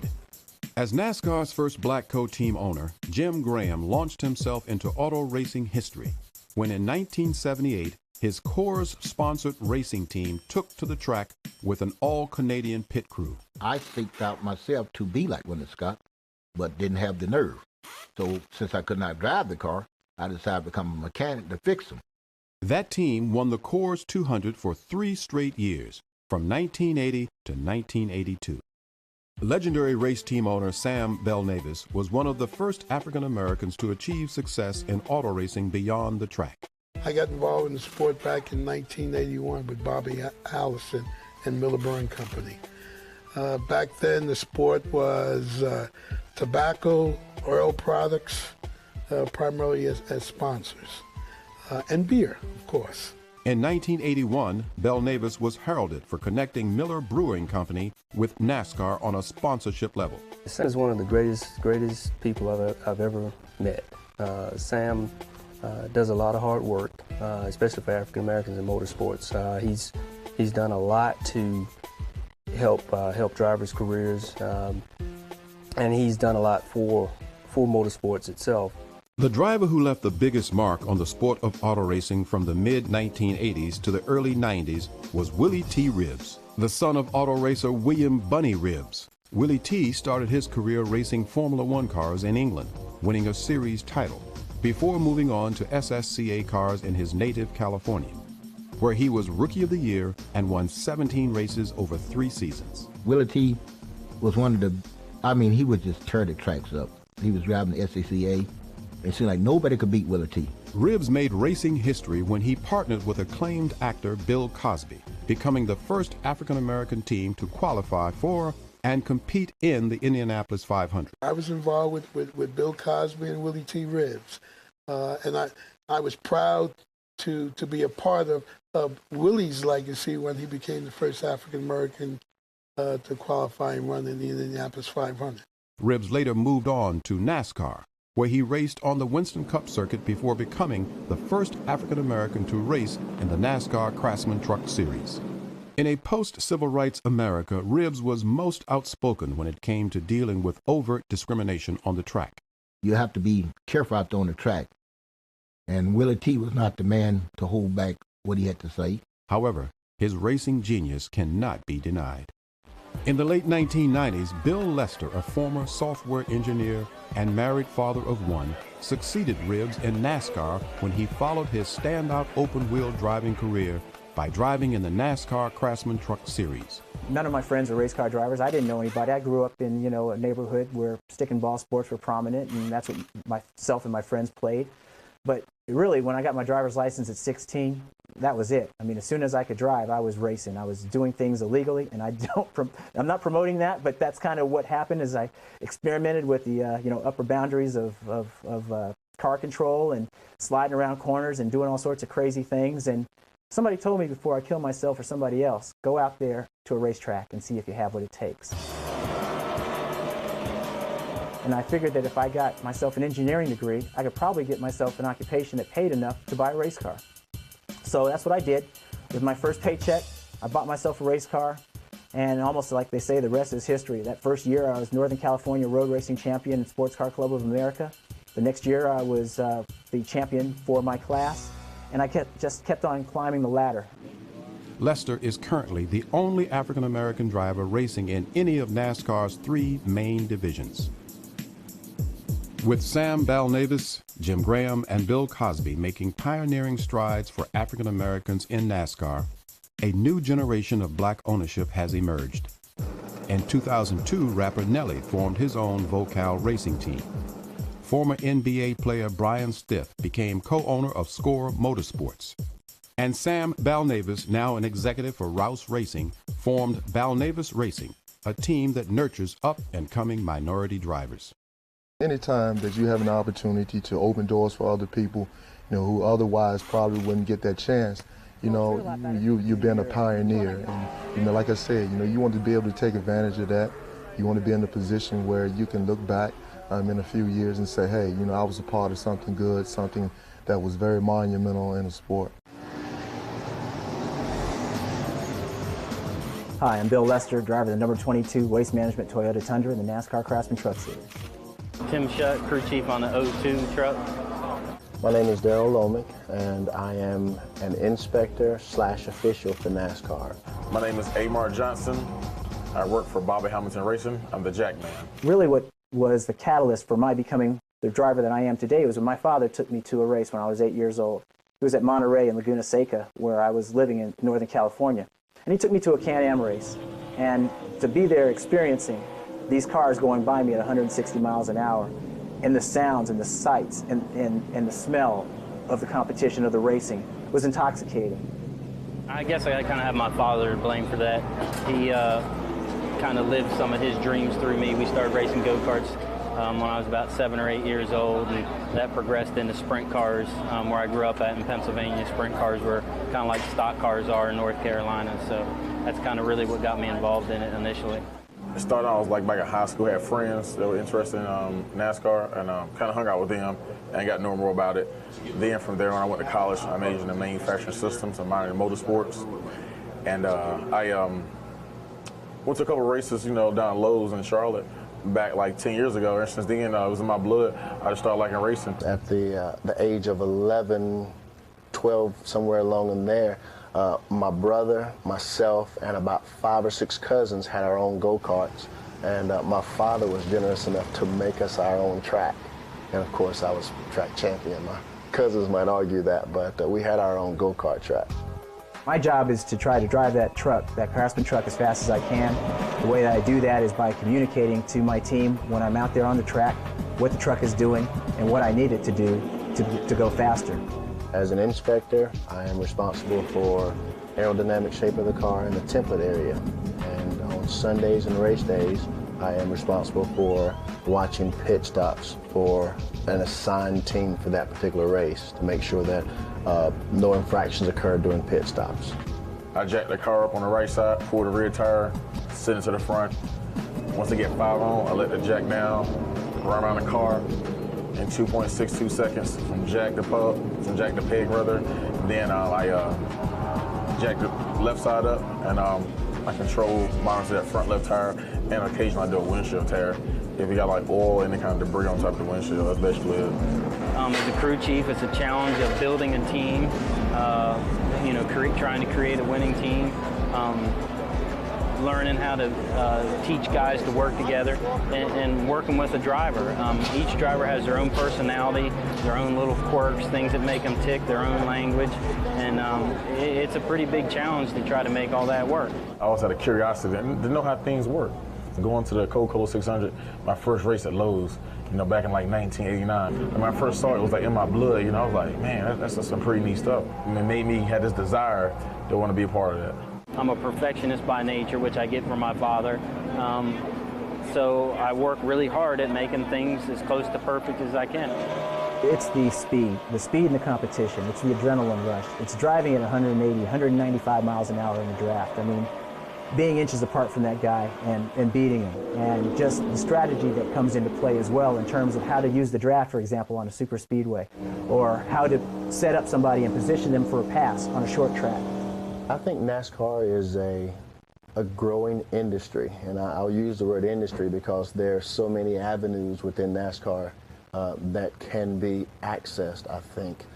Hopefully this will act as a baseboard or springboard for me to go further within this company. Before it's all said and done, I want to race competitively in the Nextel Cup Series. I mean, I'm very happy where I am racing in the Craftsman Truck Series, but I want to race on Sundays so that more people can see what it is I'm doing. Currently, I race typically on Fridays and Saturdays, and I race, an audience that's not as vast as Nextel Cup. I want to be on network TV, racing against, the established stars like Dale Jr. and Jeff Gordon and Tony Stewart, and I want to be able to do that proficiently. Because I think I'm a pretty good communicator as far as reaching people, understanding people. I wouldn't mind being somewhere within NASCAR's communications. I like to grow. I like to work in the shop. Like, I really like being an engine tuner. I really like the engine. I know they got different parts, the chassis, the body. They got people doing shocks and all this kind of stuff. But, I like to be an engine tuner, I know how to build engines. I'd like to win some more races, and I'd like to build some more good teams. It's a pretty neat feeling when you do walk away from a team and start a new venture, that you have the guys on your old team saying, man, I really appreciate the work that you did for us. It was really fun working with you. You really had things organized. Things really went smooth. I mean, that's a pretty big charge for me. Quite frankly, to tell you the truth, it's been all love. I mean, it's like I've been in the sport. I mean, like, everybody showed me, it's been open arms, a warm welcome. I've had nothing but glory and thanks to give, and good things to say about NASCAR. Today, it's great to hear such comments from African Americans deeply involved in NASCAR like Amar Johnson. But are the days of exclusion and bigotry gone from the world of NASCAR? Is race still a factor? It's hard to say because a lot of other people fall on the same grounds as I fall on, as a minority. It's just money. Money is a key issue in racing. What I've noticed is that the big guys, that the big sponsor teams, the $50 million sponsor teams or more, that may have 5, 10, 15 cars, all the big engines that have spare engines, things of that nature, of course they get the preferential treatment. The smaller, underfunded sponsor teams, minority teams like us as Bear Racing, and other small minority teams, I think they get a sort of bad rap sometimes. They don't get the help they should get. They don't get maybe the support they should get and some of the breaks they should get. There again, NASCAR is a money sport. It takes money to really be in NASCAR. You better have really rich parents, really rich friends, or you better be hooked up with somebody that knows, that can market you and get you in the right position to get you the money. The sport is really a family, all right? And so when you talk about opportunities within the sport, I'm going to go to my uncle, I'm going to go to my cousin, I'm going to go to my daddy, I'm going to go to my sister, my brother, and say, hey, there's an opening over there. But you have to be willing to go through all the resistance that you encounter to get there. You can't just have it handed to you. You have to be willing to put up with everything along the way and with dignity. We had like a couple of problems, like you get in a wreck and the first thing that comes to mind is it's because he's black. But that's just second nature, what comes out of their mouth. It's very important for people to understand that, you know, this isn't just a walk in the park, you know, that this just happened yesterday. This has been going on for, as we know, for many years. Daddy's thing when we went to the track, first of all, here's what he convinced our family of. Okay, there are 100,000 people up there, and we the only blacks here, or us and the janitors, and ain't nobody gonna bother y'all. And guess what? We believed it. So I walked around now like, ain't nobody gonna bother me. My daddy said it. I personally have never felt any negativity because of who I am. I felt some negativity on occasion because of what I do. But that's to be expected, because sometimes I have to be the police or I have to be the bad guy. But even when they're upset with me, I don't think any of it's ever been directed towards me in a negative based on me being African American. It's just, that's my job and that's their job. There's constant issues, and everybody has them. Sometimes race is part of it. This deal is a performance-driven deal. In a lot of ways, once you get in a lot of ways, it's a matter of performing or not performing.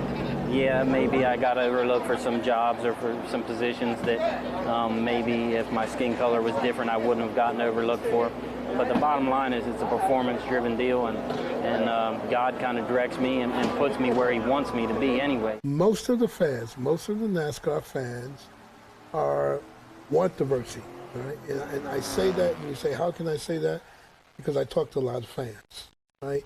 And there are a lot of fans that come up to me and thank me for what I'm doing. I think there is a difference being made, very slow, but there is somewhat of a difference being made. I think NASCAR is being as careful as they can not to, quotation marks, offend those customers that have been loyal to the sport and have built it and brought it to this point.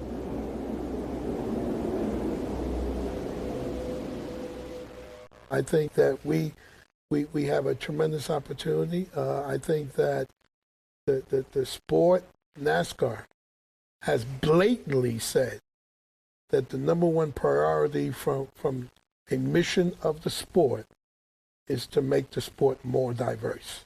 We, as a community being in blacks, we have just as much right to go out to the track and perform and do what we have to.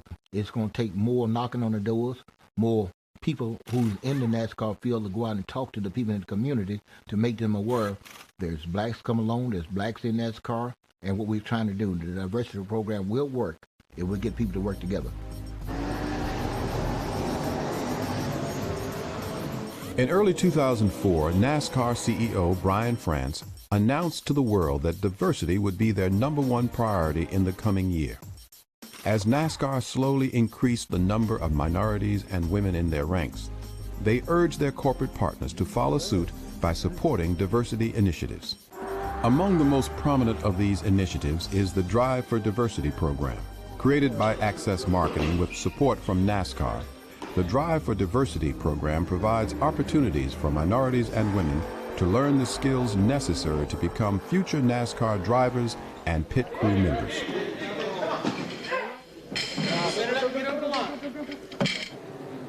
We need more Bill Lesters. We need more minorities, and not just from the black race, but we need across the board.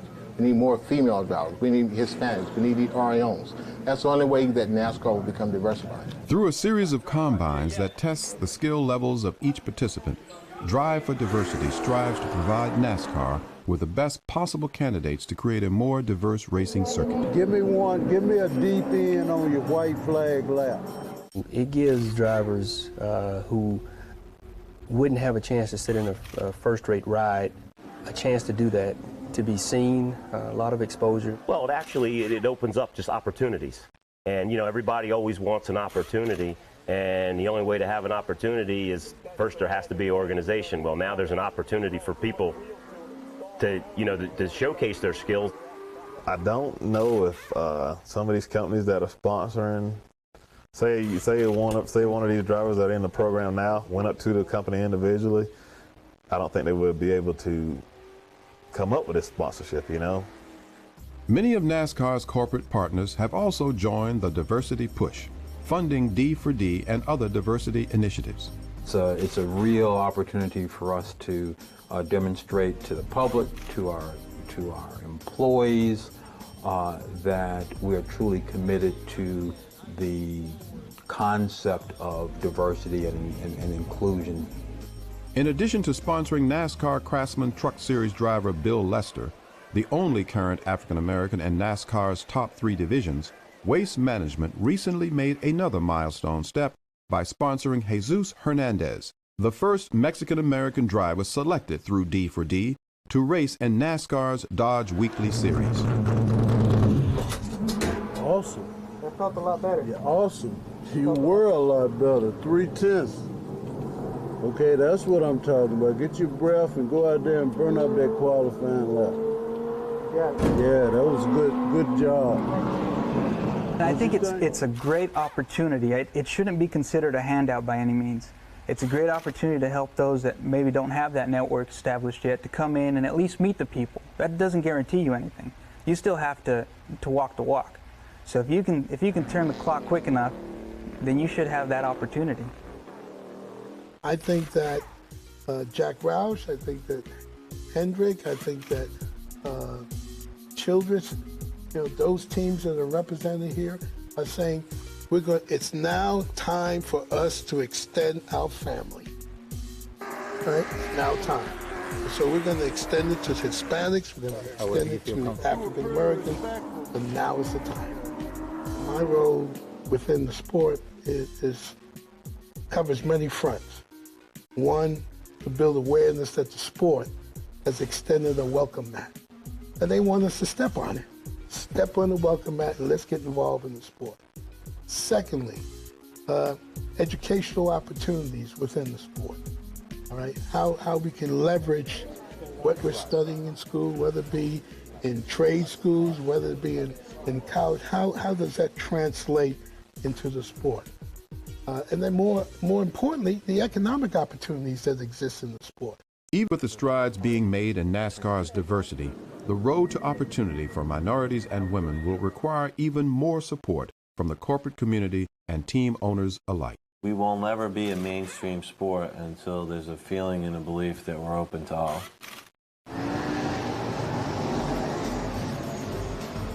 So what is the future for minorities and women in auto racing? Will they ever really get the chance to appear in NASCAR's elite Nextel Cup Series? NASCAR needs to deal with that issue, deal with the team owners in that area to make sure that these guys have true access and be fair in their development. While NASCAR's true commitment to diversity will be judged most by the presence of an African American in the Nextel Cup Series, the development of minority drivers and crew members continues. On the youth front, the Urban Youth Racing School in Philadelphia offers programs for urban youth ages 8 to 18 to learn about racing and to develop the skills necessary to become future racing stars. Founded in 1998 by Anthony Martin, this unique program has enriched the lives of over 800 inner-city youth and created an exciting new avenue for the development of NASCAR's future drivers and pit crew members. The program is supported not only by NASCAR, but also by some of the circuit's biggest stars, including Dale Earnhardt Jr., Jeff Gordon, and Bill Lester. On the collegiate level, North Carolina A&T University offers one of the most complete motorsports programs for African Americans in the country, providing students with the opportunity to earn a 4-year degree through their School of Technology. The school has produced a number of students now working with NASCAR teams, including Amar Johnson.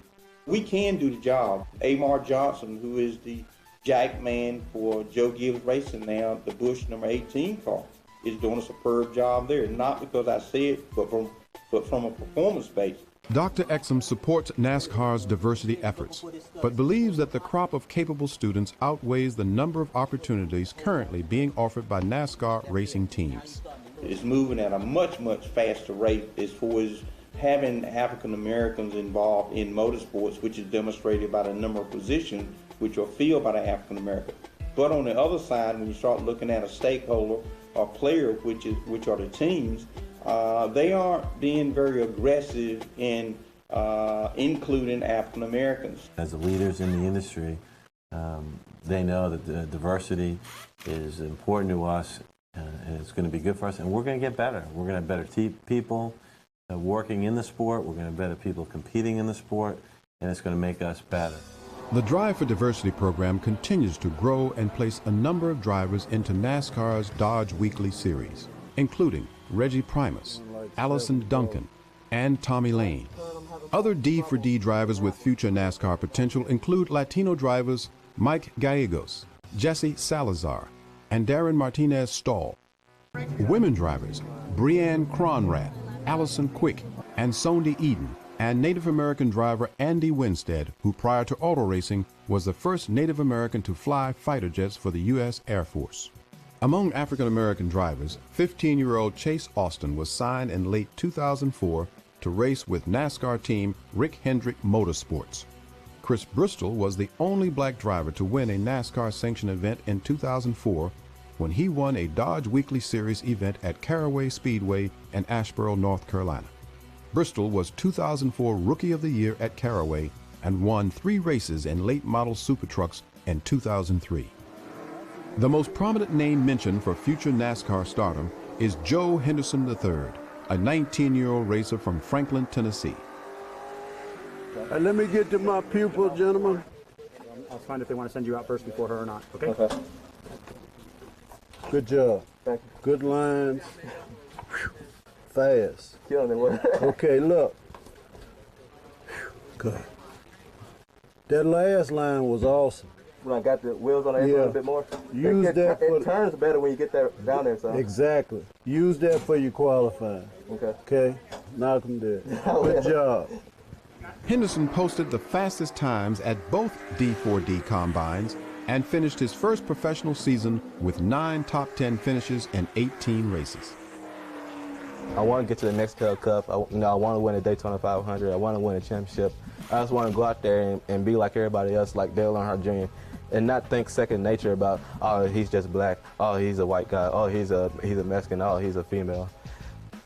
Just go out there and just have fun and just really just earn everybody respect and just, really just be me and just go out there and just have fun racing. So the legacy of great black drivers continues. And no matter what doors be shut in your face, don't take no for an answer, and just be brave and go on out there and do what they got to do. We can. I know we can. I went through the door, and there's no reason they can't go through the door. NASCAR and motorsports in general face many challenges as we head into the future. Although diversity and creating new opportunities are important, dealing with the racism at racetracks has to be a priority. People of color should know that the majority of race fans are not racist, and that if we condemn auto racing because of the few people who choose to exercise intolerance, we also fail to support the great contributions of African Americans in auto racing today and over the last 80 years. Let us not fail these trailblazers. Let us honor them. As you have just witnessed, the legacy of African American achievement in auto racing has spanned nearly a century. Those who have fought and struggled for recognition in the past have laid a glorious path for those who are now behind the wheel to create an even greater legacy for the future of African American achievement in the field of auto racing.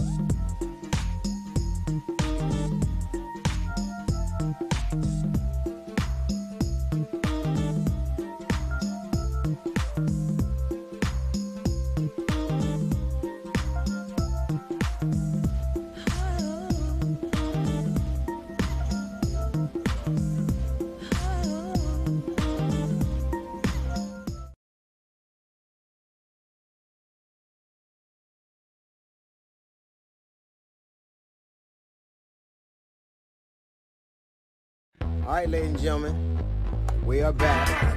That's right, that's right. It's going to be us. We can drink and talk shit as much as we want. Nobody can say anything to it.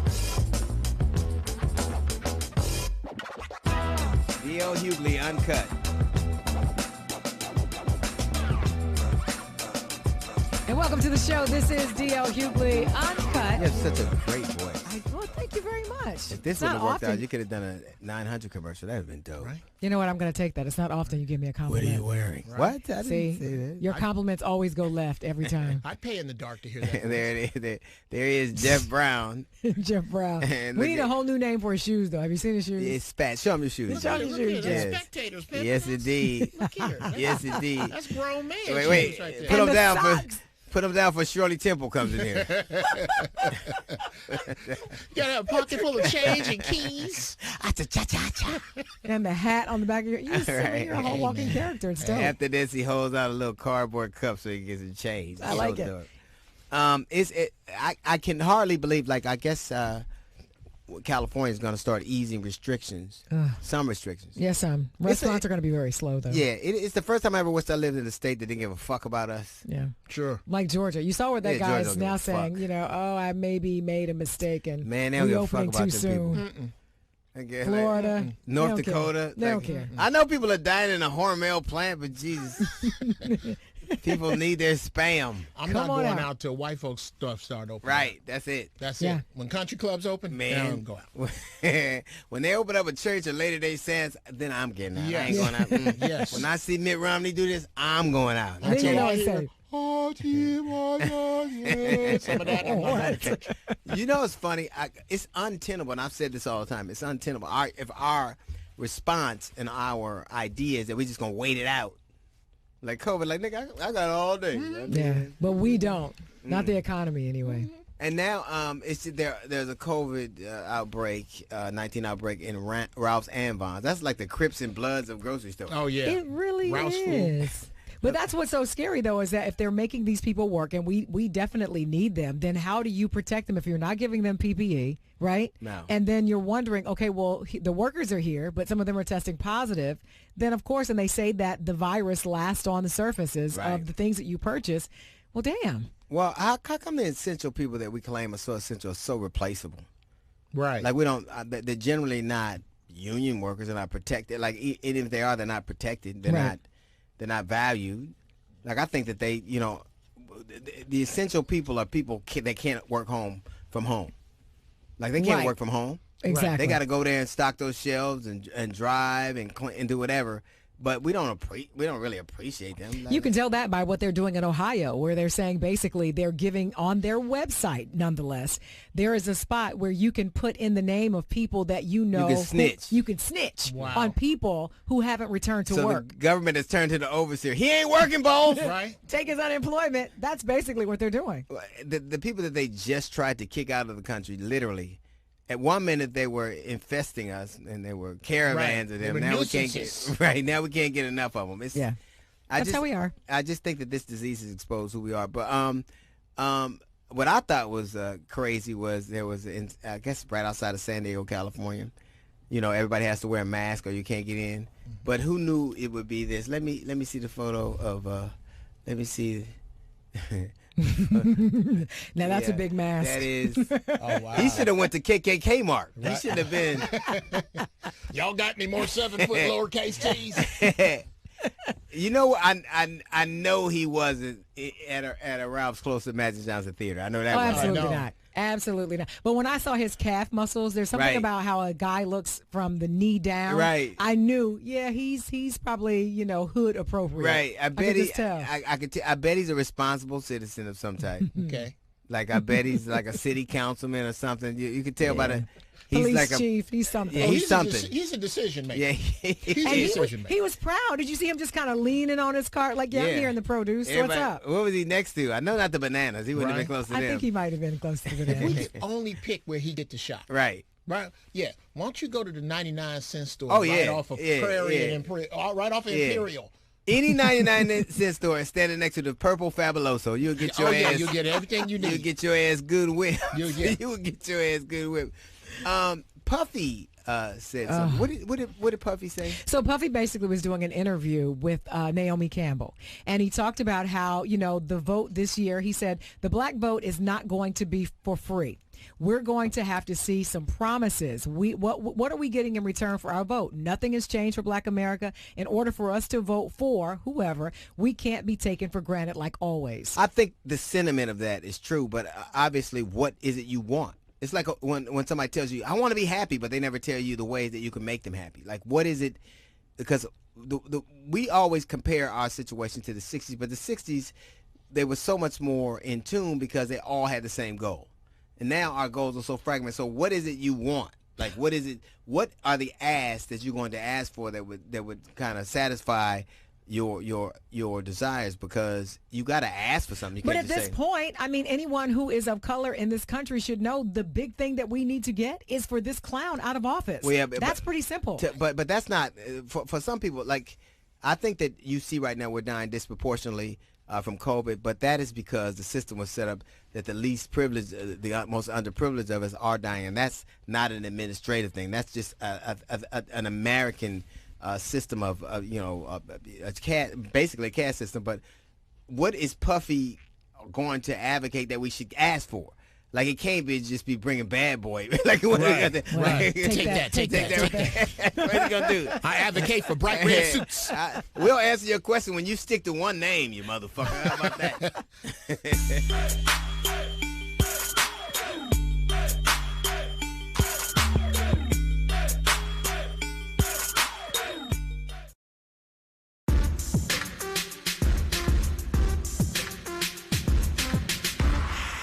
It's D.L. Hughley Uncut, and boy, is it getting hot in here. Yeah, we were talking about Puffy, and when he said we should get something for our vote, which I think that there's nothing wrong with that, but there has to be a level of specificity. Sure. And I think even if we talk about education, even if we talk about health care, even if we talk about the fact that some level of reparations, now you could say we don't all need the same thing. So say you need a business loan, or you need a home loan, or you need education for your children, or I might just take this taxes. There could be a pool of things.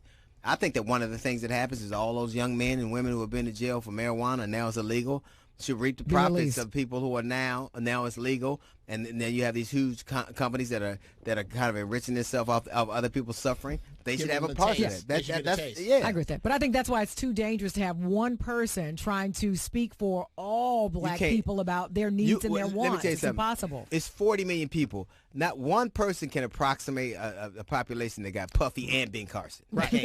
Take that. I just don't think it's prudent. I don't think it's fair to approach it and go, because one person can't speak for us all, that nobody should say anything. That's right. That's my issue. There are things that need to be said. Right, and I think that there are things that we should, like it's not 100% of one thing, it's 1% of 100 things. Yes. But I think that ultimately the sentiment is that we shouldn't be taken for granted is absolutely true. That is true. But you can't just say, like when a woman says, make me happy, and I go, how? You know me well enough, you should do it. Right, like, now, what's wrong with that? Figure it out. You ever ask a woman where to eat? Right, right. That's what's wrong you with know it. You got to ask the right woman where to eat. All right. So we don't have a doctor, but it doesn't matter because then we could be part of the Corona Task Force. We don't have a doctor at all. Yeah. And none of them are doctors either. We can suggest taking bleach. We can do that. Right. We wouldn't. We can go on our doctors. Dre, Seuss. Right. So Pepper. Right. So we couldn't find a doctor, so we got a motherfucker who looked like one. And boy, does he look like one. And it's time for You Look Like a Doctor. You look like a doctor. I don't know why you look like a doctor, but I know But that he does. Yeah. If I saw him in the grocery store, I'd swear he was a doctor. Yeah. And I'd say, what's this Or a rash? cab driver. If my appendix was about to bust and I had He'd to be pick the one you it, talk to. I'd point at him. Here, you do it. Me too. The sad thing about it is his mother is so sad. Like, he should have been a doctor, but he's hanging out with us. I left my house this morning with the surgical mask, and she was so disappointed. She was like, just another reminder. Late, Jay. Right. It couldn't really happen. It's too late. So we don't have a real doctor. So you're our staff, like our resident doctor. Our resident doctor. And I have some questions for doctors. I'm your not Dr. Sanjay Gupta. There you go. Damn near not Sanjay Gupta. Should we, if you were a real doctor, should we ingest Lysol? Hang on, let me check. No. He's got the Lysol can. Okay. All right, it says it's good for removing HIV and hepatitis B from surfaces, but not in the bloodstream. So, well, I don't think it can cure the. No. Okay. Well, wait a second. What about alcohol? Can we drink alcohol to get rid of COVID-19? Alcohol. If you have COVID-19, alcohol is the best thing for you, because if you get enough of that in your system, you 19. And if you get pulled over. If you get pulled over for having too much alcohol in your system, you get to be like, hey, doc, or hey, officer, it's a respiratory illness. Are you sure? And this Blow is into my that thing? prescription. Just trying to take I care of don't have yourself. corona, but I do have a DUI. That's it. That's Because everybody's telling us the protocols. Does wearing a mask help? Because generally for black people, wearing a bandana over your face is frowned upon. But does wearing a mask help? For UDL, not at all, because you pulling it down to be like, I'm not going to rob you. I'm not going to rob you. It's so stupid. So here's something that's been debated. Now, was the virus actually grown in a petri dish to kind of hurt Americans, to kind of get at us? Is that what happened? I mean, you would know, right? No, you're thinking of blue cheese. Thank you. I'll remember that the next time on my salad. So you didn't go to medical school, but you could have been a doctor. No, I couldn't have been a doctor because I hate science so much that I became a Republican. Well, if you didn't go to medical school and you hated science, you could have been just where you could have worked at Kaiser. It'd have been the same thing. It'd have been the same thing. Where would you have gone to Yeah, medical? no. But you look like a doctor, not but you look like a terrorist. Wow. Terrorist doctor. Oh, wait. Which, you definitely sound like a Republican. I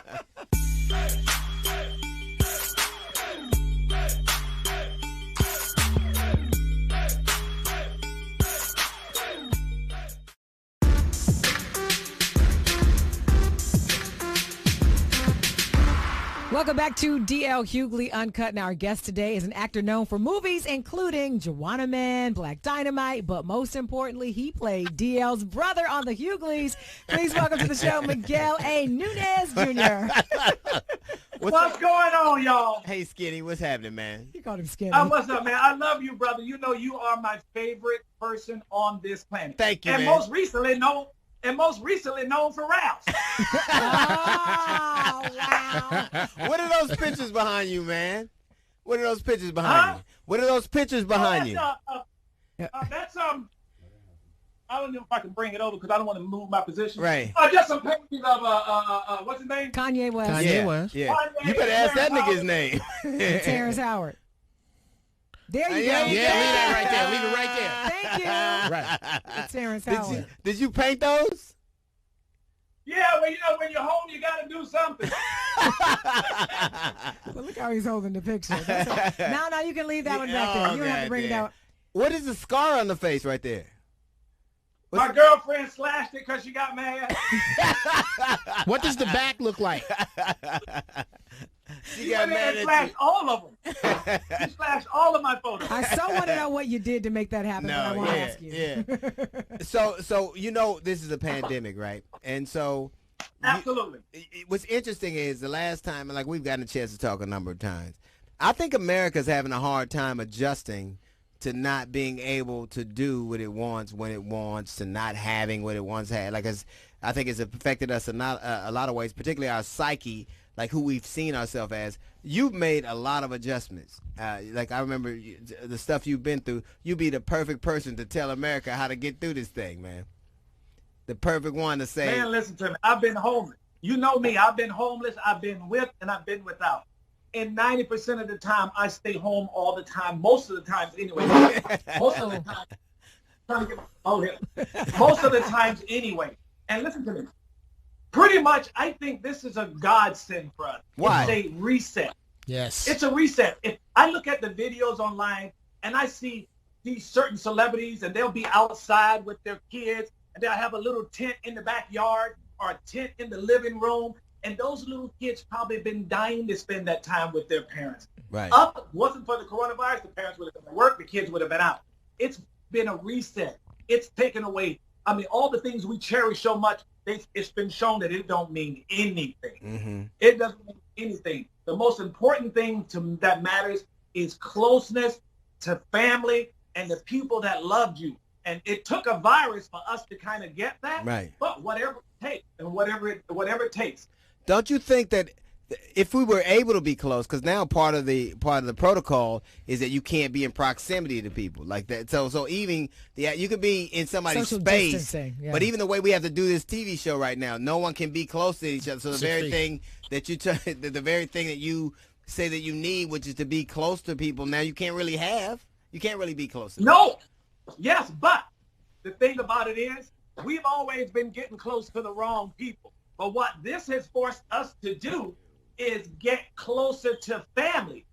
Families are pretty much together. It's just all those other extra people that you used to hang out with, or you won't be able to do that. But the people that are closest to you, your family, my daughter's in the other room, the closest people to you, you've been able to get closer to those people. Yeah, but You've after been like separated 6 or 7 weeks, now you're like sick of it. So Let's some, kill for them. some people, We got to it's murder like, them. you know, Now the murder rate's combustible. going up.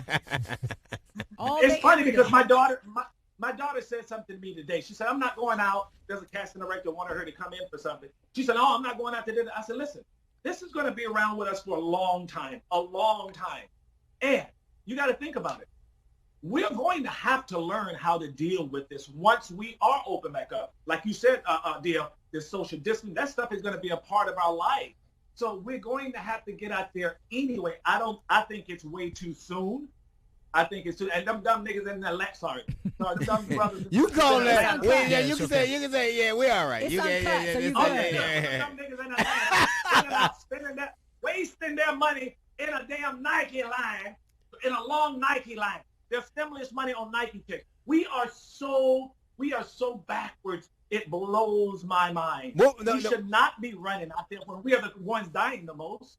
What did you think? Because I wanted to call you immediately after I heard this happen, because it's a word I used to hear all the time, and I never really associated with anybody, but it is one I associate with you. Non-plus, like you just like whatever, and I think that's more difficult for a lot of people.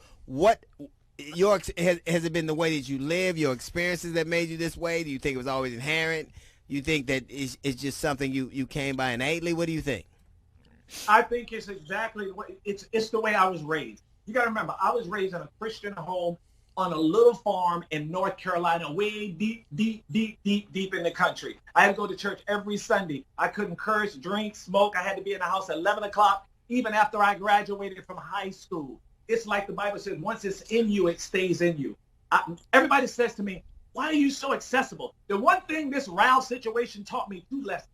And that's one is I can't just do what the hell I want. No. I used to think, man, I would do stuff. I would take weed and oil pins to states that didn't have it, where it's a felony. And I'm like, I ain't worried about that. I'm Miguel Nunez. Yeah. Ain't nothing gonna happen. And the second thing I learned, I'm famous. Well, yeah, that's a nice lesson to learn. Let me tell you something. That's a He lesson. alluded to the Rouse thing, right? Like arrested for shoplifting. I didn't know. And she called me, and I was did. running, and what'd you say? As soon as I saw the story break, I called him. I said, hey, is he okay? What happened? And I was like, what are you talking about? I had no idea what was going on. I was like, you should probably And get you into hit the me up, news. DL. Yeah. Hit me up on Instagram, which I saw much later. I said, because he was arrested for shoplifting. And I thought, oh my I God, I got to reach out to my brother. Like I can. And But that was nigga's the like, headline. that nigga was like, I had the money, I just didn't want to wait in line. Yeah. But you know, they're going to run with the headline, and that was that Miguel Nunez arrested for shoplifting. I called the police. They did. I called the police because I said, I want you to go back. It's called a civil standby. and I got to be honest, because I told them, I said, I need to go back and pay for something to it. They said, okay, we'll go meet you there. And then the cop came back and said, well, she's not taking your money. No. But here's what I didn't tell you. Every day I went there, I had a problem with her. She would have us standing in this long line, and there'd be 40 people outside and 10 in the store. I'm like, what are you doing? There's only 10 people. Well, we got to practice social distance. But 40 outside until, you know, when you're the dumbest manager, I mean, we've had problems. Right. She wasn't wrong. You can't leave and decide when you want to come Right. back. But I learned two things.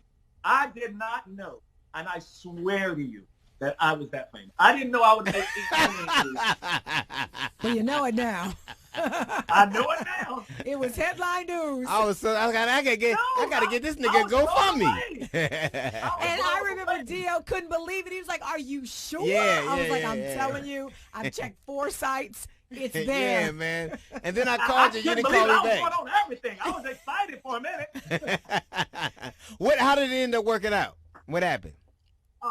Oh no, well, it was dismissed because they said on TMZ, you know, he didn't go to jail because coronavirus. It wasn't that. It was that I never had a record, never been in trouble, and they weren't locking anybody. I didn't even get locked up. I just took me to the station, signed up, and left. Charges were dropped because because I did a civil standby, I went back to pay. If you steal, you have to have an intent to deprive. Right. Once I went back, that takes away the intent to deprive. What did you So have? What were you getting? What did you get? What were you getting? A whole lot of shit. I thought maybe one thing, but if you were walking out with bags, that's a lot. No, I had a whole cart. I just put the cart out to the car. They were all. I can't do that.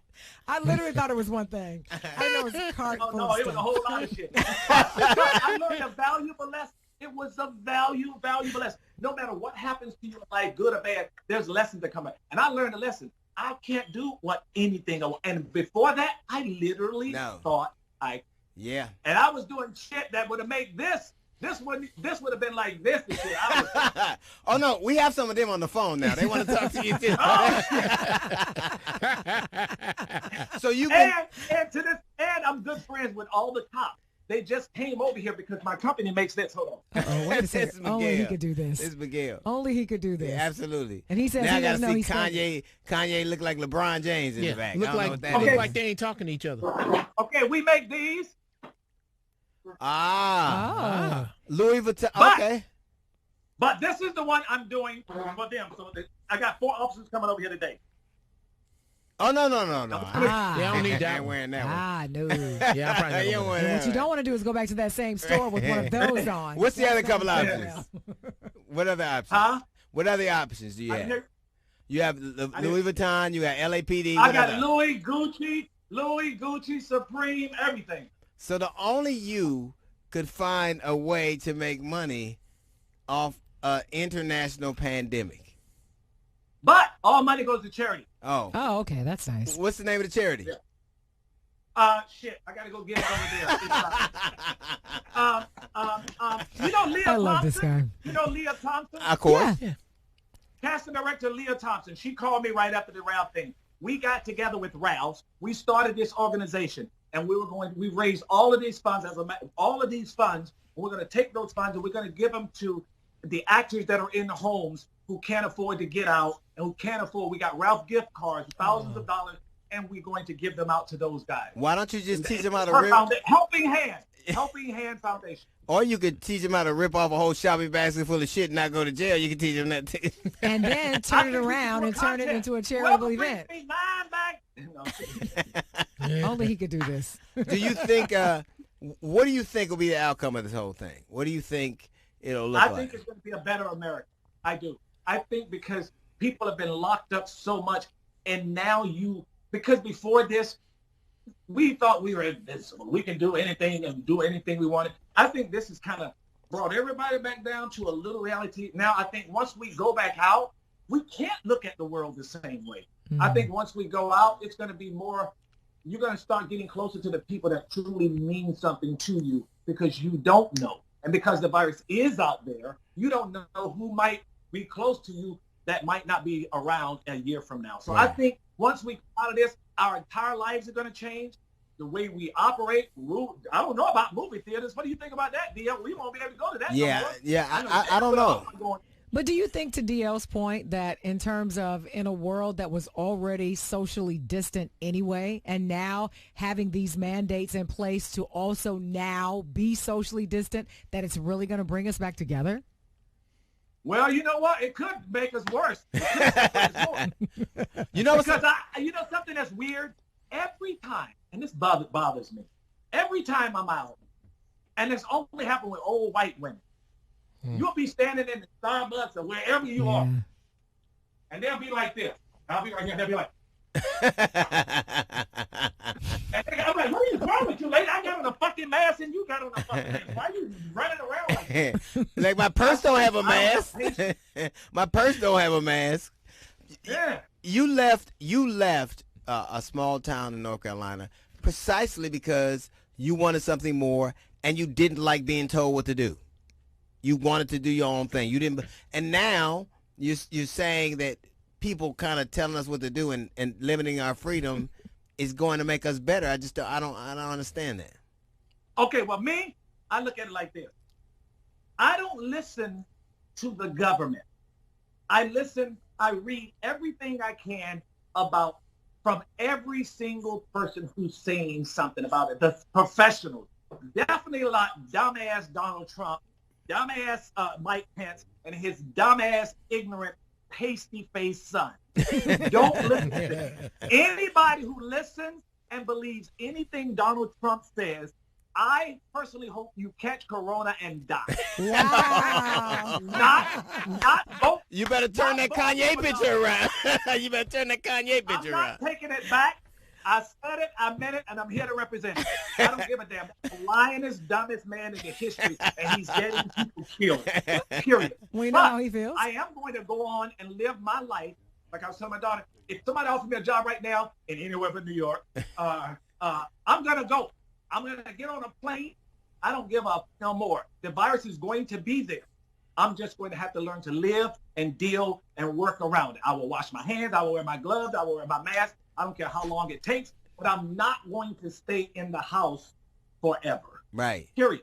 And when I get out, I'm going to still be the same way. I don't care if people like this. You want to hug me? I'm going to hug you. You want to do this? I got on my mask and I still do the same shit. They be like, dude, you just hugged him. Hey, suck my ass. I sure did hug him. And my cousin say hi. Yeah, of course. Hey, DL, what the hell on, man? Man, I can't believe they real DL. Man, leave him alone. He got to go. Oh, my God. Hey, Miguel, I love you, man. Thanks, Miguel. Thanks for coming on, man. Appreciate it. God bless you, too. Thank you, man. Take care.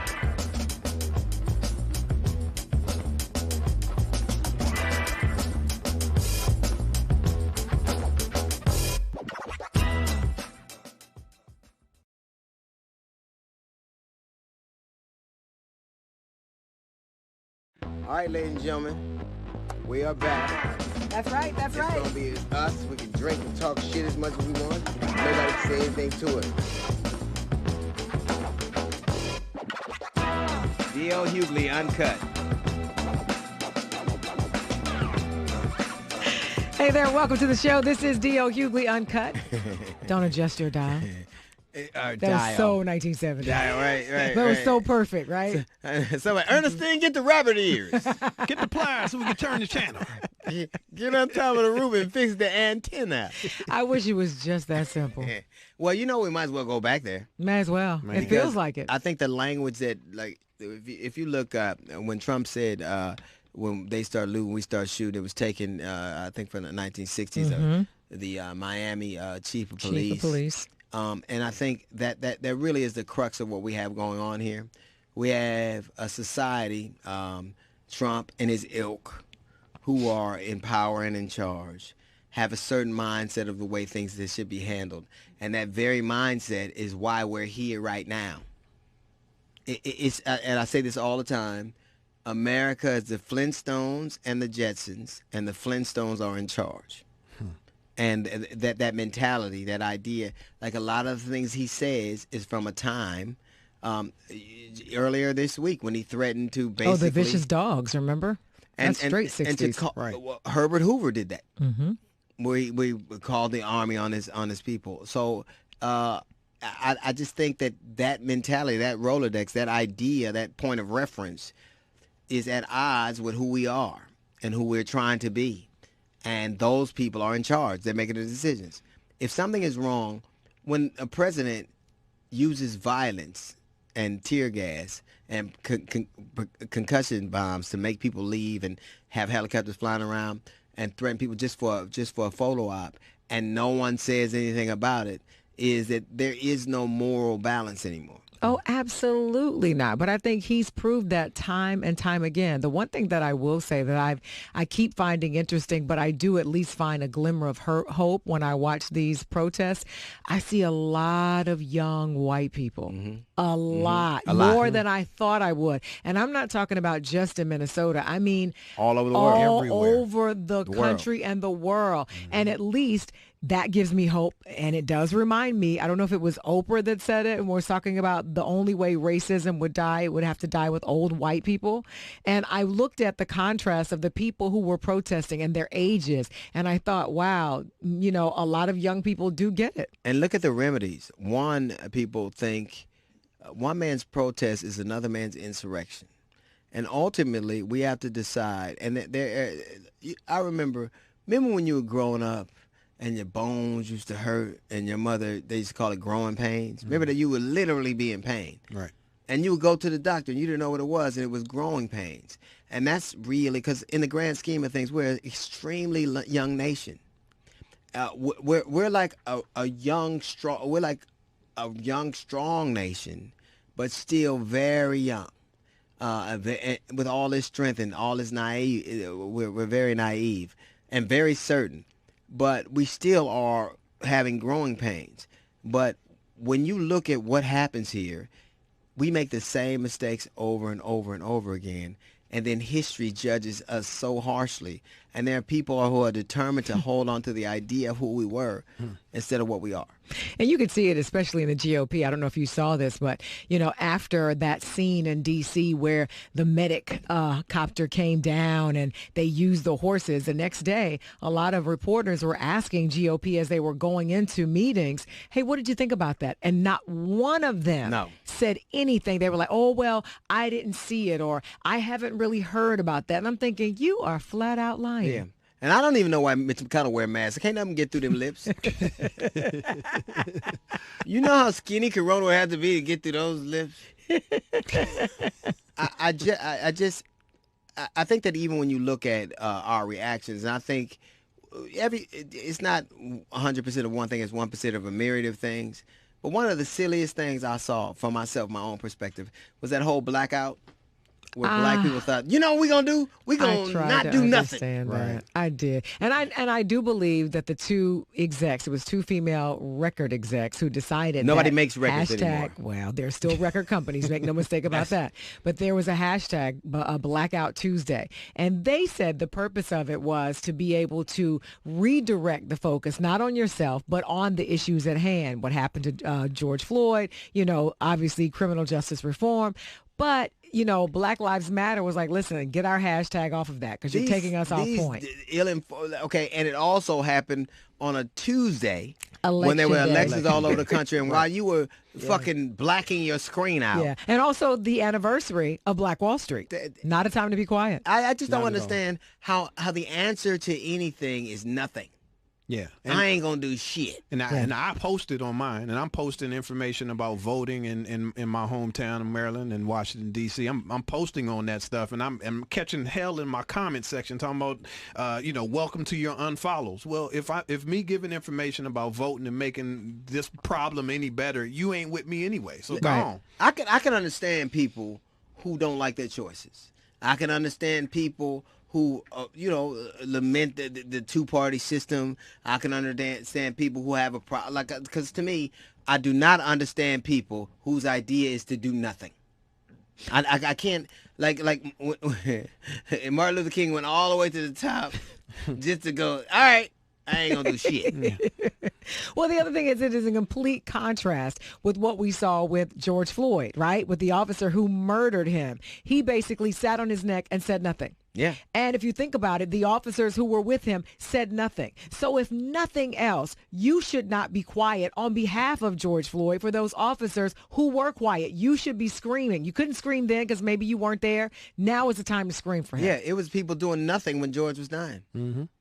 And I'm talking about bystanders too. Yeah, I know. So Charlie, can we roll that back? Because I want to have said what Jasmine said. It was so good. I think I should have said it that way. Charlie, don't do it. He could never enunciate that way. Don't do it. I think if you want your jobs, we will have.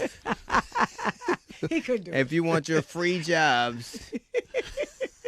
Don't do it. But the point is, I think they probably had good intentions. I just think it was ill-timed. I think also they didn't explain it well. So you had all these people posting blackouts. They didn't really know what they were doing. It was just too convoluted. Intentions are informed.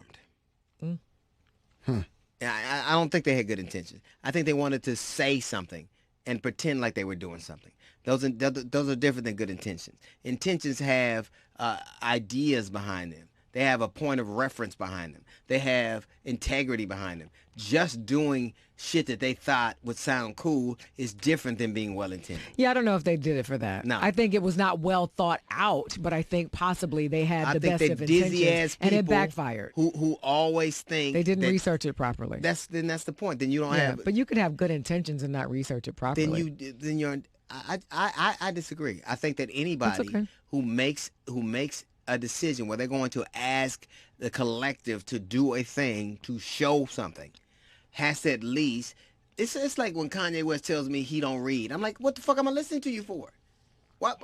All this information is available, and you take the public microphone and aren't even don't have the intentions of being informed. You didn't inform yourself that, you know what, they're having elections in a lot of states in this country, and that's one of the reasons that this could happen.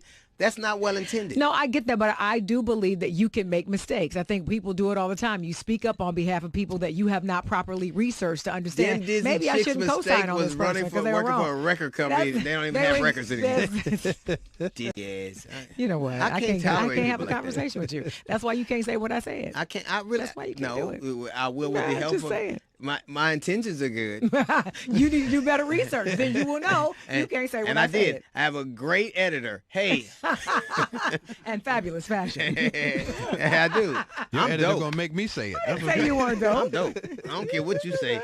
Move this microphone. Let somebody see what I got working. Oh my God. It's just too much. No, ain't nobody talking about your fashion. And I didn't even loot or nothing. I just got this regular. FYI, thinking about the looting, and I'm not saying that I am condoning it at all, so I don't want anybody to say that. However, shout out to fathers. You guys might get better gifts this year. Yeah, finally. Might get a better gift. Wow, this sweater is awful smoky. Yeah, they got Chanel, Louis Vuitton. They hit them all. Alexander McQueen. Like, thanks for this double extra large, baby. I don't know what I'm going to do with it. You better wear it in green. Why is the price tag singed? Don't worry about it. I just got to take this back to get this sensor off of it. No. I got to say, man, and there are people like, there were all these policemen and police chiefs and, high officials, and they started kneeling, and people were like, it's too late. It ain't too late. No, it ain't. It's never too late. We need it. For somebody who if it's too late, then we might as well erase erasers. We might as well, omit the opportunity to change your mind. The fact that people like that who traditionally had a different view now are seeing things differently is the recognition that your message is getting through. Yeah. Right. I do agree. I watched Keke Palmer try to convince some, I guess, the people who were policing a particular area. She was like, walk with us, understand. And I thought she had convinced the officer, and the officer was like, listen, I can't leave my post. Now I'll take a knee. Yeah. She's like, that ain't good enough for me. That is not good enough for me. You got to march with me. He was like, I can't do He said, that. I'll watch Aquila and the Bee before I do this shit. I won't do this. That was a good movie. That was a cute movie. You want to make me watch Aquila and the Bee before I walk with you niggas down that street? You must be out your mind. You watched the cute movie. I It did. was a cute movie. I did. He was like, I'm not going to leave my post, but I'll take a knee. Right, look. She's like, that's not good enough. Right, let me see. Aquila and the Bee or walking with you niggas. Oh. But they all did kneel. So Who it was nice. in it? Who was in it? You know what? I really think this can't be about vengeance. It's got to be about moving forward. It really can't be about, you can't be mad at people because they had a different opinion and they've been illuminated in some way. Yeah. You have to take your, like in that Houston's police chief gave one of the most impassioned speeches that I've ever seen anybody who was elected or appointed to a position take. Now, I ain't talking about the Supreme Court justice where it's in lifetime in perpetuity. Right. We talking about the dude that eventually has to defend his position. Yes. Absolutely. And he said some things that matter. So however you come to me, whatever it is, whatever timing you come to me, you doing something late is better than doing nothing at all. These dizzy ass record people. Let's not do Leave nothing. him alone.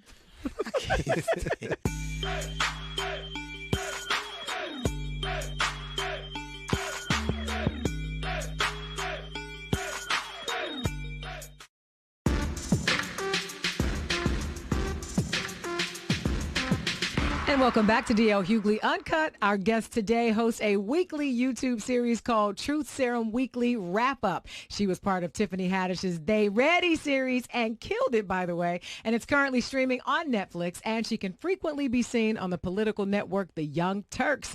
It's Ida Rodriguez. Hey, girl. Beautiful. What's up? What's Hey, happening? what's up? Now it look like you landing a plane. What are you doing? This way. You asked me something off air, and it really, it stunned me. And you asked me, well, tell everybody. I asked you how many death threats do you get a day now? You know, it's funny. I can always tell when I got a lot of threats because two things happen. Sonia will say, you should bring a gun, and you should have somebody with a gun. And Derek will always, I'm gonna go to work with you today. So I never look. But the fact that you would ask me that because you actually count, you count yours. Well, no, you know, it's funny. Somebody said on YouTube that the only place people should see me is hanging from a noose. And so I was like, see, black people? That's how they see us, too. So, only you guys would have helped manufacture the rope. It would have been great. So I know. That is a scary thing, though. I do worry because I read the comments. He doesn't read them, but that's what I'm for because I read them. I'm saying, did you see what they said? Let me tell you what they said. He's like, don't tell me. But I can't even imagine, what it must feel like to go through the day knowing that there are people who are really wishing you harm. Yeah, they for me as a woman, they like to come for me as a woman. So it'll be, you should be raped by 10 black men since you love black people so much. Was that Mel Gibson? Was that him? Did Mel Gibson say that? And I'm like, wait a minute, I am the black people. Right. That's what I was thinking. I was like, what? Why are they, okay, here's what I don't get. And it's something that has percolated for a long time. The black community and the Latin community, which I think have so much in common, oftentimes seem to be at odds when our goals and our objectives are really the same. And so you're taking heat because you're defending a human position. All day, every day. And like I hate that talking point that I'm the mother of 2 black children because I feel like it sounds like white people who say they have black friends. Because I shouldn't have to have black children for black people's lives to matter to me. Right. African American black people's lives, because there are black people all over the world, and we act like it's an exclusive thing. It's the colonial thinking. The colonization was the greatest mindfuck of all time, right? You have self-hating black people within every group, including black people in America. That is a gift that they gave us to keep us divided. But the reality of it is that it's divide and conquer. And, when people start talking about immigrants, because that's what this whole thing has been spewing, all the hateful stuff. When they talk about immigrants, they're talking about Haitian people, they're talking about African people. They don't realize it because everybody who migrates here is not from Mexico or Central America. Right. But when they talk about black people, they're not just talking about black people in America. They're talking about Jamaicans. They're talking about, like I see a lot of the people who lead the groups were telling Ruben Paul, who's Haitian, like, you're not really black. Right. And I was like, black people should say you're welcome to Haitian people. They kicked the door down in that revolution. Of course they're black. Right. You know what I mean? They're And so black that they hate them so much they'll Yeah. always be an impoverished nation because they had the temerity to win. Absolutely. But Francis had their foot on their necks, Right. the proverbial foot. But the thing is if we're going to start dividing ourselves like that, we're not going to get anywhere, because then you can't have Malcolm X, You can't have Louis Farrakhan, you can't have Marcus Garvey, and you can't have Toussaint Louverture because they're Caribbean people. Right. So do we really want to do this? No, we don't. No. But the other thing is a lot of us need a history lesson. That's the big thing. Because this whole division, because maybe you speak Spanish and I hear you, or maybe you got curly hair or you're light skinned, all of a sudden I think you think you're better than me and you're not black. We're all black. What are you talking about? Like, study your history. Know that. Me and my assistant have that conversation all the time. She's Dominican. She gets into fights all the time on social media about people who try to tell her she's not black. Well, the thing is that was the greatest lie ever told, is you're better than somebody because you're lighter than them. That's how you keep everybody poor. Yeah. That's it. So when you sit down, have this conversation, and for me, when it comes to, I'm not here to deny that there's not anti-blackness within the Latino arm of the world. Anti-blackness exists everywhere because melanin is divine. So of course they're going to tell everybody there's something wrong with it. That's why they keep trying to exterminate it. Right. If only it were bulletproof. But even at that, what now? I shortly after we met on the previous show, I worked with you. And I had never got a chance to work. I mean, like, I'm talking about when we were getting paid. We worked. And yes. when we got paid later, but you that's not the point. Okay. That's not the point. Well, you make sure I got paid. You got that right. But what you do is what I've always respected comedically.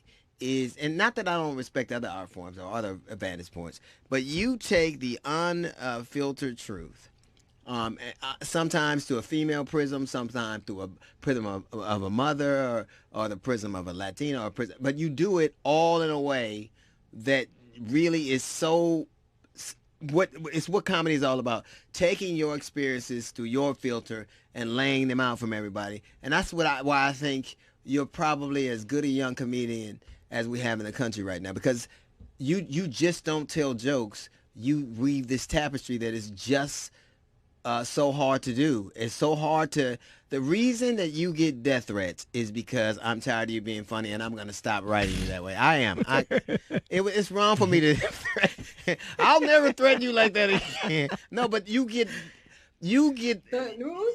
You get threats and laughs, and that has to say something about your approach.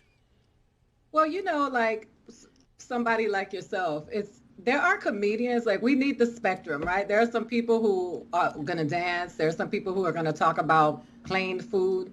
Some people who want to be silly, and that's fine. We need the spectrum. But for me, I don't want it if I can't talk about what's uncomfortable, because I really want to use comedy to change culture. So for me, it's all about how to make this world better for us, because straight white men have had a voice for so long, and it infiltrates every aspect of our lives. So if I could just do it in comedy, whatever angle I can get in, that my objective is to change the world better to make it better for us. As kumbaya as that may sound, that's what moves me every day. What have you seen? This is to say 2020 is the most fucked up year I think. It is. I wish we could give it back. Just over it. Wait, because 2021 going wait. Wait. So let's not. Wait a second. Remember when the worst thing happened to us was Prince dying? Remember that? That was it. Oh God. I killed Prince 1,000 times if this would stop right now. I swear to God, I would. Oh my God. That's so funny. But what are you seeing these days? What do you see? What does it look like to you? Lay it out. What do you see? Oh man, what I see now is the work of white supremacy bearing all of its fruit, and the chickens coming home to roost all at the same time. And now it's the strong of the will. Like, this year when Kobe passed away, that was it for me. I was like, this year is a wash. It's over. And then coronavirus said, hold my beer. Yeah. And then here we are. But what I see is revolution. And something my grandmother used to tell me, my grandmother came here from Puerto Rico. She was hosed in the civil rights movement. She didn't speak English. She was a black lady. And she said, one thing about us, they know we're not violent they know we're not evil because they give us their children to raise, right? So we're never going to be, that's not in our blood. That's one of the dopest things I've ever heard. Yeah, if she we were said they evil, don't. or they hate their kids. I don't know. Yeah. Well, I mean, that too. But when you but she look would always say, when you look at what's going on, comedic, like, first off, no one's been on the stage in 3 months because you can't, no one. But when you look at what's happening, it seems so clear to me comedically. It seems like clear to me. I get it.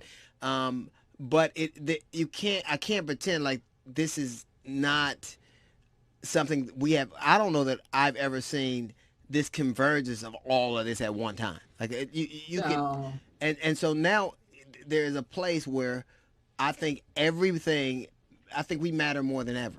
I'm talking about comedically. We matter more than ever. I got my hour special this year, right, for HBO Max. I just closed my deal during coronavirus. And I was thinking to myself, like, because, you know, my grandmother used to always tell me to lean into the conflict. Don't she was like, we don't raise any cowards here. And so I started thinking about it, and I was like, because I kept saying, what am I going to write about now? What am I going to write about now? And then all of this stuff happened, and I was like, oh, I got to lean into it. And as uncomfortable as it may be, the jokes got to come. Yeah. Because I'll tell you funny things that have happened. I spoke about the Asian police officer that stood over and watched the lynching of George Floyd. And I made a mistake and called them Filipino. And them Asians came for me because he is song American and not, and I was like, you know what? The reality is that you're more upset about my mess up than you are about him witnessing a murder. Right. When y'all was screaming at us when a black dude sprayed an Asian man with Febreze on the train, y'all was like, hey, our lives matter too, right? And I was like, well, right. You know, it's amazing to me how everybody steps away from black people, but everybody got on just the clothes that's been validated by black people, listening to black music, emulating black people, doing dances on TikTok, trying to get likes and pats on the head. So this is going to be, my special is going to be called Call to Action. And I'm going to talk about all the stuff that, and my goal is to get canceled. I'm leaning into that. That is a hard lean. I love it. Oh, it won't be that hard. Matter of fact, I'm going to deny I know you by the end of the show. It's going to be great. You get canceled all the time. Oh, ain't that the truth?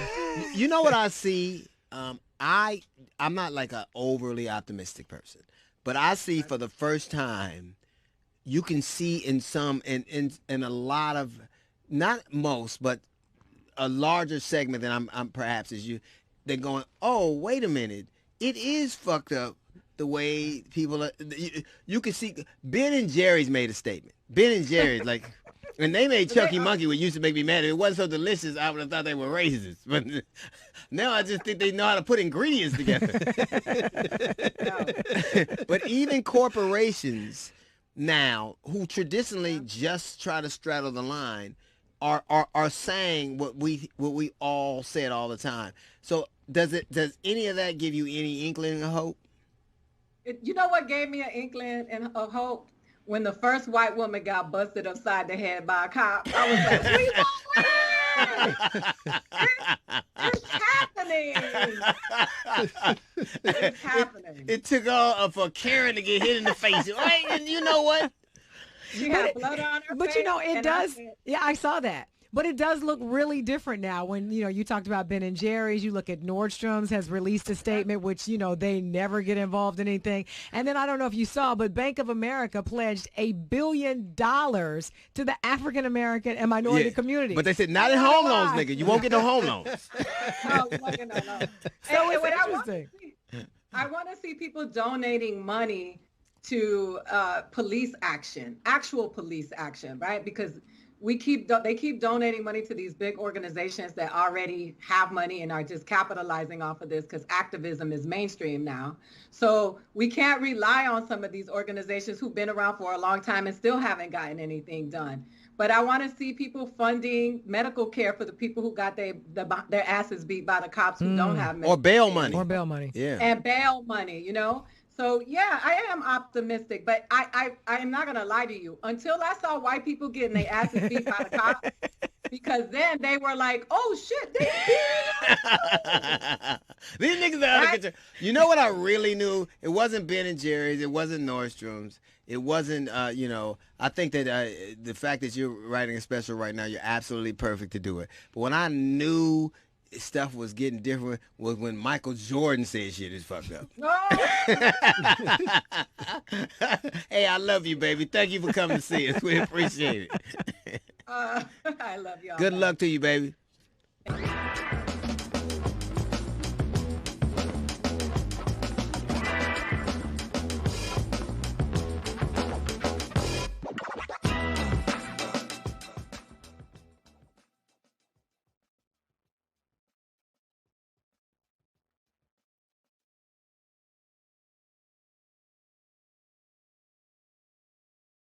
All right, ladies and gentlemen, we are back. That's right. That's it's right. It's going to be us. We can drink and talk shit as much as we want. Nobody can say anything to it. D.L. Hughley, Uncut.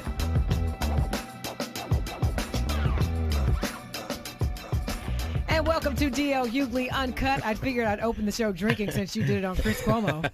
First off, that's a little insulting. That's not insulting. That's called true. No, it's not inaccurate. It's not. You Here's were the thing. drinking it up. I want to explain something, and you all are so disrespectful that, first off, Chris Cuomo was a friend of mine.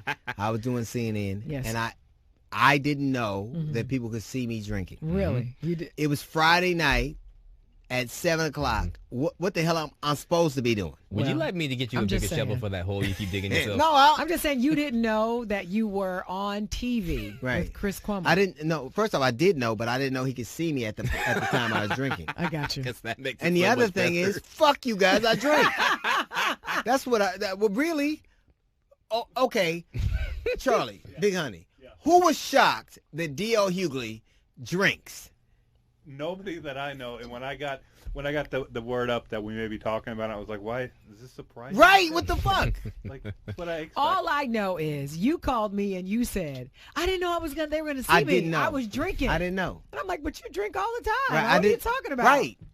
First off, I'm appalled at you guys' reaction, not mine. I'm doing what the fuck I'm supposed to do. At least he's consistent. Right. You know me, son. How much Yeah. liquor have you ever bought me in your life? There are not enough hours in the day. Exactly. Well, I'm not ashamed of myself. That's the problem. This is the problem I with get it. America. Y'all live Oh, dual God. lives. I live mine out loud. No, I get it. Right. There are a lot more things that people should be ashamed of. Right. I I will tell agree. you that. Like the 100%. guy in New Jersey who was mocking George Floyd's death. You saw that? I did. When he put his I think that you know, the one who there was one who was a New Jersey corrections officer and the other one worked for FedEx. FedEx. He no longer works Yeah, there. No. But there are people right now who are more angry at George Floyd for dying than angry at the policeman who murdered him. Correct. Yeah. How dare he disrupt what we have going by dying because somebody placed their knee on his neck for 9 minutes. Right. And think about all the people who've said stupid things like, well, if he could say something, then he could breathe. Right. There are people in America, and I hate to be this truthful, who don't believe that even a mayor in Temecula, California, basically doesn't believe that black people who have been killed by the police, that there's not one who didn't deserve it. There's not one. America, we're here where we are right now because America saw what it had seen for centuries and was repulsed by it. America watching black men and black women splayed and murdered in public square and public view is as much a part of Americana as baseball. It's older than baseball. And all of a sudden, America recoiled from it. Yeah, well, it's not all, because, there are still some, like that bar, who says, listen, what are you talking about? Racism in police departments? I don't know what you're talking about. Right. I don't think we have an issue with that. You mean the Attorney General that looks like the husband on Roseanne? Yeah, that one. That very one. But there are people who are not going to see it. But what I'm more heartened by, and I hate to really be like this, I'm not a hopeful dude. I'm a cynical dude who drinks on CNN. Yeah, with Chris Cuomo. Hey, Chris. What I'm heartened by is the fact that so many people from around the globe and so many people from across, orientations and demographics and genders and ages see what we've seen and are acting on it. Yeah, they're not having it now. I gotta. It really brings. I was getting a haircut a couple days ago. This guy, Twain, he has a mobile barbershop. He comes, he's from Nashville. He's cutting my hair. Me and my dog, Charlie, who's laying down here right now. We're in there. All of a sudden, these two older white people come up, and Charlie's going crazy. And I calm him down, and they say, I'm sorry. And I said, what? They said, I'm sorry. I'm sorry for all that's going on. I'm sorry I never spoke out before. And I'm glad that we're starting to do the right thing. And I am, if this guy's in office brought us to this, then I'm grateful for it. And I just wanted to let you know I'm sorry. Wow. If it comes to that, then I have no choice but to be hopeful. And I have no choice but to be grateful. And the first thing I thought about is I wish my father were alive to have seen that. And the first thing in the thought is, wow, I never saw that happen. And this nigga's getting his hair cut in the driveway?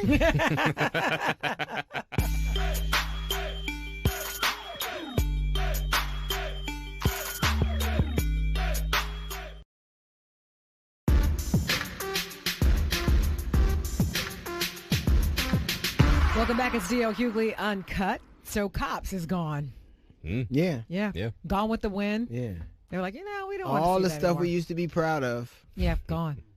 Although Why? I do think Why do you about, think that is? Well, I think that people are finally opening up their mind to the fact that, some of the stereotypes and the way that they portrayed us in these movies or glorified that is wrong. And we don't want to see it.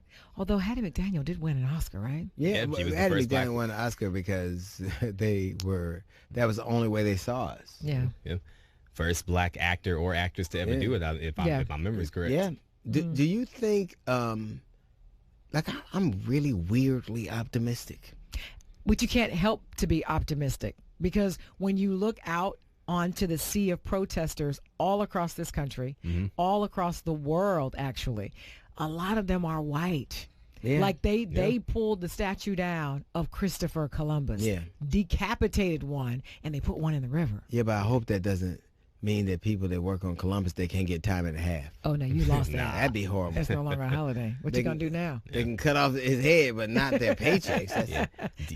Do you think that's going to do more harm than good that Cops is off the air? Do you think that's actually going to do anything? I just think, listen, I can't prove a negative. I couldn't know what it's going to be.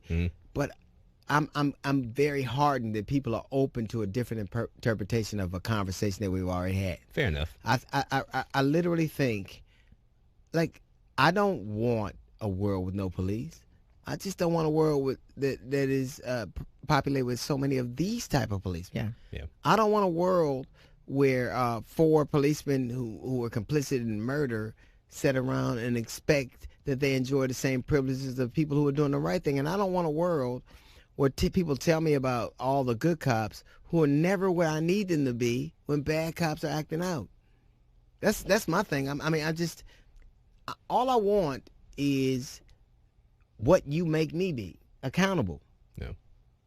All I want, and I understand it's a tough job, and I get that people are, in challenging positions, but you have to understand, if you are holding people to a standard, you have an obligation to at least meet that standard. Not be above it. That's unfair. Yeah. But to meet it. If I can't if you said and acted the way policemen generally act in a time when they get mad, if you talk to somebody at a retail outlet, the way they talk to people that they work for, you wouldn't have that job. Yep.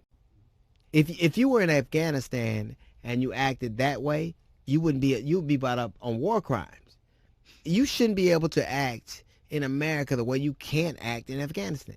But I think we're taking a step at least in the right direction when you look at some of the statements that a lot of the companies that normally would be silent during these times have released very passionate statements about what they believe is right or wrong. When you think about the people who have now spoken up, you know, we joked about this, the fact that Michael Jordan actually spoke up and now donated millions of dollars. When there was now he has the Air Justice coming out. I think that's very important. I think, again, it is a reason for optimism. There is a reason to be at least hopeful. But some people, like Bank of America, I appreciate the $1 billion you're going to donate to stop discrimination. How about approving loans for black people? How about a credit card? Literally, how about denying them credit based on the race? It's really simple. Do the fucking right thing. Yeah. Pay attention to what's on the brochure of America. When you look at the brochure of America, it's dope. Yeah, it is. You go, wow. But it's like, you ever booked a room on Priceline and the brochure looks so dope? Yes. And you get there and you're like, I didn't know y'all had a dead body in here. And roaches. I've done that. Still got the outline and everything. That's all we're asking for, to do what you say you did. Yeah. Well, not only that, don't just do the right thing because you think people are watching, but do the right thing when no one is watching. Yeah. That's the thing. Yeah, don't do it just because it's popular. Don't do it because, you know, it'll get you likes or whatever. Just do it because it's the base, you know, it's right. Do it because it's what you said you would. Literally right now, people are employing Donald Trump to give a speech to quell the nation's fears, to talk about what's going on right now. Mm-hmm. Donald Trump is in no position to do it. Donald Trump giving a speech on racial harmony is like R. Kelly being the spokesperson for Girl Scouts. Oh. And we're out.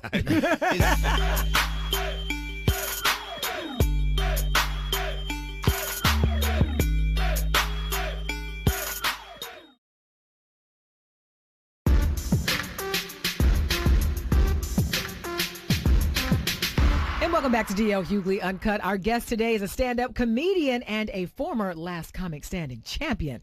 Welcome, Alonzo Bowden. Here he is. There he is. Hello. How you guys doing? Excellent. It's got to be rough for you because you're a road warrior like I am.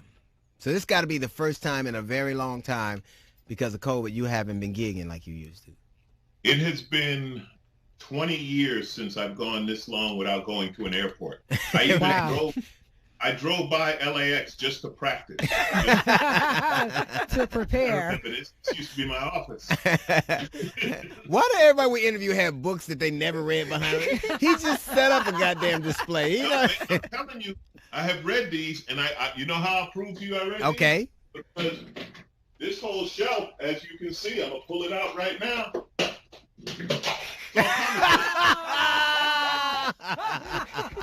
Tell me I ain't reading. Has it been, because I know that I'm going on the road for the first time now, and I'm going back. And it wasn't because I was necessarily afraid. I mean, I understand I needed to be cautious. I get that. But I didn't go because the joints were closed down. Because if they were, I would have still went. You know what I mean? I would have still gone.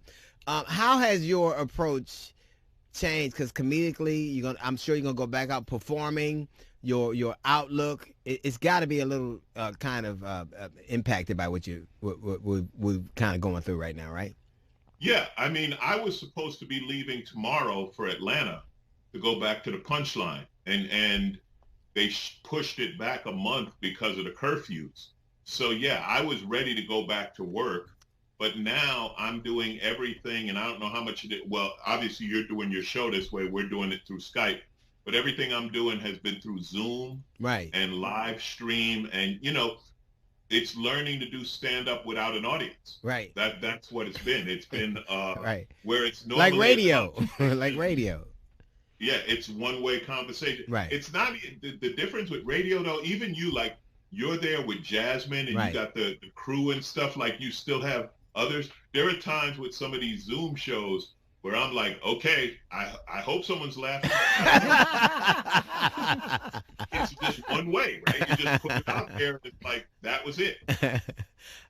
Why do you think that it has, this COVID-19 has impacted the people, like it's older people, it's blacks, it's Latins? Why has it impacted those particular demographics? Why do you think it's been so destructive and dangerous to those demographics? Well, the older people is, they're older and weaker, right? Their immune systems are probably not as strong. But the big impact in the Black and Latino communities has been, once again, we don't have the medical facilities, public transportation. People are jammed together through no fault of their own. So I think that was the difference. Even living conditions, living in apartments, and especially like back east in New York, stacked on top of each other. Right. Proximity. Versus, even here, like in LA, we're normally socially isolated, right? That's actually true. And for the first month, it rained in April, so we wasn't going out anyway. Right. I ain't going outside. So we had that natural buffer, I guess. But yeah, I think it's economic and social conditions for the Black and Latino community, and physical conditions for the seniors. Yeah. Well, what do you think about all of the conspiracy theories that are floating around? Some people say it's all blamed on 5G. Some people say, it's Bill Gates and the whole vaccine thing. And there are some people who are saying even when the vaccine is created, they're just not going to take it because there's a chip inside. Well, first of all, I know it's not 5G because I have T-Mobile. I just say T-Mobile, you can't get a 2G signal outside of a T-Mobile store. So they're hilarious, right? So you brought up Bill Gates, which is one of my favorite ones. Bill Gates wants to put a chip in you. Yes. Why? Right. Like that, nobody said why. Why does Bill want to chip us? They can already watch us. They have our phones. Everyone's phone. They know where you are at all times.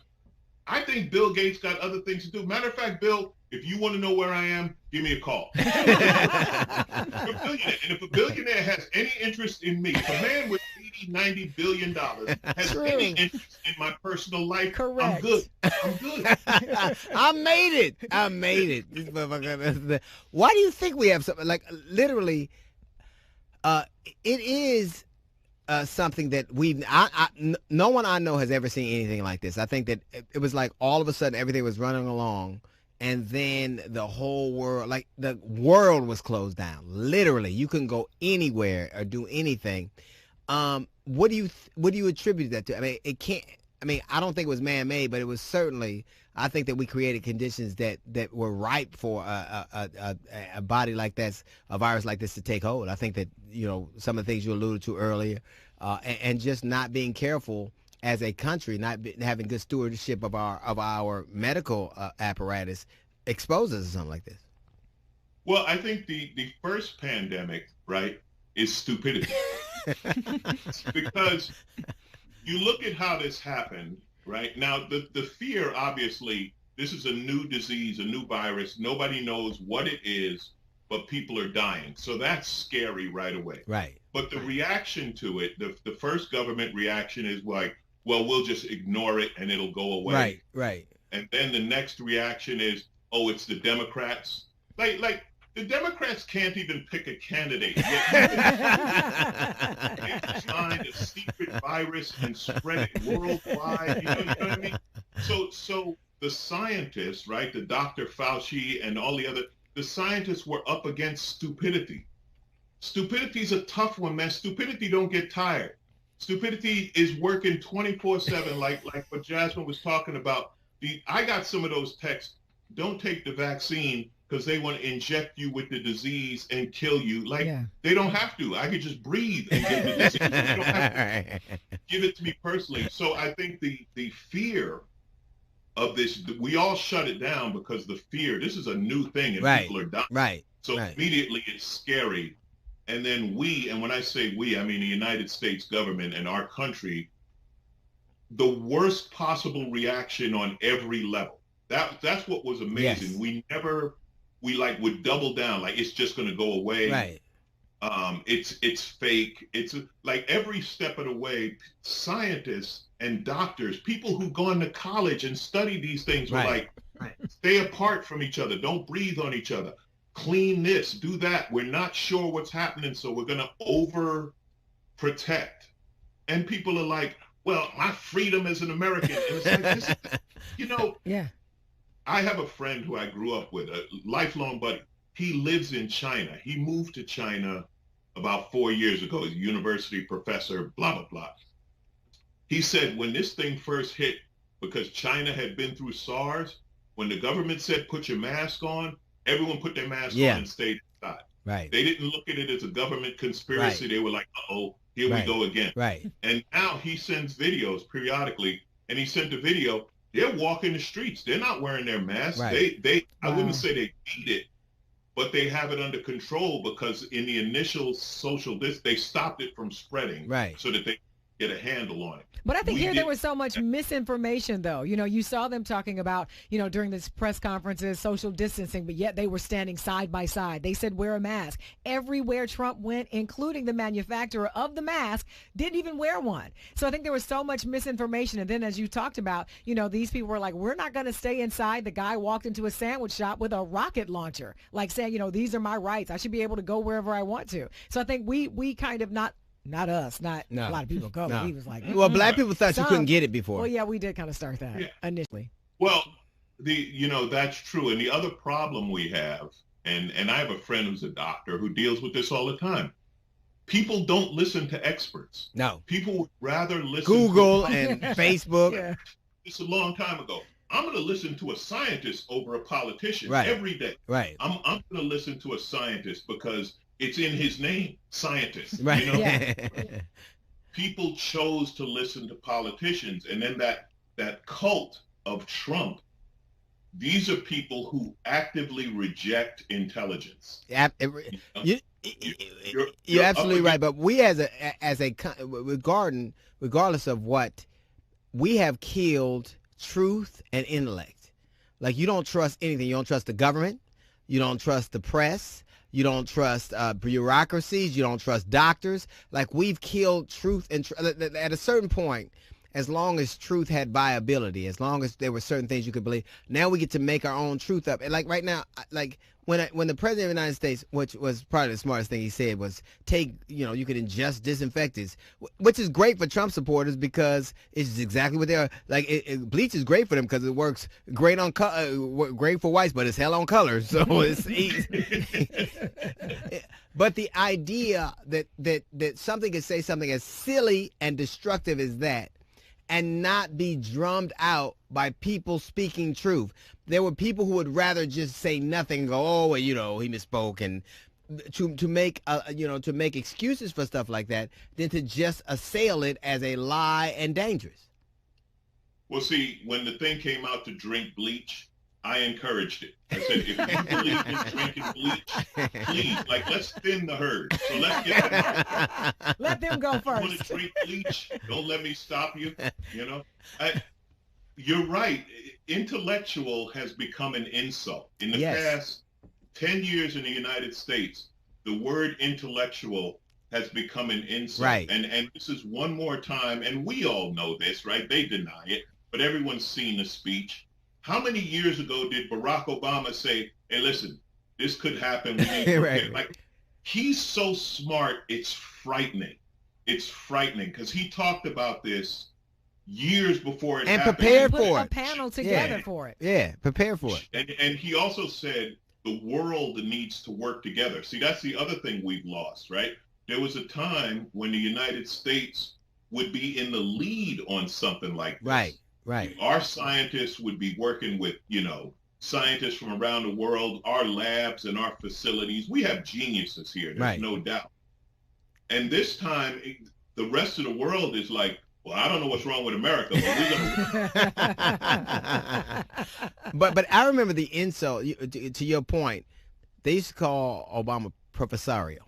They used to go, he's so professorial. He's so, it's like he's giving a lecture. They hated his intelligence, and it was almost like an affront it was like insulting to them, like that he was bright and that he was urbane, he was sophisticated, and he was thoughtful. And they took it as an affront to America. Well, to your point, he was giving a lecture because he was standing there thinking, I'm talking to millions of stupid people. Yeah. I give a lecture. That's what you do. You've done it. You've been in a situation where you're educating a group of people. It's like, yeah, I'm giving a lecture. In his case, it was like, man, one more time, I got to give a lecture to all of them. Yeah, pretty much. And you're right. The funny thing is when he would speak, they would be angry and everything that he would say would make perfect sense. Even some of the policies regarding, our economy and regarding, the climate change situation, all of that, the stuff that he did, and everyone was in an uproar. Trump, who can barely spell or speak, they sit quiet. Mm-hmm. Nobody says anything. But they know he's dumb. Here's the thing. They know he's dumb. It's not that dumb is, and you joke about this all the time. Dumb is okay if contained, like if it's contained, but it gets dangerous when it spreads. And right now, like everybody lauds Dr. Fauci. I thought he was intellectual, but I thought he was a coward. I think that at a certain points you should just say, "Hey man, if you listen to this dude, it's gonna be 100,000 people dead." Which is exactly what happened. But his trying to accommodate stupidity is really why, like, they went from, you don't need to wear a mask, you do need to wear a mask. Right. So they're saying that just acting earlier could have saved half of the people we lost. But that accommodation of stupidity is as lethal as actually being stupid. Right. And, Jasmine, to your point of them being angry when Barack Obama spoke, do you know how angry you'd be if while someone was speaking, you had a dictionary and had to look up every word? What that mean? What that mean? Okay. Like the masks, and I get it, right? Because this is a science thing. So initially they said we don't need masks. Then they did some study and they said, oh, wait, you do need to wear a mask. Well, that's you've gained information and you've changed your opinion. That's called learning. And that's what happened in that case. Now, it would have been better. I was one in the beginning when they said, don't wear a mask. I got it. Then they said, wear a mask. It's not going to protect you. It's going to protect others like you from breathing on other people, right? And they're like, what about my rights as an American? And I'm like, how about if we just take it as being courteous? Right. How about we not make it this big thing and your rights as an American and, you're fighting to go to the beach and this and that. How about if it's just courteous? I do it, man. I pull into the parking lot, right? I put my mask on. I go into the store. I buy whatever I got to buy. I come out of the store. I take my mask off. So I had the mask on for 15 minutes and I'm still an American. Right. It's very simple to do this. And it's funny because, I talked about this. The same people, like when they were protesting at the beach about having to wear a mask, they were all wearing sunscreen. They were all wearing sunscreen. I don't have to wear protective equipment, but I'm going to need some of this SPF. There he is. Alonzo Bolt, man. Thank you very much, man. Thank you, man.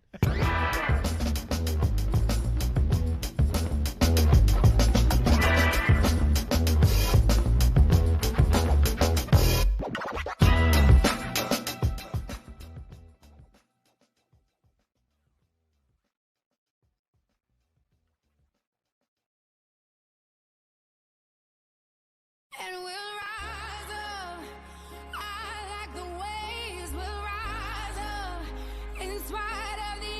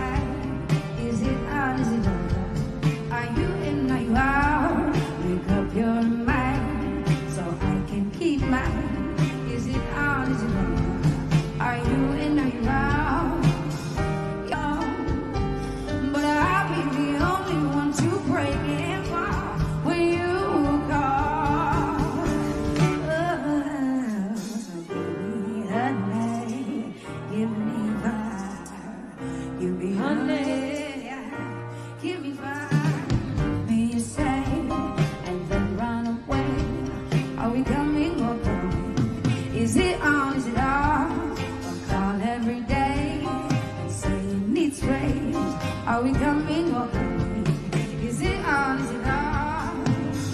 You're in the wind just like a palm tree in a star. But I'll be the only one to break and fall when you call. Give me your hand, give me fire, love me and let me fly. See how cold, no, just right.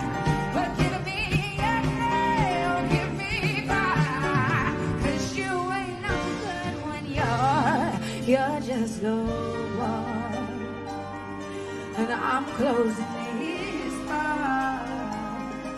So make your last call. We can have everything or nothing at all.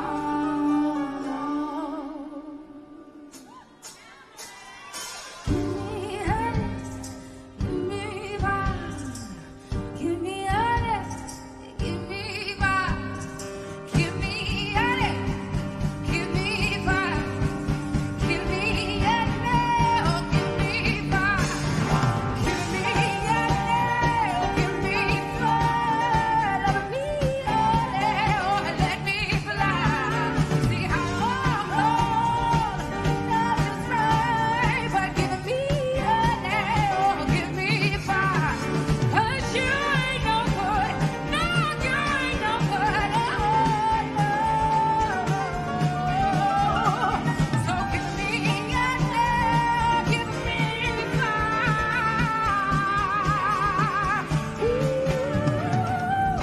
You just ain't good enough. You're just low.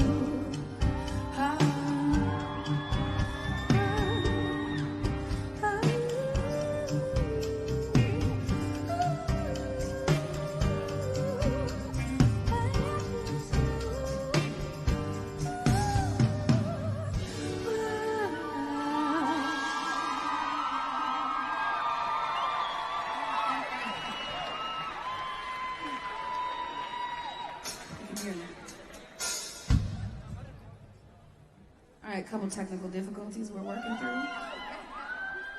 Bear with us. We still got a good show planned for y'all, okay? Hey, yeah, that's better. Thank you. I love you too, all of you. How y'all feeling? Good? Well, tonight's a conversation. I know there's a lot of craziness going on right now. We're going to talk about it tonight, okay? We don't do this up here alone. All right, we need y'all to make this work. So this is a joint effort. Let's get into it.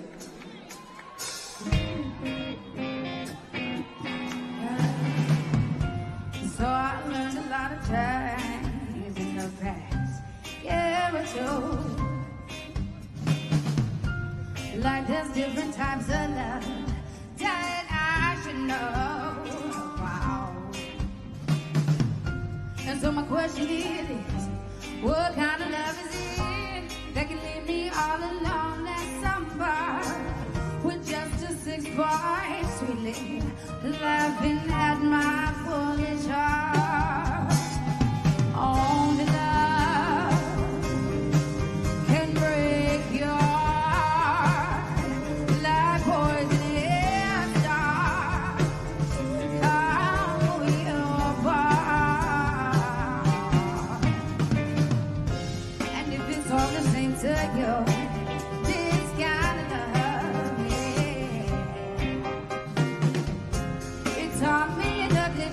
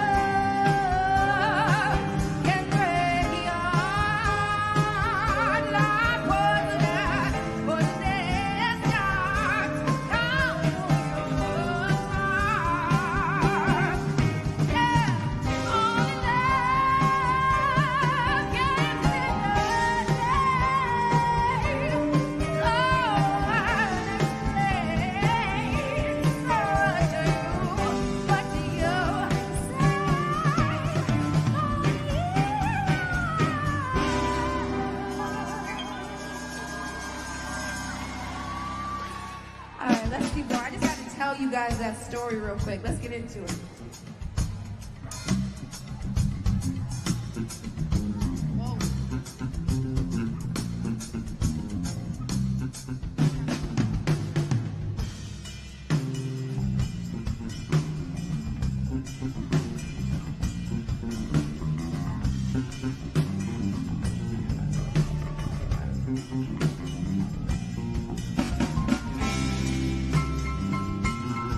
So this is a love story, a love song that I wrote.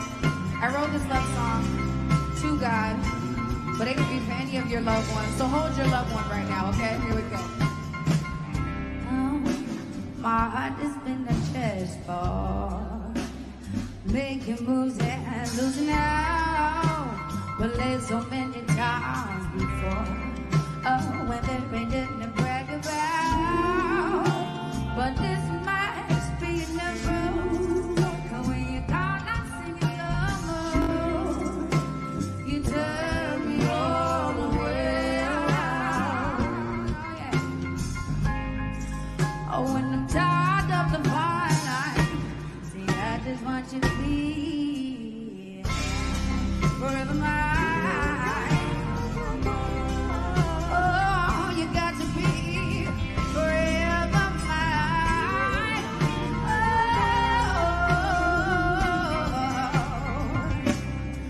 Oh, and there's nothing I can see now that ain't been sung before.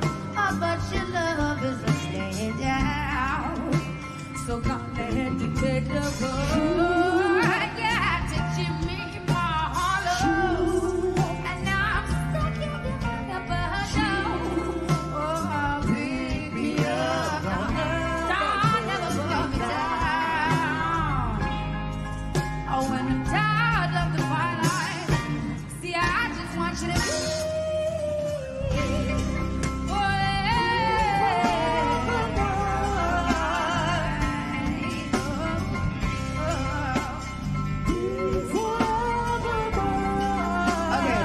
For a minute. I just want to dance. You know, sometimes I don't always sing, you know what I mean? Sometimes I just want to get down, you know what I mean? Oh, somebody's in the mood. Hey. Hey. Ready?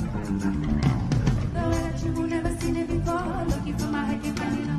You rest in my heart and I get the reward. Winning the fight like a Trojan. Come back every time. You got me shit like the mouth when they rap. Come out and now wake up blessing my life. I just want you to be forever. You will never seen it before. Looking for my head, can't find it no more. You mess in my heart and I get the reward. Winning the crown like a Trojan.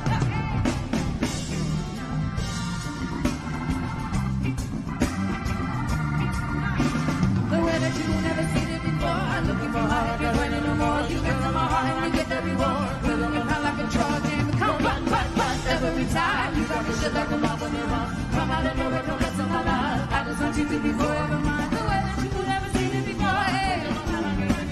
You rest in my heart and I get the reward. When you cry like a Trojan, come back every time. You got me shit like a mouth when you run. Come out and know it, no rest in my life.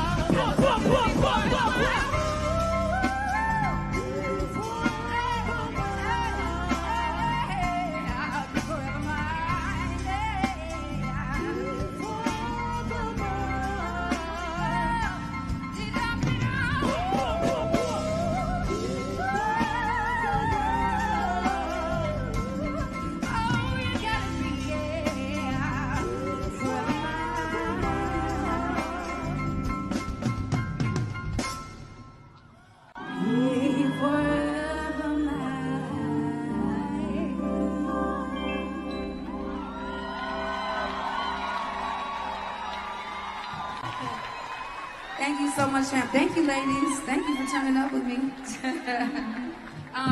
So one of the things, like we said, this is a conversation, we're talking, and one of the things we like to do is pay tribute to the greats who came before us, who paved the way and allowed us to do what we do. So we are at a jazz festival. Are there any Nina Simone fans in the audience? So, in 1963, in a Baptist church on 16th Street in Birmingham, Alabama, a woman is sobbing, and this woman is holding a shoe. And this tiny little white shoe, she's holding has blood all over it. And she's sobbing because this bloody white shoe belonged to her now dead daughter who was in a church earlier that day that was bombed because of hate. God damn. Now surely justice can deal with injustice like that, right? Well, wait a minute. A man peacefully pulling his wallet out of his pocket was shot 4 times dead in the arm. Surely justice can deal with injustice like that, right? Well, now our pants stay sat a little low, we stand a little taller, and we talk about injustice like this.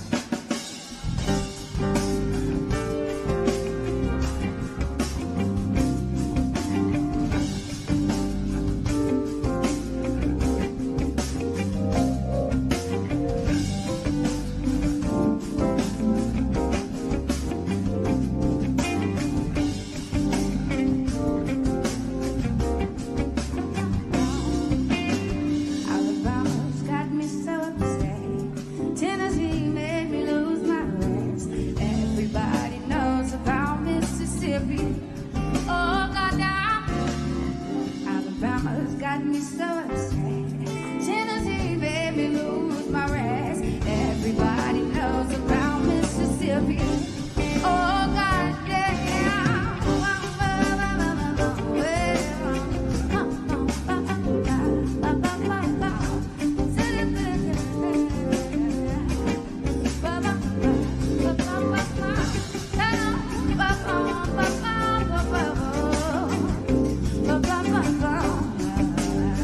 Hey.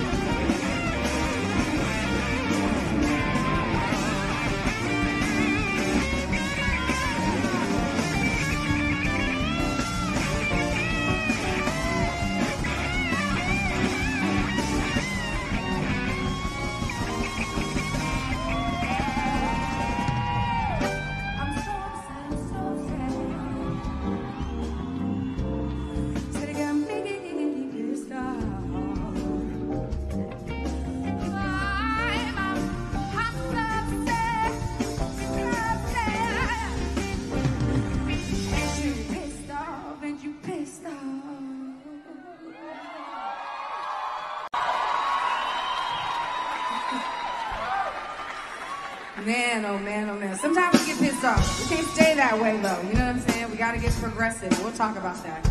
So we're still talking. I'm gonna tell you guys a story about my life. Don't judge me, okay? You don't know I called him the teacher. He had hard lessons for the kids.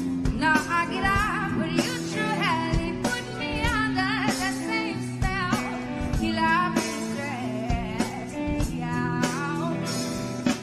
You love me like a precious gift, and he loved me like a sloppy kiss. And you would tell me nowadays, no, stand the pain.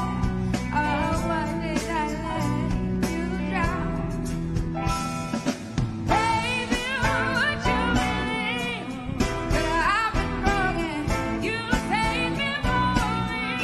Say again and again, I see the real life scream to me. I give up, Lord, for grain of sand slipping through my hair, slipping through my hair. Now you have no problem with commitment, like a king is loyal to our city, and you look for a ring to fit while I play wifey with the king of the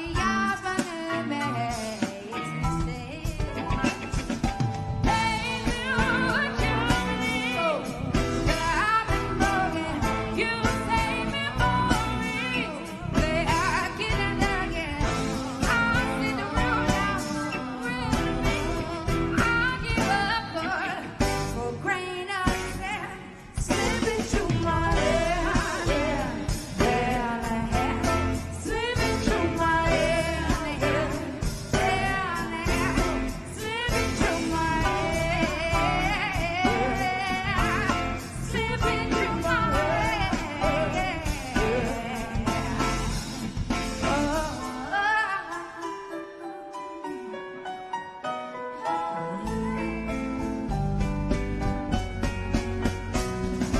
Baby, would you believe that I've been broken? You saved me more easily again and again. I see the real, now it's real to me. I gave up gold for grain of sand, living through my head, slipping through my head, slipping through my hair, slipping through my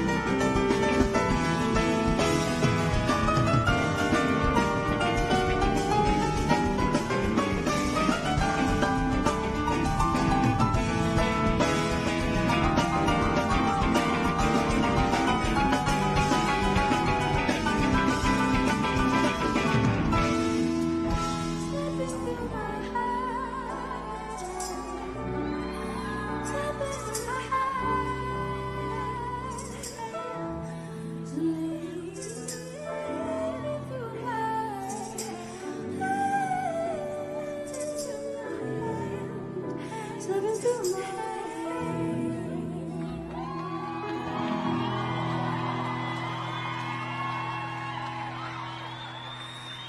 Thank you, thank you. Okay, so I have to tell you, we all have that person or that thing in our lives that we gotta say, let go of my hand, okay? We have that person in our text message history right now, okay? Let's get funky for a minute. Let's talk about it.